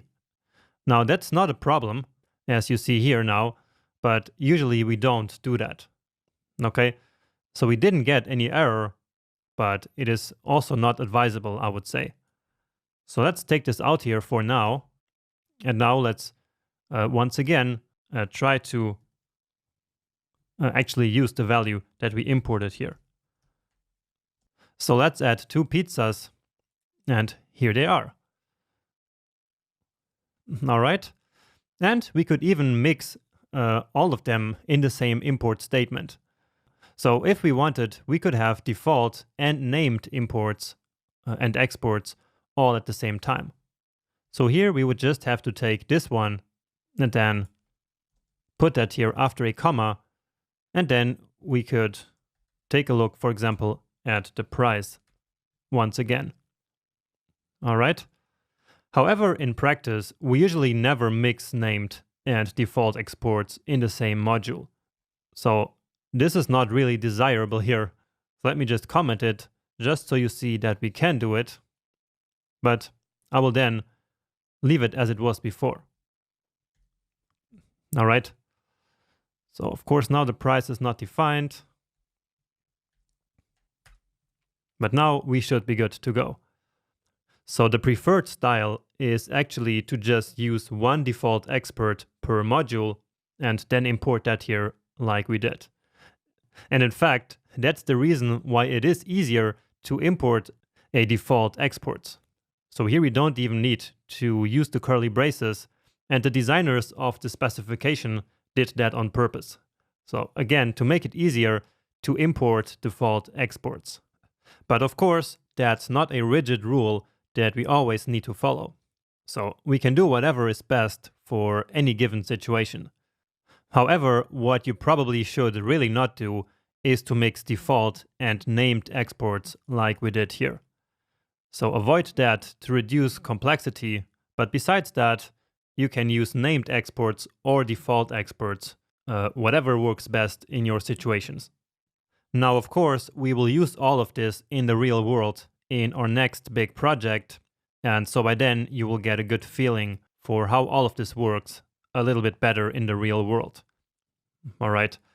But with this, you now already have a pretty good idea of how importing and exporting values between modules actually works.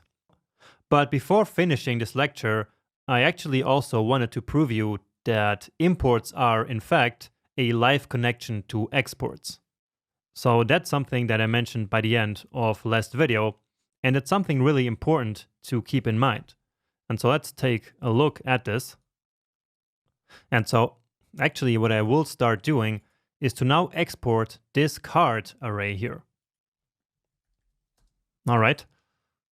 So here now it looks as if we are simply exporting this empty array here. So card is an empty array, and that's all we are exporting here. But now watch what happens as we add a couple more products. So let's say bread, 5, and then just a couple of apples. And so watch what happens when we now import this card and log it to the console. So actually let's do that here. So I mentioned we should not mix them, but now just to make this work, we actually need to. So we're mixing a default export and a named export, but never mind. Okay, so everything is added to the card, and now let's log the card and see what happens. So here we do not see that empty object that we exported, but instead we have this array with the objects that we just added to the card by calling the add function here. And so that proves that this import here is in fact not simply a copy of the value that we exported here, right? Because if it was, then here we would simply get that empty array, right? Because that's what this card variable looked like by the time we exported it. But as I mentioned in the last lecture, it is not simply a copy. It is a live connection. And as we call this function that we called add in the other module, we keep pushing objects to that array. So we are mutating that array here. And so then here, of course, we see that manipulating the array in the console as we log the card here. And so they are, in fact, the exact same object behind the scenes, basically. So one more time, repeat it with me. Imports are not copies of the export. They are instead like a live connection. And so what that means is that they point to the same place in memory. Because again, otherwise, if it was a copy, then here we would not get anything in the array.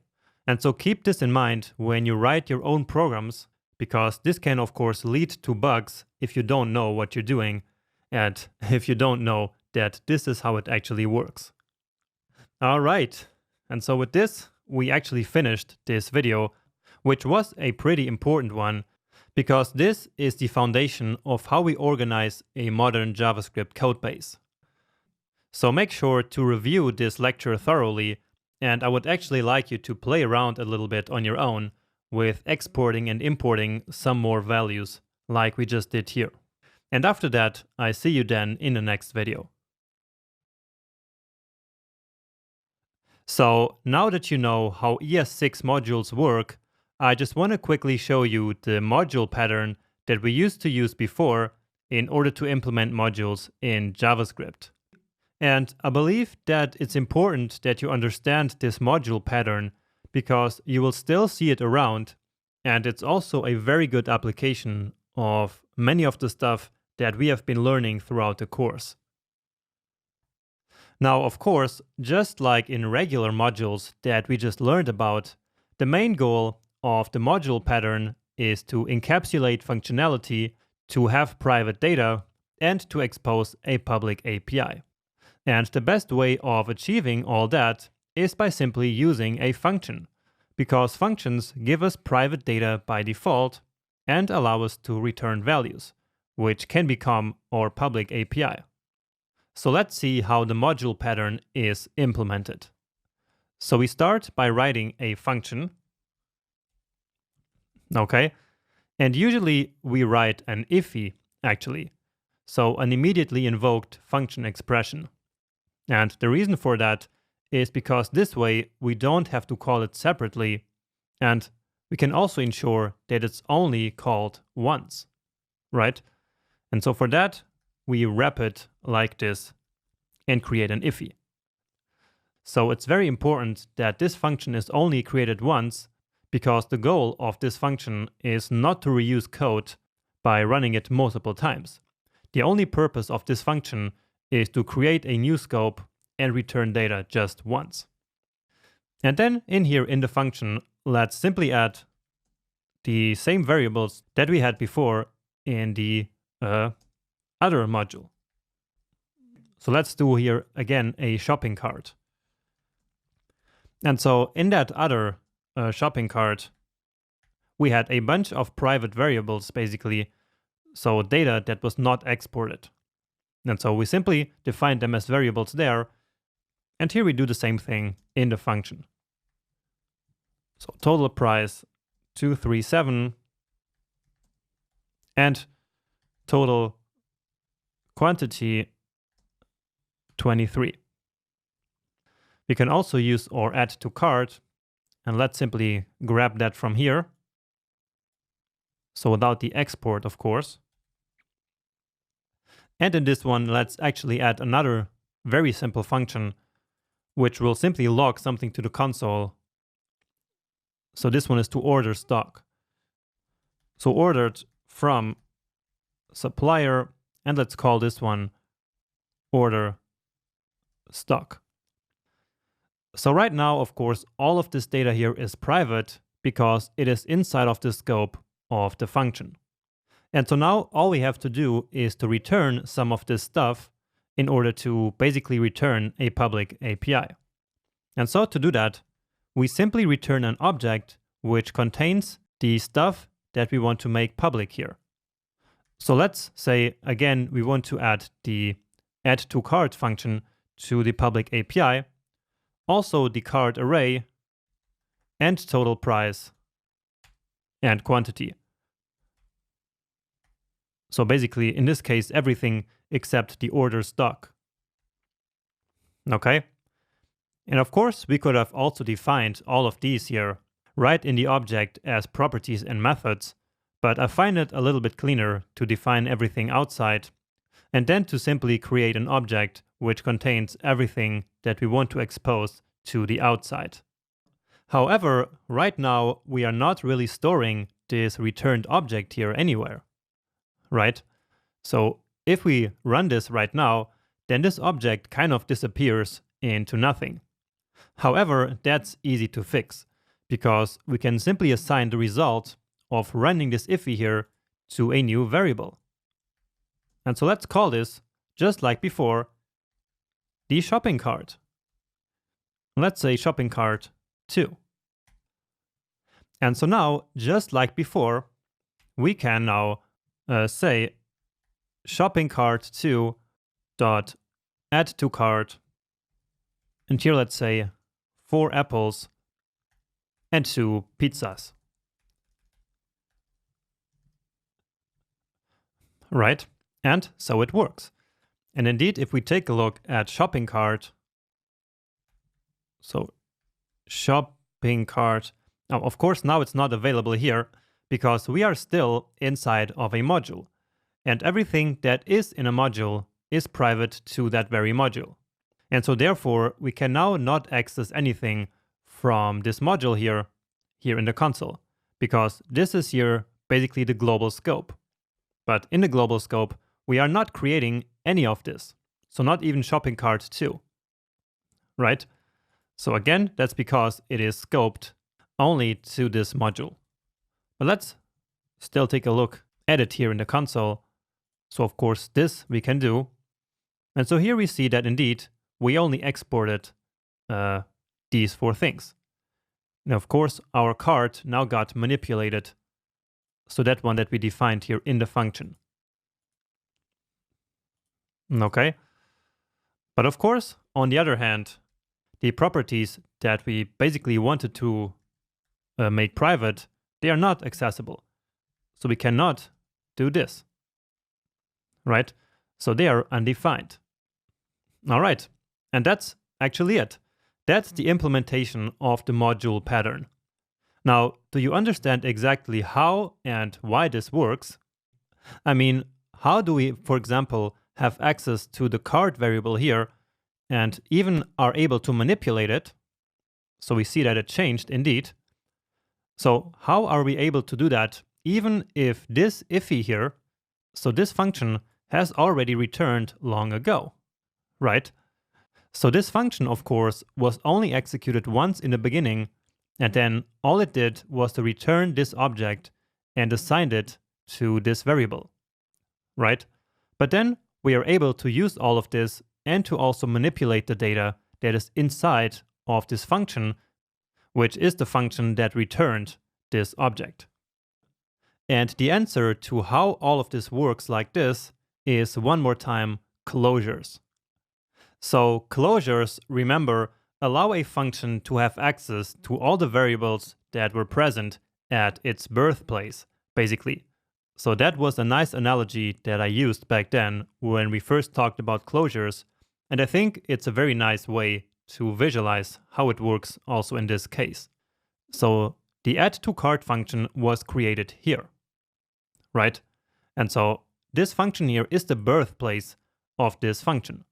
And so therefore, this function never loses connection to its birthplace, which was this function here.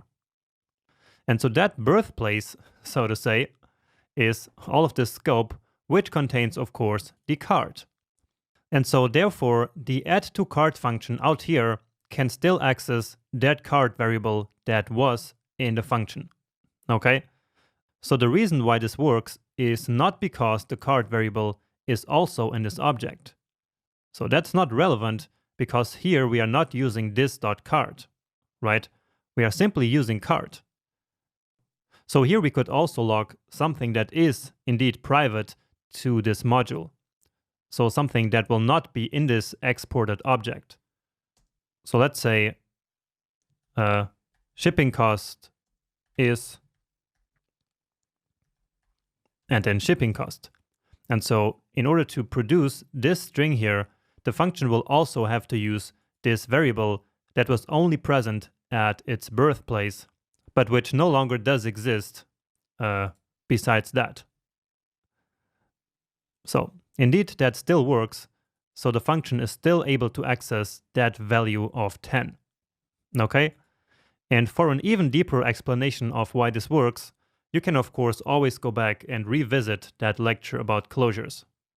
Okay, but in essence, again, this is how the module pattern works, and it works very well, and it has been working for a long time for developers. So long before ES6 modules even existed in JavaScript. Now, the problem is that if we wanted one module per file, like we have with ES6 modules, then we would have to create different scripts and link all of them in the HTML file. And that then creates a couple of problems. Like we have to be careful with the order in which we declare them in HTML, and we would have all of the variables living in the global scope. And finally, we also couldn't bundle them together using a module bundler.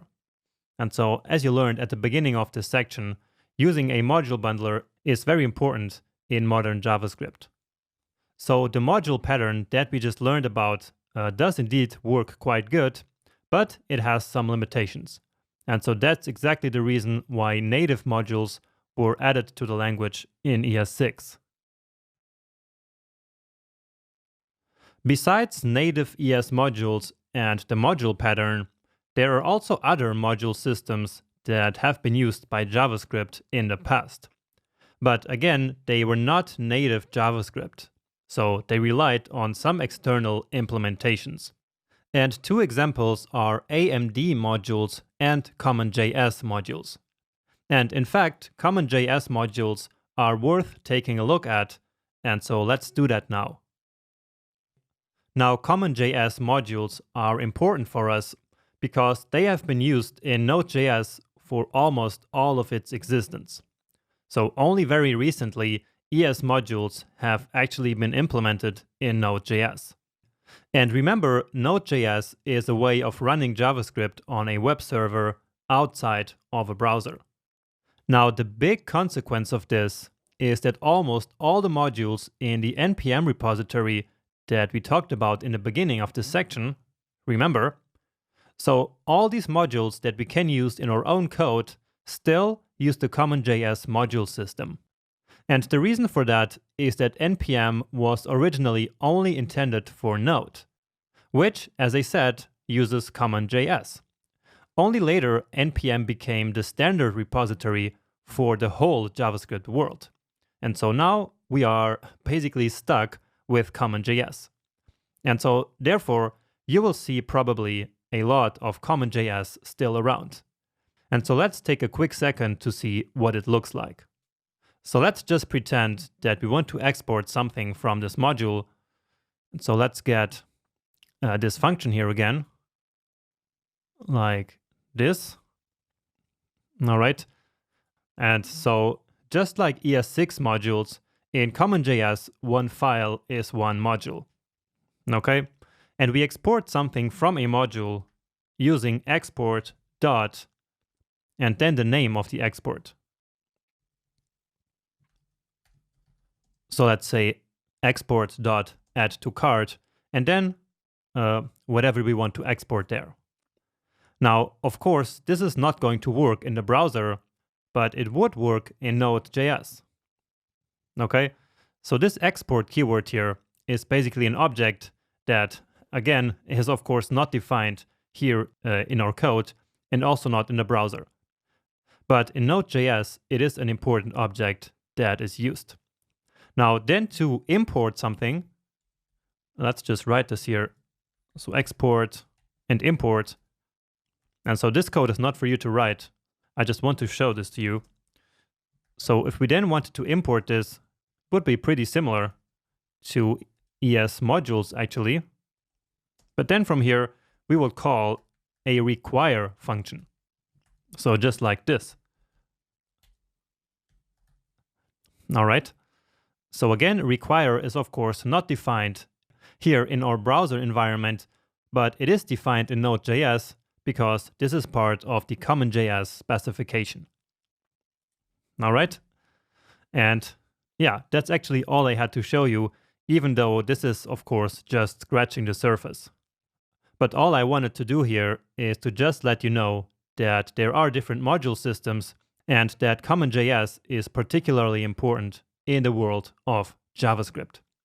Now, in the long run, ES6 modules will hopefully and probably replace all of these different module systems. But it's still going to be a long way until you're there. And so it's good that at least you know what this is when you stumble upon this syntax in the future in your work. Okay, And with this, let's move on to the rest of this section, where we will learn how to use third-party packages from NPM, how to bundle all modules together, and also how to transpile our code back to ES5 for old browsers. Now, before we can use a tool like Parcel, we first need to learn a little bit about the command line. Yeah, you heard that right. All these build tools that are available on NPM only work in the command line. And so now comes that time where you finally have to learn a little bit about the basics, at least, of the command line. Now, if you already know this stuff, then please move on to the next lecture right away, because you will probably not learn anything new here. But for the rest of us, let's get started. So in this short video, all I want to do is to give you the foundation of the command line. So stuff like moving around in the file system, creating files and folders, copying files, and so on and so forth. Because as a web developer, it's really quite important that you know at least how to do these basic things using a terminal or a command prompt.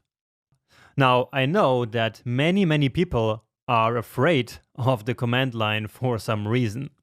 And actually, I'm the first to admit that I was afraid myself a long time ago, and I was always trying to just avoid it. But now I look back and, well, that's just silly, because it's not hard at all, and now I can't live without the command line. And in fact, no serious web developer can live without the command line either. It's just part of the job. All right? But enough talk, let's now actually do something. And we can go about this in different ways. So we can use a separate window. So on the Mac, I'm going to open up Terminal. All right.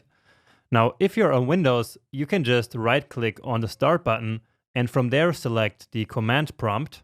So that's how the terminal is called on Windows. And if you're using Linux, well, then I'm pretty sure that you already know how to use the terminal and how to do all of this stuff. But anyways, this is only one of the ways of doing it. And many times as a web developer, you will use a separate window like this one. But since we're using VS Code already, and VS Code does have an integrated terminal, we can simply use that. So I will close that now and open up the terminal like this. And so here we go. Now here we see that we already have one terminal running. And so that's the one that is looking for changes here.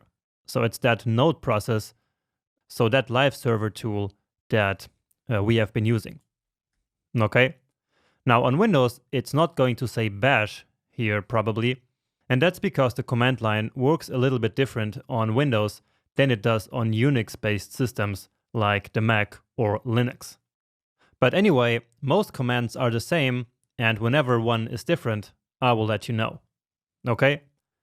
Now, the first thing that you need to know about any command line is that you are always in a folder.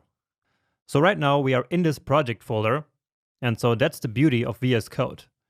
So whenever we open a terminal in VS Code, we are always in this project folder itself. And then from this location in the file system, we can move up and down using commands.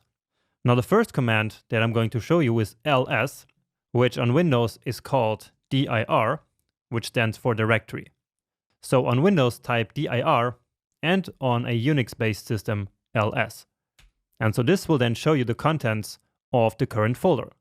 All right, and so indeed, that's exactly the files that we have here, except for this one here, which starts with a dot. And so that's different, but never mind. Then the next command is cd, which stands for change directory. And with this, we can go up and down the file tree. For now, let's just go up, and for that, we use ... And so with this, we are now in the desktop. So let's take a look here as well. And so here we see all of the folders that we created before. Okay, and so let's now move into one of them. So I can write again cd, and then let's say I want to move into folder 13. So 13-advanced, But I actually don't have to type all of it. So instead, I can just hit the tab key, and it will then autocomplete this path for me. So that's very handy whenever we don't want to write everything by hand. So hit enter one more time, then ls or dir on Windows. And so with this, we can check out all the files that are in there. So again, 3 files, and then we also have a folder. So let's go there as well. So cd img, and again, let's check out what we have in there. So all of these images. All right, so let's move up. So that's ... again. And actually, we want to move up 2 levels. And so here we can then add a slash, and then again, ... And so this will move up 2 levels back to the desktop. So here you see that we are at the desktop. Okay, then we can also clear the console like this. And so then everything disappears. Okay, let's take a look again. And remember one more time, it is dir on Windows. And so now let's actually go back to our project folder. And again, now I can already autocomplete because this part of the string is already unique. So I hit tab, enter, and then we are back in our project folder. So to clear this, I can again write clear, but in VS Code, I can also hit Command key, like this. Well, at least it works on Mac. I'm not sure about Windows. So you can also type clear like this. And so now let's actually here create a folder. So that's mkdir. And then let's simply call this test. And so if we check this out now, then here we have a new folder. And you can see that here as well. And of course, I could also see it here in the file system. Right, so there it is. And now back to VS Code, actually. And let's move there now. Clear it again. And now here, let's just create some files.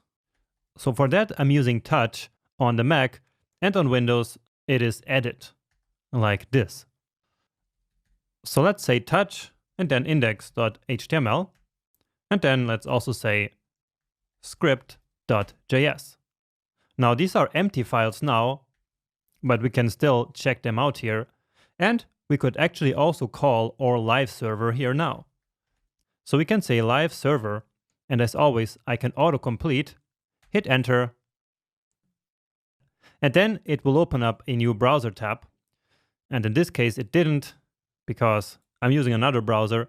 So let me finish this by writing Control-C, then clicking here and doing it again. And so I opened up this command again by clicking the up arrow, okay? And so now here it is. But let's cancel it again because we're not really interested in seeing this empty page. And so again, that is Control-C even on the Mac, so not Command-C.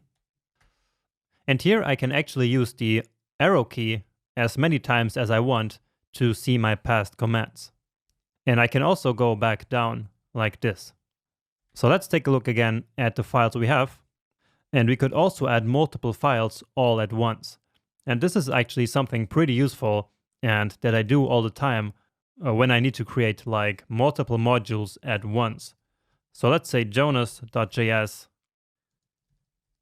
let's say bankist.js, and mapty.js. And so now it created these 3 files all at once. I'm not sure why I wrote JS there, but never mind. Of course, JS does not exist, but here we now have all these files that we created previously. Okay? So we have all these files now, but we're not really interested in them, and so let's delete them. And for that, we can use rm on the Mac and del on Windows. So script.js, for example, and let's say also jonas.js. Let's take a look. And now we only have these 3 left. And let's say that we actually wanted to move one of them to the parent folder. So for that, we can use mv. Let's say we want mapty, And once again, I hit Tab. And so we need to specify first the name of the file that should be moved, and then the location into which that file should be moved. So what is that location? Well, in this case, we want to move it to the parent folder. And so that is ... like this, and then the dash. Okay? And you actually already saw it appear here, right? And if we take a look here again, then there it is. If we move to that parent folder and check it out here as well, then there is mapty.js. All right. And so now we really don't need that test folder anymore. So let's delete that as well. And for that, we can use rmdir. So this stands for remove directory, while the opposite of that, remember, was mkdir. So make a directory. And so now we just need to specify that test. Oh, and the directory is not empty. So rmdir only works for empty directories, at least on the Mac. On Windows, I'm not sure how it works, but apparently on the Mac, only for empty directories. However, at least on the Mac, we can use another trick to remove a directory. So we can use again rm, which we also used to remove files, and then we can specify a flag. So that's basically an option which we write with a dash and then a specific symbol or letter. So in this case, that's R, which stands for recursive, and then the name of the directory. And so now it recursively basically deleted all the files that are in here, and then also the directory itself. And so as you see, that folder is now gone. All right. And again, on Windows, I'm not really sure about this one. Maybe rmdir just worked. But if not, well, if you really need it, then of course you can always go ahead and Google how it works on Windows as well. But with this, I think we actually covered everything that we needed. Let's just get rid of that mapty.js. So mapty.js, and again on Windows, that would be del for delete. Okay. And so with this, we are back to our initial working directory and can now keep going in this section. All right, so let's now finally use npm for the first time. And remember, npm stands for Node Package Manager, and it's both a software on our computer and a package repository. Now, before we jump straight into npm, let's start by understanding why we actually need something like npm. So why do we actually need a way of managing packages or dependencies in our project? Well, back in the day, before we had npm, we used to include external libraries right into our HTML. So basically using the script tag. And this would then expose a global variable that we could use. And actually, that's exactly what we did earlier in our mapty project. So let's actually use or open that here. So mapty and just the index.html file. And so here it is. And you see that indeed, we simply included the leaflet.js file basically using a script tag and did that before our own script, so that our own script could then use the global variable that was exposed by this library here, right? Remember that? Now, this actually creates a couple of problems, at least in a big project. So maybe not in this particular project that is really small, but in a huge project, in a huge team, this is just not manageable. First, it doesn't make much sense having the HTML loading all our JavaScript. That is just really messy. Also, many times we would actually download a library file to our computer directly. For example, a jQuery JavaScript file. But then, whenever a new version would come out, we would have to manually go to the site, download the new version, change the file in our file system manually, and then include it here again maybe with some other name, with some other version number. And that was just a huge pain, believe me. And the third reason is that before NPM, there simply wasn't a single repository that contained all the packages that we might need. And so this made it even worse and more difficult to manually download libraries and manage them on our computers. So in summary, this all used to be a huge pain and a huge mess. And maybe you even remember this yourself, like the old days of jQuery and dozens of jQuery plugins that you would have to keep updated. But anyway, all of this is just to say that we really need a way to manage our dependencies in a better and more modern way. And NPM is exactly how we do that. And so let's start by using the NPM software now. All right. So actually we will need this terminal now. So let me clear it. And we start by checking if we actually have NPM installed. So to do that, just type npm-v. So this will check for the version. And if you get any number here, and it doesn't matter which one, then you're good. Well, in fact, it should actually be greater than 6. Okay, so anything that you have greater than 6 is good. But if you did get an error because you didn't install Node.js in one of the previous sections, then please go to this website now, so nodejs.org, and then download and install the version for your computer. So you can just use this LTS version. You don't have to go with the current one. And by the time you're watching this, LTS is probably already at 14 or 16 or 18, who knows, but that doesn't matter. So all that matters is that you install Node.js, and then as you run this command, you just need to get some number here, and then you're good to go. Now, in each project in which we want to use NPM, we need to start by initializing it. And so for that, we write npm init, and this will then ask us a couple of questions in order to create a package.json file. So the questions are down here. So first the package name, and if we just hit enter, then whatever is here in these parentheses will be the default. And so for now we are just good with all of these defaults. So just keep pressing enter, and of course you could define things like the author, keywords, or whatever, but that doesn't really matter for now. So is this okay? Yes, it is. And then we end up with a special file called package.json, which is this one. So this is the file that npm just created for our project here. Now this file here is basically what stores the entire configuration of our project. So as you see, it's stuff like the project name itself, the version that we can keep on updating, and yeah, the author and all kinds of stuff. So for now, that's not really interesting, but it will be in a second. Okay, let's just close these files we don't need. This can become smaller, and let's also clear it.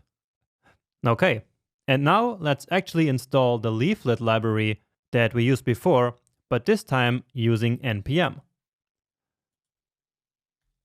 So let's just search for the documentation page again. And so here I already showed it to you before, but let's take a look at it again.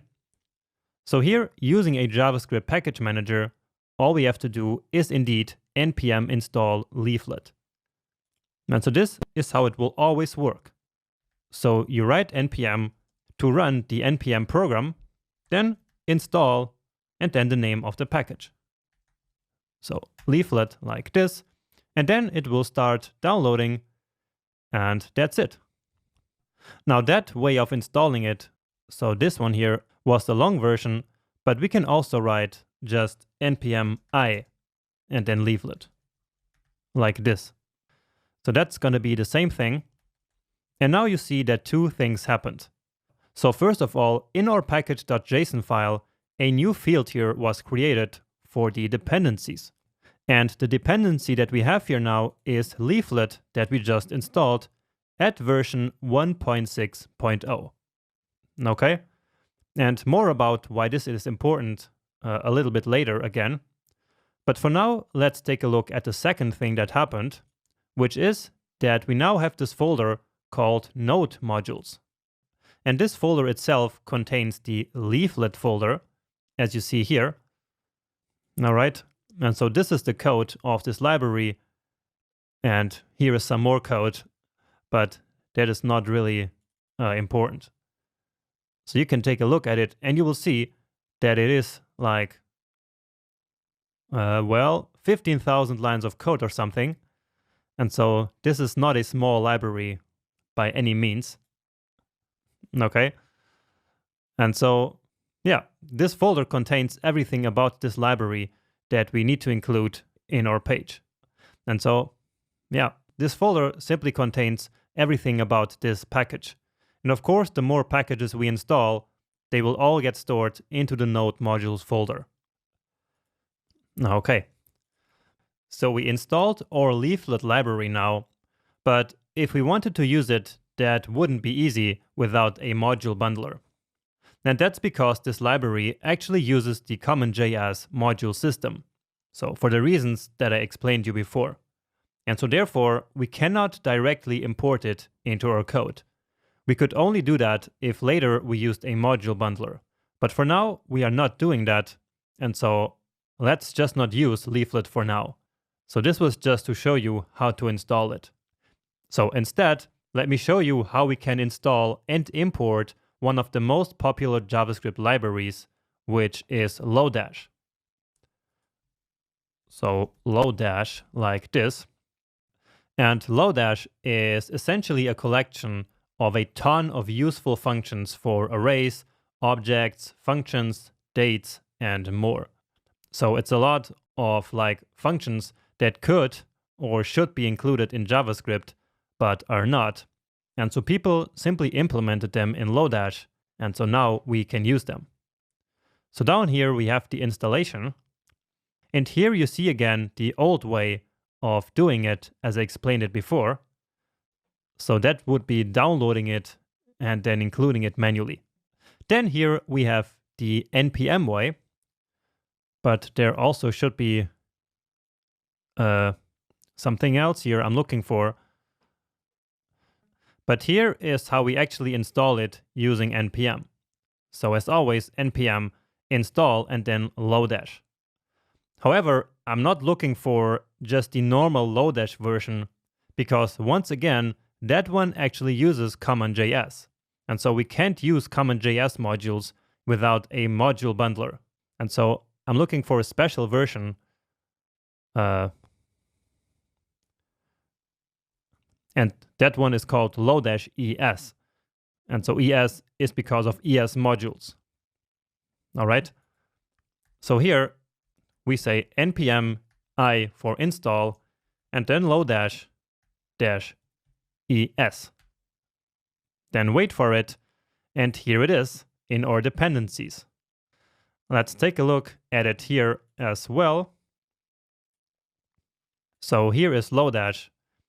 And so here we now basically have one file for each of the methods that are available in Lodash. And you see, it is a lot of them. Okay. And the one that I want to include now is the one for cloning objects. So that's called clonedeep.js. And so let's simply import it exactly like we used to do it. So import, and now let's check it out again, just to show you what the file looks like and how we can import it. So clone deep. So what matters here is that this uses export default clone deep. Okay, so it's a default export, and so we could give it any name that we want, but I will still just call it clone deep. And then, of course, from, and then the path. So node modules Lodash ES, and thankfully VS Code is very helpful by showing us the path. Okay, let's see. And we get no errors here, which is already a good sign. Now, why did I actually include clone deep and not something else? Well, it's because I actually already mentioned Lodash before when we talked about copying objects. So remember that it's very hard to copy a nested object. So let's quickly create one here, because I think that this is pretty interesting. So let's say we have some card in here, and this itself is an array which itself contains some objects. So product, bread, and then quantity, let's say 5, and then pizza, let's say 5 again. And then we have a user, which also has some object, let's say logged in true. So this is a deeply nested object, right? And so let's see what happens when we copy it using JavaScript. So state clone, and remember we use object.assign to create a copy of an object. And so we create an empty object, and then we basically merge that with the state. So let's take a look at the state clone. And so indeed, it looks exactly the same as the state, right? However, watch what happens when we change one of the nested objects in there. So when we now say state.user.loggedIn and set it to false, then see what happens to the logged in the copy. So you see that it is also false. And so that's for all the reasons that we already learned before. And so remember that back then I said that using Lodash would probably be a good idea instead of using object.assign. Because if we wanted to manually create a deep copy or a deep clone, well, that would be a lot of work. And so instead, we can simply use this function that Lodash gives us, so that some people already implemented for us, and which is also battle tested already. So clone deep state, and so watch what happens with this one. So again, this one here is the state clone, which of course now changed the logged into false. But this one, it's also false, but the reason for that is that we copied the object after we changed it. So that's just wrong, but now it should work. So again, this one changed to false, but this one now is still true, even though we changed it in the original object. Okay? And so this is a good solution for a deep clone that we just got from NPM. And that's great, right? So we just used a piece of open source software to solve a problem that we have sometimes in JavaScript. Great, that's just awesome. So again, you're now one step closer to working like a real JavaScript developer, because this is just what everyone does all the time. So this is the function that does the work, but actually it is this one here. But, well, let's not inspect it. But of course you can have some fun and take a look at how they implemented this. Okay? But I actually want to go back to this package.json file because it is actually very important. So let's say that you want to move your project to another computer, or also share it with another developer, or even check it into version control like Git. Now, in all of these scenarios, you should never ever include the node modules folder. So again, when you copy your project to somewhere else, there is no reason to include this huge node modules folder. Because in a real project, it will actually be really, really huge. So I have had folders here with tens of thousands of files. And so that will just slow you down, and it doesn't make much sense either. Because all of these files, they are already at NPM. And so you can always get them back from there. But now you might ask, well, if I copy my project without the node modules folder, so without the dependencies, will I have to install all of them one by one? What if I have 20 or 200 dependencies? Well, that's again where this important package.json file comes into play. So let's actually simulate that by deleting this folder. So move to trash. And so now, of course, this does not work anymore. But there is fortunately a very easy way to get it back. All we have to do is npm and then install, or I, but just without any package name. And so then npm will reach into your package.json file, look at all the dependencies, and install them back. And so you see that our folder, well, it should be back. And yeah, so here it is, just like before. Okay, and so with this, you now have a basic, but I think good understanding of how to work with npm, downloading packages, and also include them in your code. However, importing packages like we did here, for example, by specifying this entire path, is not practical at all. And so in the next video, it's time to finally use Parcel to fix this. So the module bundler that we're going to use in this course is called Parcel. And it's super fast and easy to use. And even more importantly, it works out of the box without any configuration. Now, you might have heard of Webpack as well, which is probably the most popular bundler, and especially in React world.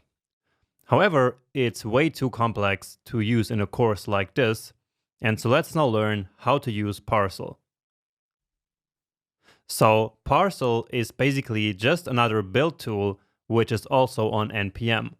And so we will use npm to install it. So npm install Parcel, but this is now a different dependency. And so here we have to write -- save dev like this. Okay, then hit enter and simply watch it install. So a dev dependency is basically like a tool that we need to build our application. But it's not a dependency that we actually include in our code. All right, so it's simply a tool, and so that's why it's called a dev dependency, because we can use it to develop our project. And so therefore it appears here in a new field in our package.json file. So again, these libraries that we actually include in our code are the regular dependencies, and Parcel is a dev dependency. All right, so let's clear the console here and actually use Parcel. So we do it here in the terminal because Parcel is basically just another command line interface. However, we cannot simply run Parcel like this. So this is not going to work because the command is not found. And the reason for that is simply that this doesn't work with locally installed packages. And Parcel was indeed installed locally, so basically only on this project, and that's why it showed up in the package.json file of this exact project. So there are also global installations, but more about that by the end of this video. Now, in order to still be able to use Parcel here in the console, we have two options. So we can use something called npx, or we can use npm scripts. So let's start with npx, which is basically an application built into npm. So the details don't matter, but what does matter is that we can simply use npx to now run the same command as we did before, but this time it is going to work. And so this is the normal command, and the option that we pass into Parcel basically is this entry point. So the entry point is index.html because that is where we include our script.js. So basically the file that we want to bundle up. So in our script.js, we are currently including this clone deep module from Lodash.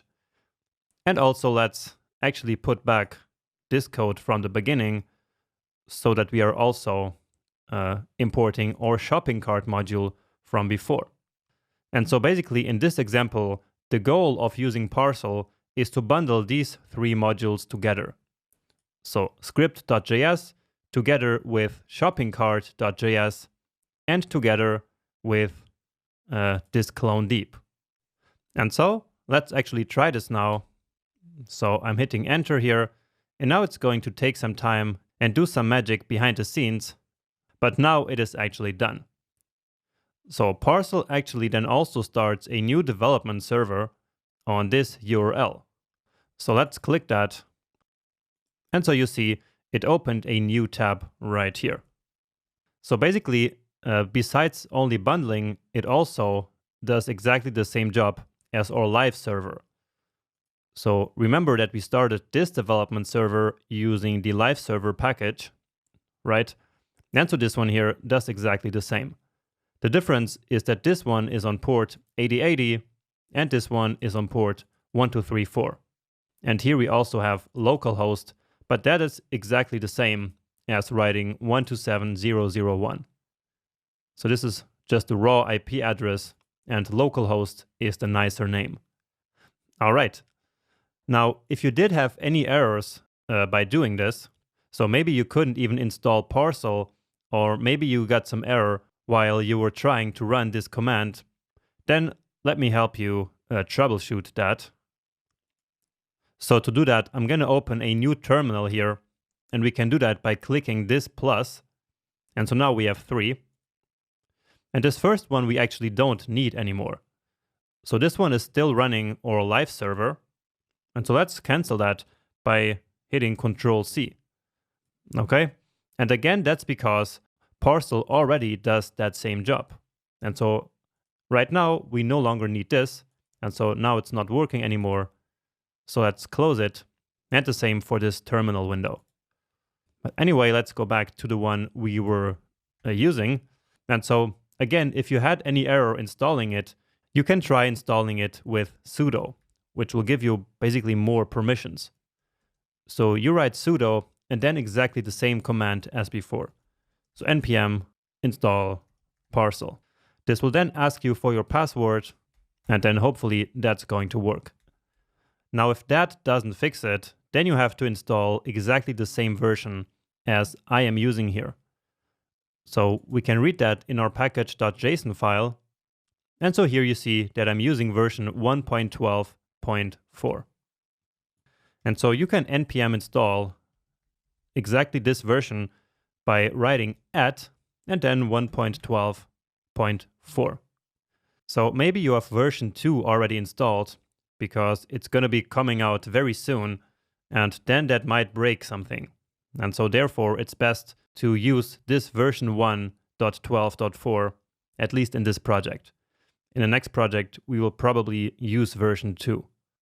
And if that still doesn't fix it, then before doing this command, you can try to uninstall it first. So npm uninstall Parcel like this, and then after that, you can try again to install this version. And so then you should be good to go. So you should have no more errors then. Okay. Now, speaking of errors, we do actually have one error here coming from our code. But the problem of that is that we still have this type module here. However, what Parcel does is that it basically simply creates a script. And so now we are actually no longer using a module, but we are back to using a regular script. And that is important because modules do not work in older browsers. So let's comment this one out just so we can also keep it. Then I'm deleting this part, and then let's give it a save so that Parcel can rebuild this application. And great, the error is gone. Okay, but now let's actually take a look at what Parcel did here. So what it did was to create this dist folder, which stands for distribution, because it is essentially going to be this folder that we will send for production. So basically it's the code in this folder that we will send to our final users. So you see it created a new index.html here and also a bunch of JavaScript files. So let's take a look at this index here.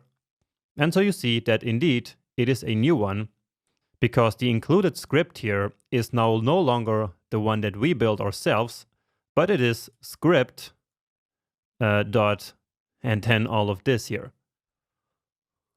And so this new script here is basically the bundle itself. So it's this file, and so let's analyze it here as well. Okay, and so here you already see that it does include some of the stuff that we have in our other modules. So importing module, for example, we had in script.js. Let's see what else we have here. So here you see a bunch of stuff that is created by Parcel, of course. So this is basically the clone deep function, probably at some point here. So you see a lot of code created by Parcel. But yeah, so in the real world, you will not take a look at this code. But I just wanted to show you that, of course, all of our code is now in here. So let's just search for clone deep, for example. So the one that we used. And so it's got to be somewhere down here as a function. And so indeed, all the code that we had before spread across multiple modules is now all in this script. And so that's exactly the goal that we had. And unused code has probably also not yet been removed, but we will leave that for later. So that's going to be the build step. But what we're doing right now is the development step. And so in order for us to be able to check the code during development, it will not compress everything. All right, so we can close all of this and go back to our script here because I want to show you something. So of course, whenever we now save this file, then it will reload this file here just as we had before with live server, right? So as I saved, you see that everything here reloaded, right? And we can see that here as well. So take a look at what happens when I save this here. Then you see this happened again. However, in Parcel, we can activate something even better, which is called hot module replacement. So we can write if module.hot like this, then module.hot.accept. Now this code here is code that only Parcel understands, and so of course it will not make it into our final bundle because the browser is not going to understand any of it. But anyway, what hot module reloading means is that whenever we change one of the modules, it will then of course trigger a rebuild like this, but that new modified bundle will then automatically, like magic, get injected into the browser without triggering a whole page reload. All right. So again, whenever we change something here, this will then not reload this part of the page. And so that's going to be amazing for maintaining state on our page whenever we are testing out something. So this used to be something quite annoying in the past. For example, in our Bankist application, where whenever we reloaded the page, we needed to log in again into the application. Remember that? But with Parcel and hot module replacement, that's not going to happen because the page will not reload. So if I save this now, then probably it's going to look the same. But again, if we had some state here on the page, then that would be maintained. Okay, next up, let's change something here.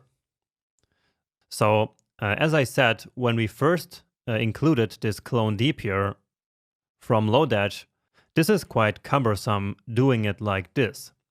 And so that's why in all module bundlers, there's no need for specifying the entire path to any module. So instead, we can simply do this. So keeping this here just for reference. And then all we need to say is that we want to include the Lodash library. And so Parcel will then automatically find the path to this module and will simply import it like this without us having to manually type the entire path to there.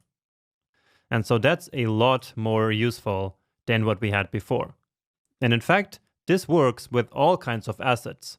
So even with HTML or CSS or SAS files or even images, and of course also all kinds of modules. So not only ES6 modules, but this is also going to work with CommonJS modules. So let me actually show that to you. So instead of importing the ES version of Lodash, we can simply import Lodash like this. So just the regular version of Lodash. And Parcel is even smart enough to then automatically install this package here. Okay, so now if we go to our package.json right here, well, it's probably not here, so it looks like maybe it didn't install it. So probably it's simply still using this one. Okay, but anyway, what I said is still true. So Parcel can indeed work with all CommonJS modules as well. And so this way, we can then simply use all the modules that are available on NPM and which still use this older module format. So let's leave it like this, save it again. And maybe you have been noticing that this card array here keeps growing and growing and growing. So if we take a look at this, you see that we are adding these 3 products over and over again. And so the reason for that is hot module replacement. So the state is maintained whenever we reload the page here. And so that's exactly what we can now observe here. Okay, so if we save it again, then we will have 15. Because we are simply adding new objects into this object that keeps persisting over page reloads, basically. And so this works with all state. And again, it's going to be really, really helpful. Okay, so this is how Parcel works. Let me now finish it here. Because remember, the way we executed Parcel first was by saying npx parcel and then index.html. However, I mentioned that there is a second way, which is to use npm scripts. And so that's the way we actually use it in practice. So npm scripts are basically another way of running locally installed packages in the command line. They also allow us to basically automate repetitive tasks.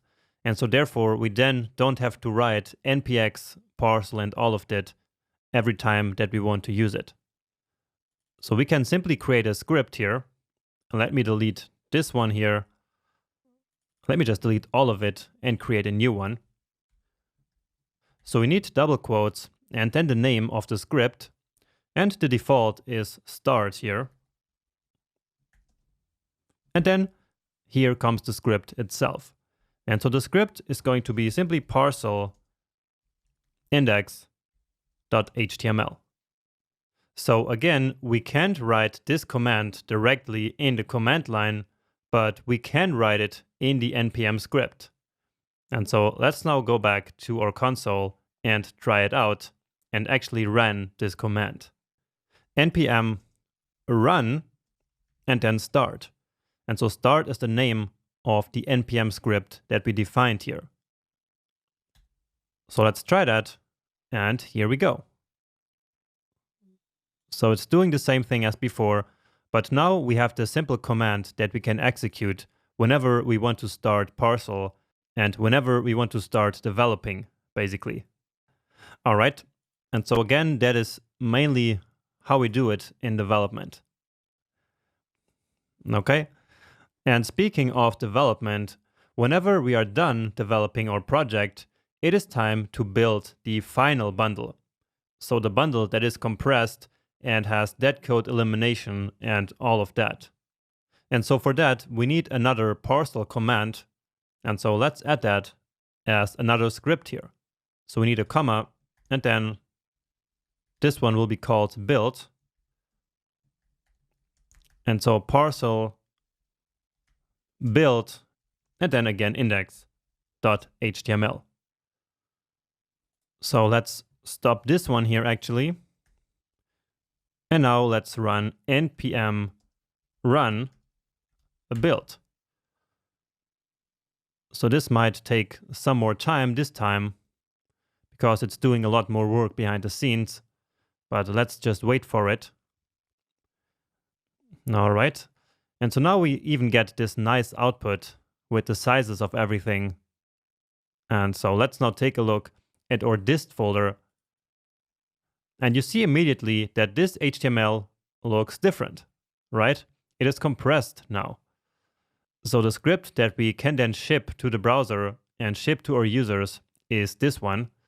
So ending in FD3. So this one. All right. And again, you see that it looks quite different. Everything is compressed into this unreadable mess, but it is, of course, a lot more performant than the script that we had before. And so that's why Parcel does this for us. And we will again come back to all of this in the real world once we actually move to our next more real project in which we're going to use all of this. Now, just to finish this lecture, I also wanted to mention that we can also install packages globally. And so that would work like this. So npm install Parcel and then G, which stands for global. And this is actually the way that we installed the live server package before.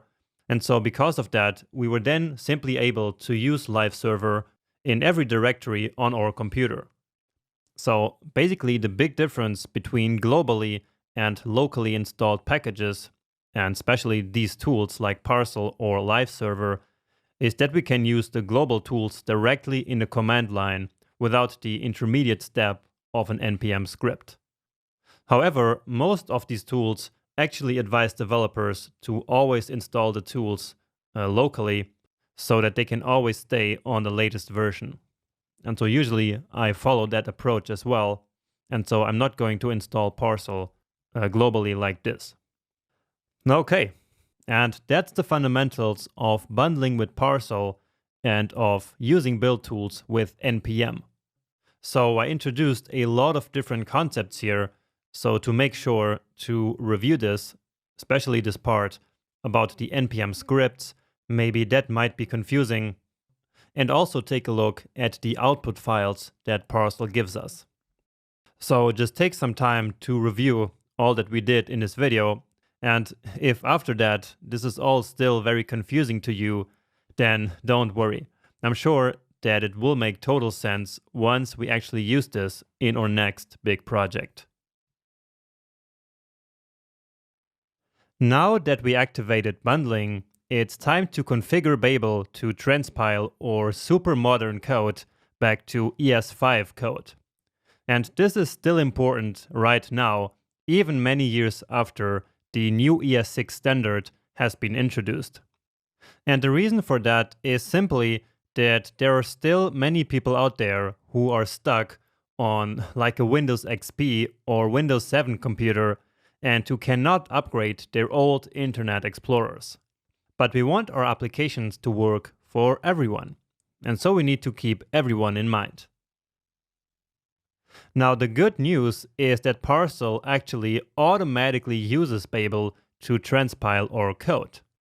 And we can configure Babel a lot if we want to, for example defining exactly what browsers should be supported. But as always, that's a ton of work, and so we don't want that. And instead, Parcel makes some very good default decisions for us, and so we will simply mainly just go with these defaults. Now, just so you get a very broad and very general overview of how Babel works, let's just take a look at their website. So that's babeljs.io. And then here in the documentation, let's take a look here at plugins. Okay, so basically Babel works with plugins and presets that can both be configured. Now a plugin is basically a specific JavaScript feature that we want to transpile, so to convert. So for example, let's say we only wanted to convert arrow functions back to ES5, but leave everything else in ES6. For example, const and var declarations. Now, usually that doesn't make a lot of sense because basically we will want to transpile everything at the same time. And so usually instead of using single plugins for each of these features, Babel actually uses presets. And so a preset is basically a bunch of plugins bundled together. And by default, Parcel is going to use this preset env preset here. And this preset will automatically select which JavaScript features should be compiled based on browser support. And again, that will all happen automatically. And out of the box, Babel will convert all features, so only browsers that are barely used anymore with a market share of less than 0.25% are not going to be supported by the transpiling with this preset here. So that's just a very brief overview, and we will come back here in a second. But for now, let's start or npm run start script again, just so we can take a look again at our final output. So the one we have right now, or we had before, was the compressed one, which was not really helpful. And so now the script is at this one, so F30. So this one, and we can see right away that ES6 is no longer there. So here we have var instead of const that we had before. Let's see if we have something else. So here we used to have a template literal, I believe. And this was now converted to, again, regular ES5 code by using this concat method. So everything that we used from ES6 is now gone. But now let me show you something important. So let's write some code here, which is basically not part of this preset here, because this preset env does actually only include final features. So features that are already part of the language after passing the 4 stages of the ECMA process. However, previously we used class fields, which at the time of recording are only at stage 3. And so let me show you how we could transpile class fields as well. So let's just write a simple example here. And so here I'm going to use a field called greeting, which I'm going to set to hey, and then just a normal constructor which takes a name, this.name equals the name. And then as the constructor is run, it will simply log to the console this.greeting and then the name. So like, hey, Jonas. So const Jonas is a new person, Jonas. But now let's see what happens here. And we should get some kind of error. So let's see. Oh, and apparently it does work now. When I last tested it, it didn't work. So let's make this private. Maybe then we get the error I was expecting. But actually no, everything is working great. Let me just search our code here for person. And so here you can see that the person class has nicely been converted to ES5. So the class keyword is nowhere to be found anymore. And then our entire code that we had here was basically converted to this. All right. And so therefore, there's actually no more need for what I was going to show you, which we had to do before, which was to include this plugin here for the class properties. Because this is still an experimental feature. And so, yeah, we had to manually include this plugin here in order to make this code work. But now that's no longer necessary. And so that makes this even more amazing. But let's try another experimental one. For example, this nullish coalescing operator, which is still also a bit more on the experimental side. So let's say Jonas or null, let's say. And so that actually works as well. Okay, great. Now, there's still two more things that I need to show you here still. And so let's write some more code here.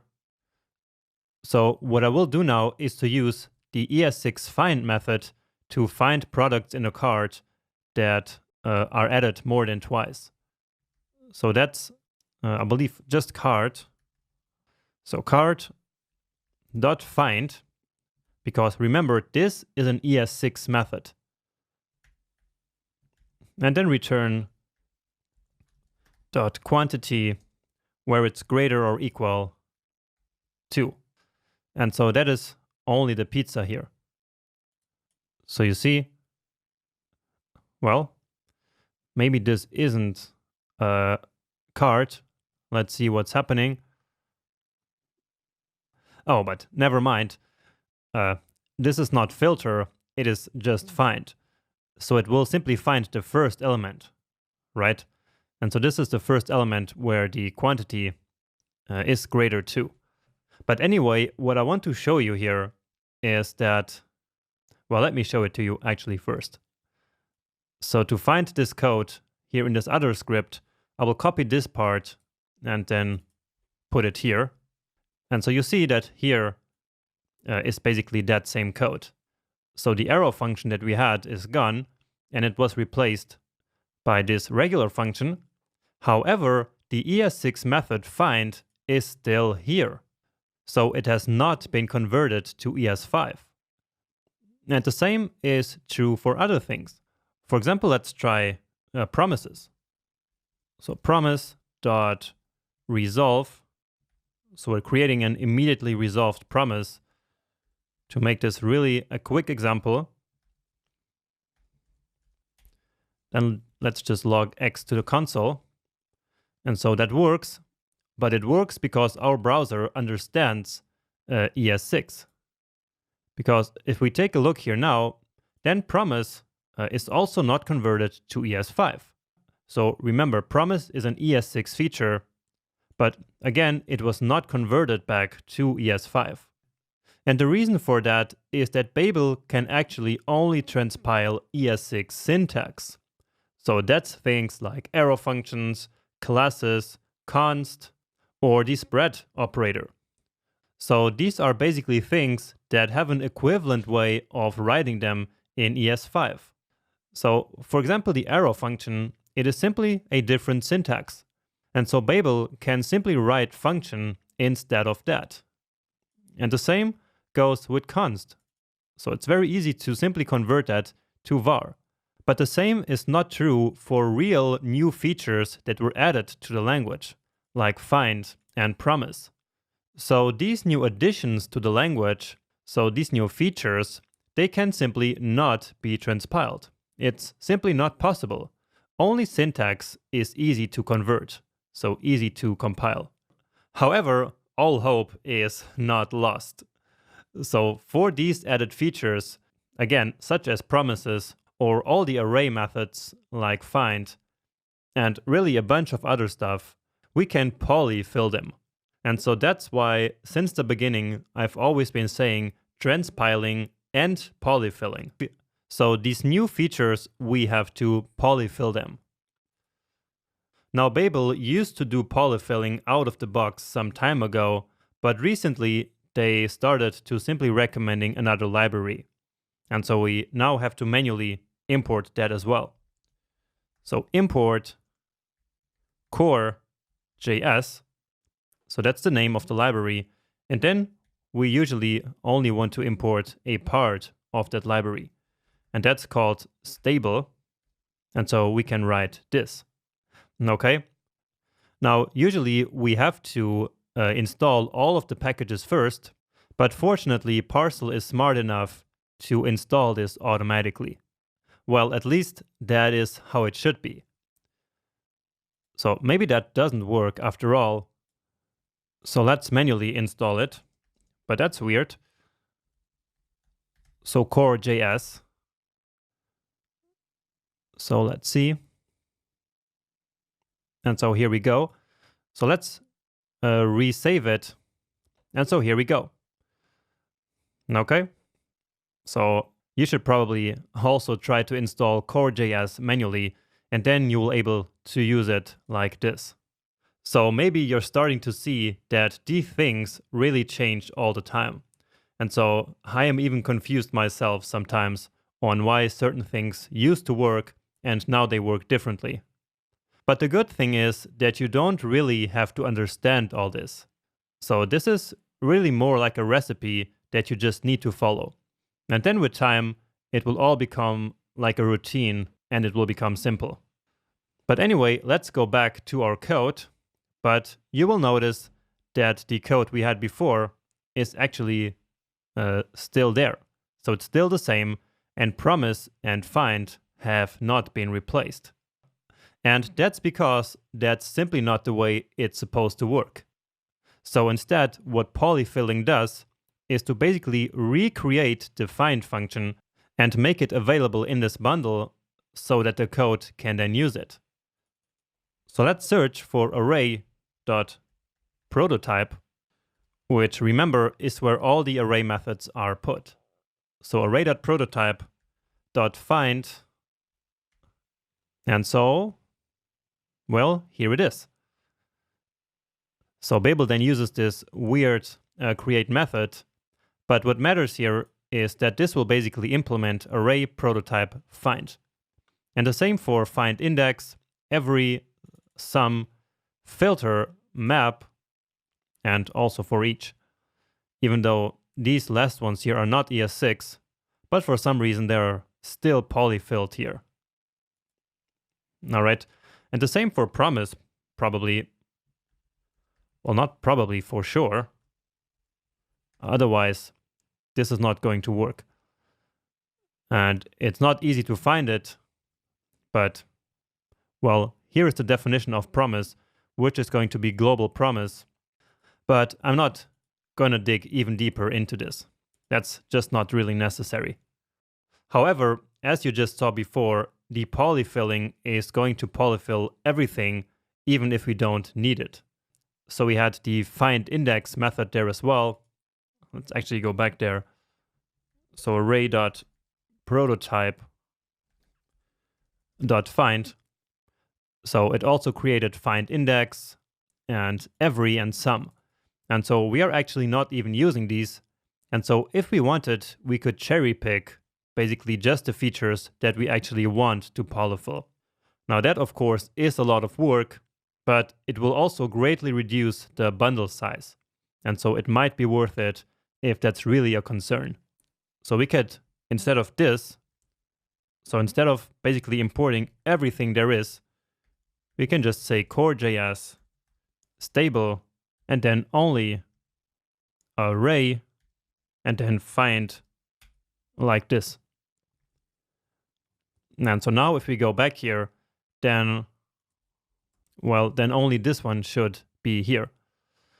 And yeah, it looks different now. And so probably only this one was now polyfilled.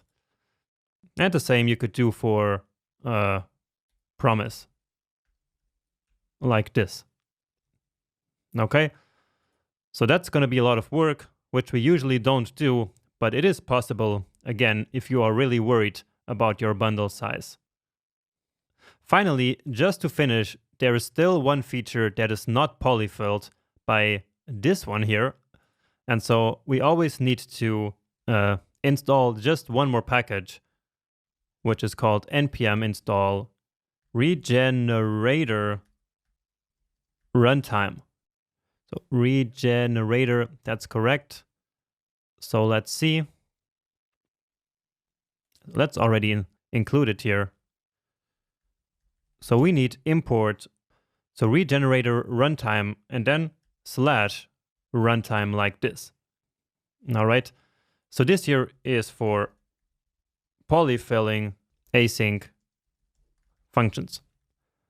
So again, it probably looks a bit confusing that we have to do all of this, but yeah, don't worry. It's just a recipe that you have to follow. Okay. And usually you would put these imports here right at the top of your file. But in this case, we can just leave them here because they will be hoisted anyway, right? Also keep in mind that all of this might change, and so if you're watching this video like in 2 years from now, then things might be different and things might not work the same. And so once again, make sure that you then install exactly the same versions as I have here, especially this core.js and regenerator runtime. And of course, also Parcel. So just as I told you in the last video.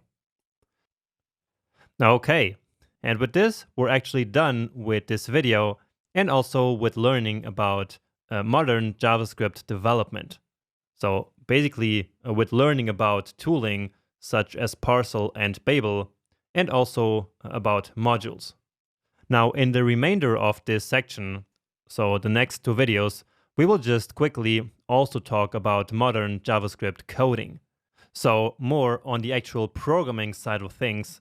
And so there we will learn, or actually more review, how to write clean and modern JavaScript code. So in this section, we have been talking about modern JavaScript development. So things like tooling and modules. But now let's finish the section by also talking about modern JavaScript programming itself. So basically about how to write modern and clean JavaScript code. And this lecture is actually mostly going to be a review lecture. So a lecture where I'm going to bring together all the clean and modern JavaScript techniques and practices that I've been showing you throughout the course. And so with this, you will then have all this information in one place. Then, in the next lecture, we will actually bring some of these topics to practice by fixing a bad coding example that does not follow these practices. But anyway, let's now get started. So, one of the most important things when you code is that you should write readable code, which basically means that you should write code so that others can understand it, and also so that you can understand it yourself in the future. Also, you should try to avoid writing too clever and maybe overcomplicated solutions that might make you feel really smart as a developer, but which also might make your code very confusing and unreadable. And so in many situations, it's best to simply write the most straightforward solutions. Another thing that's very important for readable code is to give functions and variables very descriptive names. So for variables, you should name them according to what they contain, and for functions, you should name them according to what they do. And so by doing this, you will make it really clear and obvious to everyone what each variable is and what each function does. Next, there are some more general rules that you should follow in order to write modern and clean code, which are to use the dry principle, so don't repeat yourself, which means that you should essentially refactor your code whenever you can. Also, you should not pollute the global namespace and instead encapsulate your data into functions or classes or modules. Also, you shouldn't use var for declaring variables, right? So I've mentioned this one many times in the course, and so by now you already know that you should always use const, and only if you want to change any variable, then use let, but never var. And finally, you should always use strong type checks. So always use the triple equals over the simple double equals, which do not perform type checks. Now, about writing functions, which is one of the most important things that we do as JavaScript developers, the main rule that we should follow by writing functions is that each function should usually only do one thing. All right? Now, many times, of course, we will want to break that rule, but in general, it's good to keep this rule in mind so that you always write like small functions which only do one thing, but do it really well. All right? Next, you shouldn't use more than 3 parameters in a function. And this actually goes in line with the previous guideline because, of course, if a function only does one thing, then probably it doesn't need so many parameters in the first place. Also, use default parameters in your functions whenever that's possible, and in general, return the same data type as you received. So for example, if you receive 2 or 3 numbers as an input to a function, then probably you will want to return a number as well. So that then makes more sense for when you consume, so for when you use the function later. And again, this is a rule that you can of course break, but it's again good to keep this one in mind. Finally, you can and should use arrow functions whenever they make the code more readable. Okay? And here, many people actually have different opinions. So some people started to use arrow functions everywhere, and some people don't like them at all because they think that they completely make code unreadable no matter when they're used. But personally, I like to kind of follow a middle ground. So I still use the more regular functions in many situations, but if arrow functions make the code more readable, then I will totally use arrow functions. And one great use case, in my opinion, is in the callback functions of array methods. And now, after functions, our next topic is object-oriented programming. And in my opinion, in order to implement OOP in JavaScript, you should now use ES6 classes. And so that's also what I did after our OOP section, right? Now, when designing your classes, make sure that you encapsulate any data that shouldn't be accessible from the outside so that you don't mutate that data from outside the class. All right. Now, probably you will still need to at least manipulate some data that's in the class, but for that, you should then implement a public API, so basically a couple of methods that can then manipulate that data exactly as you want that to happen. And again, we talked about all of this already before. So this is really just a review of all these big topics that we have been handling throughout all of this course. Now, as you implement your methods in your classes, make sure that you implement chaining in all the methods where it actually makes sense, because this can make your methods way easier to use, not only for you, but maybe also for other developers on your team. So this is yet another great practice when you are writing your classes. Finally, one important thing to also mention here is that in regular objects, when you're writing methods, then please don't use the arrow functions there, because by doing that, you will not get access to the this keyword of that object. Remember? And so always avoid arrow functions, even if you're not even using the this keyword in a method, because simply by getting into the habit of avoiding arrow functions as methods in this situation, you will then not commit any mistakes ever. All right? Okay. Next up, let's talk about avoiding nested code. So writing nested code, which basically means writing code inside of blocks, inside of other blocks, is really, really bad for readable code. And so we should avoid nested code at all costs. And one great way of avoiding nested code is to use guard clauses, as we have been doing over the last couple of sections, right? So guard clauses basically simply means to use an early return in case some condition is not met. Also, you can use the ternary operator or even logical operators instead of an if statement, because the ternary operator, of course, does not create a new code block, while the if statement does. Now, if you really do need an if statement, then instead of an if-else statement, you should use multiple ifs instead, because again, this will make code a lot more readable than having to go through all these if and else if and else blocks. So that's also another modern practice that we start to see more and more in modern JavaScript code bases. Next, you should completely avoid any kind of loops. And with that, I mean any for loops. So the for and also the for off loops should be avoided if you want to avoid nested code. And so instead, you can use array methods like map, filter, and reduce. And finally, you should avoid callback-based asynchronous APIs whenever you can. And so that actually brings us to our next topic, which is asynchronous code.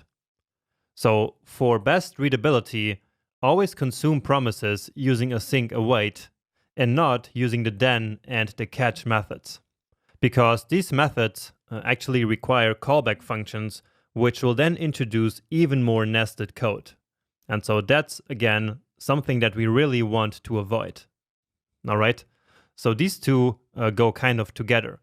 So avoiding callback-based asynchronous APIs and instead opting for using promises and then consume these promises with async await.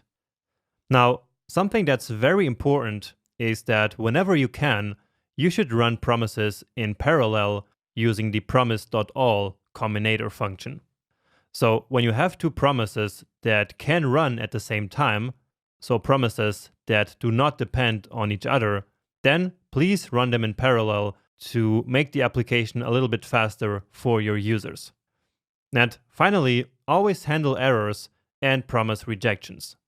So this is simply a best practice for clean code. All right, so these are the main best practices for writing modern and clean JavaScript code that I can think of. But now let's turn our attention to a completely different way of writing code. And so we're going to take a small detour here and talk about declarative code. So there are two fundamentally different ways of writing code in programming, which we also call paradigms. And these two paradigms are imperative code and declarative code. Now, whenever we write imperative code, we basically need to explain to the computer how to do a certain things. So basically, we need to explain every single step that the computer needs to follow in order to achieve a certain result. But this might sound a little bit abstract, so let's try a more real-world example. So let's say that we want someone to bake a cake for us. And so if we would do that in an imperative way, we would tell the person exactly the step-by-step recipe that they would have to follow in order to bake that cake. All right? So again, it is telling every single step that the person has to follow in order to achieve a result. And now bringing that back into code, here in this code example, we are trying to double the R array. And so this loop that I have here is a purely imperative way of writing that.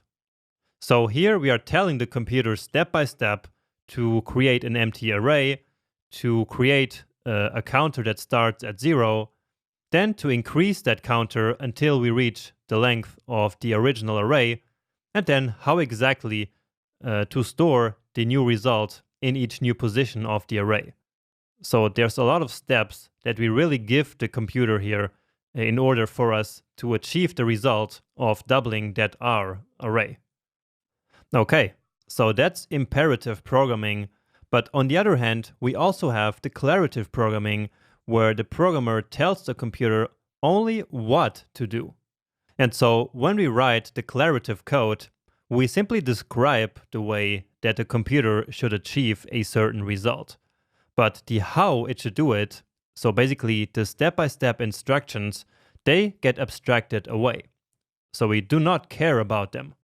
And going back to our cake example here, the declarative way of instructing someone to bake the cake would be to simply describe that cake to the person, and then the person would have to come up with the step-by-step recipe on their own.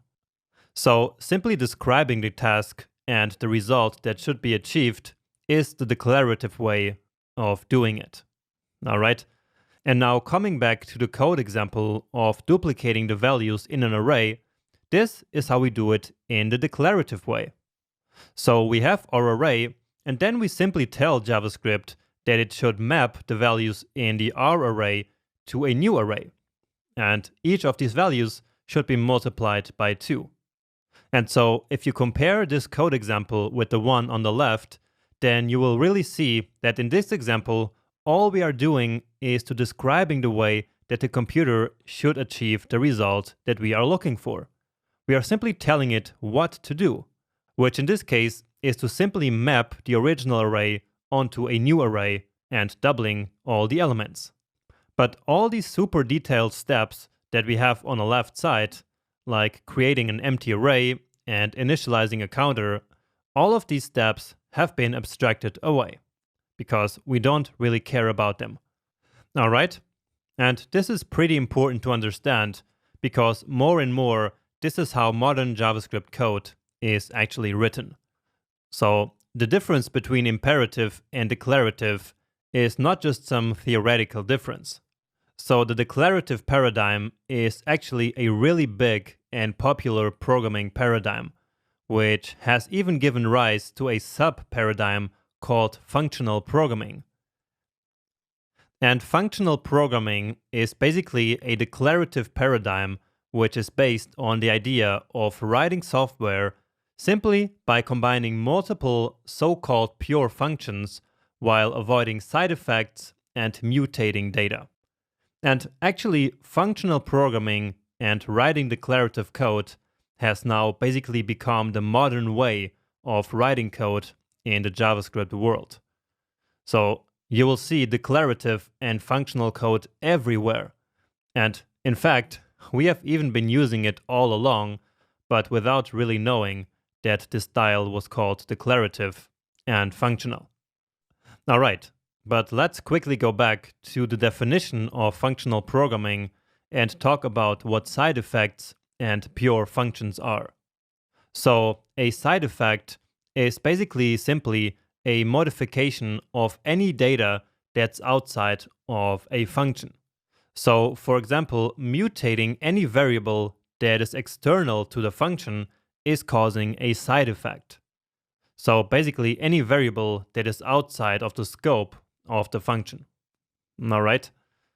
Now, data does not only refer to variables. So, for example, logging stuff to the console or also changing something in the DOM is also causing side effects. But don't worry too much about this for now, because we will talk a lot more about all this in a whole section on functional programming that is at the end of this course. Now, by the time I'm launching this course, that section might not be there yet, but after some month it will be there, and by then you should totally check that out. All right? Now, next up, a pure function is a function without side effects. So basically a function that does not mutate any external variables and that does also not depend on any external variables. So basically, if we give the same inputs to a pure function, it will always return the same output. And again, that's because it does not depend on any external variables and it also does not manipulate them. Okay? And again, we will talk more deeply about this in the functional programming with JavaScript section. But I'm telling you all this already at this point, so before that functional programming section, because this actually has implications on the way that we write our code. So even if you're not a functional programmer yet, you can still start to incorporate some functional programming techniques into your code. So, for example, you can try to avoid data mutations as often as possible. And of course, this will not always be possible, but it's also not really necessary. So these are mainly just suggestions, but which will still create more readable and overall better and cleaner code. So another thing that you can do is to always prefer built-in methods or functions that do not produce side effects over the ones that do. And this is really important for data transformations. So whenever you want to do that, you should use a method such as map, filter, and reduce. So this is the functional and modern way of doing data transformations, and many times this is actually the first contact that many people have with functional programming. So map, filter, and reduce are actually present in all functional programming languages, and they are very important to implement functional code and more declarative code in our code. And finally, you can also try to avoid side effects in the functions that you write yourself. And again, this is of course not always possible and also not always necessary. So we will never be able to avoid all side effects in applications because, of course, at some point, the application needs to do something. So we need to display something on the DOM or log something to the console or really create some side effect. Okay, but you can still try to think about this and to start incorporating side effects more into your own code. And why all of this is such a good idea, we will discuss at length again in the functional programming section. So this lecture here is really more about suggestions and things that you should start doing when you write your own code. All right. And now to finish, let's come back to declarative syntax, because functional programming is only a part of using and writing declarative code. So in order to write code that is more declarative, you should use array and object destructuring whenever that's possible. You should also use the spread operator, the ternary operator, and also template literals whenever that is possible. Because if you think about it, then all of these 4 ways of writing code actually makes the code more declarative. So these operators are more about telling the code what to do and not exactly the steps that it should take, right? And that's, again, true for all these 4 pieces of syntax. All right, but that's enough talk for one lecture, and so let's now put some of these guidelines that I gave you for clean and modern code in practice. All right, so let's now fix an example of bad code using the guidelines that we just learned and reviewed in the previous lecture. And so to do that, let's come here to this clean.js that should be also here in your starter files, right? So this is a lot of code that has like a bad quality. And let's actually stop the code that is running currently still in Parcel. So let's hit Control C. And so this will then stop Parcel, because now we are no longer interested in this script here. So not in this script and not any of the other code. So let's actually take this one here out in our HTML now. And let's just make sure that we have the correct one. And yeah, let's actually do that here in this one right now. So let's duplicate this line and then comment this one out and here only include clean.js.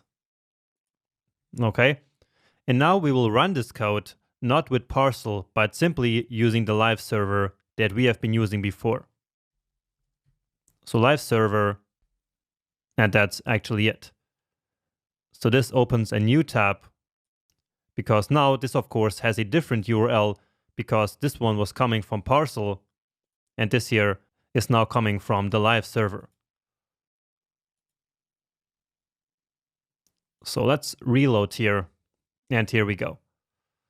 So this is just a setup for this small lecture here, where we will simply analyze this bad code that I have here. So analyzing it and fixing it as well. So let's quickly walk through this example first. So here we have this shopping cart, which is an array with a couple of objects, and it is called SC here. Then here we have this allow object, which is basically the maximum number of products that is allowed for you to buy in each of these cities. And here we only have Lisbon and then all the other cities.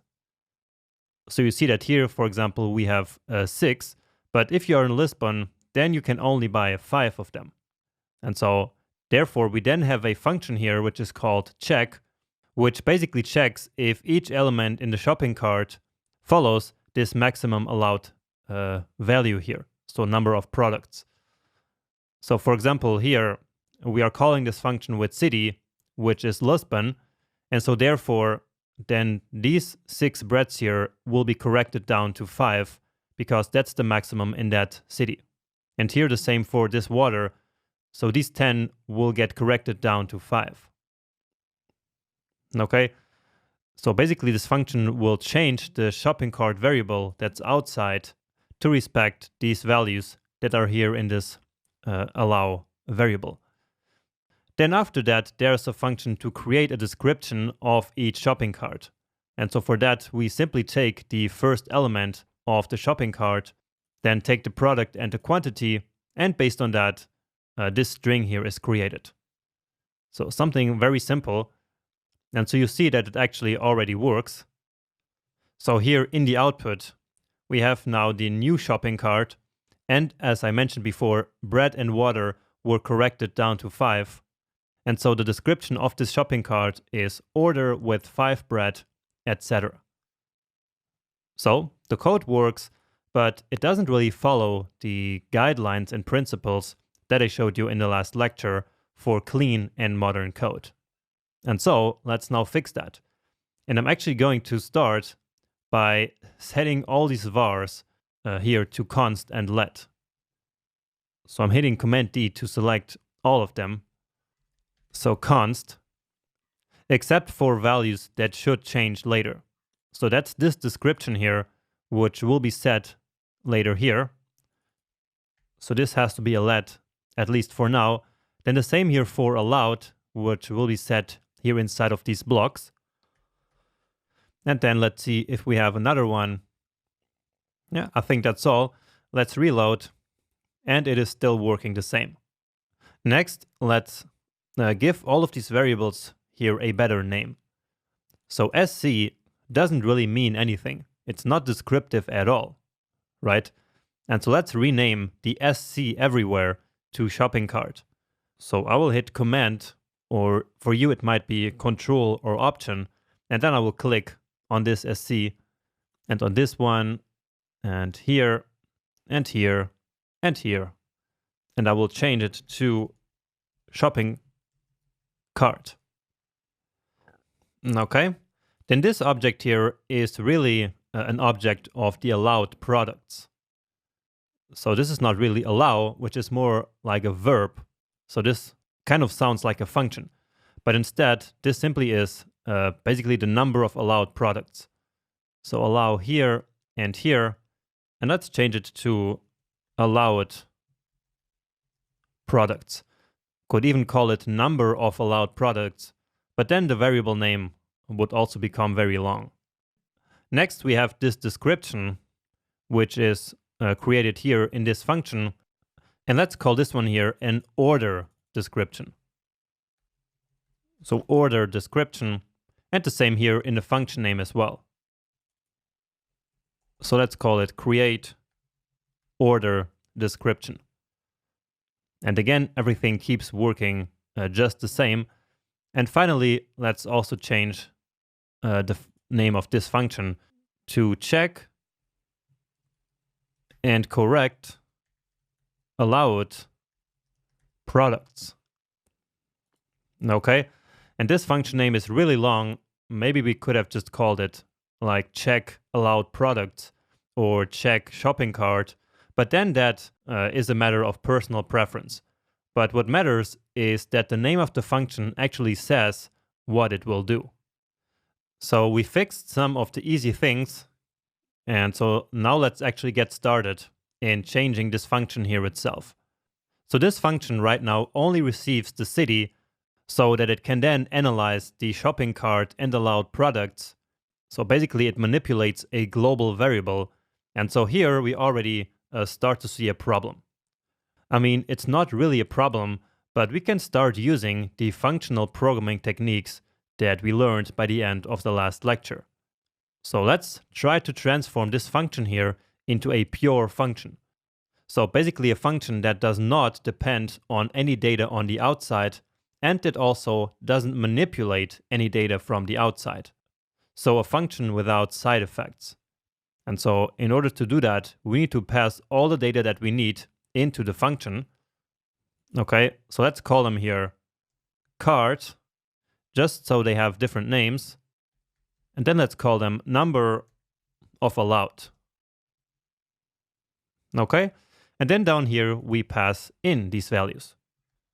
So that's shopping cart here, and then the number of allowed right here. And of course, that is not defined. It is, of course, called allowed products out here. Okay. And so now let's change the function here inside. So the goal of this function is to return a new shopping cart object with the correct quantity values. So instead of mutating the object that we already have. So again, we will have a new shopping cart object which will respect these allowed products here instead of changing the shopping cart that is here in our code. All right. So let's start doing that. And we can start immediately by removing this unnecessary nesting that we have here. So here we have an if block that we don't really need. So instead, we can use a guard clause. So let's say if no shopping cart, or actually it's just called cart now. So if no cart dot length, which basically means that it's 0, then return, and we then want to actually return an empty array. Because remember that the goal of this function is to actually return a shopping cart. And if the original cart is empty, then the new one will also be an empty shopping cart, which is simply this empty array. So now we don't need that anymore. And you see here again that our code keeps working. Next up, we want to compute basically this allowed variable. So basically simply the number of allowed products based on the city that was passed in. So here we did this long if-else check.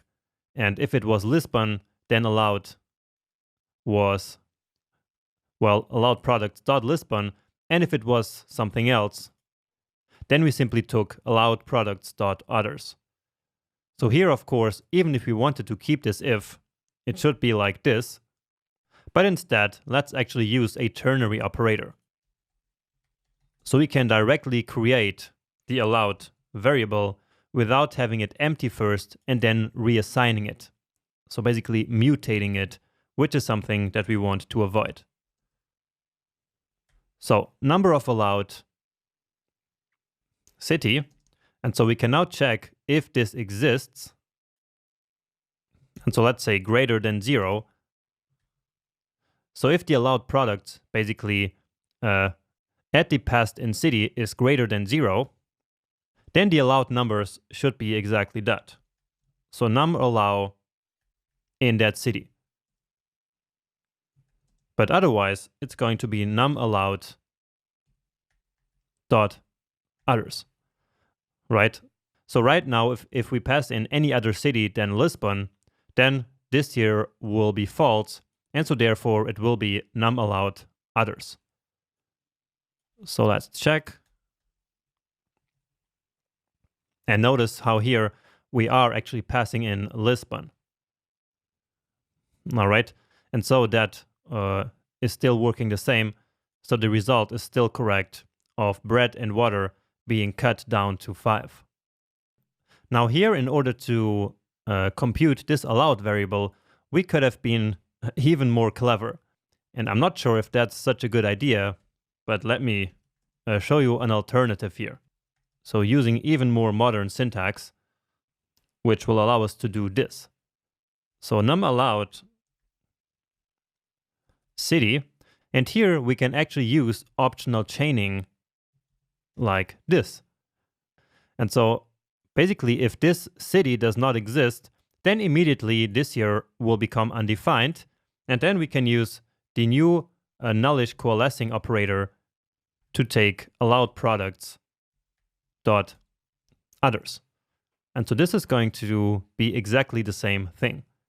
So basically defining here a default value in case that this city property does not exist on num allowed.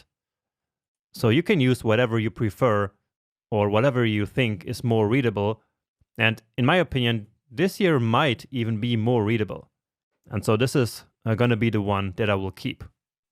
Next up, here we have a for loop. And so if we want to follow the more declarative syntax or the functional programming syntax, then we should not use the for loop and instead opt for a map method. So the for each method actually also doesn't work in functional programming because for each creates side effects. So it does something outside of its function. While on the other hand, the map, filter, and reduce methods, they will all create new arrays. And so that's exactly what we want in functional programming. And again, if all that sounds a bit too confusing, then don't worry. A bit later, there will be a whole section on functional programming where I will also explain why this is so good. So why it's so good to create new variables instead of mutating others. But anyway, let's now create a new card here, which will be the result of the map method. And so that's going to be card map. And now here, each of the elements is an item, let's say. And now here in each iteration, we will actually create a new product. So a new product that we will return, which is based on the original one. And so with this, we will then not manipulate our original state data out here, right? So if we simply did like item dot quantity and set it to something, then that would actually manipulate this data that's out here. Because remember that we really did not copy the entire object when we passed shopping cart into the function, right? So we learned about that many times before. Again, if I would now change the item dot quantity like this, then that would affect the actual object that's out here. And that's what we want to avoid. And so therefore here we will return a new object in each iteration.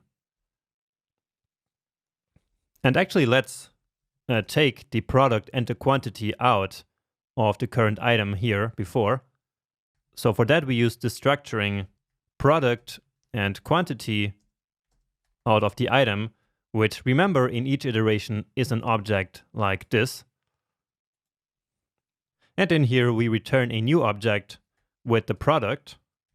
So this one is straightforward, but now the second one, here is where the allowed variable comes into play.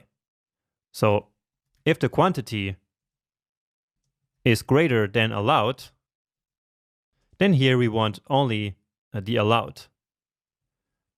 Now, and here we are missing basically the property name.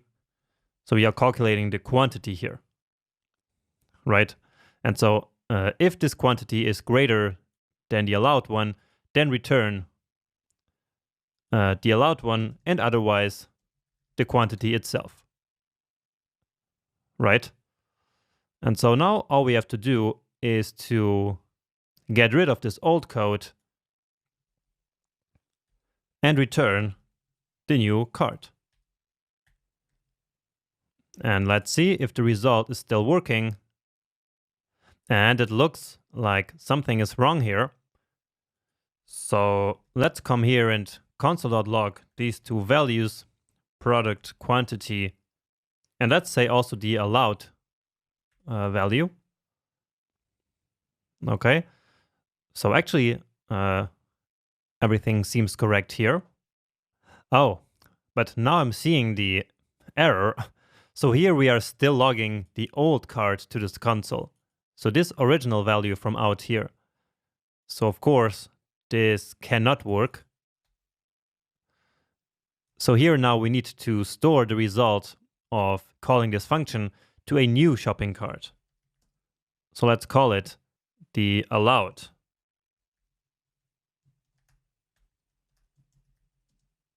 shopping cart like this.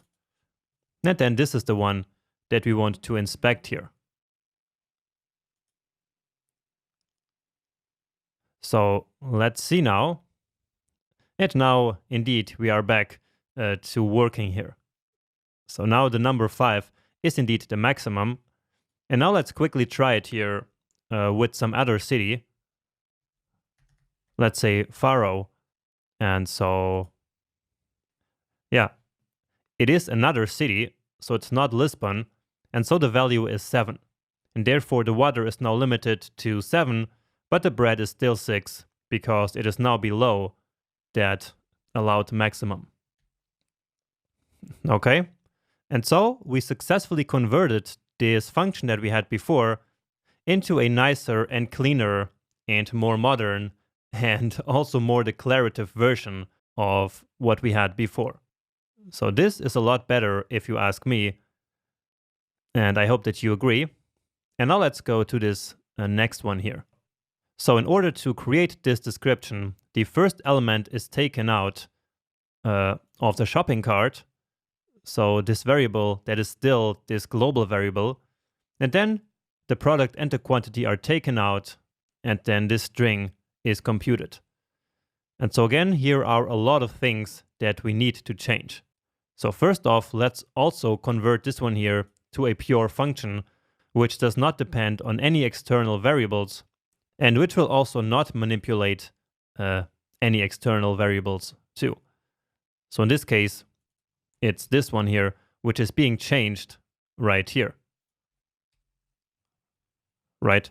So this function is manipulating order description, but instead, let's actually create a const here, and then this order description should be the result of calling this function. And so here, let's, instead of this, actually return. Then next, let's pass in the shopping cart. And again, I'm simply calling it cart here. And then the one that we will pass in is the one from the previous step. So the allowed shopping cart. And so you see that we're kind of creating like a pipeline here. So we start with this cart in the beginning, then we have this one here manipulating it and creating a new cart. So this one here, and then that one goes into the next function like this. So here let's now call it cart. So just as the variable that's coming in, and the same here. And then here, it's the same variable. And so if we run this now, then here indeed we now get 5 again, because that is the value here of this first product. But now here, let's make our code a little bit more declarative by using this structuring. All right. So we could start by doing this here. And so first will then be an object, and then we could destructure that into P and Q. However, we can actually do all of that in one step. And I think we didn't do this before, but we can actually immediately destructure this result, which is now an object, into its own components. So we can write product and quantity. And so let's take a look at those just to see if it worked. And it did indeed. Now, of course, we now get this error here that first is no longer defined. But what matters is that destructuring also works like this. But anyway, let's now actually create the P and Q variables. So you might think that we should simply use product and quantity, and usually I agree, but sometimes it's also okay to simply have really short variable names as long as we know what they mean. So you should not always do this, but sometimes you can simply do here in the structuring, say that the product should be called P and the quantity Q. So remember that this is just another thing that we can do in destructuring. So now it's back to working. And so finally we have to fix this latest part. So multiple problems here. First, we are not using a template literal, but instead we are using this more imperative way. So here we are telling JavaScript explicitly, step by step, what it should do. So take this string, then add Q, then add an empty space, then add P, and so on and so forth. And so instead, we are going to use a template literal, which is a lot easier to use, and it's also more declarative. Then besides that, we can also get rid of this if-else statement and refactor this very nicely. So let's do this completely different now and simply return a template literal which says order with and then the quantity and then the product. And then basically the only thing that changes between these two strings here is that when the cart dot length is greater than 1, then we want to add comma, etc. But otherwise, it's just a period. Because in that case, the order would simply be called order with 5 bread. And that's it. And so, for that, we can use another ternary operator. So we can simply say here, cart dot length greater than 1. And if so, then here put like this. And otherwise, just the period. And so you see that it still works. And let's just comment out some of the products here. And so now it's just order with 5 breads. Okay, and that's actually it.